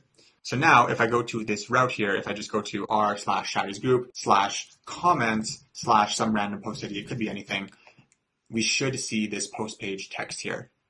And we do. Awesome. Now if we go back and look at the demo, we can see again that it has the same layout as every other page. So we can, again, use our PageContent Layout component with our post and comments in the left-hand side and the about component in the right-hand side. Once again, the PageContent Layout saves our lives, and we do not have to write any more styles. We can just drop components in, and it is easy peasy plug and play. Let's come back to our app here, and this is what we're going to do. We can get rid of this div, and we can return that PageContent Layout component, make sure that imports from that file there. Then we can have our two left-hand side, right-hand side fragments here. Okay, and on the left, this is where we're going to have the selected post as well as the comments for that selected post. Okay, and then on the right-hand side, we're just going to have our about component. And our selected post is going to be a component we have already created, which is just PostItem. And we're just going to pass it the selected post as the post prop. So the first thing we're going to do is work on the PostItem for the selected post. So we can reuse our PostItem component, like I was just mentioning, so make sure that imports. And if you remember from our posts component, which is the place that maps through all of the community posts and returns a post item, we pass this a bunch of functions that come from our use post hook. So again, in this PID page, we are going to need to bring in those functions from our hook. So at the top here, we can call our hook. We can say use posts, make sure all of this imports. And the values we're going to get from this hook are going to be post date value, set post date value, on delete post, as well as on vote. And we do not need the on select post function in this page here because we don't really need to select a post if we are already in the single page view. So we are not going to pass the select post function to our post item component on this page like we were on the community page. So we do not need this from the hook. Now down here, we can start passing in some of these props. So the first thing we need to pass is a post, and that post is going to be our selected post from our post state. So we can say post date value, no autocomplete, dot selected post. And ignore these compiler errors for now. We are going to deal with that. Our second prop is going to be our onVote function. So onVote is equal to onVote.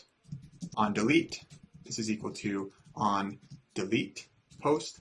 Save this so it reformats. Our user vote value is going to be the exact same. We can do our post date value dot postvotes dot find, and we want to iterate through all of these items and look for a vote with the post ID that matches the post date value dot selected post dot ID. Perfect. And then if there is one, we can grab the vote value, just like that. Okay, the user is creator. We are going to check if the user's ID matches the selected post creator ID. So we are going to need to bring our user in up here from our useAuthState hook. So const user is equal to useAuthState. Pass this our auth object from client to app. Now our user is creator prop is going to be the Boolean that the user's ID is equal to the post date value dot selected post dot creator ID. That is how we will know if this user is the owner of this post. And TypeScript is currently complaining because the selected post is initialized as null. And to prevent this, we can wrap this component in the condition that we only want to show it if there is actually a valid, truthy selected post. So we can save this, and it's still complaining because onSelectPost is missing. Oh, okay.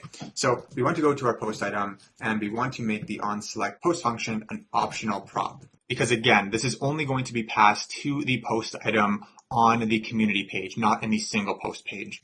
And that should satisfy the TypeScript compiler on this page.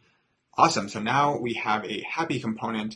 We currently do not have a selected post because we have not done anything inside of our onSelectPost function.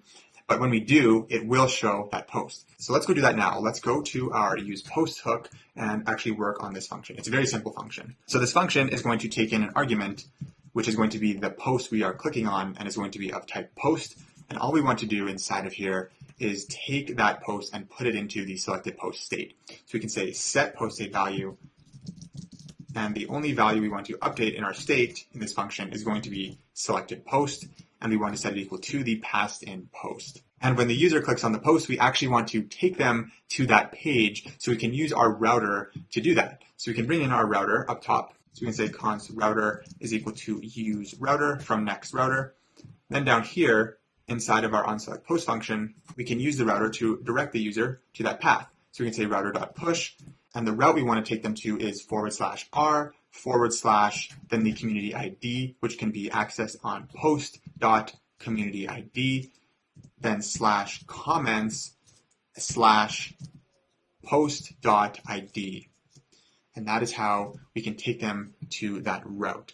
And I think we added this to the onClick of the post item, if I remember correctly. Sorry, I'm just going to close some of these files here. If we go to our post item, I think we did add this to the onClick. Okay, yeah, we did. We're going to need to change this a bit, though, because we need to pass in some arguments. So what we're going to do is change this onClick to a callback that is going to call our onSelectPost. And as an argument, we just need to pass in that post. TypeScript is unhappy about two things here. So let's take a look at these. So the first one is it's saying that expected 0 arguments, but got 1. And that is because our type definition for our onSelectPost function in our props does not say that we are taking in an argument. So we can change that to be exactly like this. And we should be good down there for that first compiler error. The second compiler error is that it is saying that we cannot invoke an object which is possibly undefined. Just a few seconds ago, we made the onSelectPost function an optional prop, meaning that if it is not passed, the value for it is going to be undefined. And TypeScript is basically saying, well, this can be undefined sometimes, but you're trying to call an undefined instance, so that is not allowed. That's really bad. And the way we can fix this is to basically just add some simple logic here to make sure that it is passed as a prop and that it is a defined function before calling it. And we can do that similarly to how we do it with React components. We can say onSelectPost and onSelectPost. So on click, we are first going to check for a truthy valid value of onSelectPost. If it exists, then we will call this function here. And so now when I go back to the community page, Shadi's group, I should be able to click on a post and it take me to that post page. So if I click on this, it does indeed do that. So we are on this page. This is the ID of this particular post, and I can go back and I should be able to click on another one. Perfect. So it's functioning exactly how we want it. And now this post is inside of the selected post state here because our onSelectPost function did that. All right, the next thing we're going to do is apply some very slight modifications to the style of this component if we are indeed on the single post page.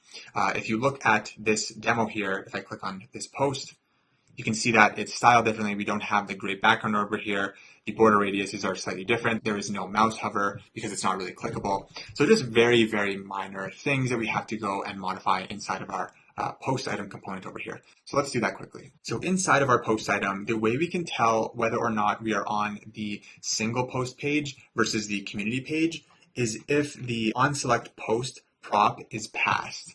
Because remember that we are only passing the onSelectPost function as a prop to our post item component on the community page. We are not passing it on the PID page because we do not need to select the post any further than we have already selected it.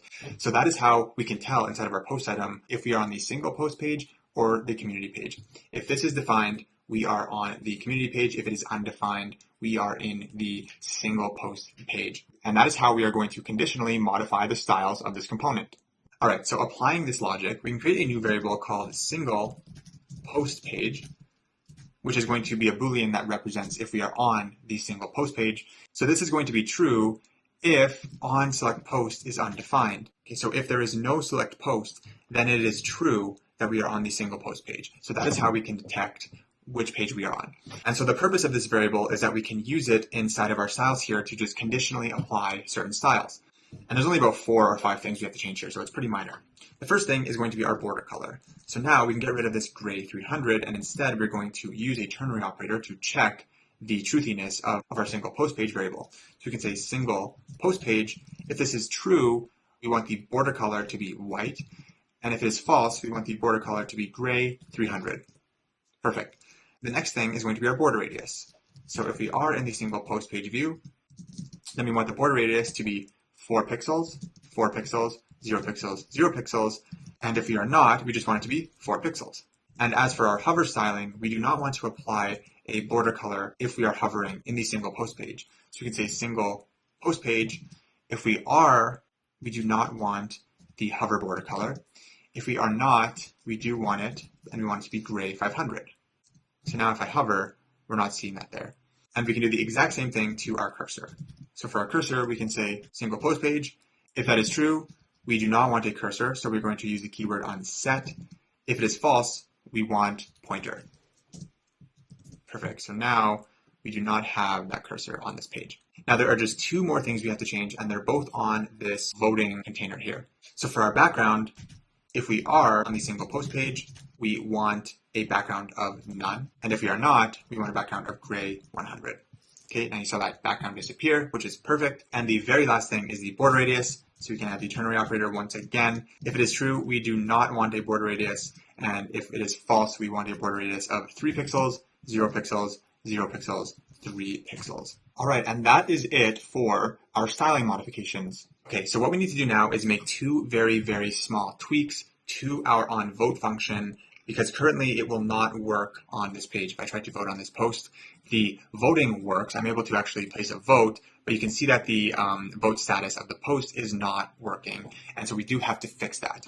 All we need to do inside of our onVote function is check for the existence of a selected post, because that means we are voting on the selected post from the single post page. And if there is a selected post, we just want to update it to be that updated post. It's very, very simple. It's a single if statement. Awesome. So what we can do is come down here, and just underneath this first set post state value function, we can write an if statement to say if post state value dot selected post. If there is a selected post, we want to call our set post state value function and update our selected post to contain that latest vote status, which is going to be on the updated post object here. So we can spread the previous value and update selected post to be updated post, just like that. So now, if I click on this, you can see that the vote status is indeed updating and our voting functionality does work. Okay, now there's one more thing we have to change in this function, and I'm going to show you what it is. So if we go back to the community page, r/Shaddy's group, we are going to see something very interesting when I try to vote. When I click on the vote here, you can see that it takes us to the community page. It does place the vote, but it still reroutes us to that page, and we don't want to do that, right? We don't want to reroute the user if they are trying to vote on the post. We only want to do that if they kind of click on the main body of the post here. And so this can be solved by what is called event propagation. So basically what's happening here is that these icons here have onClick functions attached to them, which is our onVote function, but our post item also has an onClick function. And since the vote icons are children of the post item, it's triggering both, and we do not want to do that. And we can stop this behavior with what is called event propagation. All we need to do to fix this is just accept the click event as an argument to our onVote function, and then call a function on that event called stop propagation. And that will prevent the event from traveling upwards to the parent, which in this case is our post item. All right, so let's add that as our first argument here. So it's going to be called event, and the type of this is going to be a react.mouse event because it is a click event, and the type of element that is generating this mouse event is going to be an SVG element because our upvote downvote icons are SVGs.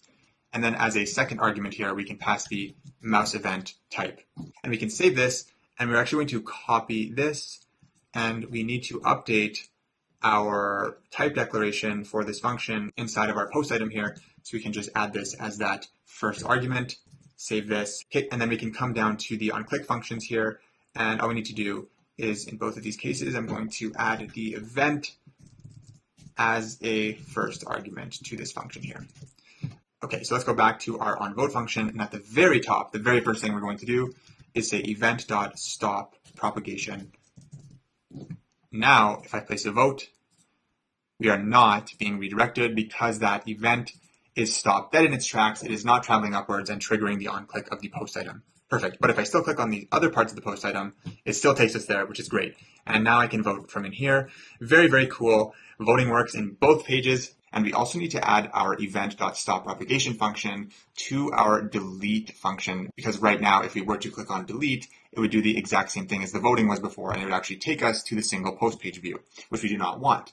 So I'm going to copy this event type from here, because it's going to be the exact same in our delete function. Then inside of our post item, since we're handling the delete in here, I'm going to paste that event in here, and we just have to change this from an SVG element to an HTML div element, because that is the type of the component that's generating this event this time. And the very first thing we want to do in this function is the exact same stop propagation function as in our onVote. And also, if I delete a post from the single post page view, I want it to take us back to the community page. And so we already have this variable to detect if we are on the single post page. So we just can add a quick few lines here to reroute the user back to the community page if they are indeed deleting the post from the single post page.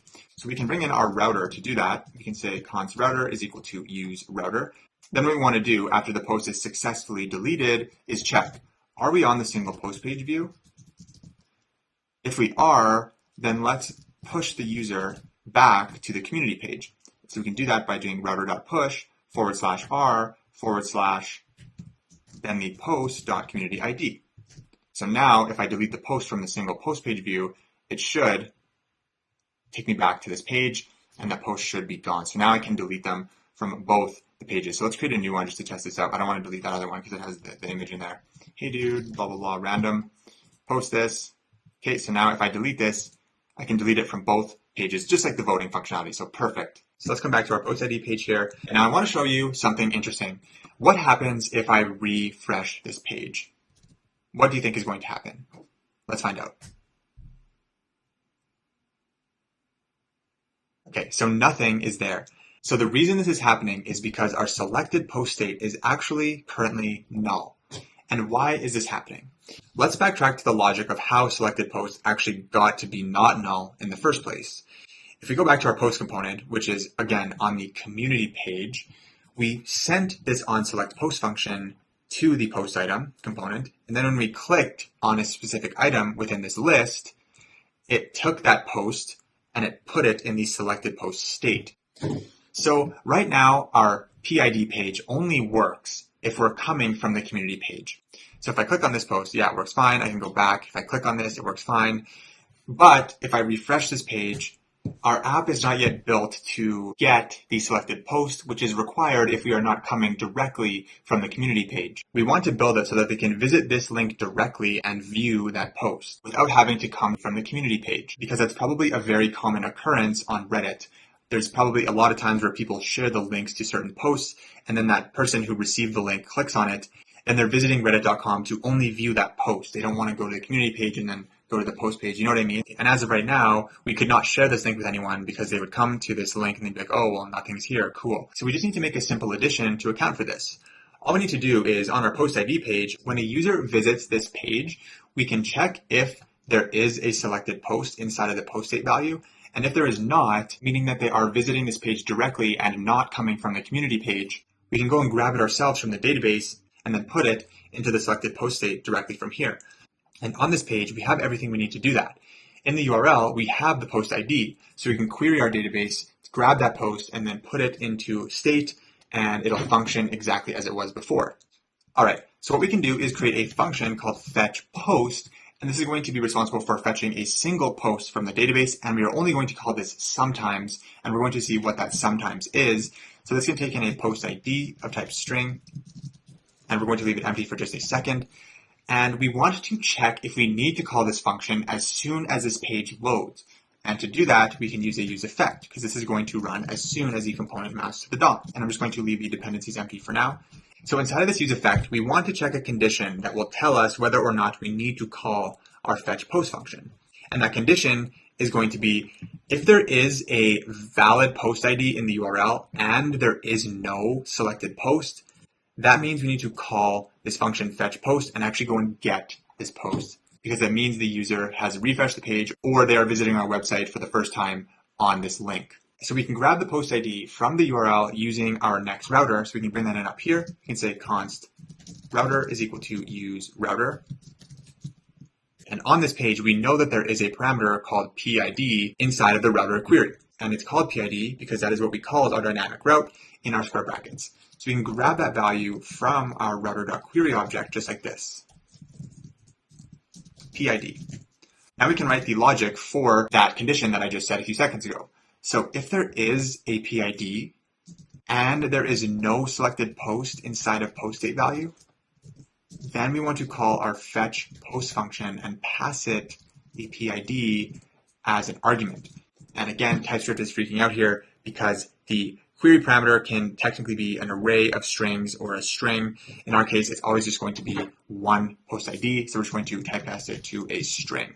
Now, because the logic inside of our use effect does depend on the router.query as well as the post date value selected post, we do need to add those as dependencies in this use effect here. So we can say router.query as the first one and then post date value dot selected post as the second one. And that is it for this use effect. All we have to do now is just write this function, which is very simple. It's just a single query to get this post from the database. We can, as usual, create a try catch block and log the error if it occurs.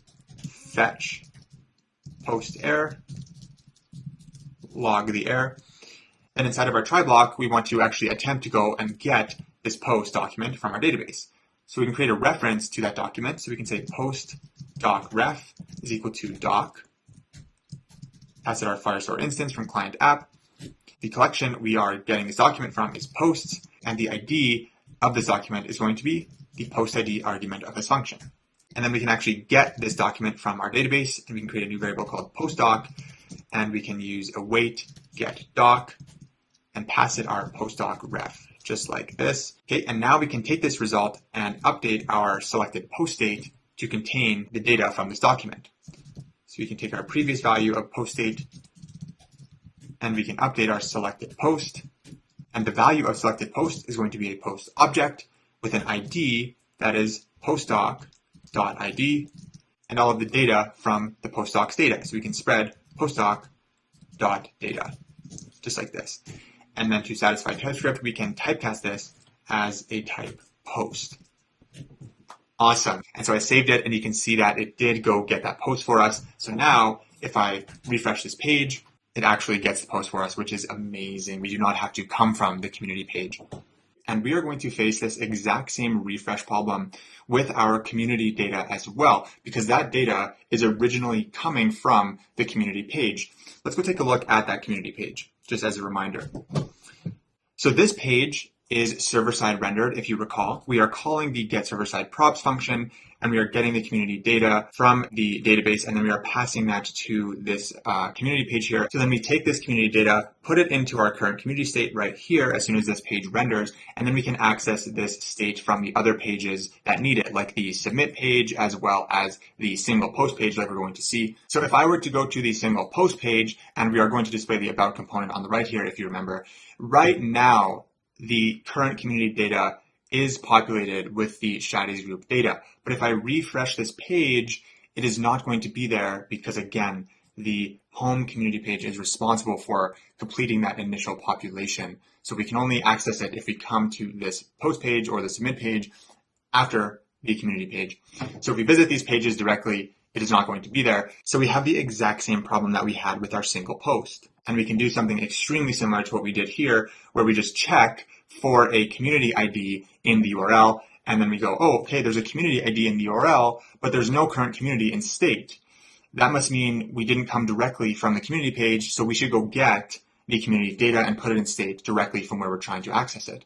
And let me further illustrate this by actually bringing in the about component here, so I can show you how it's going to be there initially, but not when we refresh the page, similar to our post item in this page. So we can bring in the about component, and this requires the community data as a prop. So we can grab that state from our use community data hook up here, use community data, make sure that imports, and the only value we want to grab from that hook in this component is going to be community state value.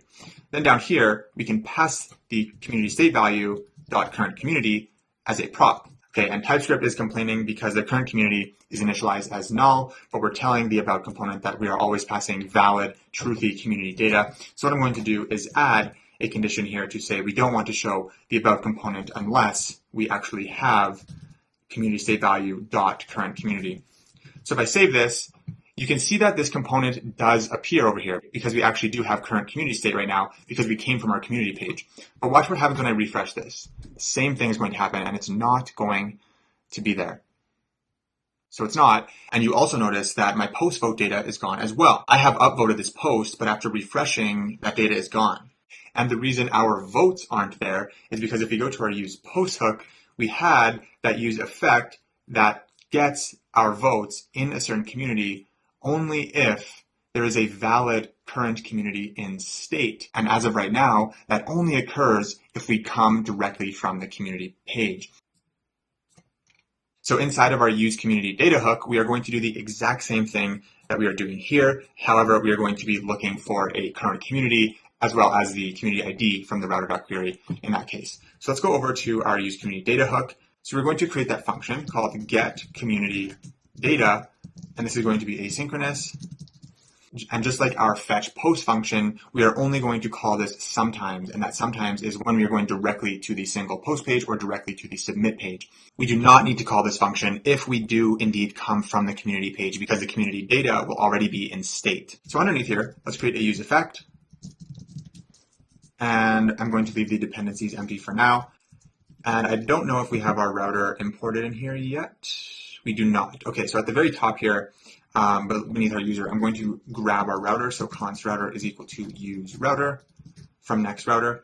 Then inside of this use effect, we can grab the community ID parameter from our router.query. So we can say router.query, and we want to destructure the community ID, which in this case is going to be Shaddy's group. Now we can write the exact same if statement as we did before with the post. We can say if there is a community ID and there is not a community state value dot current community, we want to call that get community data function, and we can pass in our community ID as an argument, just like this. And then up here, we just need to accept that like that as an argument. And then down here, this is the similar router type error we had before. We can just typecast that community ID to a string.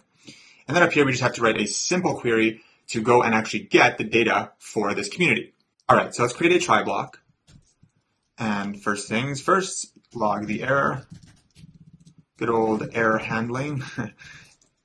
Then inside of our try block, we can create a reference to that community document is equal to doc Firestore. The collection we are interested in querying is the communities collection, and the ID of the document we want is community ID. Now let's actually get that document from our database by calling our getDoc function, and we can call this community doc is equal to await get doc, pass in the document we want to get, which is community docref. And now all we need to do is just put the data from this community doc inside of our current community state. So we can call set community state value, and we want to update the current community to be a community object with the ID of community doc.id and all of the data inside of that document. So we can spread community doc.data, and we can tell TypeScript that this is going to be of type community. Okay, and that is it for this function. Now all we have to do is just come down here and add those two dependencies to our useEffect dependency array. First one, router.query, and community state value dot current community, just like this. So now if I save, you saw that the community data is now in state, so the about community component appears, and it went and got our post votes for this community. Because again, if we go back to look at this use effect here, this is listening to changes in the current community state, and it's like, oh, now there's actually a current community there. I should go get the votes for this community. And so then it did, and amazing. So now I should be able to refresh this page without coming directly from the community page, and it should just go and get that data for us. Perfect, so that is great, and that improves our user experience significantly, and it makes our product realistic. So now what I'm going to do is I think I forgot to put the about component on the submit page actually. Yeah, I did. So let's go to our submit page here. Yeah, I totally forgot to put that in there. And so we are grabbing our community state value from Recoil, but I'm going to change this to get the community state value from our use community data hook so that it actually triggers this use effect here, because the use effect is only going to trigger from that component if the component calls that hook. So let's comment this out, and we want to get this same value from our use community data hook. So make sure that imports. And we want to only grab the community state value. So if I save this, this component is actually going to call that hook now, which is going to trigger that use effect, which should have populated the current community state. So if I look at this log over here, so you can see that it did go and get their community data. So now if I bring in our about component here, drop it into our right-hand side fragment, and then as our community data prop, we can pass in community state value dot current community. And then same thing as our PID page, we can add a guard here to only show this component if we do have a truthy community state value in state. So if I save this, now that component appears on the right-hand side, and I should be able to refresh this page, and the same exact thing should happen. Perfect. That is amazing. We no longer have to come from the community page to see this data here, and that is perfect. So if I go into here, if I sent the link to somebody now they can actually see the post and see the community data and everything, see the votes and whatever. So awesome. Now our app is so much more versatile and realistic, and link sharing is possible. So I'm glad we covered that because it is very, very important, and we can now move on. All right, you guys, we're now going to move on to building the commenting on post functionality, which I think is a super exciting feature, and it's really fun to build. And it's pretty much the exact same thing as creating a post, but it's actually easier because we don't have images to deal with. The first thing I want to talk about is how we are going to model this data in our database, because that's always a good place to start. So let's go to our database and let's briefly talk about the way we are going to structure our comments collection.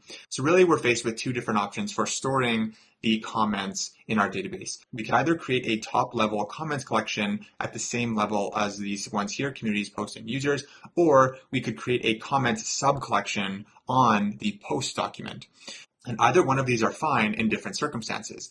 But in our circumstance, we need to think about how we're actually querying the comment data, because again, how the data is displayed on the screen, what your queries are going to look like should really drive how you model your data. And in our case, we are going to store our comments as a top level collection here along with the post communities and users rather than a sub collection on the posts. And here is why. If we go to the realreddit.com and we go to our profile page, this is just a random Reddit account that I made for the purpose of this demo, you can see that there is a section on our profile page called comments. So on this page would display a complete history of all of the comments you have made on Reddit, which means that there are sections of the app that require access to comment data outside of just the post. Now we are not going to build this profile page, but I did want to model our data to best reflect Reddit in case you did want to build this functionality on top of this project. If we wanted all of the comments that we ourselves have made, think about how much harder that query would be if the comments were stored as a sub-collection on the posts. We would have to query every single post and then go into all of those posts and see if there's a comment that we have made, like where the comment has an author ID that matches our user ID. That's really inefficient and doesn't really seem necessary. And so that's why I decided to store the comments as a top level collection up here, because we can query the collection directly then, right? We can just go, let's go find all of the comments where the author ID matches my user ID.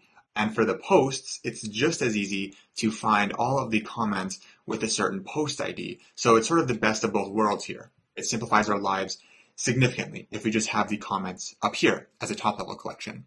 So I just wanted to discuss these two ways of modeling the data because again, with NoSQL, we have all of this freedom. And my first thought actually was to put a sub collection on the post, right? Because it makes so much sense. Like, oh, I only really need to see the comments of a post if I already know the post. Therefore, I'm going to store it as a sub collection. But then I was like, oh, well, on reddit.com, there's this whole comments section of your profile.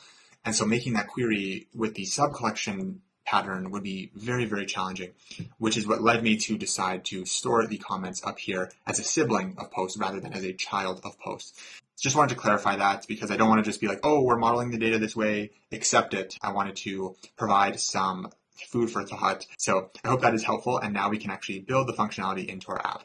Okay, so let's go back to our app, and it's going to be on this PID page that we're going to build in the comments functionality. So let's go into here, and the comments is going to be, as I have indicated here, a sibling of the post item inside of the left-hand side fragment here. So let's actually build the real comments component. So inside of our directory here and inside of the posts folder, I'm going to create another folder inside of here called comments, because the comments are a child of a post.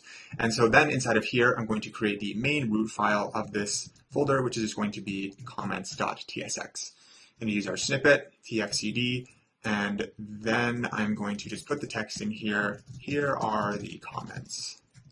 Awesome. I'm going to close my directory, come back to our PID page, and actually import the real comments component here. Comments. Just like this. And so now we should see that show up right there. And just again, to look at our demo, let's go look at what we're actually creating here. So I'll click on this post. And this is it. We just have an input and the actual comments themselves. Let's start off with the props that we're going to accept in our comment component here. So the first prop we're going to take in is going to be our user object. So this is going to be of type user. Make sure this type imports from Firebase Auth.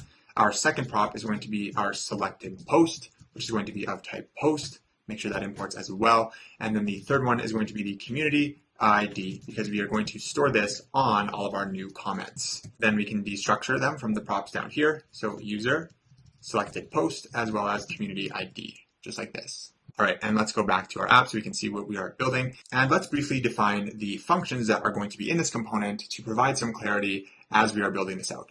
All right, so the first function in here is going to be the function that actually creates our comments. So this is going to be called onCreateComment, and it is going to be asynchronous because it is going to talk to our database, and it's going to take in an argument that is called comment text, and that is going to be a string, and we're going to leave it empty for now. Our second function is going to be responsible for deleting a comment.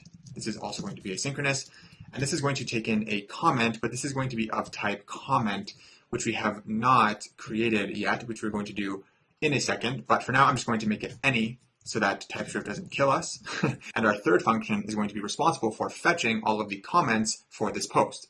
So I'm going to call this get post comments asynchronous and empty for now. And the very last thing I'm going to create is going to be a use effect, because we want to do something as soon as this component mounts.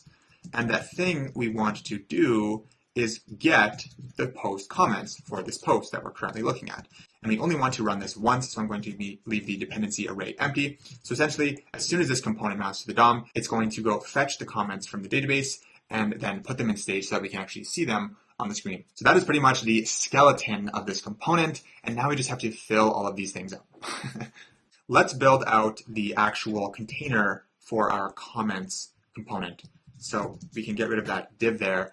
And our outermost component is going to be a box from Chakra. And we are going to give this box a background of white and a border radius of 0 pixels, 0 pixels, 4 pixels, 4 pixels. And then in here, I'm just going to say, here are our comments so that we can see something show up on the screen. And you'll notice that these border radius inputs are just sort of the complete opposite of the border radius inputs for the post item. And it's to make it appear as though it is a single component there. They sort of look like one. If you go to the demo, they look like it looks like one massive thing. And we are doing that by having the border radiuses sort of mirror each other, so to speak. And we're also going to give this a padding of 2. All right, we can get rid of this text. And inside of here, we're going to have a flexbox. So import that from Chakra. And inside of this flexbox is where our comment input component is going to go, which we are going to create in just a second here. But let's style out this flexbox first.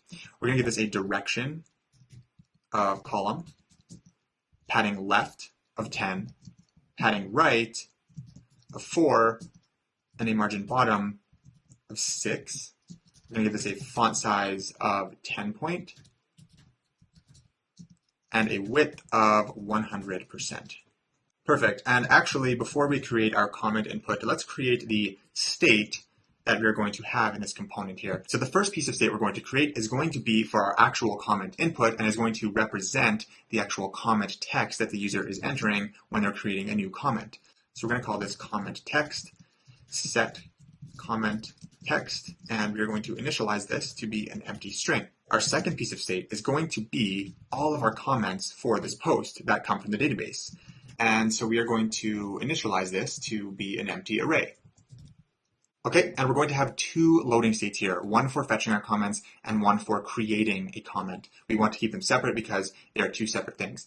So our first one is going to be called fetch loading, set fetch loading, and it's going to be equal to useState, initialize it as false. The second loading state is going to be called create loading and set create loading, and also false. Okay, so that's going to be it for now. Now let's create the component for our actual comment input. So inside of our comments folder, I'm going to create another file called commentinput.tsx and use our snippet. And let's define the props that this is going to take. So the first prop is going to be that comment text state component that we declared before. The second one is going to be the set comment text function. And this is going to take in a value of type string and is going to return void. The third one is going to be our user, which is going to be of type user. The third one is going to be our loading state for creating a comment because we're going to need that one in here to display a loading state when the user presses create comment. So we're going to have this be Boolean here. And the last one is going to be our onCreateComment function because that is the function they're going to call when they click on the create comment button. And this is going to take in a piece of comment text and it's going to return nothing. Now down here we can destructure all of these: comment text, set comment text, user, loading, and on create comment, just like that. Now for this component, what I'm going to do for the sake of time is just paste in all of the HTML for it because it's pretty much just a input with a bunch of fancy styling and a button. So I figured it's not worth going through a bunch of CSS. So I thought it'd be better to focus more on the actual commenting and creating comments functionality. I will put a link directly to this component on my GitHub down below so you can grab it as well. So I'm just going to drop this in here and add all of the missing imports, command period. I love that keyboard shortcut. And text, as always, does not like to auto import. So I'm going to throw that in here manually. Perfect. So this is all styled and all of those functions that we passed in are hooked up to it properly. It's just an input with a button and then with an on click that calls our onCreateComment function. So nothing super fancy that you're missing here, just a bunch of fancy CSS that I thought was not worth going through because we've already seen so much of this already. It's more fun to actually work on the creation of comments, in my opinion. So let's come back to our comments component and import that actual comment input from that file. And now we can pass it the required props. So the first one is going to be our comment text, which is going to be equal to our comment text state variable. The second one is going to be set comment text. I do not like when I don't get autocomplete, but sometimes you just can't have everything you want. Okay, the third one is going to be the user. So we are going to pass in the user, which I believe we still have to get. Oh no, it's coming as a prop. Okay. And then we can pass in our create loading state, create loading. Let's save this so that it formats. And then the last one is going to be our on create comment function. On create comment. Okay, so I saved this, and as you can see here, we are displaying this component here that's asking the user to log in or sign up. And this is just part of the comment input component that basically just checks if the user exists or if it does not. And if it does not, it just asks them to log in or sign up. And the reason that it is saying we are unauthenticated, even though we are logged in, is because we are not yet receiving the user as a prop to this comments component. So let's fix that so that we can actually see the real component. Fun fact, this is the exact same auth buttons component that was used in our Navbar. This is why I love React, and the reusability of components is so cool. Okay, so let's actually pass the user in to our component here. User is equal to user. Okay, and we are also needing the selected post, which is going to be our post date value dot selected post. And we also want to pass in our community ID, which we could get from the router, but we can also get access to it from post date value dot selected post dot community ID. Okay, so TypeScript is not happy with the misalignment of types here. So what I'm going to do for the user is I'm going to typecast this to be of type user. And for the community ID, I'm also going to typecast this to a string. However, for the selected post, what I'm going to do is just come into our comments component here and change the type of our selected post. Since our selected post is initialized as null in our post state atom, I'm going to use the pipe operator and add null as another type for this prop here. So if I save this and go back, this should now be happy and we should be good to go. And now we can actually see our new fancy input component here, which is super cool. Our button is even hooked up to our onCreateComment function, although it's empty, but it is hooked up. Once we build out the logic here, it will work. All right, let's start writing out the onCreateComment function and actually start storing some comments in the database. So when we create a comment, there are two things we need to do. The first thing is, of course, creating a comment document in the database.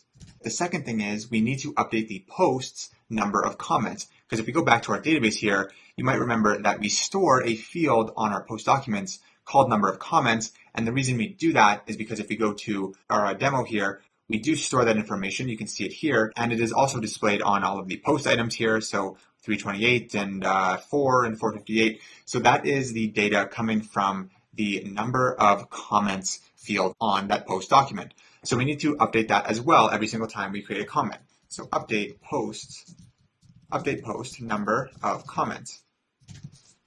All right, and for both of these operations, it makes sense to either have both of them succeed or none of them succeed. So for that reason, we are going to use batch writes once again because they are amazing, and why not? They help keep our data super clean with a high level of integrity.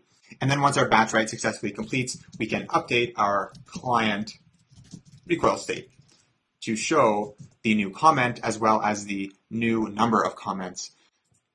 And then awesome.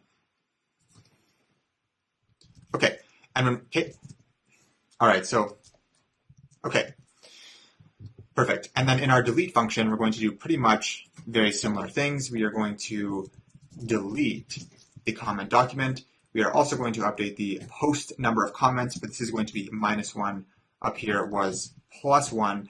And then we are going to also update the recoil state as well to reflect those changes. So let's work on the creation of comments. So let's create a try catch block as usual, and we will log the error on create comment error. All right, then at the top of our try block, we can create our batch instance using our write batch function from Firestore, pass it our Firestore instance, and let's work on this first thing of creating a comment document. Our new comment object is going to be of type comment, which we have not created yet. So let's do that now. And for now, we're just going to put it at the top of this file, but we are going to move it to the CommentItem component once we actually create that component very shortly. So we can say export type comment. So our comments are going to have an ID, which is of type string, a creator ID, so we know the user that created this, the creator display text, so that we can display that on the UI, the community ID that belongs to this post that we're commenting on, the ID of the post that this comment belongs to, the title of the post, and as well as the comment text itself. And the last thing is going to be our created at timestamp, which is going to be of type timestamp. Make sure that imports from Firebase/Firestore. And that is it. So now down here, when we're creating a comment, I'm actually going to create a reference to this new comment document so that we can use the ID on our new object here. So we can say const comment doc_ref is equal to doc from Firestore. And we can pass this a collection reference of the collection we want to store this document in. And that collection is going to be our comments collection, just like this. And now we can populate our new comment object. So we can pass this an ID of comment docref.id, the creator ID of user.uid, a creator display text, which if you remember was our user's email, and then we split the email at the @sign, and then we grab the first element in that split array, and we are actually going to add the bang operator here because we know that the user is going to be defined at this point because only authenticated users can create comments. We can add in our community ID. The post ID is going to be the selected post.id, And we are going to again add the bang operator here because we know that at this point we are going to have a selected post.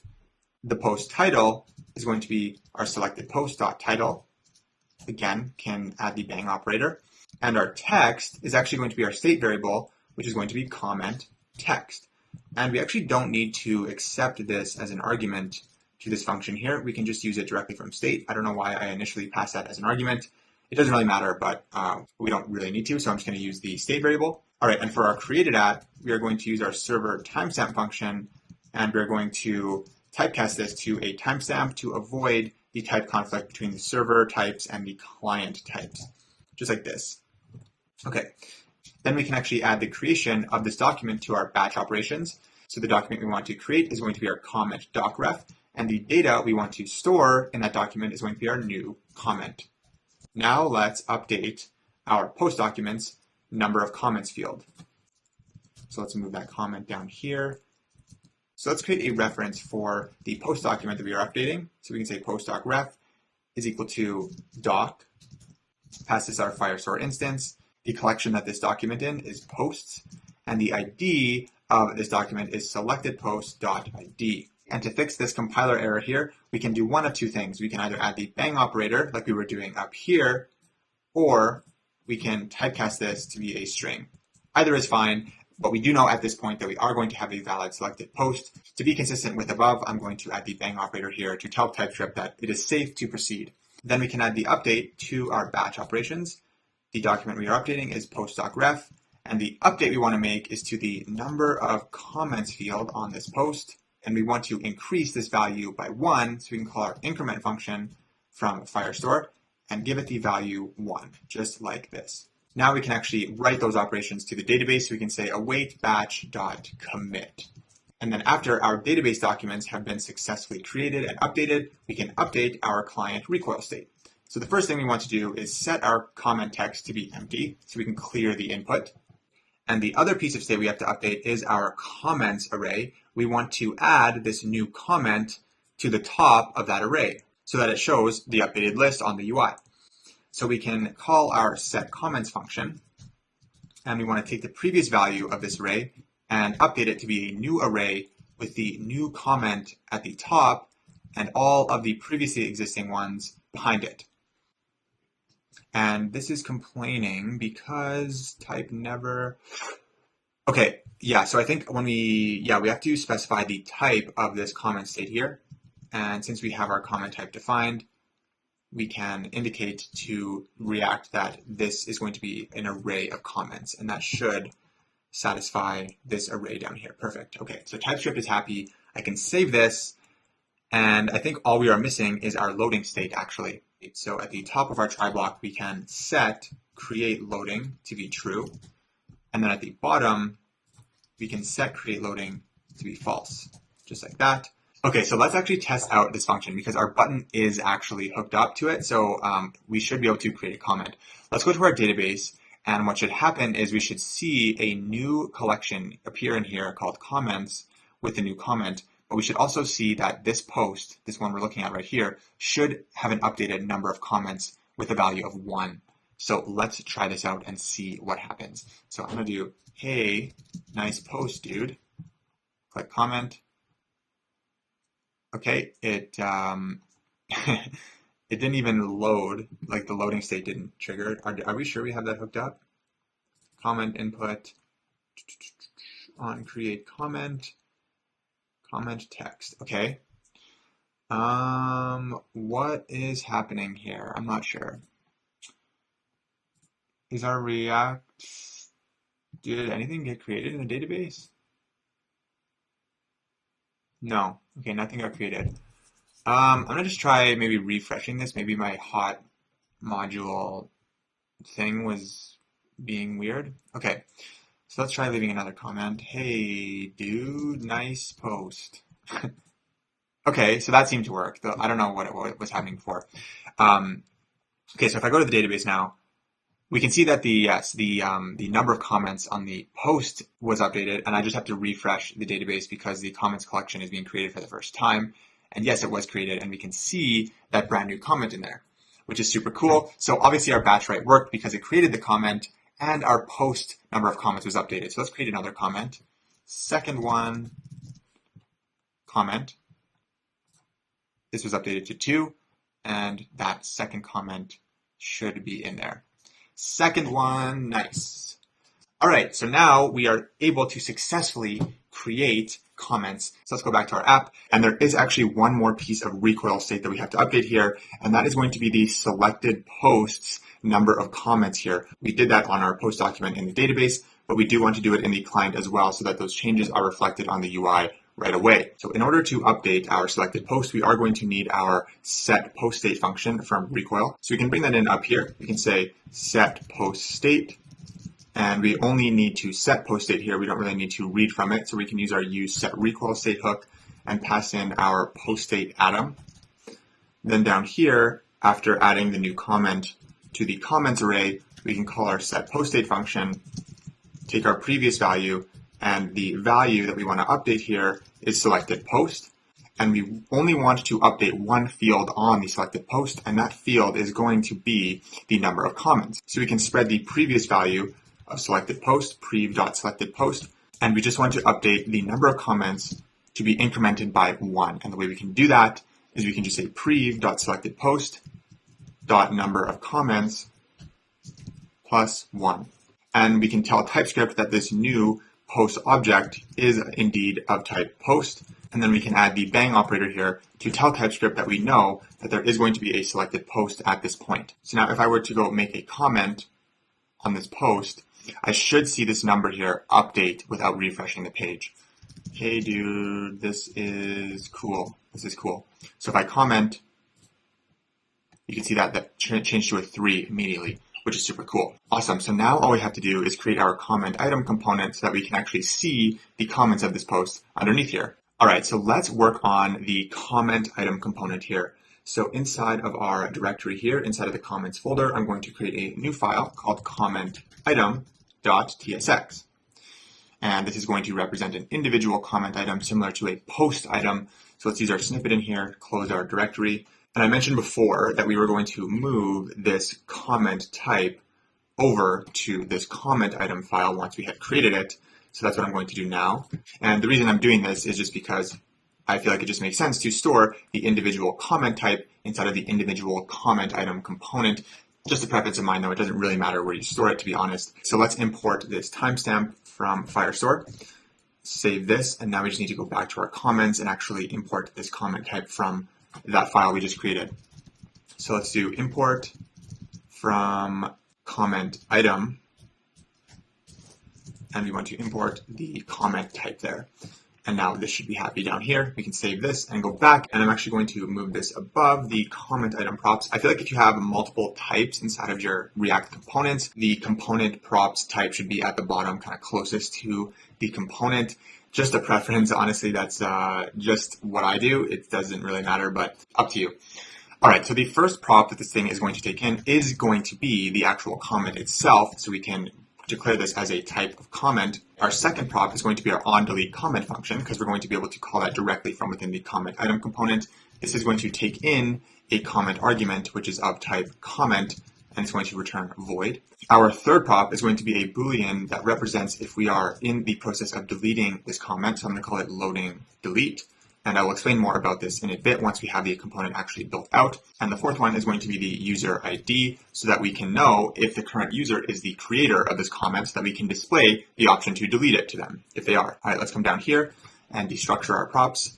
Comment, on delete comment, loading delete, and user ID. All right, so let's go to our demo and look at what a comment item actually looks like. So we have the icon here. We have the username, we have the time that the comment was posted, we have the text itself, and then we have the option to edit and delete it. And we're only going to build the delete functionality. We're not going to build the edit functionality, but you can see here that as a creator of this comment, I have the option to edit and delete it, whereas these ones I am not the creator, so I cannot see those icons. So that is the reason why we are passing in the user ID here as a prop. All right, so let's go back to our app. So let's get rid of this div here, and we can start off by creating the outermost container, which is going to be just a flexbox from Chakra. Now, the first component in here is going to be the actual Reddit icon that we saw in the demo. So this is going to be contained within a box component. So bring that in from Chakra, and we're going to have a icon. And this icon is going to be our FA Reddit icon. And I'm just going to import all of the icons here that we are going to be using. So I'm going to paste in these imports at the top here. And these look like this. There's only 3 of them. Perfect. Okay, so then the first one is going to be that FA Reddit. Then right next to our icon container, we're going to create a stack here. And this is going to contain all of the actual content of the comment. And we're going to give this a spacing of 1. The first thing inside of here is going to be another stack, but this is going to be a row stack, and this is going to contain the username as well as the created at timestamp. So we can declare the direction of this to be row, and we want to make the align center, so everything's vertically aligned, and we're going to make everything inside of here font size of 8 point. And we're going to have 2 pieces of text in here. One is going to be the username, and one is going to be the timestamp. So let's bring in text from Chakra, because as usual, we do not get that auto import for some reason. Don't know why. I mention that every single time, and you're probably like, yo, we get it. We get the text does not auto import. We get it. Okay, so then the first one is going to be our comment dot creator display text, which is sort of our like little username thing. And then our second one is going to be that timestamp, and we are going to use moment once again so that we can get a nice formatted timestamp 10 minutes ago or 4 months ago or whatever. So our moment function takes in a new date object, and the date we're going to pass is going to be our comment dot created at dot seconds, because the type of this is a timestamp and that has the seconds parameter attached to it, and we're going to need to multiply this by 1,000, and then we can call the dot from now method from moment to declare this as that nice 4 minutes ago or 8 months ago type of text. Okay, so TypeScript is not happy because created at could possibly be undefined. And what I'm going to do is actually remove the question mark here and make this not optional, because it's always going to be there. So I'm just going to save this, and we don't need optional chain here at this point. So now that we have just a little bit of this built out, let's go back to our comments and actually iterate through our comments and create the comment items for the existing comments so that we can actually see what we're doing when we're building out this comment item. Okay, so underneath this flex container here, I'm going to create a stack. And this stack, we want to give a spacing of 6, and this is going to space out all of our comments very nicely. And within the stack, this is where we want to actually display all of our comment items.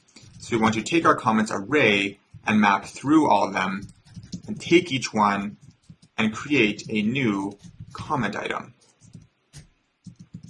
Okay, and the props you need to pass into this comment item is the comment itself.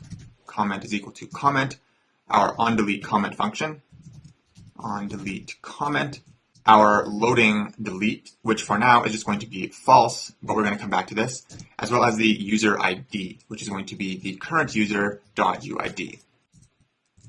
Perfect, so we can save this, and now we can see that we have something here. We have not fetched all of the comments from the database yet, so only the ones we have created on the front end are going to be here because we have not fetched them. And I did create that one a few minutes ago. That's why there's one here. Like, so if I create another one now, hey dude, it should show up right immediately in state here. Okay, so we're getting an invalid date here, and this has to do with our created at timestamp, and we're going to fix that. Should I do that now or after the styles?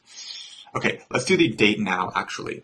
So the reason that this invalid date thing is happening is because of this server timestamp function here. If you remember from a while ago, I mentioned that the server timestamp function is actually only callable on the Firebase servers. So we tell Firebase that we want our created at field to be a server timestamp so that when this object does reach the Firebase servers, Firebase will call this function and it will create that timestamp for us.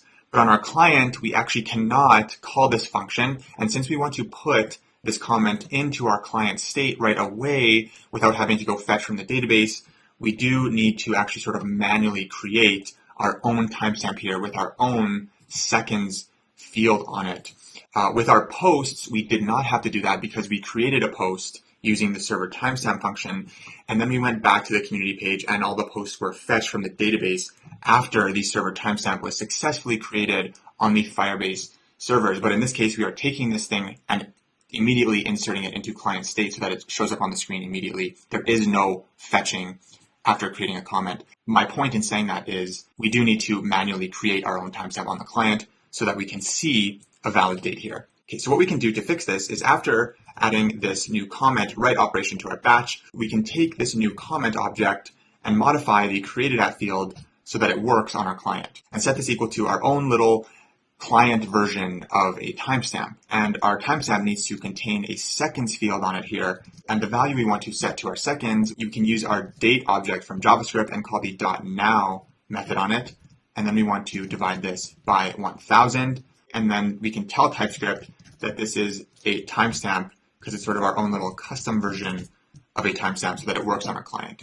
So now I can save this. And if I were to create a comment now, we should see a valid date. Will this work? Date. Comment. Perfect. So you can see now that we're seeing a few seconds ago.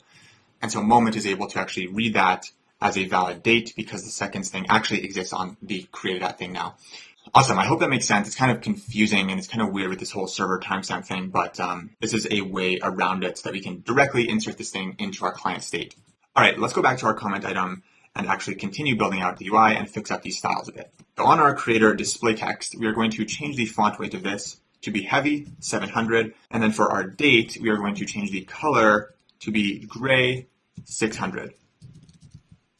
And let's actually change the style of this icon up here as well. We are going to make the font size equal to 30 to make it much larger. And then we can make the color of it gray, 300. Very nice. That looks very good.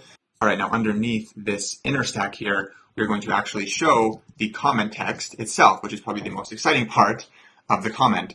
So inside of this text, we want to say comment.text. And we can style this to have a font size of 10 point to make it slightly smaller. There we go. We can see the actual comment there.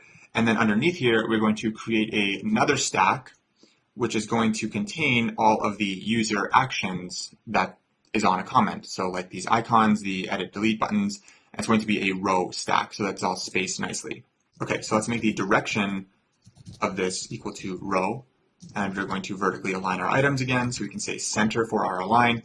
We want to make everything inside of here cursor pointer because they're all sort of clickable actions. And we're going to make the color of everything inside of here gray 500. Now the first two things inside of the stack are going to be the upvote and downvote icons that we see on the comments. So the first one is going to be the IO arrow up circle outline. And the second one is going to be the down one. So we can paste this in here and just change this to IO arrow down. Perfect. Looks very good. Then underneath here, we want to show the edit and delete option, but only if the user ID is equal to the comment's creator ID. Only if I'm the owner of this comment do I want to see these options here. And we can create a fragment from within here, and we're going to have two pieces of text. And one is going to say edit, and the other is going to say delete. And we're only, again, building the delete functionality, but this is where you would put the edit functionality if you decide to build that. So on both of these, I'm going to add some common styling, and the styling for these is going to be font size of 9 point and hover styling of a color of blue 500, just like this. And then on the delete, since we actually have this functionality built in, we're going to add the onClick function, and this is going to call our onDelete comment function. And we're going to pass in the comment prof, just like this.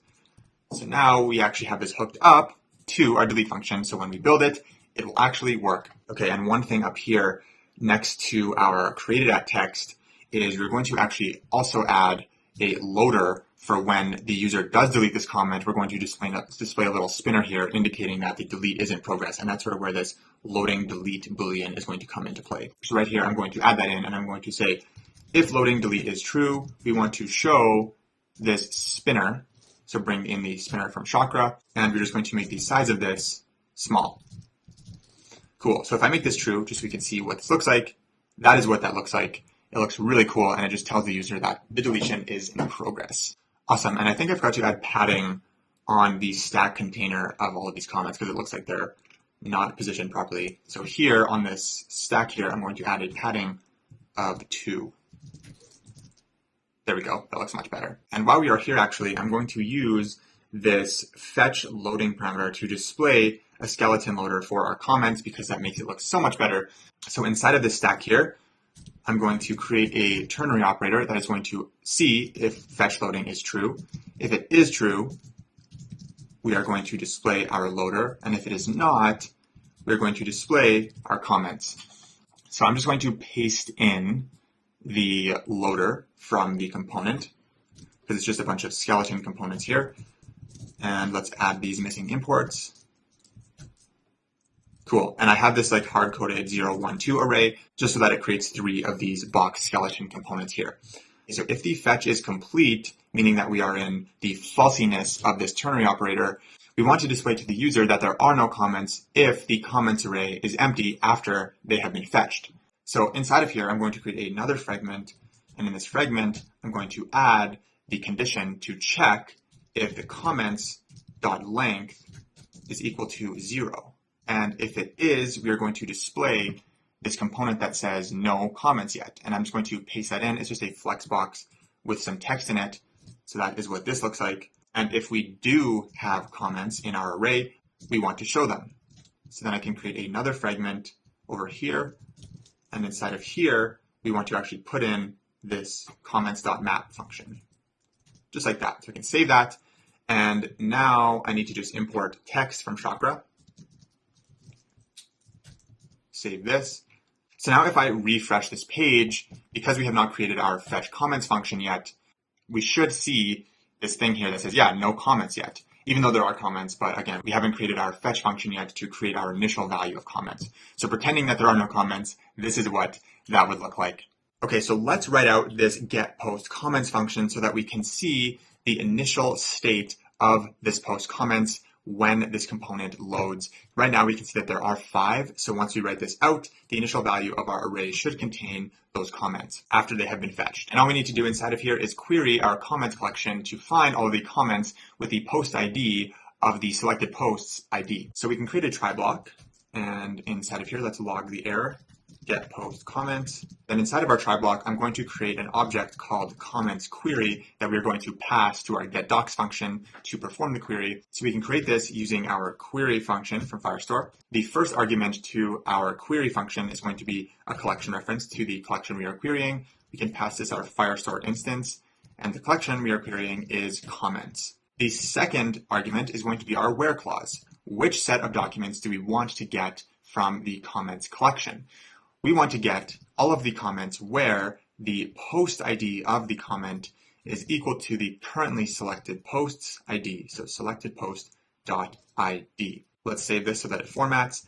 Then as the third argument to our query, we can tell Firebase how we want these ordered by.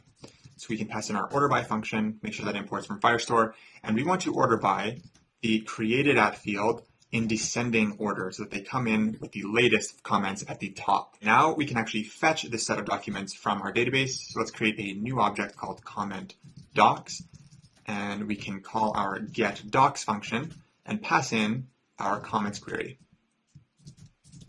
Then after we get all of these documents back from Firestore, we want to extract all of the data out of them and store them in state. So we can create our new comments array, and we can map through our commentdocs.docs, so commentdocs.map, and we can take each document and extract the data out of it and create a new JavaScript object with the ID of doc.id, and then we can spread all of the data inside of that document. So we can save this. Now all we have to do is put this in our comment state. So we can say set comments and throw in our comments result from Firestore, and we can tell TypeScript that this is going to be an array of comments, so we can indicate that like this. And actually, what I'm going to do is initialize our fetch loading to be true. So as soon as this component renders, we can indicate to the user that the fetch is in progress, because that is sort of exactly what is happening. So if we save this, this is what those loaders look like. I think they look so cool. I don't know why I love these skeleton loaders so much. I don't know if everyone gets as excited about those as I do, but they just look so good to me. And then once this fetch has been complete, get post comments, at the very end, of our try catch, we can set our fetch loading to be false. Perfect. Okay, so we are getting an error here, and I believe it is because, yes, we do need an index on our comments collection. This is what we had to do with our posts as well, if you remember. In order to perform queries on our collection, we do need an index on that collection. So what we can do is just click on this link and do the exact same thing as we did last time. This will open up the console, and let's create the index on our comments collection by just clicking create index. And this will take a few minutes. I think last time it took about 4 to 5 minutes, so come back when this is done. Okay, we are back, and the index has been successfully created with a status of enabled. So now if I go back to the app and I refresh this page here, we should see those comments, which we are not. Cool. Okay, there's another error here. Function where called with invalid data, unsupported field value, undefined. Okay. All right, so I think what's happening here is it is trying to make this query here, but our selected post ID is undefined on the first render of this component because we do need to go fetch that from the database and actually populate state. So there is a moment where the selected post is null and the ID is undefined. So to prevent this, what we can do is actually add a dependency in this use effect here and only call the getPostComments function when we do indeed have the selected post successfully fetched from the database and in state. Okay, so we can add a dependency here of selected post. Then, as we've seen before, we can protect against running this function by simply checking for the truthiness of the selected post. And if there is no selected post, we can just return out of the use effect and not call our function. So let's save this, and that should work, and it seems to have worked. But let's try refreshing the page and make sure that that actually does work. Perfect, so it does work. That looks amazing. I love it. And we should be, okay, I was just going to say we should be able to delete them, but we have not written out that function yet. I'm getting ahead of myself here. And this error in the console is saying that we do not have a key prop in our comments item. So yes, when we do map through the items here, we want to add a key as required by React. And the key, we can just make the comment.id. If I refresh, so we get rid of that ugly error in the console, we can see all of the nice loading state, boom. And to make this even actually a bit cleaner, we can hide our input completely until the comments have been fetched as well, just so we don't see the input as the only thing on the screen while they're being fetched. So we can add a condition here to only show the comment input if we are not in the process of fetching these comments. So now if I refresh, awesome, that looks just a little bit better, but it makes a big improvement in my opinion. So that looks amazing. All we have to do now is write out the delete function, which is pretty much just the complete opposite of the create function. So not super difficult there. And then we will be able to delete comments, create comments, and we will be done with the comment functionality. And we are even closer to the finished product. All right, you guys, all we have left to do to complete our commenting functionality is to write out the onDelete comment function. And if you remember, we outlined the steps that we are going to do inside this function, and they are pretty much just the mirror actions of the onCreate comment function. So nothing crazy here, and we just have to undo the creation of one. So underneath these comments, I'm going to create a try catch block, and I'm going to remove that return statement there. And we can start off by logging the error. onDelete comment. Okay, and let's move these comments into our try block. And let's start off with deleting our comment document. So we are going to need to create our batch instance because we are going to be working with batch operations. So we can bring in our write batch function and pass this our Firestore instance. Okay, let's create a reference to the document that we're going to be deleting. So we can say comment.ref is equal to doc, passes our Firestore instance. The collection we are deleting from is comments, and the ID of the document we are deleting is comment.id. And we can actually change the type of this to a comment now because we have that type defined. Then we can add the delete operation to our batch.delete, and we are deleting the comment document.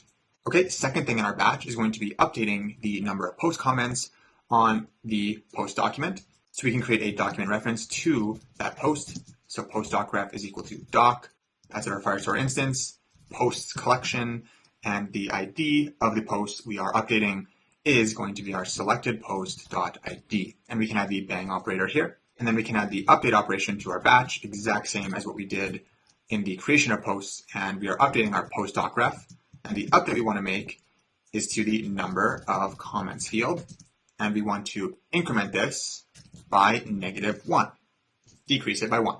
So that is it for our batch operations. Now we can actually write these to the database. We can say await batch.commit. And then when those have successfully completed, we just need to update our client state. So let's do that. All right, so just like in the creation of a comment, we updated the number of comments on the selected post by 1. So now we're just going to decrease it by 1. So we can do that by calling our setPostState function, take the previous value, and we want to update the selected post. And the field we want to update on the selected post is number of comments. And we want to take the previous value of the number of comments and subtract 1 from it. And we can add the bang operator here, and then we can tell TypeScript that this is an object of type post. Now what we need to do is just remove that comment from our comments array. So we can filter our comments. So we can say set comments, take the previous value of this array, and turn it into a filtered version by calling prev.filter, take each previous comment item, and check to make sure that its ID is not equal to the ID of the comment that we are deleting. So save this. So the very last thing we are going to do is implement our loading state for deleting. And if you remember, we just temporarily passed in a value of, where is it here? A value of false, but we're actually going to implement this now. Now, if you remember what the spinners look like on these things, we had individual loading state for each individual comment item, so we knew which one was in the process of being deleted. And so there are 2 ways to do this. And if you remember from deleting a post, if we go back to our use post hook here, on our delete post function, what we did was we had this function return a promise, and we called this function from within inside of our post item like this. We created another function called handleDelete that is local to the post item, and that function called our onDelete post function, which returned a promise. And this allowed us to do independent error handling and loading handling in each individual post item. And in this case, we're going to do a little bit of a different approach, just so I can show you another method to do this. Inside of our comments function here, rather than having loading state declared in each individual comment item, we are going to have a single delete loading state. So we are going to create a single state variable for our deletion. But rather than using a Boolean like the other one, so just true or false, sort of this binary method here, we are going to instead have this be a string state variable. And when I click on a particular comment to delete it, it is going to set the delete loading ID to be that comment's ID. That way, when we're mapping through our comment items here, we can use that logic to send a Boolean to the specific comment item, and it will have a true or false of whether or not this is the one that is being deleted. It's very, very similar to having selected state. If you remember, like in our new post form nav, we were able to determine which one was currently clicked on. Very similar here, very similar idea. So hopefully this will make more sense once we write it out if you're kind of confused. So we're going to call this loading delete ID and set loading delete ID. And as I mentioned, we are going to declare this as a string, not a Boolean. And an empty string is falsy, so we're pretty much initializing it as false. And inside of our onDelete comment function at the very top, we want to set loading delete ID to be the ID of the comment that we are trying to delete.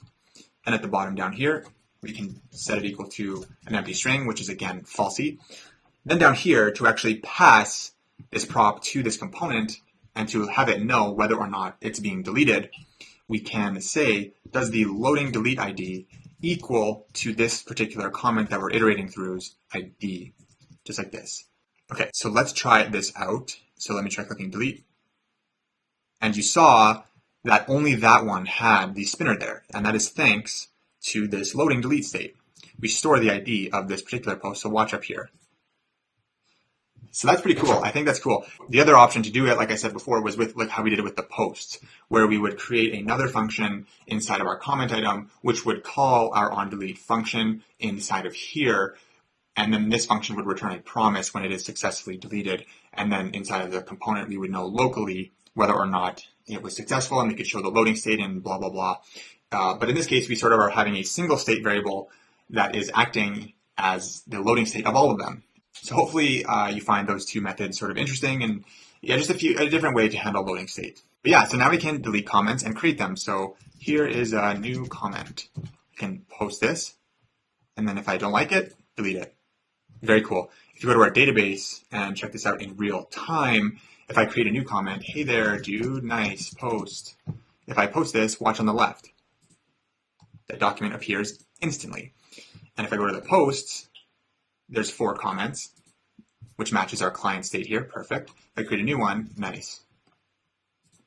That updates to 5. If I delete this, 4. 3, the loading state works, the batch writes are working, and that wraps up our commenting functionality. All right, you guys, so now that we have built all of this amazing community functionality, we have been able to create communities, we have been able to create posts within communities, comment on those posts, delete the posts and the comments, vote on those posts, change the profile image of communities. We have done all of this amazing stuff. The next logical step would be to actually be able to navigate between these communities that we are in using our drop-down directory menu up here. Long ago, I mentioned that we were going to cover this kind of more towards the end because it is a simple component and we're already doing the heavy lifting for it. We're already fetching our community snippet. We just have to build out the UI of this component. So from within here, we are able to create communities successfully with our create community modal. The only thing that is missing is the actual list of communities that we are in. If we go to our demo here to look at what I'm talking about, let me expand this a bit so we can see that. We are going to build out the menu items here for each of the communities that we are in and have a moderating section for the ones that we ourselves have created, as well as our option to create a community. And this is going to, at the top in the menu, show which community we are currently in. In our app right now, it's just by default home and there's nothing else going on. We have just sort of hard-coded the home in there and it doesn't matter what community we're in, it just always says home. Now we want to build this component to actually know what community that it is currently in and display that as well as the profile picture and allow us to navigate between these communities. And in building this component, we are going to build another custom React hook and have it manage the global recoil state for our directory. And the reason we are making this global using recoil and having a hook manage the state for us is because we are also going to build the functionality to be able to open the directory from the create post link on the home page here. If they click on the create post link and they're not in a community, we open this menu to allow them to choose which community they want to build a post in. I know on Reddit that you don't have to necessarily post in a community, but it seems like posting in communities is much more popular than just posting in not a community. So I've decided to build the functionality to only be able to post in communities. It is going to prompt them to choose which community they would like to post in, and then they can go directly to that. So for that reason, because we have this component that is far away from this component in the React component tree, we are going to manage the state of this menu from recoil and using a custom hook so that both components can toggle and read from that state. Okay, so I just did some quick version control here to get us all set up to develop this new feature, and I'm just going to remove all of these files because we do not need them anymore, and I'm going to go back into the directory file from way back that we haven't touched in a while. And if you remember, we created just the skeleton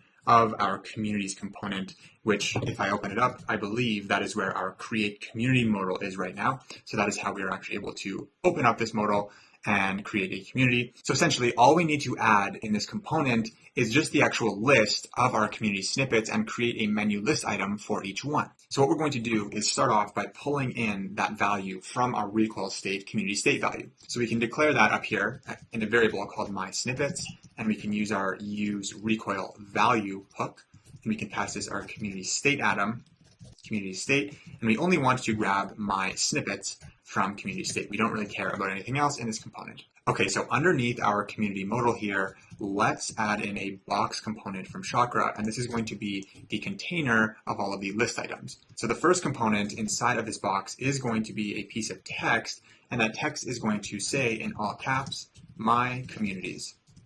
So let's open this up so we can see what we're doing here. Okay, on this outermost container, we are going to add some styling here. So we're going to give this a margin top of 3, as well as a margin bottom of 4. On this my communities text, we're going to give this a padding left of 3 and some bottom margin of 1. We are also going to make it quite small and make the font size 7 point, and the font weight is going to be 500. And we're also going to make it gray 500, just like this. So underneath our create community menu item, we are going to actually loop through our community snippets. And for each one, we are going to create a menu list item with a community name in it. So we can take our snippets and map through them. And for each snippet, we want to actually build out some piece of HTML. And that piece of HTML is going to be its own component called menu list item. But for now, let's just make an empty div with the snippets.community ID so that we can see something showing up on the screen there. So now we can actually see the list of my snippets. Okay, so now let's actually build out the menu list item component, and this is going to lead us into building out the recoil atom for our directory state. So inside of our directory folder here, I'm going to create a new file called menu list item.tsx. We can use our snippet. So the first prop that we're going to take into this component is going to be called display text. And this is going to be of type string, and it's actually what's going to be displayed in the menu item here, in the list here, the r/community ID. The second prop we're going to take in is going to be the link to that community. So when the user clicks on it, they can actually go inside of that community. The third prop we're going to take in is going to be an icon, and this is going to be of type icon type. So make sure this imports from React Icons. Our fourth prop is going to be an icon color, and this is going to help us differentiate between the moderator list and the regular community list. And this is going to be of type string. And the fifth prop is going to be the image URL, which is going to be the profile picture of the image. And this is going to be actually optional because not all communities have to have an image URL, so sometimes it's going to be undefined. So down here, we can destructure these: display text, link, icon, icon color, and image URL. And the HTML for this component is relatively straightforward. It's only about 10 to 20 lines. So each menu list item is going to actually be a menu item component from Chakra. So menu item, make sure that imports from Chakra. And we are going to apply some styling to these. We're going to give all of these a width of 100%, a font size of 10 point, some hover styling, which is going to have a background of gray 100. And we're also going to have an onClick function that is going to route us to this community, but for now we're just going to leave it as an empty callback. We will come back to this when we build out our custom hook for our directory. Then inside of this menu item, we want to have a flex container. On our flex, we're going to make the vertical alignment center.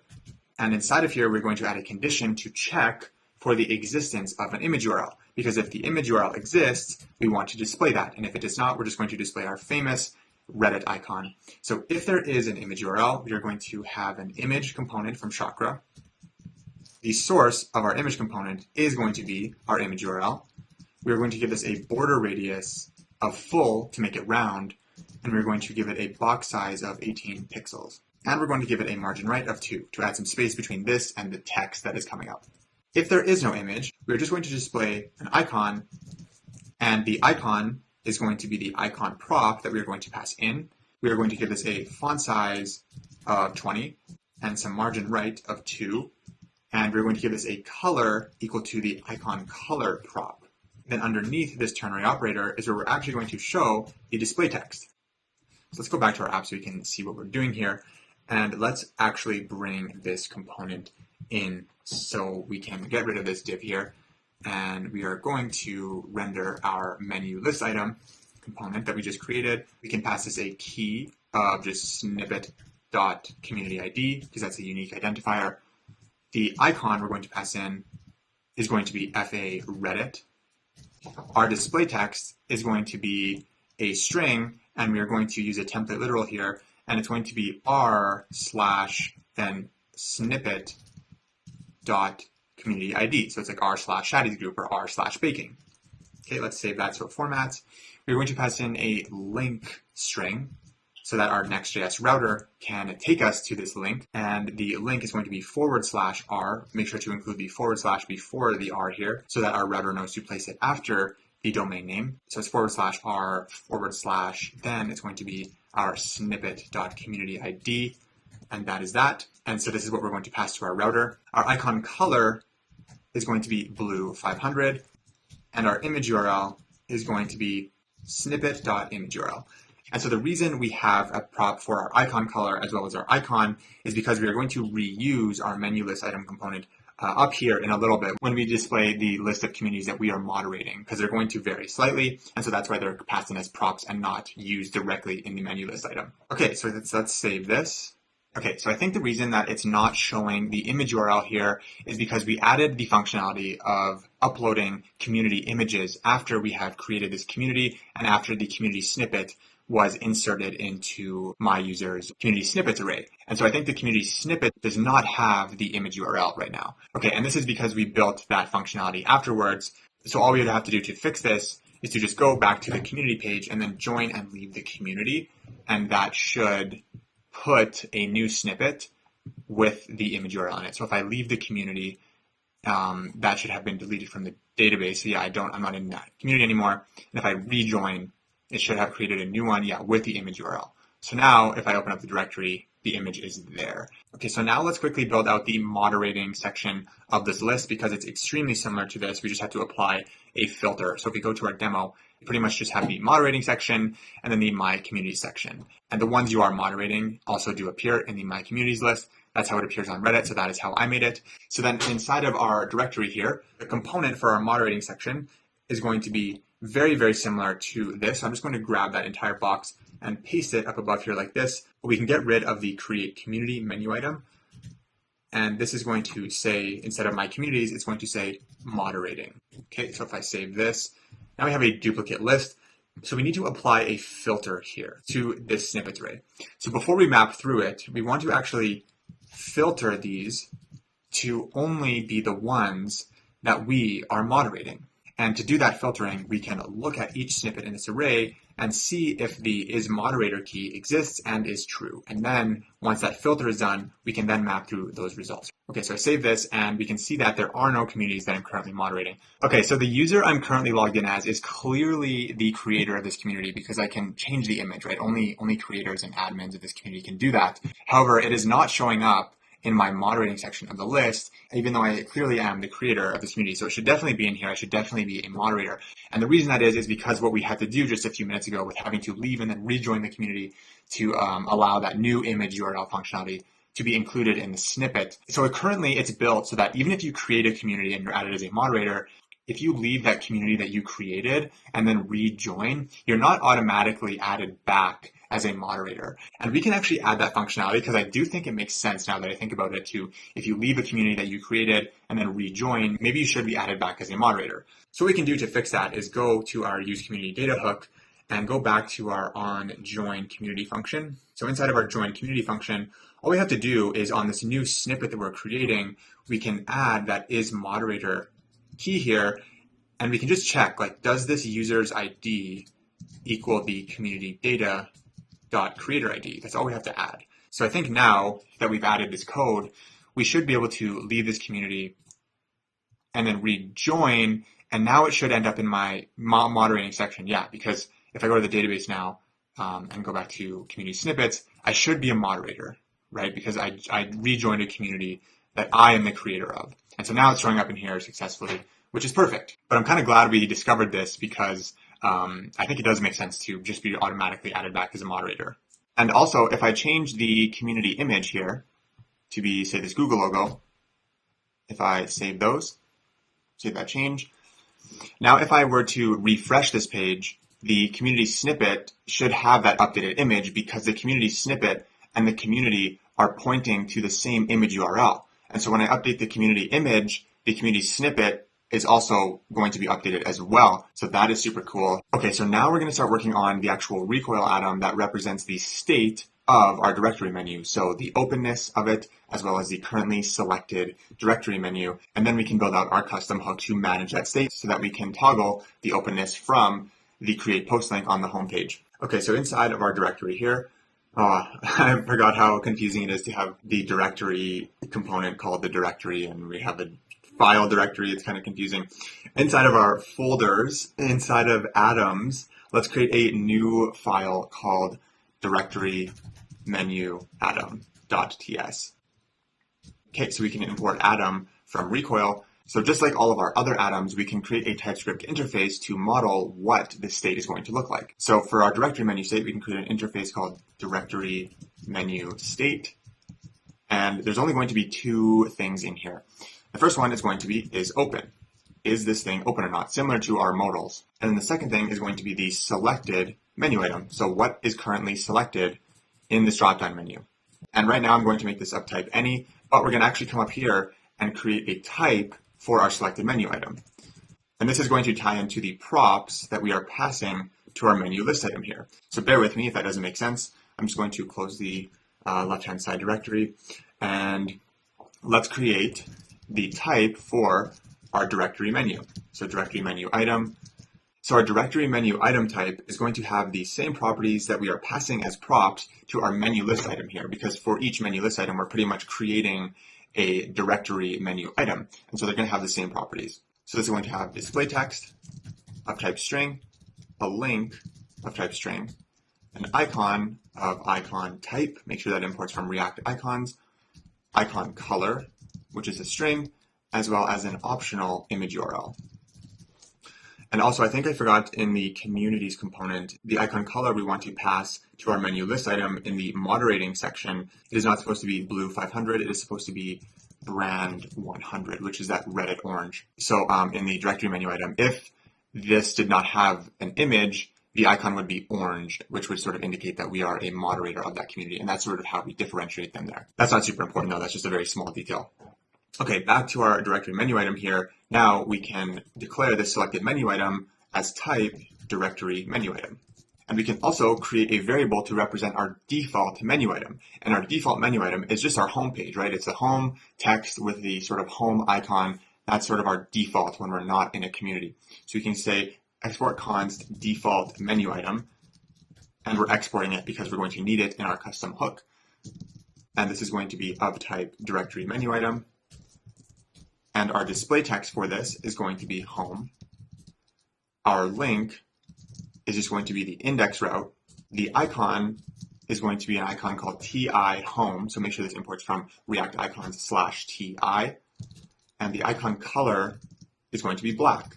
So this is sort of why we have those props for icon and icon color, because they're not always the same. And so I wanted to make like sort of a generalized solution where we could really have any icon or any icon color, and so that's why they're being passed as props. Then what we can do is, as usual, create a variable to represent our default state for this atom. So we can say export const default menu state, and this is going to be of type directory menu state, and we want the is open parameter to be false because we want it to be closed when the user opens the application, and our selected menu item is going to be our default menu item. It's going to start off as the home item, and then it'll change depending on what community they are in if they navigate to a community. All right, now we are ready to actually create the recoil atom. So we can say export const directory menu state is equal to atom, and this is going to be of type directory menu state.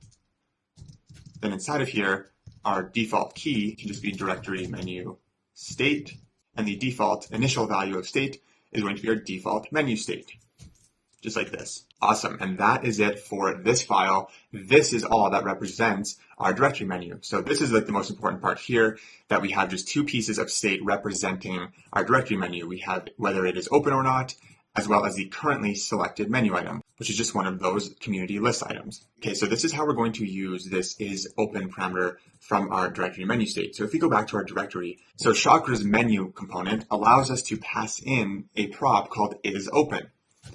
So for example, if I pass this as false, it's never going to let me open this thing. So the reason this is useful is because we can pass in the value of our is open state from our recoil atom to our directory menu here. And that is how we are going to be able to actually toggle the openness of this menu from other components. And this should become even more clear when we build out the custom hook. So let's start working on that. So let's go into our hooks folder, and let's create a new hook called use directory.tsx. Okay, use our snippet here, and we are not going to be taking in any props, so we can get rid of this. Okay, and we are just going to return for now an empty object, and then we can get rid of the return type, react.xc. So just like our other custom hooks, this hook is going to manage our recoil state of our directory menu. Then we can access this state from any other component just by calling this hook. So we can pull in our directory state by saying directory state, set directory state, is equal to useRecoil-State, and we want to pass in our directory menu state Atom, so make sure that imports. All right, so before we actually build the rest of this out, I want to show you how this is going to be used inside of our directory to provide some clarity. So the first thing we're going to return from our hook is going to be the actual value of our directory state, which if you remember has two pieces, is it open and the currently selected menu item. So inside of our directory here, now we can pull in that state from our custom hook. So we can say const is equal to use directory, and it does not want to import. There we go. Okay, and now we can actually pull in that directory state. And so the value we want to pass to our is open prop of our Chakra menu is going to be our directory state dot is open. So hopefully this is starting to make more sense now. So I'm getting an error here, use directory. Oh, I think I have to save this. Okay, that's probably why. Yeah, okay. Okay, so now it's false. So we're not actually able to toggle the state of that yet, but we're going to work on that. But now we can control whether or not this menu is open using our recoil atom. So let's go back to our hook here. All right, so let's create the sort of skeleton outline of this component here. It's a pretty simple hook. It's not super long at all. So the first function is going to be called toggle menu open, and this is going to be actually responsible for changing the open state of our directory menu. And this is the function we're going to be able to call from anywhere in our app to actually open up our directory. So we can create this as a function, and inside of here, all we want to do is call set directory state and toggle the value of the is open parameter to be the opposite of what it currently is. So I want to update the is open property of our directory menu state, and I want to change it to be the value that is opposite to the current value. That's sort of what toggling is, on, off, on, off. So if it's off, I'm going to turn it on, and if it's on, I'm going to turn it off. So now if I save this, and I return this from our hook, just like that, then I go back to the directory component, and I pull that toggle function in, toggle menu open, and then I pass this to the onClick of our menu button here, which is our, like this thing here in our navbar. If I pass this to the onClick, so if I say onClick is equal to toggle menu open, now I should actually be able to open up the menu. So how cool is that? And this is the same function we are going to call from the post link from the home page. In a community page, it's just going to take us to the submit page, but on the home page, it's going to call that toggle menu open function, which is going to open up this menu. So now at a global level, we can toggle the openness of this menu thanks to our recoil atom and this hook. Let's go back and continue building out this hook. The other function that we're going to have in here is going to be the function that is triggered when the user actually clicks on a menu item in the directory. So we're going to call that on select menu item, and this is going to take in a menu item, and it is going to be of type directory menu item, which we, if you remember, exported from our recoil atom file. So we're going to take this and we want to update our directory state to have this passed in menu item as the selected menu item. So we can update selected menu item to be the menu item that was clicked on. So when I click on Tesla Motors, for example, that menu item is going to be sent to this function, and then our directory state is going to be updated with the Tesla Motors menu item. And probably the most important thing is when the user clicks on a menu item, we actually want to take them to that route, right? Like they're clicking on it to go there, not just for fun. So we need to bring in our router from next router. So router is equal to use router. And after we set state, we can call router.push, and we can tell the router to take us to the menu items link. So hopefully this is all starting to piece together.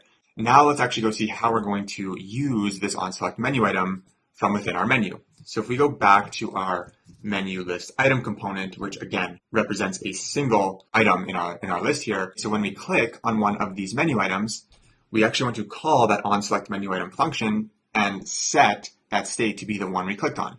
So at the top, we can pull that function in from our hook, use directory, and we can bring in menu item, onSelect menu item. And in this onClick function here, we actually want to change this to call that onSelect menu item function. So inside of this function here, we can package up all of the props that are passed to this component into an object that is of type directory menu item, because that is the type of the argument that is required by our onSelect menu item function.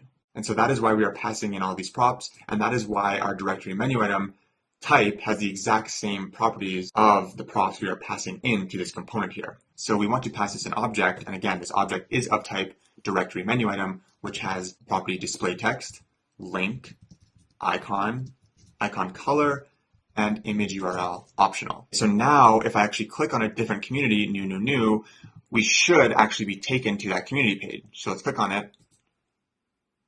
Okay, so the community updated and the data updated, but the image is still showing. Okay, I think on the community index page here, yeah, so we need to, I initially declared this as an empty dependency array in this use effect here. We need to add the dependency of community data.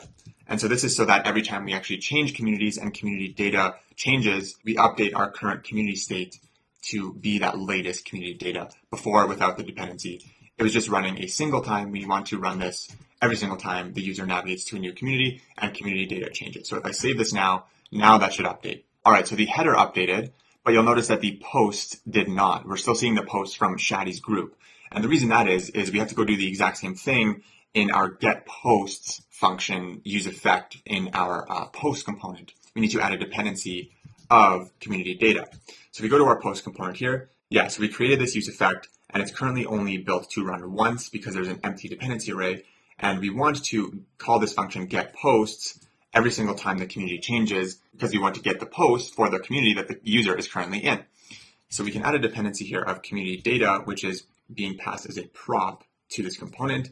And so now if I save this, it should fetch the post from this community, which currently there are none. So let's create one just for fun. Inside new, blah, blah, blah, blah, blah, blah, blah, blah, random text. Okay, post.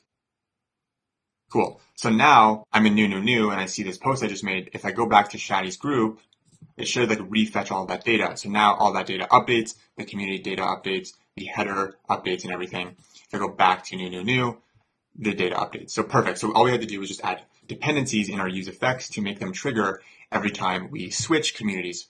Okay, and also you'll notice that when I switch communities, when I click on one of these menu items, the menu just stays open, right? It'd probably be nice if it just closes once I click on a menu item. That kind of makes sense. So all we have to do that is if we go to our use directory hook here, so right after we push the link to our router, we can call our toggle menu open function to close the menu.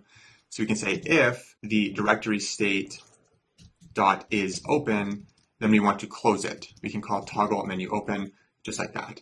And so now when I click on a menu item, it should close it. Very nice. That is beautiful. Okay, so what we want to do now is actually change it so that the display text of the community as well as that icon are displaying in our menu here. Because right now it's always just home because I think we have home hard-coded in the menu button. So if we go to our directory here, I think, so we just have home here. We need to change the icon as well as the text to be dynamic and pull from our state, which we're already grabbing from our hook here. Okay, so inside of here, let's change this home text to actually be the currently selected menu item's display text. So we can say directory state dot selected menu item dot display text. So now if I save this, we should see Shadi's group in the thing there. Awesome. So now it's actually the community we're currently in. So if I go to new, it updates. Now we need to change the icon. So what I'm going to do is above this icon, I'm going to add a ternary operator to check for the existence of the selected menu item's image URL. And if the image URL exists, we want to display that instead of the icon. And if it doesn't exist, we will display the icon. Okay, so let's check for the existence of the directory state dot selected menu item dot image URL. If this exists, let's show an image from Chakra with the source of the image being the image URL from the selected menu item. And if it does not exist, we are just going to show the icon. And the icon, we want to pass in the as prop as the directory state dot selected menu item dot icon, just like that. And we want to make the color of this icon, the icon color from the directory state. So we can say directory state dot selected menu item dot icon color. Okay, so let's save this so that it formats. Okay, so now we can see the icon of this community is actually in this component here. So let's make it so we can see the image if it exists. So we're going to make the source of this image equal to the directory state, no autocomplete, dot selected menu item dot image URL. Okay, And we're going to make the border radius full so that it is circular. And we want to make this a box size of 24 pixels. And we can give this some margin right of 2. So now if I go to a community that actually has an image URL like Shadi's group, it should show there, which it does. Perfect. That is so cool. And if I expand this out, we can see that it says our Shadi's group and it actually has the icon or the image for that community. So that is super cool. All right, so we are very, very close to being done our custom hook. There's just one more thing we have to add, and this has to do with what I'm about to show you. So right now, our directory menu is showing properly. It's currently Shadi's group, and it has our image URL, which is perfect. But what happens if I refresh? And we're starting off on the Shadi's group page. You can see that it's initialized as the home icon, and that is, if you remember, the default value of our directory menu. We have the default menu item, which is our home. So right now it is not built to know what community it's in if you're starting off on that community page, right? It has to do with, again, that refreshing thing. So the initial state of this needs to be toggled if we're starting off on the community page, because right now we're only updating that state if we actually click on something, right? But it doesn't know how to update by itself based on the value of current community. So that's what we have to do. So let's go into our use directory hook, and we can handle this very similar to how we handled the refreshing problem for the community data, as well as the single post page view. So we can create a use effect that is essentially going to listen to the current community value, and based on what that is, it is going to update the selected menu item by itself without having to click on one explicitly. So we're going to have this use effect have a dependency of the community state value's current community, because we already solved the refreshing problem for the community data. So the community data is being fetched on refresh, and so current community state is being updated. So if we listen for updates to the current community state, we will also be able to update our directory menu item to be that current community's item. So we have this like really nice data flow triggering thing, like where the community updates and then that triggers another thing, and it's just a nice data flow. So at the top here, we're going to need to bring in our community state value, so we can create a variable called community state value, and we can use our hook use recoil value, and we want to pass in our community state atom. Then as a dependency on this use effect, we want to listen to changes in the community state values current community. So now every time current community updates, we are going to trigger this use effect. So I'm just going to destructure the community state value and grab the current community from it, like this, current community. Okay, so now we can check for a truthy value of the current community, and if there is one, we want to update our directory state to be that community as a menu item. And this is extremely useful for the refresh case, because we're basically telling this component how to update itself without needing to explicitly click on one of those menu items, because this use effect is going to listen to changes in the value of current community, which is updated by our use community data hook. So we can say if current community, we can call our set directory state function, take the previous value, and we want to update our selected menu item, and we want to set the selected menu item to be an object of type directory menu item. So we need this to have all of the properties that is required by that state here, which are all of these things here, directory menu item. Our display text, we can make r /, then we can take the ID of the current community. So we can say current community dot ID. The link we can set to be /r / current community dot ID. Okay. TypeScript is freaking out right now. This looks, all these red underlines. The next one is going to be our image URL, which is going to be the current community.image URL. And then we just want to pass in a fallback icon in case the image URL does not exist. Then it's just going to show our FA Reddit icon by default. And the default color of that is just going to be blue 500, just like this. Perfect. So now TypeScript is happy. Thank God all of those red underlines are gone. Okay, so now if I save this updated. Okay, so now if I refresh, the menu item should no longer be home by default. It should update to be Shadi's group, which it did. The image URL is there, and you can see that. Perfect. That is so cool. So I can go into here, I can refresh this, and it's no longer just going to be the home value because it's picking up that there is a current community in state here, and then it's updating our directory menu item to be that current community, and as well as its image URL. Shadi's group, can refresh. Awesome, that is amazing. And then what we want to quickly do is make it so that if they click on the logo here, it just takes them to the home page. That's pretty much how every website works. If you click on the logo, it just takes you home. So let's go back to our navbar component here. Okay, and on our logos here, this flexbox represents our logos, if you remember, from way back from like part 1. We can add an onClick here to these logos, and we can call that select menu item function from our hook. So we can bring that in. Up here, we can say const is equal to use directory. And we can bring in our on select menu item function, and then our on click for the logos can call our on select menu item function and pass in the default menu item, which if you remember is just the home value. It's the home text with the home icon. I'm actually going to make the cursor equal to pointer now because it's clickable. So now if they click on this, it just takes them home. And the menu item updates to just be the home icon as well as the home text. And then go back, Shadi's group, it updates. That is amazing.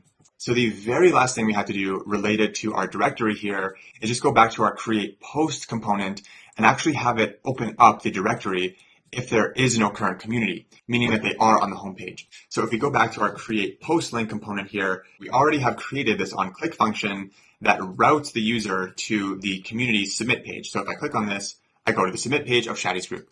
We just want to add a condition to check if there is no community ID, let's open up the directory. Because if there is no community ID, that means that they're on the home page. All we have to do is after grabbing the community ID off of the router, we can check, is there even a community ID? If there is, then we want to call router.push and take them to the submit page.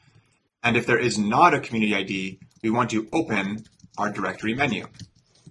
Okay, so in order to do that, we need to bring in our toggle menu function from our hook. So we can say const is equal to use directory, bring in our toggle menu item function.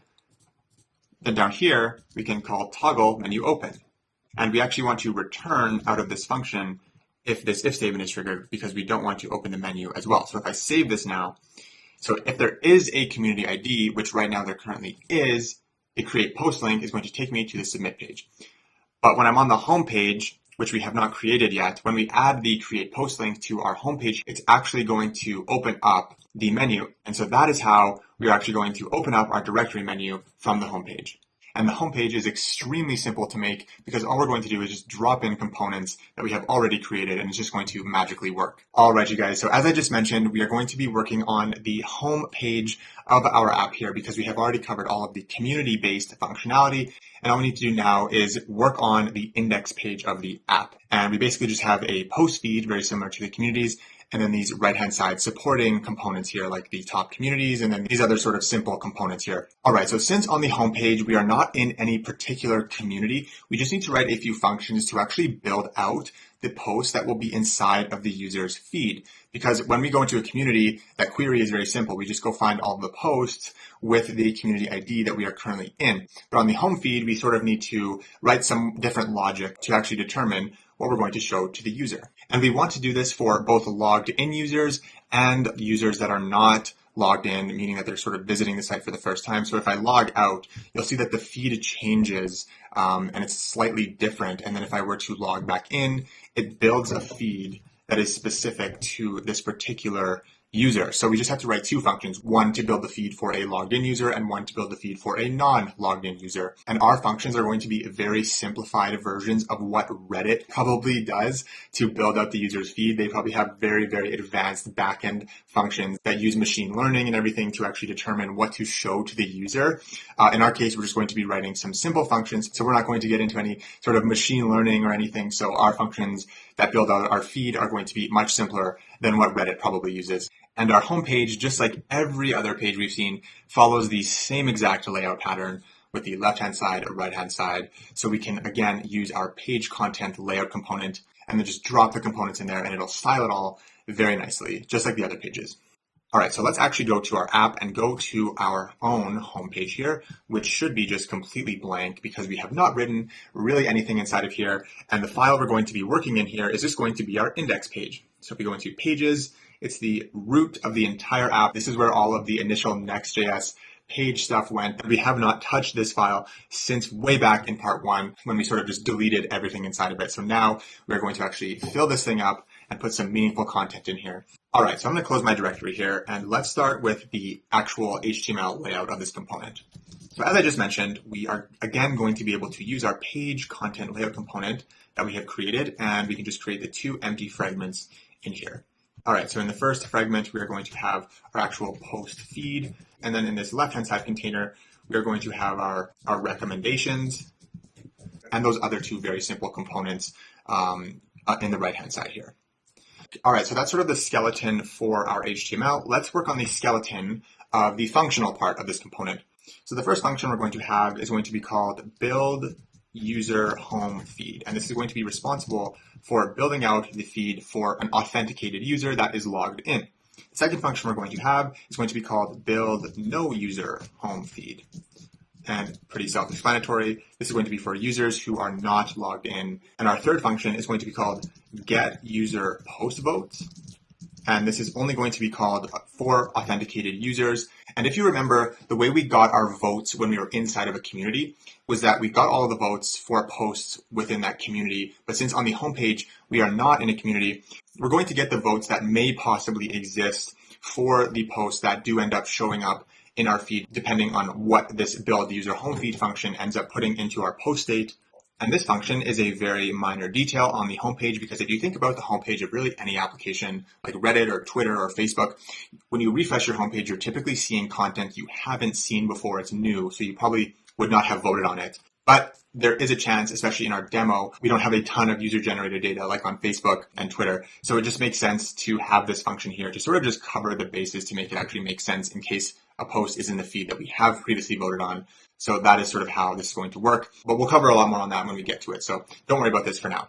And beneath these functions, there's going to be a few use effects that we're going to have to create to actually sort of manage the logic and the data flow and govern how these functions are actually called, depending on if there's a user logged in and depending on other state in our application.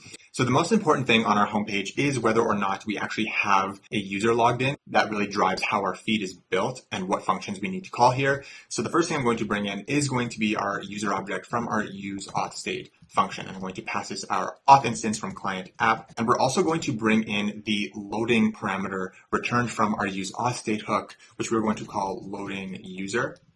And this is going to help us in our use effect logic to know which one of these functions to call. And this will become more clear when we actually start writing them out. All right, so now that we actually have our user object, let's write out our use effects and see how they are going to interact with the user object and the loading user parameter to actually determine what functions we're going to call. So our first use effect is going to have the dependencies of user as well as loading user. All right, so inside of this use effect, we basically want to know if the user is logged in or not, and if the auth service has attempted to try to get the authenticated user, because there is a delay there. As soon as we boot up our application, there might be an authenticated user that was logged in previously from like a previous session, or the user might be logging back in or sign up.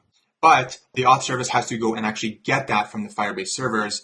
And while it is attempting to fetch the authenticated user, the user is null. And that is the purpose of this loading user state. It starts off as true, and then it goes and attempts to fetch a user. And then when it comes back, either with or without a user, it's going to set loading user to be false. It's like, oh, okay, I tried to go get it, and there either is one or there isn't one. And if there is one, this will be a truthy value. And if there is not one, this will be a falsy value. So if we just wrote an if statement like this, like saying, if there is no user, then build the no user home feed, that actually would not work, because like I said before, when the application is initialized and the person actually navigates to our website, this is always going to be undefined or null or some falsy value at first, while the useAuthState hook attempts to fetch that user from our auth service. So at first, we're always not going to have a user, but that doesn't mean there isn't going to be one that is returned from the useAuthState hook. And so that's why this wouldn't work, because we can't just assume that no user initially means that we should build the no user home feed. we need to know that the auth service actually attempted to fetch the user. And then if it did attempt to fetch one and there still isn't one, then we want to build the no user home feed. So I hope that makes sense. So what we can do to actually implement this is to say, if there is no user and we are no longer attempting to fetch the user, then build the no user home feed. That means that the auth service tried to get the authenticated user and there was not one. And we should build our feed for a non-authenticated user. So there is another use effect that we are going to write in a bit that is going to tell us if we need to call the build user home feed function as well as the get user post votes function. But we are going to work on the no user home feed first, and then we will circle back to the actual user home feed. All right, so let's start writing out the logic for our no user home feed. So what I'm going to do is at the very top here, just below our user here, I'm going to create some loading states so that we can actually use our post loader again, very similar to how we used it inside of the community page. And I'm going to set it equal to false to start off.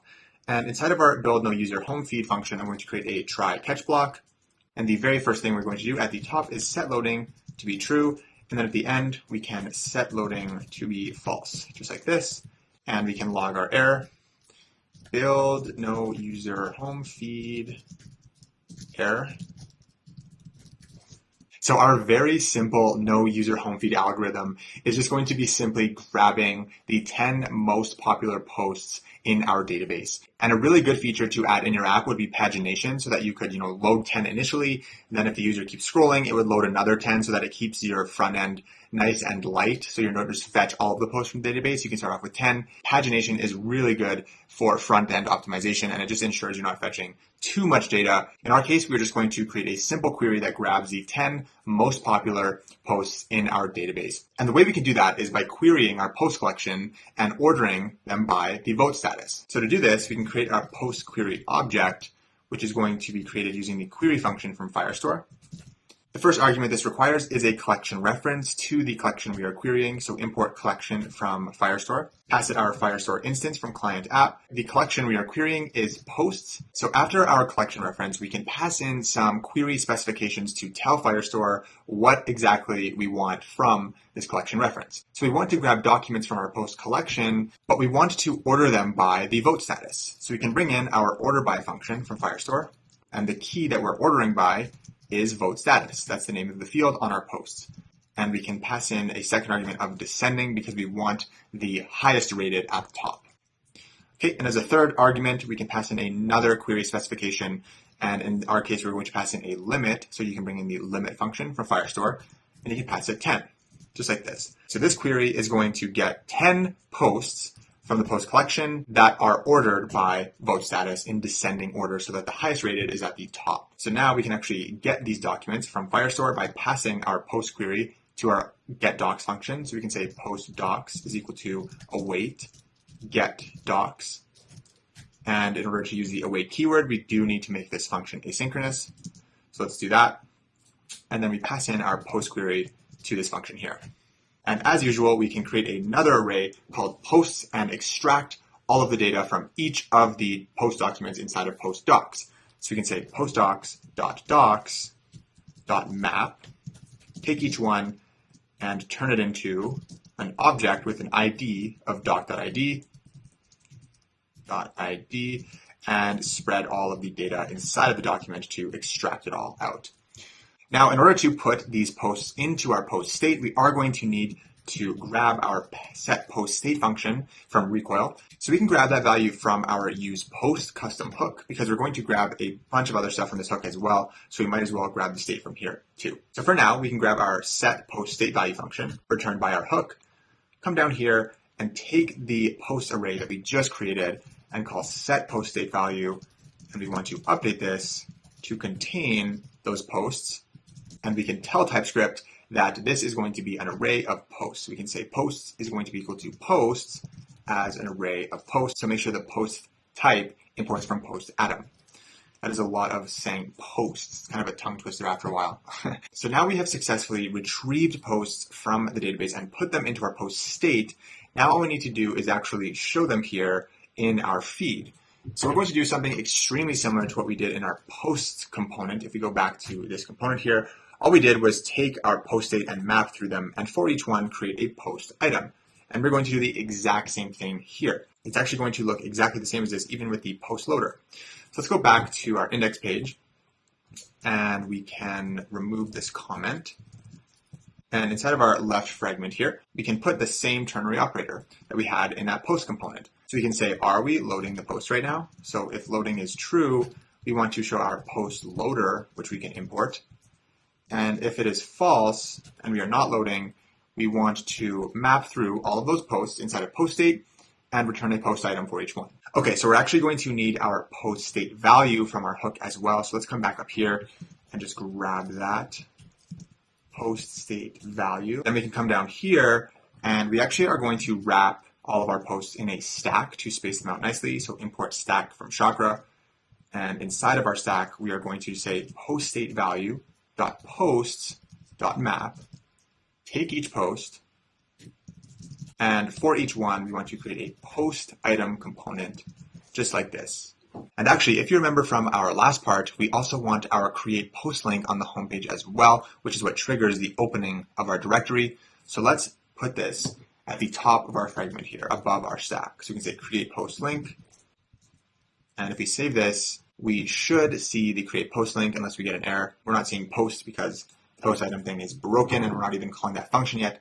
But we can see the create post link, which is perfect. So our post item component, if you remember, requires all of those functions like on vote and on delete and on select. So let's go back up to our use post hook and grab all of those. So we're going to grab on select post, on delete post, and on vote. Okay, so let's come back to our post item and pass all these in as props. So our first prop can be a key, which is going to be our post.id. Second one can be the post itself. Post is equal to post. Third one can be our on select post function. On select post is equal to on select post. Pass on delete post. We can pass on vote. On vote. We can pass in our user vote value. And if you remember, this is where we're going to check if a vote for this particular post exists in the user post vote state. So you can say post state value dot post votes dot find, and we want to iterate through all of these votes and see if one has a post ID that is equal to this current post that we're iterating through's ID, just like this. Okay, let's scroll down here.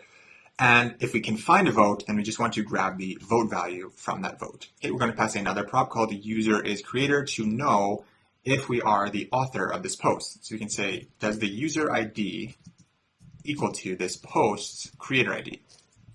And the last prop we are going to add is going to be a Boolean called homepage to tell this component whether or not we are currently on the home page.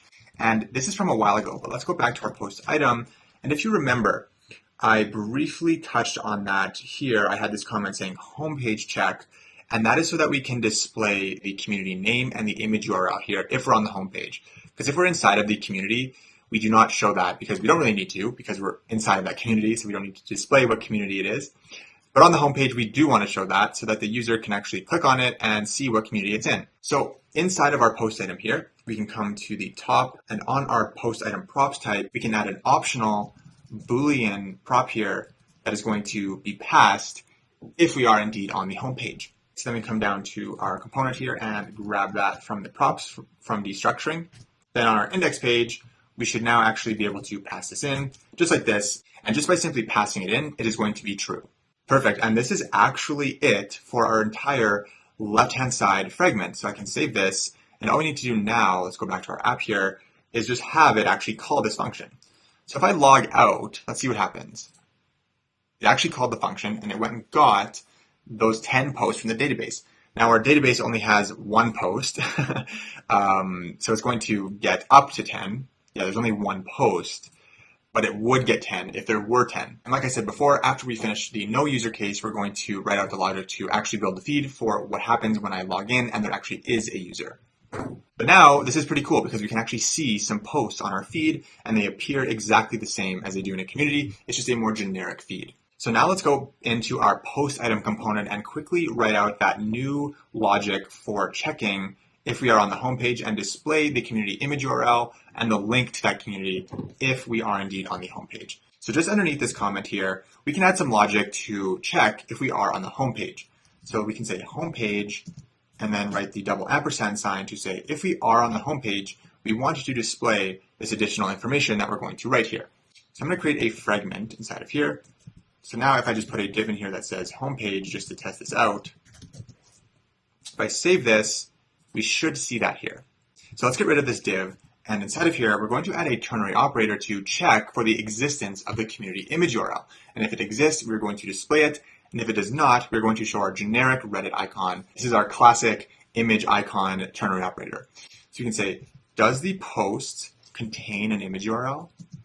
If it does, let's show that image. So we can use our image component from Chakra.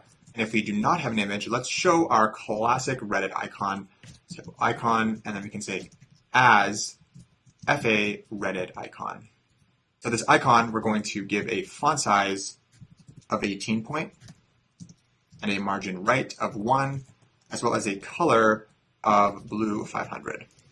Okay, so on our image component, we want to make the source equal to that post.communityImage URL. And we actually have not added this parameter to our post yet in our new post form, but we're going to go do that in just a second. It's a single line addition. We want to make the border radius of this equal to full to make it round, and we want the box size to be equal to 18 pixels. And we're going to give this a margin right of 2, just like this. So underneath this ternary operator here, now we're going to actually add the link to that community. So we can bring in our link component from next link, and we want to give this an href value of the page that we want to go to when we click on this thing. And that is going to be r/, then we want to pass the post.communityID. Okay, inside of our link, we're going to have some text. We can add some curly brackets because the text we want to display inside of here is going to be r/, then the post.communityID. Okay, so if I save this, now we can actually see that link in there. Let's add some styling here. So we're going to make the font weight of this text heavier. So we're going to make it 7. And we're also going to give it some hover styling to make it appear as if it's a link, because it is.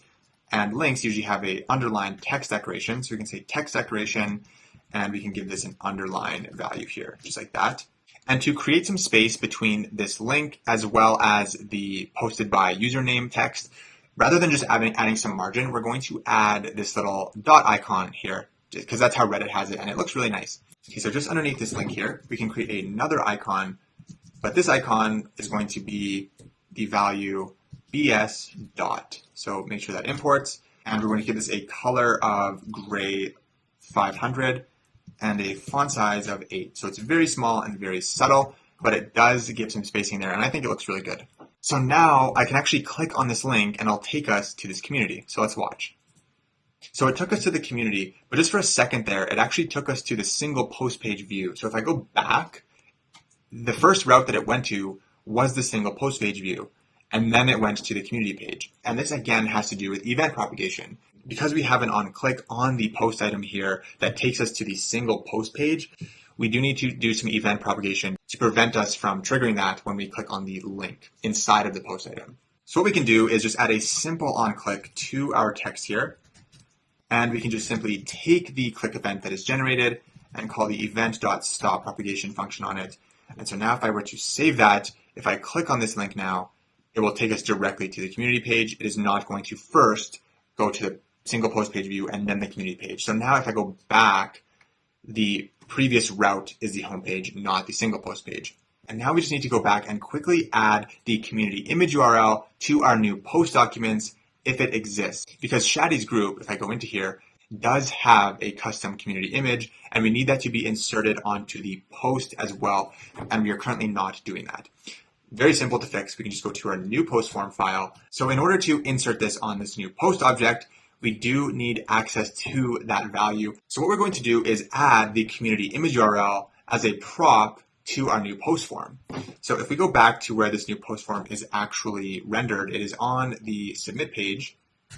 We can see that the new post form is here, and we have the community state value inside of this file. So what we're going to do is pass this as a prop to our new post form. So you can say community image URL, and this is going to be equal to community state value dot current community dot image URL, just like that.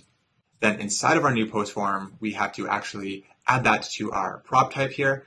Okay, so underneath our user, we can add community image URL. And we're going to make this optional because if it does not exist on the current community, the value of it is going to be undefined. So we need to tell TypeScript that it's going to be either undefined or a string.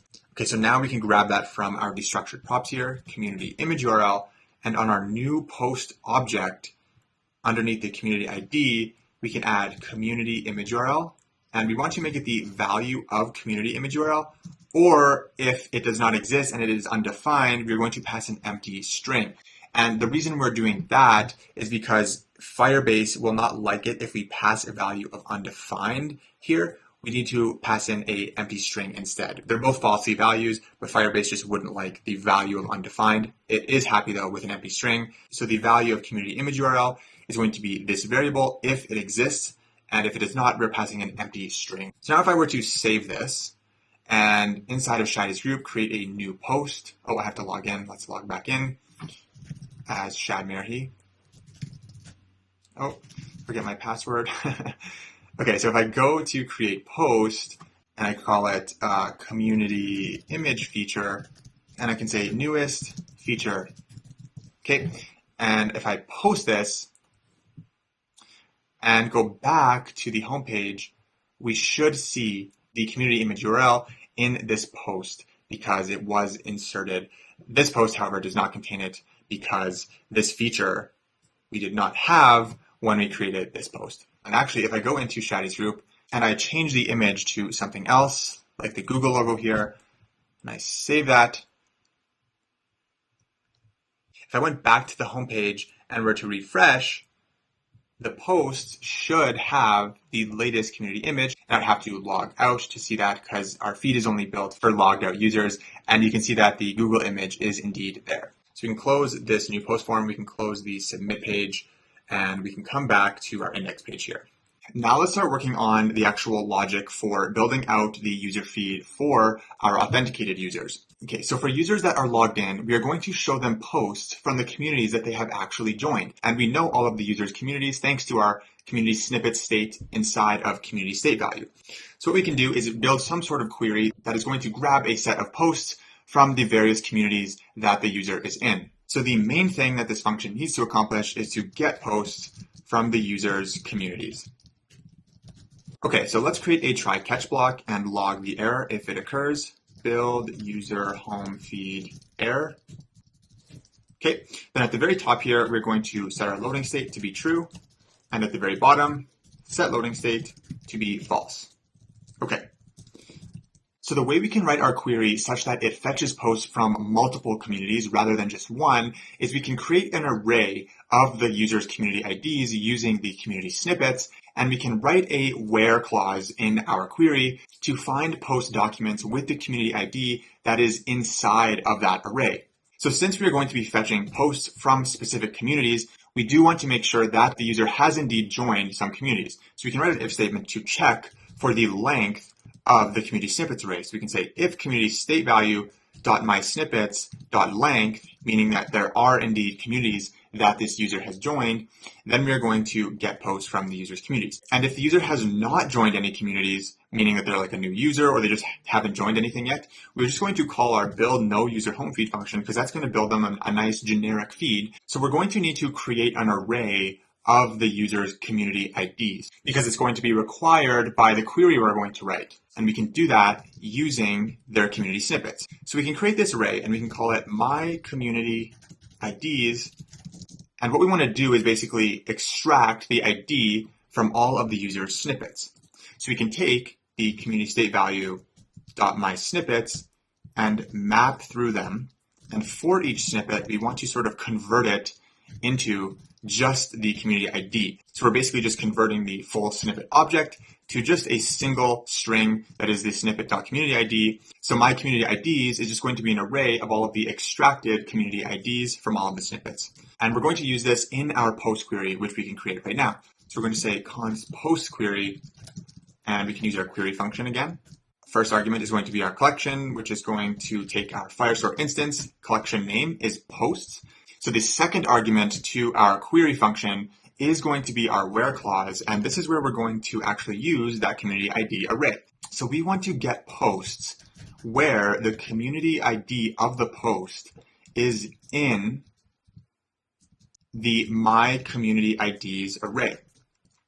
And this is how we can write that using this where function from Firestore. So this is going to find all of the posts where the post community ID is inside of the My Communities ID array that we just created. And we're also going to set a limit on this so that we don't fetch like hundreds of posts if they exist. So we're going to set a limit of 10.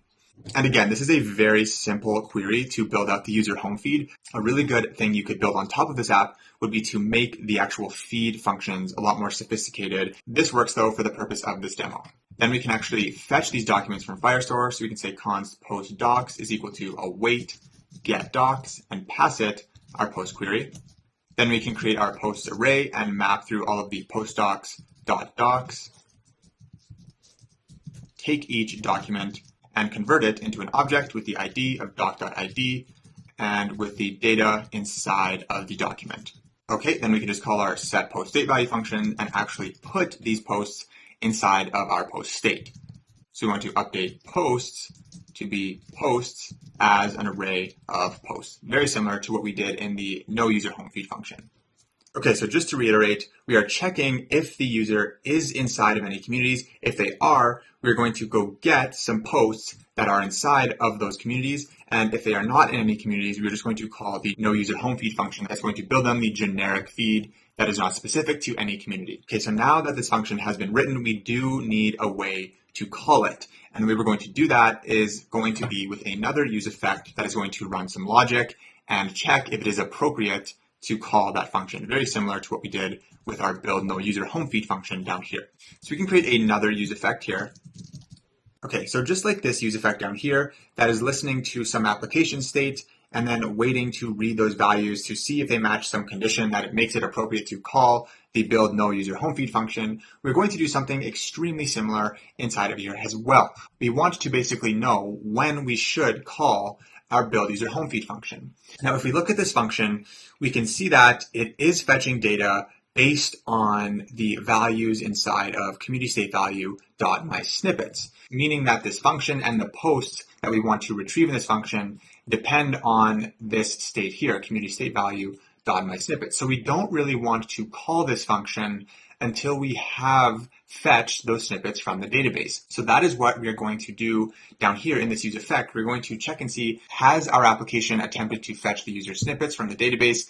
If it has, then let's go call that function. So as a result, this use effect is going to have a dependency of community state value dot my snippets because we want to listen for changes in this value here because it's initialized as an empty array, and then our app goes and gets them from the database, and then it puts that data inside of this state. So we want to know when these updates occur. But there's a slight problem here. We saw that in our function, build user home feed, that we check for a length of the array. And if there is a length, meaning that the user is inside of communities, we go and get posts for those communities. And if they are not in any communities, meaning that that array is empty, we just build them the generic feed. But we need a way to know that our app has attempted to try and fetch the snippets because it's just simply checking for the length of the snippets. So if you were to say something like if community state value dot my snippets dot length, and then in this case, we would call build user home feed. This doesn't actually work because what if the user has not joined any communities? Like the database could attempt to go get those community snippets, but there could be none because it's like a new user or they just haven't joined anything yet, meaning that this would be false, meaning that this would not get called. So simply just checking the length of the community snippets is not enough information to know whether or not we should call this function. We need some other piece of state. Similar to how down here, just checking the truthiness of the user was not enough. We needed to look at this loading state to see, has our useAuthState hook attempted to fetch the user? And the solution to this is basically creating something similar to this loading user state on our community state value. So all we need to do is add some sort of parameter to our community state value that is going to change once our application has indeed tried to fetch the snippets from the database. Only after it has tried to fetch these from the database and put them in state, we will call this build user home feed function. And in this use effect here, we actually do not need to worry about checking for the existence of a user. And the reason is because if you go to our use community data hook, the use effect that's responsible for fetching the snippets in the first place already depends on the user, and it's only going to go and get the snippets for that user if the user exists, meaning that this use effect over here inside of our index page implicitly depends on the user, so we don't have to explicitly define it here, because the way we're going to write this use effect is going to make it impossible for it to even trigger before this one has actually finished. So all we need to do is go into our communities atom here and add some piece of state that is going to tell us if we have attempted to fetch the community snippets in the first place. So all we need to do is on our community state interface here, we can add a parameter called snippets fetched, which is going to be a Boolean that is going to be initialized as false, because as soon as the application loads, we have not fetched the snippets. And once the snippets have been fetched for the first time, this is going to be set equal to true. And then that is the variable we can listen to inside of our index page here. Have the snippets been fetched? Oh, okay, they have. Let's go build out the user home feed then. Let's go back to our communities atom. And inside of our default community state, we're going to initialize this value to be false. Now, back in our index page over here, we are going to change this dependency from my snippets to be that snippets fetched Boolean parameter.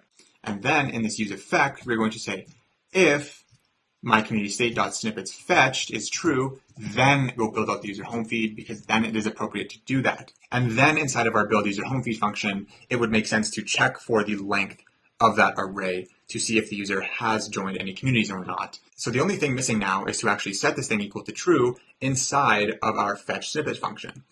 So inside of use community data, inside of the get my snippets function, right up here, as soon as we fetch these snippets from the database for the first time, we can just update the value of snippets fetched to be true. Okay, so the data flow is like this.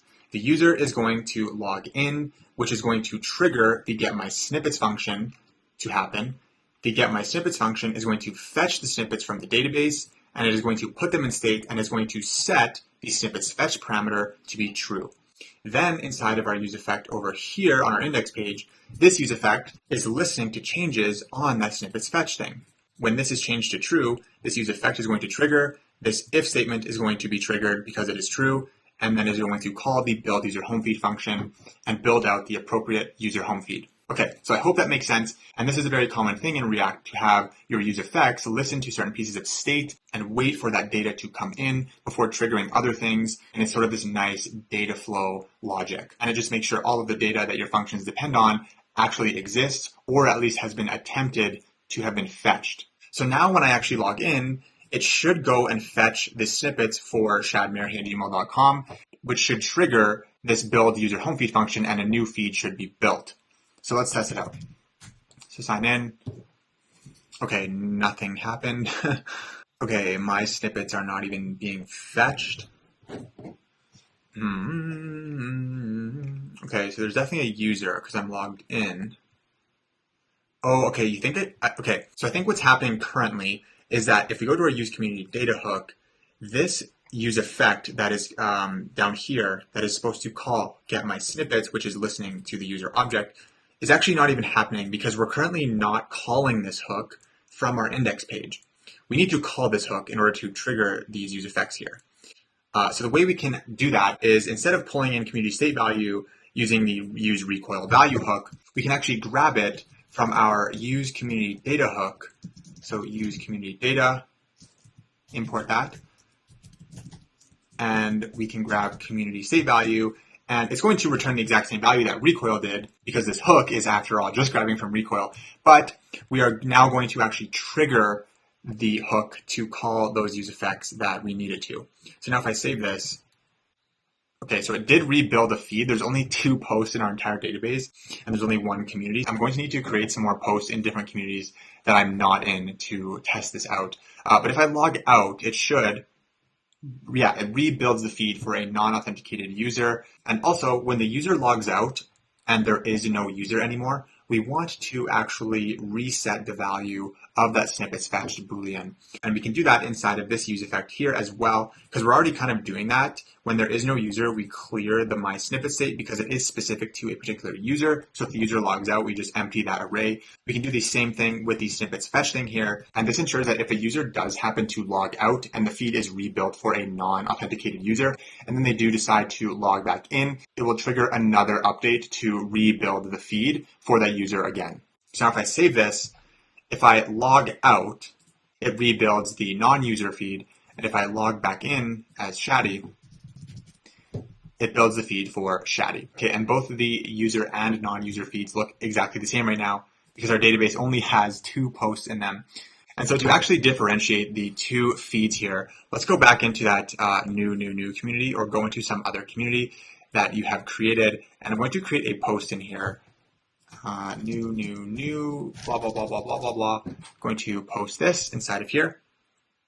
Okay, then what I'm going to do is come to my homepage. So, okay, we can see that this is in my home feed because I am in new. So let's log out. So I see the same feed, right? Let's log back in, and I should see the same feed, just in a different order. Shadman. Cool, okay, but now what I'm going to do is go into new and leave this community. And now if I go back home, I can see that the post is no longer in my feed because I am no longer in new. If I log out though, it rebuilds the feed and that post is in my feed. So now we can actually see the difference between a user and a non-user feed. If I log back in, it rebuilds the feed with only posts from the communities that I am in. And I actually realized there is some missing logic inside of our create community modal that I forgot to add after we actually created the community page, because we want to actually create the community and then be rerouted to that community page. And currently it's not doing that. It's just creating the community and it just stays with the modal open. And so to fix that, all we have to do is go back to our create community modal, which we haven't seen in a long time. So inside of our handle create community function, and so after our transaction runs and our community is successfully created, we want to route the user to that page, and we can do that using our router from Next.js. So let's come up to the top here, and just beneath our loading state here, let's bring that in. Const router is equal to use router. Okay. Then underneath our transactions, inside of our try block, we can call router.push, and we want to push this user to the route of r / and then community name. And that is the name that they entered inside of the input in the modal. And we actually want to close the community modal, and we can do that with our already existing handle close function. Okay, and one more simple thing we can do is just close our community directory here. And we can do that with our already existing toggle menu open function from our use directory hook. So just underneath our router, we can call that hook use directory, and we want to bring in the toggle menu open function. Then just after the handle close function, we can call toggle menu open. Okay, so now if I create a community and it is successfully created, it should close the modal, it should close the directory, and it should route me to that new community page. So let's give this a go. Let's do create community, and let's call this Tesla Motors. Create community. Perfect. Okay, so Tesla Motors was created. It brought me to the Tesla Motors page, and the directory closed, and now I can see Tesla Motors inside of my community snippets, and that is exactly what we wanted to do. Okay, so let's go back to our home page, and we can close our create community modal. Okay, so let's go back to our index page here, and we are now done with the build no user home feed function as well as the build user home feed function. And the last thing we need to do is just write this simple function to get the post votes for the posts that end up appearing in our feed. And because post votes depend on a user being logged in, this is only going to run if the user is indeed logged in. So we're going to create a third use effect that's going to run some logic to check whether or not we should run our get user post votes function. Okay, so there are 2 important pieces of state that we need to listen to before we know if we should run our get user post votes function. And the first one is going to be our user, and our second one is going to be our post state value dot posts, because we want to wait until there are actually posts in that array before we go and try to get votes for posts. So we need both the user as well as actual posts in the feed to exist before it actually makes sense to even call the get user post votes function. Okay, so then inside of here, we can just write a single if statement to say if user and post state value dot posts dot length, then call the get user post votes function, because we have both of the things required by that function. Okay, then for this function here, we need to make this asynchronous because it's going to be fetching data from the database, and we can create a try catch block and log the error if it occurs. Get user post votes error. And so what we want to do is query our user's post votes subcollection and try to find the votes with a post ID that matches any of the possible posts inside of post state value. And so to do this, we can write a similar query like we wrote up here in our post query. In this one, we are finding all of the posts with a community ID that is inside of this My Community IDs array. Down here, we're going to be finding all of the votes with a post ID that is inside of a post ID array that we're going to create. So let's create that array, and we'll call it post IDs, and this is going to be equal to post state value dot posts, and we're going to map each of these posts into just a post ID string. So now post IDs is just going to be an array of string IDs. Then we can build out our post votes query. We can say post votes query, and this is going to be equal to query. The collection we want to query, pass this our Firestore instance, and the path to the collection that we're querying is going to be users/user.uid/postvotes. And save this so it formats. Then as the second argument to the query function, we can pass in that where function, and in this case, we want to say where the votes post ID is in the post IDs array that we just created. Then we can actually fetch these documents from the database. So we can say post vote docs is equal to await get docs and pass in our post votes query. Then we can create our post votes array and extract all of the data out of all of these docs. So you can say post vote docs dot docs dot map and map each document into a object with the ID of doc.id, as well as all of the data inside of doc.data. And now we just need to put these votes inside of our post vote state. So we can say set post state value and update our post votes to be post votes. And we can tell TypeScript this is going to be an array of post votes. So import that type from your PostItem file and indicate that it's an array of post votes. So let's come back to our app here. So now we can see that the votes for these potential posts in the feed here are actually being fetched because it's indicating that I have voted on this post without calling this function. So if I comment this out here in our use effect and we don't call it, you can see that the votes are not being fetched. If I call it back in, they are.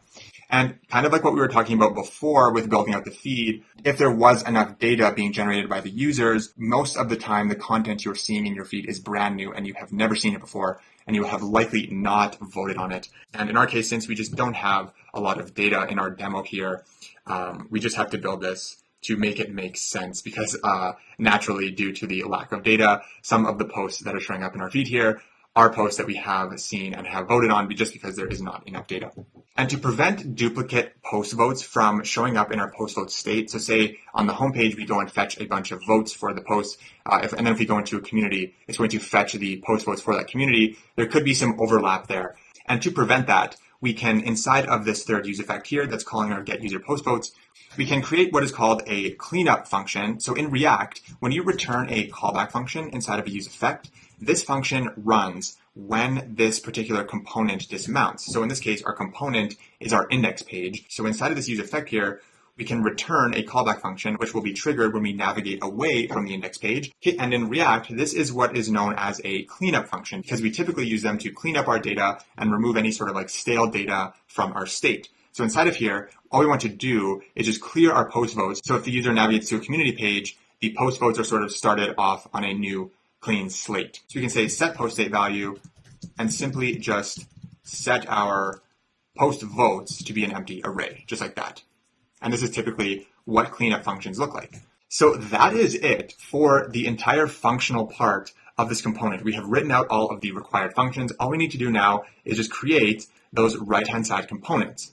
All right, guys, we are now going to start working on the top communities component here on the right-hand side of our home page. And it's a relatively straightforward component. All we are going to do is fetch the top 5 communities rated by number of members, and then we will display them to the user here and give them the functionality to join and leave these communities from right within here. Now on reddit.com, every time you visit the website, you see a different list of 5 communities here. Sometimes it's like top sports communities, sometimes it's top pet communities or something. It's always changing. And they have, again, advanced algorithms that are recommending you certain communities based on your interests and your user actions. Our simplified version of that is to always display the top communities and grab the top 5 communities rated by the number of members parameter stored on the community document. So let's go back to our app and create this. Okay, so let's go into our files here.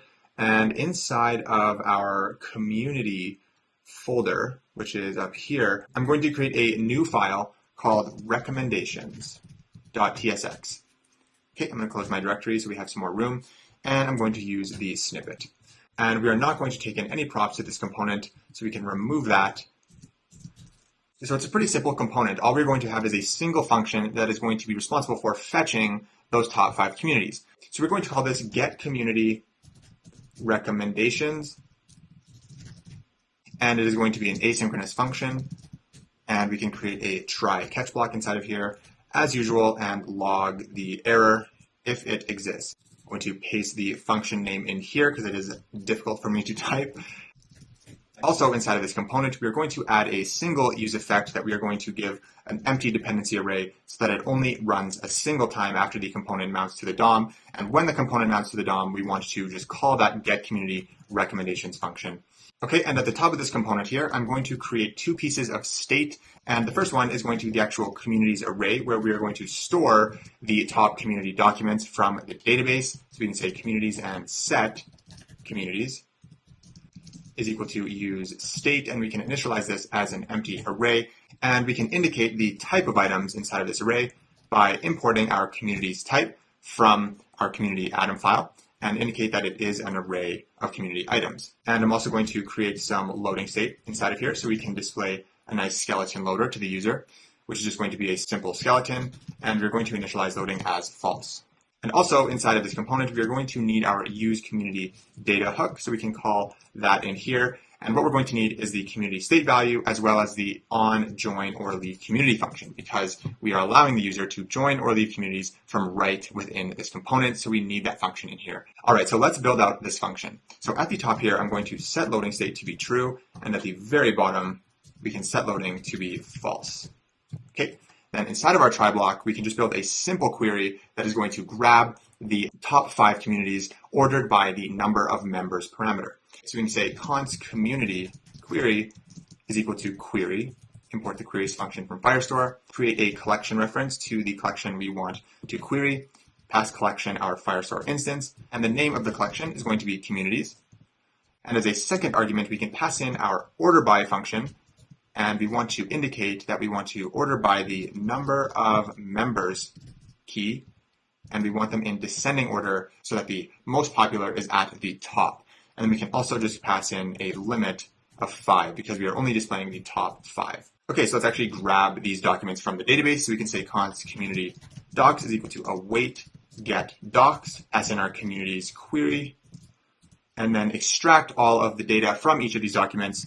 We can create a communities array and say community docs.docs.map and map each document into a JavaScript object with the ID of a doc.id. I feel like I've said this so many times because we've done this 100 times. Doc.id and the data from inside of the document. So spread doc.data, just like this. Okay, and then what we can do is just set our communities array state to be the value of this communities array that we just created here. So we can say set communities to be communities, and we can indicate to TypeScript that this is going to be indeed an array of community, just like this. And this community state in this component is local here because we don't really need it at a global level. So it makes sense to just have it local to the component because that's really all where we need it. Awesome. And that is it for this function. And all that is left is to build out the actual HTML of this component here. Okay. And if we look at our demo here, there is an image at the top of this component here. And this is an external image that we are getting from this images folder inside of our public folder here. And I think very back in the early stages of this project, I recommended you guys to grab all of these images off of my GitHub and put them in here. But if you did not grab all of them, the one we're going to be needing here is recom's art. And we're also going to be needing this one down here, this kind of like spaceship one. And I think that is Reddit personal home. So these are the two we are going to need, recom's art and Reddit personal home. So please ensure that you grab those off my GitHub and put them inside of your images folder in your public folder. Okay, so I'm going to close this, close the directory. Let's go back to our app here and let's get rid of this div. And the overall container is going to be a flex container. And inside of this flex container, we're going to have 2 more children flex containers, one for the sort of header part which is that top communities image thing I was just talking about. And then the other flex is going to be the container of all of the communities here. Okay, so let's go back here and let's add the styles for the outermost flex container. Okay, so this is going to have a direction of column.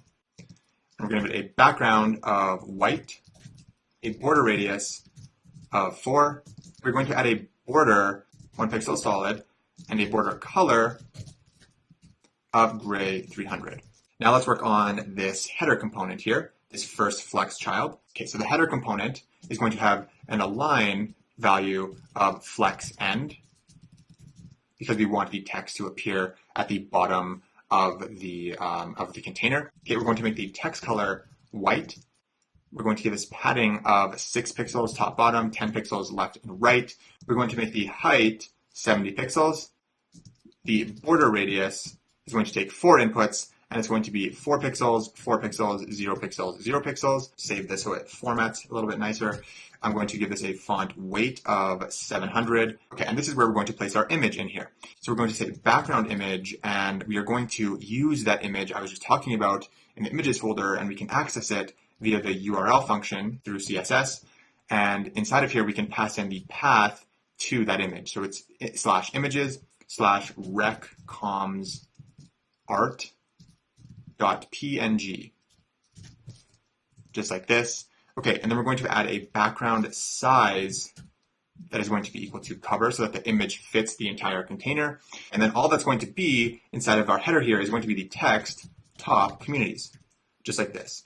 Okay, now let's go back to our index page and actually bring this in so we can see what we're doing. So where this comment is in our right-hand side fragment, let's bring that in so we can say recommendations. Perfect. And I think I just have to refresh because my hot reload thing is kind of frozen or something. Okay, so we're not seeing that image for some reason. Oh, I'm missing images here. This is images. There we go. And to make it so that we can actually see that top communities text a little bit better, I'm going to place this sort of like black overlay, filtery, blurry type thing over the image just so it makes that white text pop a little bit more. Okay, so what we're going to do is add a background gradient here. And this is kind of a long string here, so I'm just going to paste this in from my demo. And it's basically just a linear gradient, basically just that sort of black overlay with some like light opacity so that it's sort of see-through, and it just sort of makes the white text pop a little bit more. Okay, and that is it for this top communities header component here. Okay, so let's move on to the actual communities list part of this component here. So we're going to give this a direction of column as well, column. And inside of here, we are going to also add a skeleton loader. So I'm going to add the ternary operator loading. If we are loading, we are going to display a skeleton component that I'm going to paste in from my project here. It's about 15 lines or something. It's just like a stack, just like this. And I'm going to add all of these missing imports. Okay, and if we are not loading, we actually want to display those top communities. Okay, so inside of here, I'm going to create a React fragment so that we can add some JavaScript. We want to iterate through all of the communities. So we can say communities.map, and for each one, we're going to return one of those list items. And in each of these list items, we need to know if this user has joined this community or not, because we need to toggle the display of this button to make it say joined or join and to make it blue or white. And so to do that for each one, on each map iteration inside of communities.map, we can create an isJoined variable and do the exact same thing we did in our community header to determine if the user is in this community. So we can just say community state value dot my snippets and try to find a snippet in here with the community ID that matches this particular item's ID. Okay, so we can take each snippet and check if its community ID is equal to the item.id. An item is the current community that we are iterating through here. Okay, and then I'm just going to Booleanize this and add the double bang operator here. And then underneath here is where we can actually return the HTML for the community item list component here. Okay, so let's go back to our app here. All right, so the outermost container of this component here is going to be a next link because we're going to make these clickable and direct the user to that community if the user does click on it. Okay, so we can bring in our link component from next link. And to satisfy React's requirements when mapping through a list of items, we need to pass this a key. So we can give this a key of item.id. And the href prop of our link is going to be the string that is /r/ then item.id. So that's like the community ID. Okay, and inside of the link, we're going to have a flex container here. And this container is going to have an align of center, so everything is vertically centered. We're going to give this a font size of 10 point, a border bottom property of 1 pixel solid, and a border color of gray 200. And we want to give this padding of 10 pixels top bottom, 12 pixels right left. Okay, so we can save this. Okay, then inside of here, we're going to have another flex container. And we're going to give this one a width of 80% and also an align of center. Then inside of here, we're going to have another flex container that is going to contain the actual number here, the 1, 2, 3, 4, 5. Okay, and where we can get that number from is by, in the map function, we can take advantage of the fact that JavaScript also gives us access to the index of the current item we are iterating through. And so down here inside of this flex container, we can add some text, and that text is going to be the index plus 1, because we did not want to display 0, 1, 2, 3, 4. We want to display 1, 2, 3, 4, 5. And we need to import text from Chakra, which it does not auto-import. Good old text. Okay, so if I save this, okay, let's go back to our app here. We can see the 1, 2, 3, 4, 5 thing there. In the flex container of this text, we're going to give a width of 15% here. Now, as a sibling to this flex container with a width of 15%, we're going to create another flex container, and this is going to be the parent of the community name as well as the image, or the icon if there is no image. Okay, so we're going to give this an align of center as well as a width of 80%. Then inside of here, we can add our famous image URL ternary operator. We want to check if the item has an image URL, and if it does, we want to display that image. And if it does not, we're going to display our famous Reddit icon. So let's do the image here. So let's bring in image from Chakra. And we want to pass a source value that is going to be equal to item.imageURL. We want to make the border radius equal to full to make it round, as well as a box size of 28 pixels. And we can give this some margin right of 2 to add some space between the image and the community name.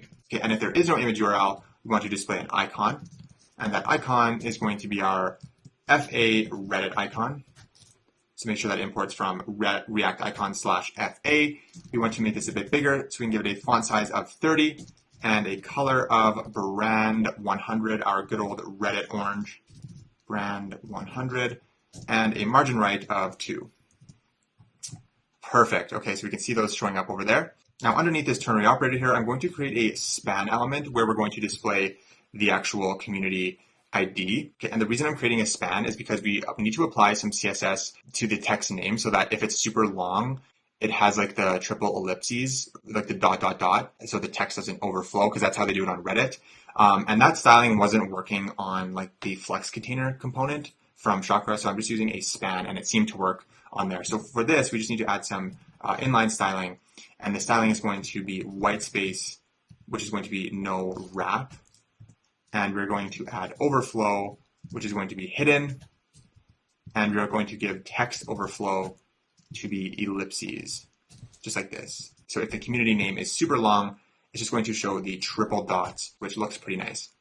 Let's go back to our app here, and inside of here, all we need to do is display the text that is going to be r/ then item.id, which is the community name. So if I save this now, we can see those names show up here. And so yeah, you can see the triple ellipses here for this one with the longer name. Now, all we are missing for each of these list items is just the button that the user can actually click to join or leave the community. So 2 flex containers down from the span component we just created, I'm going to create a box, which is going to wrap our button component. And inside of here, we're going to add our button. Okay, let's scroll up a bit. Okay, so we can give this button a height of 22 pixels, a font size of 8 point. Then we can add the variant property, and we can make this dynamic depending on if the user is or isn't joined in this community. So we can use our isJoined boolean that we just created up top, and we can say if they are joined, we want the variant to be outline, and if they are not, we want it to be solid. And whoops, I did not mean to make this button self-closing. We do need a closing tag in here. And the text we want to display inside of our button is also going to be dynamic depending on that is joined parameter. So we can create another ternary operator. If they are joined, we want to display the text joined. If they are not, we want to display join. Awesome. So we can see that showing up over here. And then we just need to add the onClick to this button to actually call our join or leave community function. Then inside of here, I'm going to take the click event that is generated and create a function that I'm going to call event.stopPropagation so that we do not trigger the Next.js link when we try to click on this button. Okay, then right after that, we can call our onJoinOrLeaveCommunity function and pass in our item because that is of type community, as well as the isJoined Boolean parameter because that is what that function requires. Perfect. So now this should be clickable, and I should be able to leave and join these communities right from inside of this component. So how cool is that? Okay, so one very subtle thing you'll notice is that the logo and the text kind of move over very slightly depending on the size of this button because there's only so much room in this container. And so when this button is a little bit larger, the text and the logo move over. And we don't want that to happen because it looks kind of weird and we want it to be in the exact same spot all the time.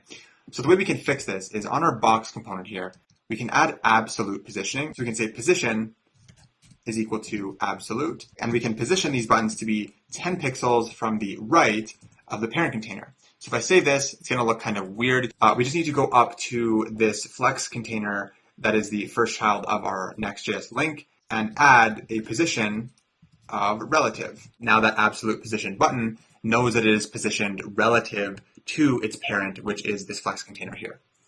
Awesome. So now when this button grows, it's not going to change the position of that text because it's using absolute positioning. It is no longer technically taking up any space in that container, even though it appears that way. And so the very last thing we need to add to our recommendations component is just the view all button at the very bottom there. So let's quickly do that. So below all of our list items here in the communities.map function, just underneath there, but inside of this fragment here, we want to add a box component. And this box is going to contain that button that says view all. So we save this. Then on this box, we want to give it some padding, and the padding is going to be 10 pixels top bottom, 20 pixels left and right.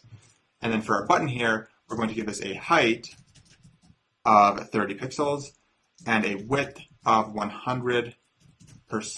And this button isn't going to do anything. It is for decoration only, but this would be a cool feature for you to add to maybe take you to some community recommendation or community discovery page where users could see a more extensive list of communities that they could potentially join. Awesome. So we are now completely done our top communities component, and we can just add in those other two decorative components on the right-hand side here. So let's go and do that. Okay, and I'm just going to paste in the code for both of these components because they're very simple. They're only about 20 lines each, and they don't really have any functionality. They're just for decoration only. So inside of our community folder, I'm going to create another file called premium.tsx, and this is going to be this component here that is recommending you to try Reddit Premium. Okay, and I'm just going to paste in the code for this component. Here it is here. I will put the links to these components in the description so you do have immediate access and you can just throw them into your project. And then the other component I'm going to create is going to be called personalhome.tsx, and that is going to be this one here. Paste this one in. It's a slightly longer, but nothing super crazy. It's only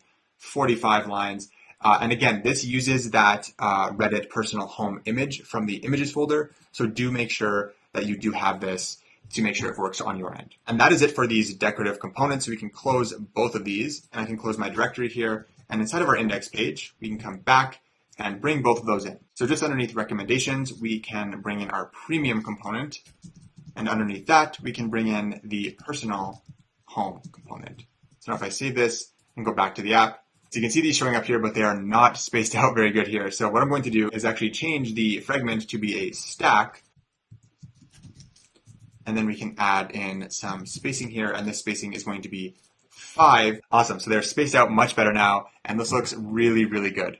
And actually, a really good exercise for you to do on this personal home component here would be to actually make those buttons do something functional. For example, the create post button, you could trigger the opening of this directory up here, maybe scroll the user to the top of the page and open that up. And then for the create community button, you could open up the create community modal. So I will leave that up to you if you decide to do that. All right, you guys, it is now time for deployment. We are now ready to actually get our application into production. And I've decided that we're going to be using Vercel for our deployment. For those of you that don't know, Vercel is the company that created Next.js, and they're making deploying Next apps extremely easy. All we have to do is just with a click of a button, we can connect the Git repository that our project is hosted on to a Vercel project. And every time we make changes to the master or main branch of the project, it will automatically deploy those changes, and we can track the build and everything on Vercel. It's super easy, and we're going to see that in just a few minutes. All right, so for deployment, if you have not done so yet, you are going to need to create a GitHub repository for your project here and put all of your code on GitHub, because like I mentioned, we are going to connect this repository to our newly created Vercel project that we're going to create right now. All right, so before you move forward with Vercel, make sure you do have a repository created on GitHub and all of your code is on there. And I actually do have changes that I need to commit here for our new index page that I need to push to my main branch before we do this as well. Okay, so I'm just going to commit this, and I'm going to say complete index page. I will push this to GitHub. Perfect. Okay, so now all of my latest code should be on GitHub. Yeah, so it's saying just right now it received that commit. So we should be good to go with the deployment. So this is what I'm going to do. I'm going to go to vercel.com. Okay, and I already have some projects created here. This is the demo over here. So what you're going to want to do is create an account if you do not have one. And once you are logged in, you'll see some like sort of dashboard where all of your projects are, and there will be some sort of button where you can create a new project. And this is where we're actually going to connect our repository. With a single click of a button, you can connect any one of your GitHub repositories and get it ready for deployment. So Vercel makes it extremely easy to deploy Next.js apps. Okay, so this is the project here, Reddit clone tutorial. This was the repo we were just looking at. And so I'm going to click on import. And it's going to ask you for a project name. I usually just leave it the same as the repo name. And then the framework preset, so we're using Next.js, and then the root directory we can just leave as this index route here. And then there's some things in here like the build and output settings. We're not going to touch this. And then there are environment variables, which we are going to need to add, because if you recall, if you go to our .env local file, we have all of these environment variables for our application to connect to our Firebase project. So in order for our production application to connect to our Firebase project, we are going to need to add all of these environment variables into our production environment. And this is where we are going to do that. And these can, of course, be modified, and you can add more ones and remove ones and edit ones after you do deploy the project. So don't worry if you forget some of them or some of them are wrong or anything. You can always change this after your initial deployment. And we may have to deploy a few times because it might fail the first few times. It usually happens. The build will fail, and you have to go find something in your code, re-push to GitHub to trigger a new build, and then usually after a few times it will work. So we're going to walk through that process together. Okay, so what we're going to do is add all of these environment variables to our Next.js project. So what we're going to do is copy all of these names here and place them inside of the name part of the environment variable, and then place the value inside of the value. So let's do the first one here. So next public Firebase API key. So I'm going to paste this in here. Then as the value, I'm going to grab the value. Paste that in and just click add. Perfect. So once all 6 of these Firebase environment variables have been added, go ahead and click on deploy, and we can see what is going to happen. So what's going to happen here is the deployment is going to be queued, and it's going to start building the application to attempt to take all of your code, package it together into a production bundle, and then deploy that production bundle. And again, as I mentioned, this might fail the first few times due to some sort of, any sort of TypeScript errors or type compiler errors. Really anything can trigger a build error. So we are going to see that, and we'll walk through any debugging that might need to happen. Okay, so we can go back to our homepage here while that's building, and we'll see our new project here, and we can just go into this. This is kind of the actual dashboard of this project, and we can track everything. You can see the build logs in case something does fail. There's the deployments you have in here, and so we can see there already was an error in the build. So let's go take a look at that. So we can go to view build logs. So it says, yeah, build failed. So now we can take a look at these logs here and see what errors it came across. Okay, so cannot find module Firebase functions or corresponding type declarations. Okay, and it tells you what file this is in and everything, so it makes it super convenient to debug. So if we go to our functions file in here, it's saying that it cannot find the module Firebase functions or the corresponding type declarations. Okay, I actually don't think I've come across this one before. When I deployed the initial project, I don't think I came across this, but let's see here. Firebase functions. Okay, so for some reason, I do not have Firebase functions installed.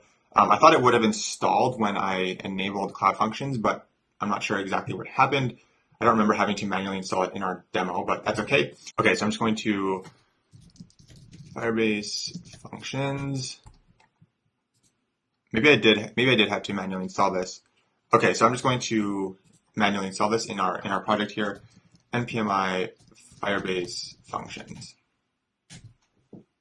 So having failed deployments is super common, and it happens a lot. So don't be alarmed if your project fails to build. It is very, very common, and oftentimes you have to try several times to get it to work. There's always stuff you miss and things that just make it fail unexpectedly.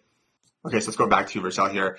And so that was the first error that it came across. So basically how Vercel works is every time you push changes to the main branch or the master branch of your project, it's automatically going to trigger a rebuild. And so all we have to do here is push this new code that we just have, which is the installation of Firebase functions, to our main branch. So let's commit this. We can say install Firebase functions. And if I actually push this to my main branch, okay, so now the code is on GitHub. If I go back to my Vercel home here, we can see that it says just now via GitHub, and that commit is already there, and it will have triggered a new build. So the building is again in progress. So let's go view build logs and see what happens this time. Okay, so it failed again. So let's take a look at what happened this time here. Okay, there's a few errors here. Okay, so the first one is React hook use effect is called conditionally. React hooks must be called. Okay, so let's go to our index page for our community. Okay, so the reason this is saying that this use effect is called conditionally is talking about this one here, and that is because it is below this if statement here. So if this triggers, this is actually not going to run, and that's not allowed. In React, your hooks need to run the exact same amount of times. Every single render, they can't be conditionally called. So to fix this, all we have to do is move this down here below to the very bottom. And then if we save that, that should solve this one here. Okay, so the next one is saying that quotation, single quote cannot be, can be escaped with, okay, so instead of our reset password, it's saying on line 33, tells you the line and everything, which is super nice. Okay, so I think it has to do with this text here, this this apostrophe inside of the wheel, send you a reset link. So I think all we have to do to fix this is we could change this to like we will, or I think we could wrap this in a template literal string like this to make it JavaScript, and that should solve that. We will see. I think that should work. And then this one down here is it's saying, do not pass children as props. Instead, nest the children between. Okay, so if we go to our search input, it's talking about line 16. Okay, so I think that's this one here. Okay, so rather than, I guess, passing this search icon as a children prop to the input left element, what we can do to do basically the exact same thing is remove the self-closing tag on this input left element here, and create an actual closing tag. And then we can take this search icon component and place it inside of here like this, delete the child, and this should do exactly the same thing because now this is acting as the child or children of the input left element. Okay, so now if we go back to our app, yeah, it does appear the exact same. However, now it's more, I guess, proper for React. So I guess Chakra has to update their documentation to reflect that as well, because I think we just grabbed this off of Chakra. But okay, so let's go back to Vercel here, and I think that was it. So yeah, we have the escape one, children as props, and the use effect. Okay, so I think that's it. So what I'm going to do is commit these changes. We can say fix build errors and push those to GitHub. Some of you, by the way, might be using your terminal to push these changes to GitHub. I'm just using the GitHub source control in the left here. I just find it super easy. Cool. Okay, so this should trigger a rebuild. So let's go to, so let's refresh this project here. Okay, so fix build errors, it's there, and it is building. So let's go ahead and view the build logs and see how far it makes it this time.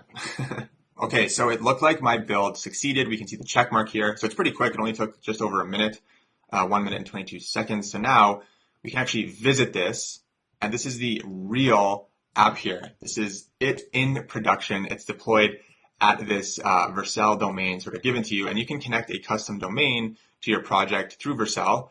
There should be a domains section inside of the project. Where is that? I think if you go to, view domains. So say you wanted to put like redditproject.com or something, any sort of domain, you would add that in here, and Vercel would connect that for you to your production build.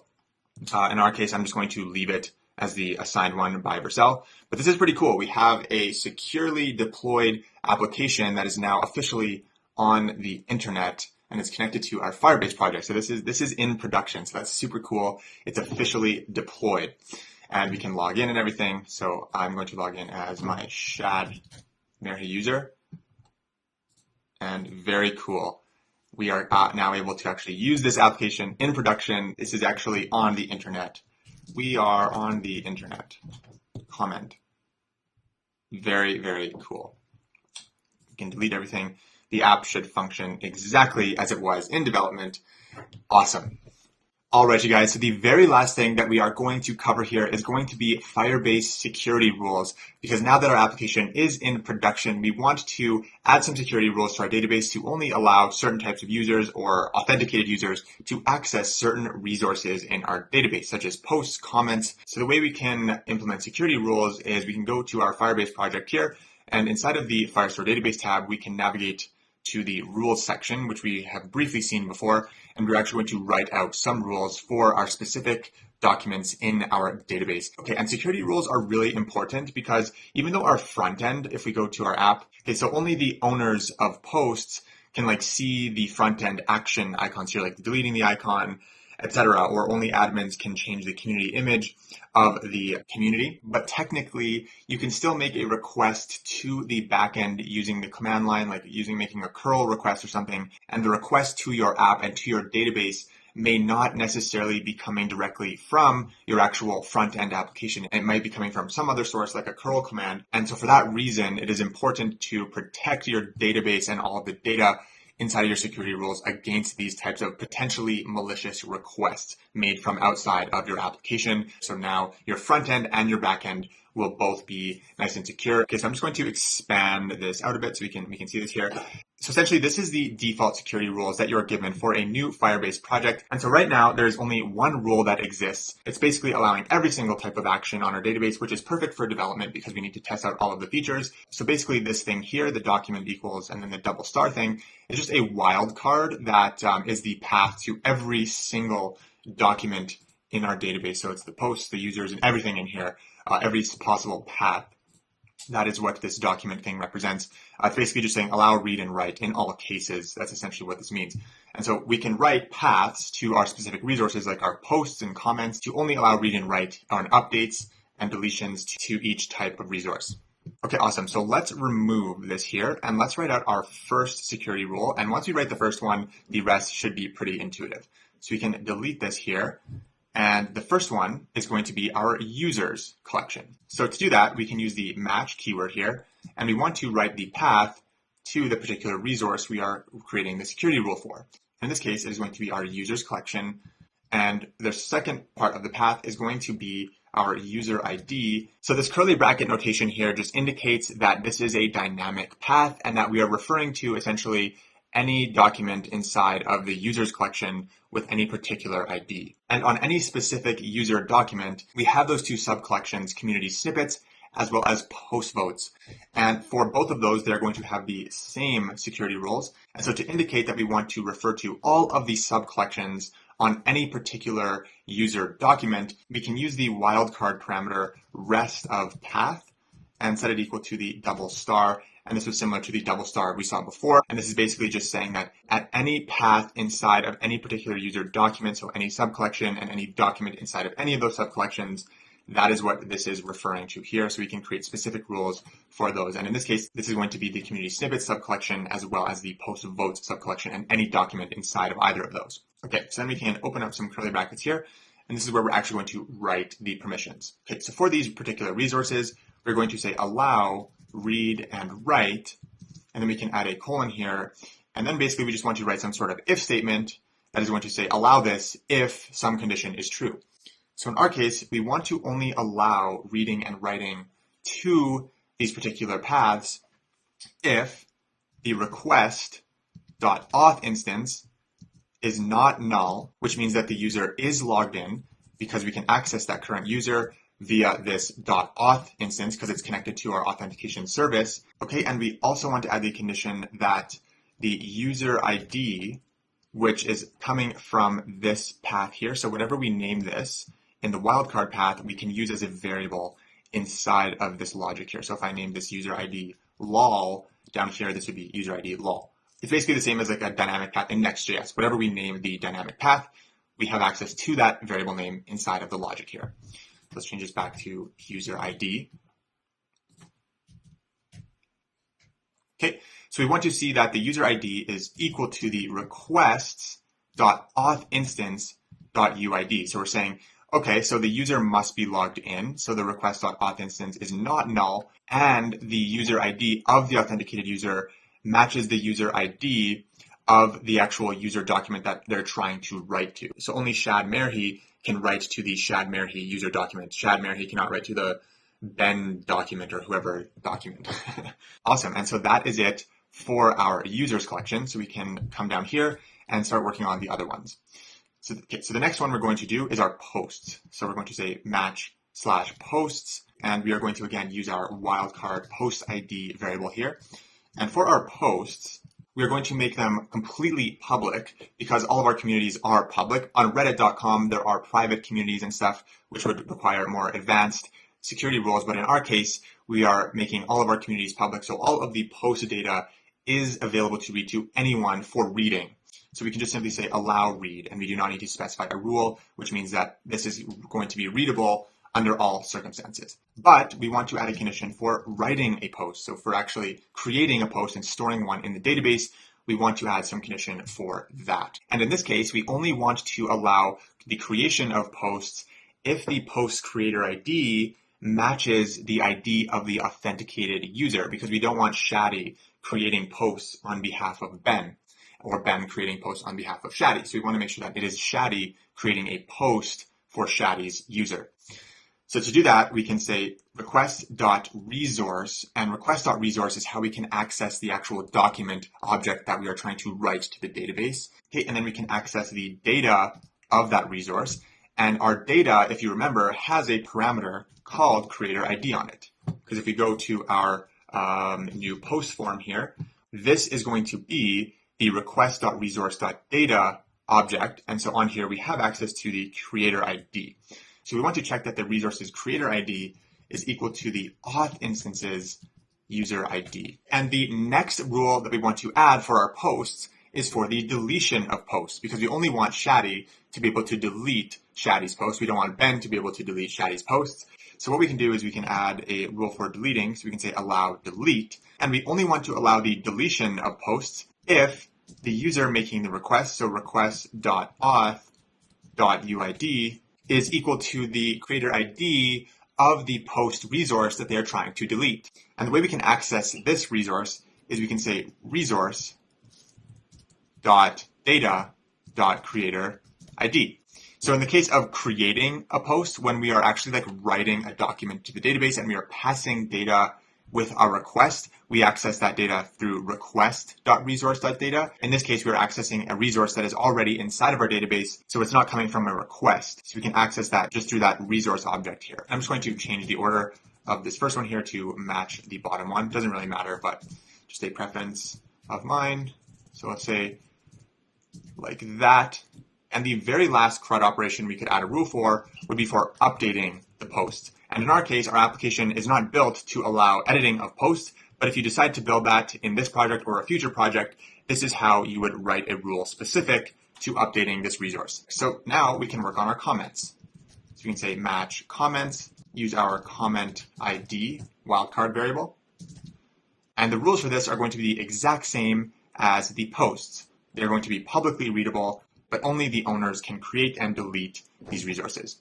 And the very last type of resource in our database are the community documents.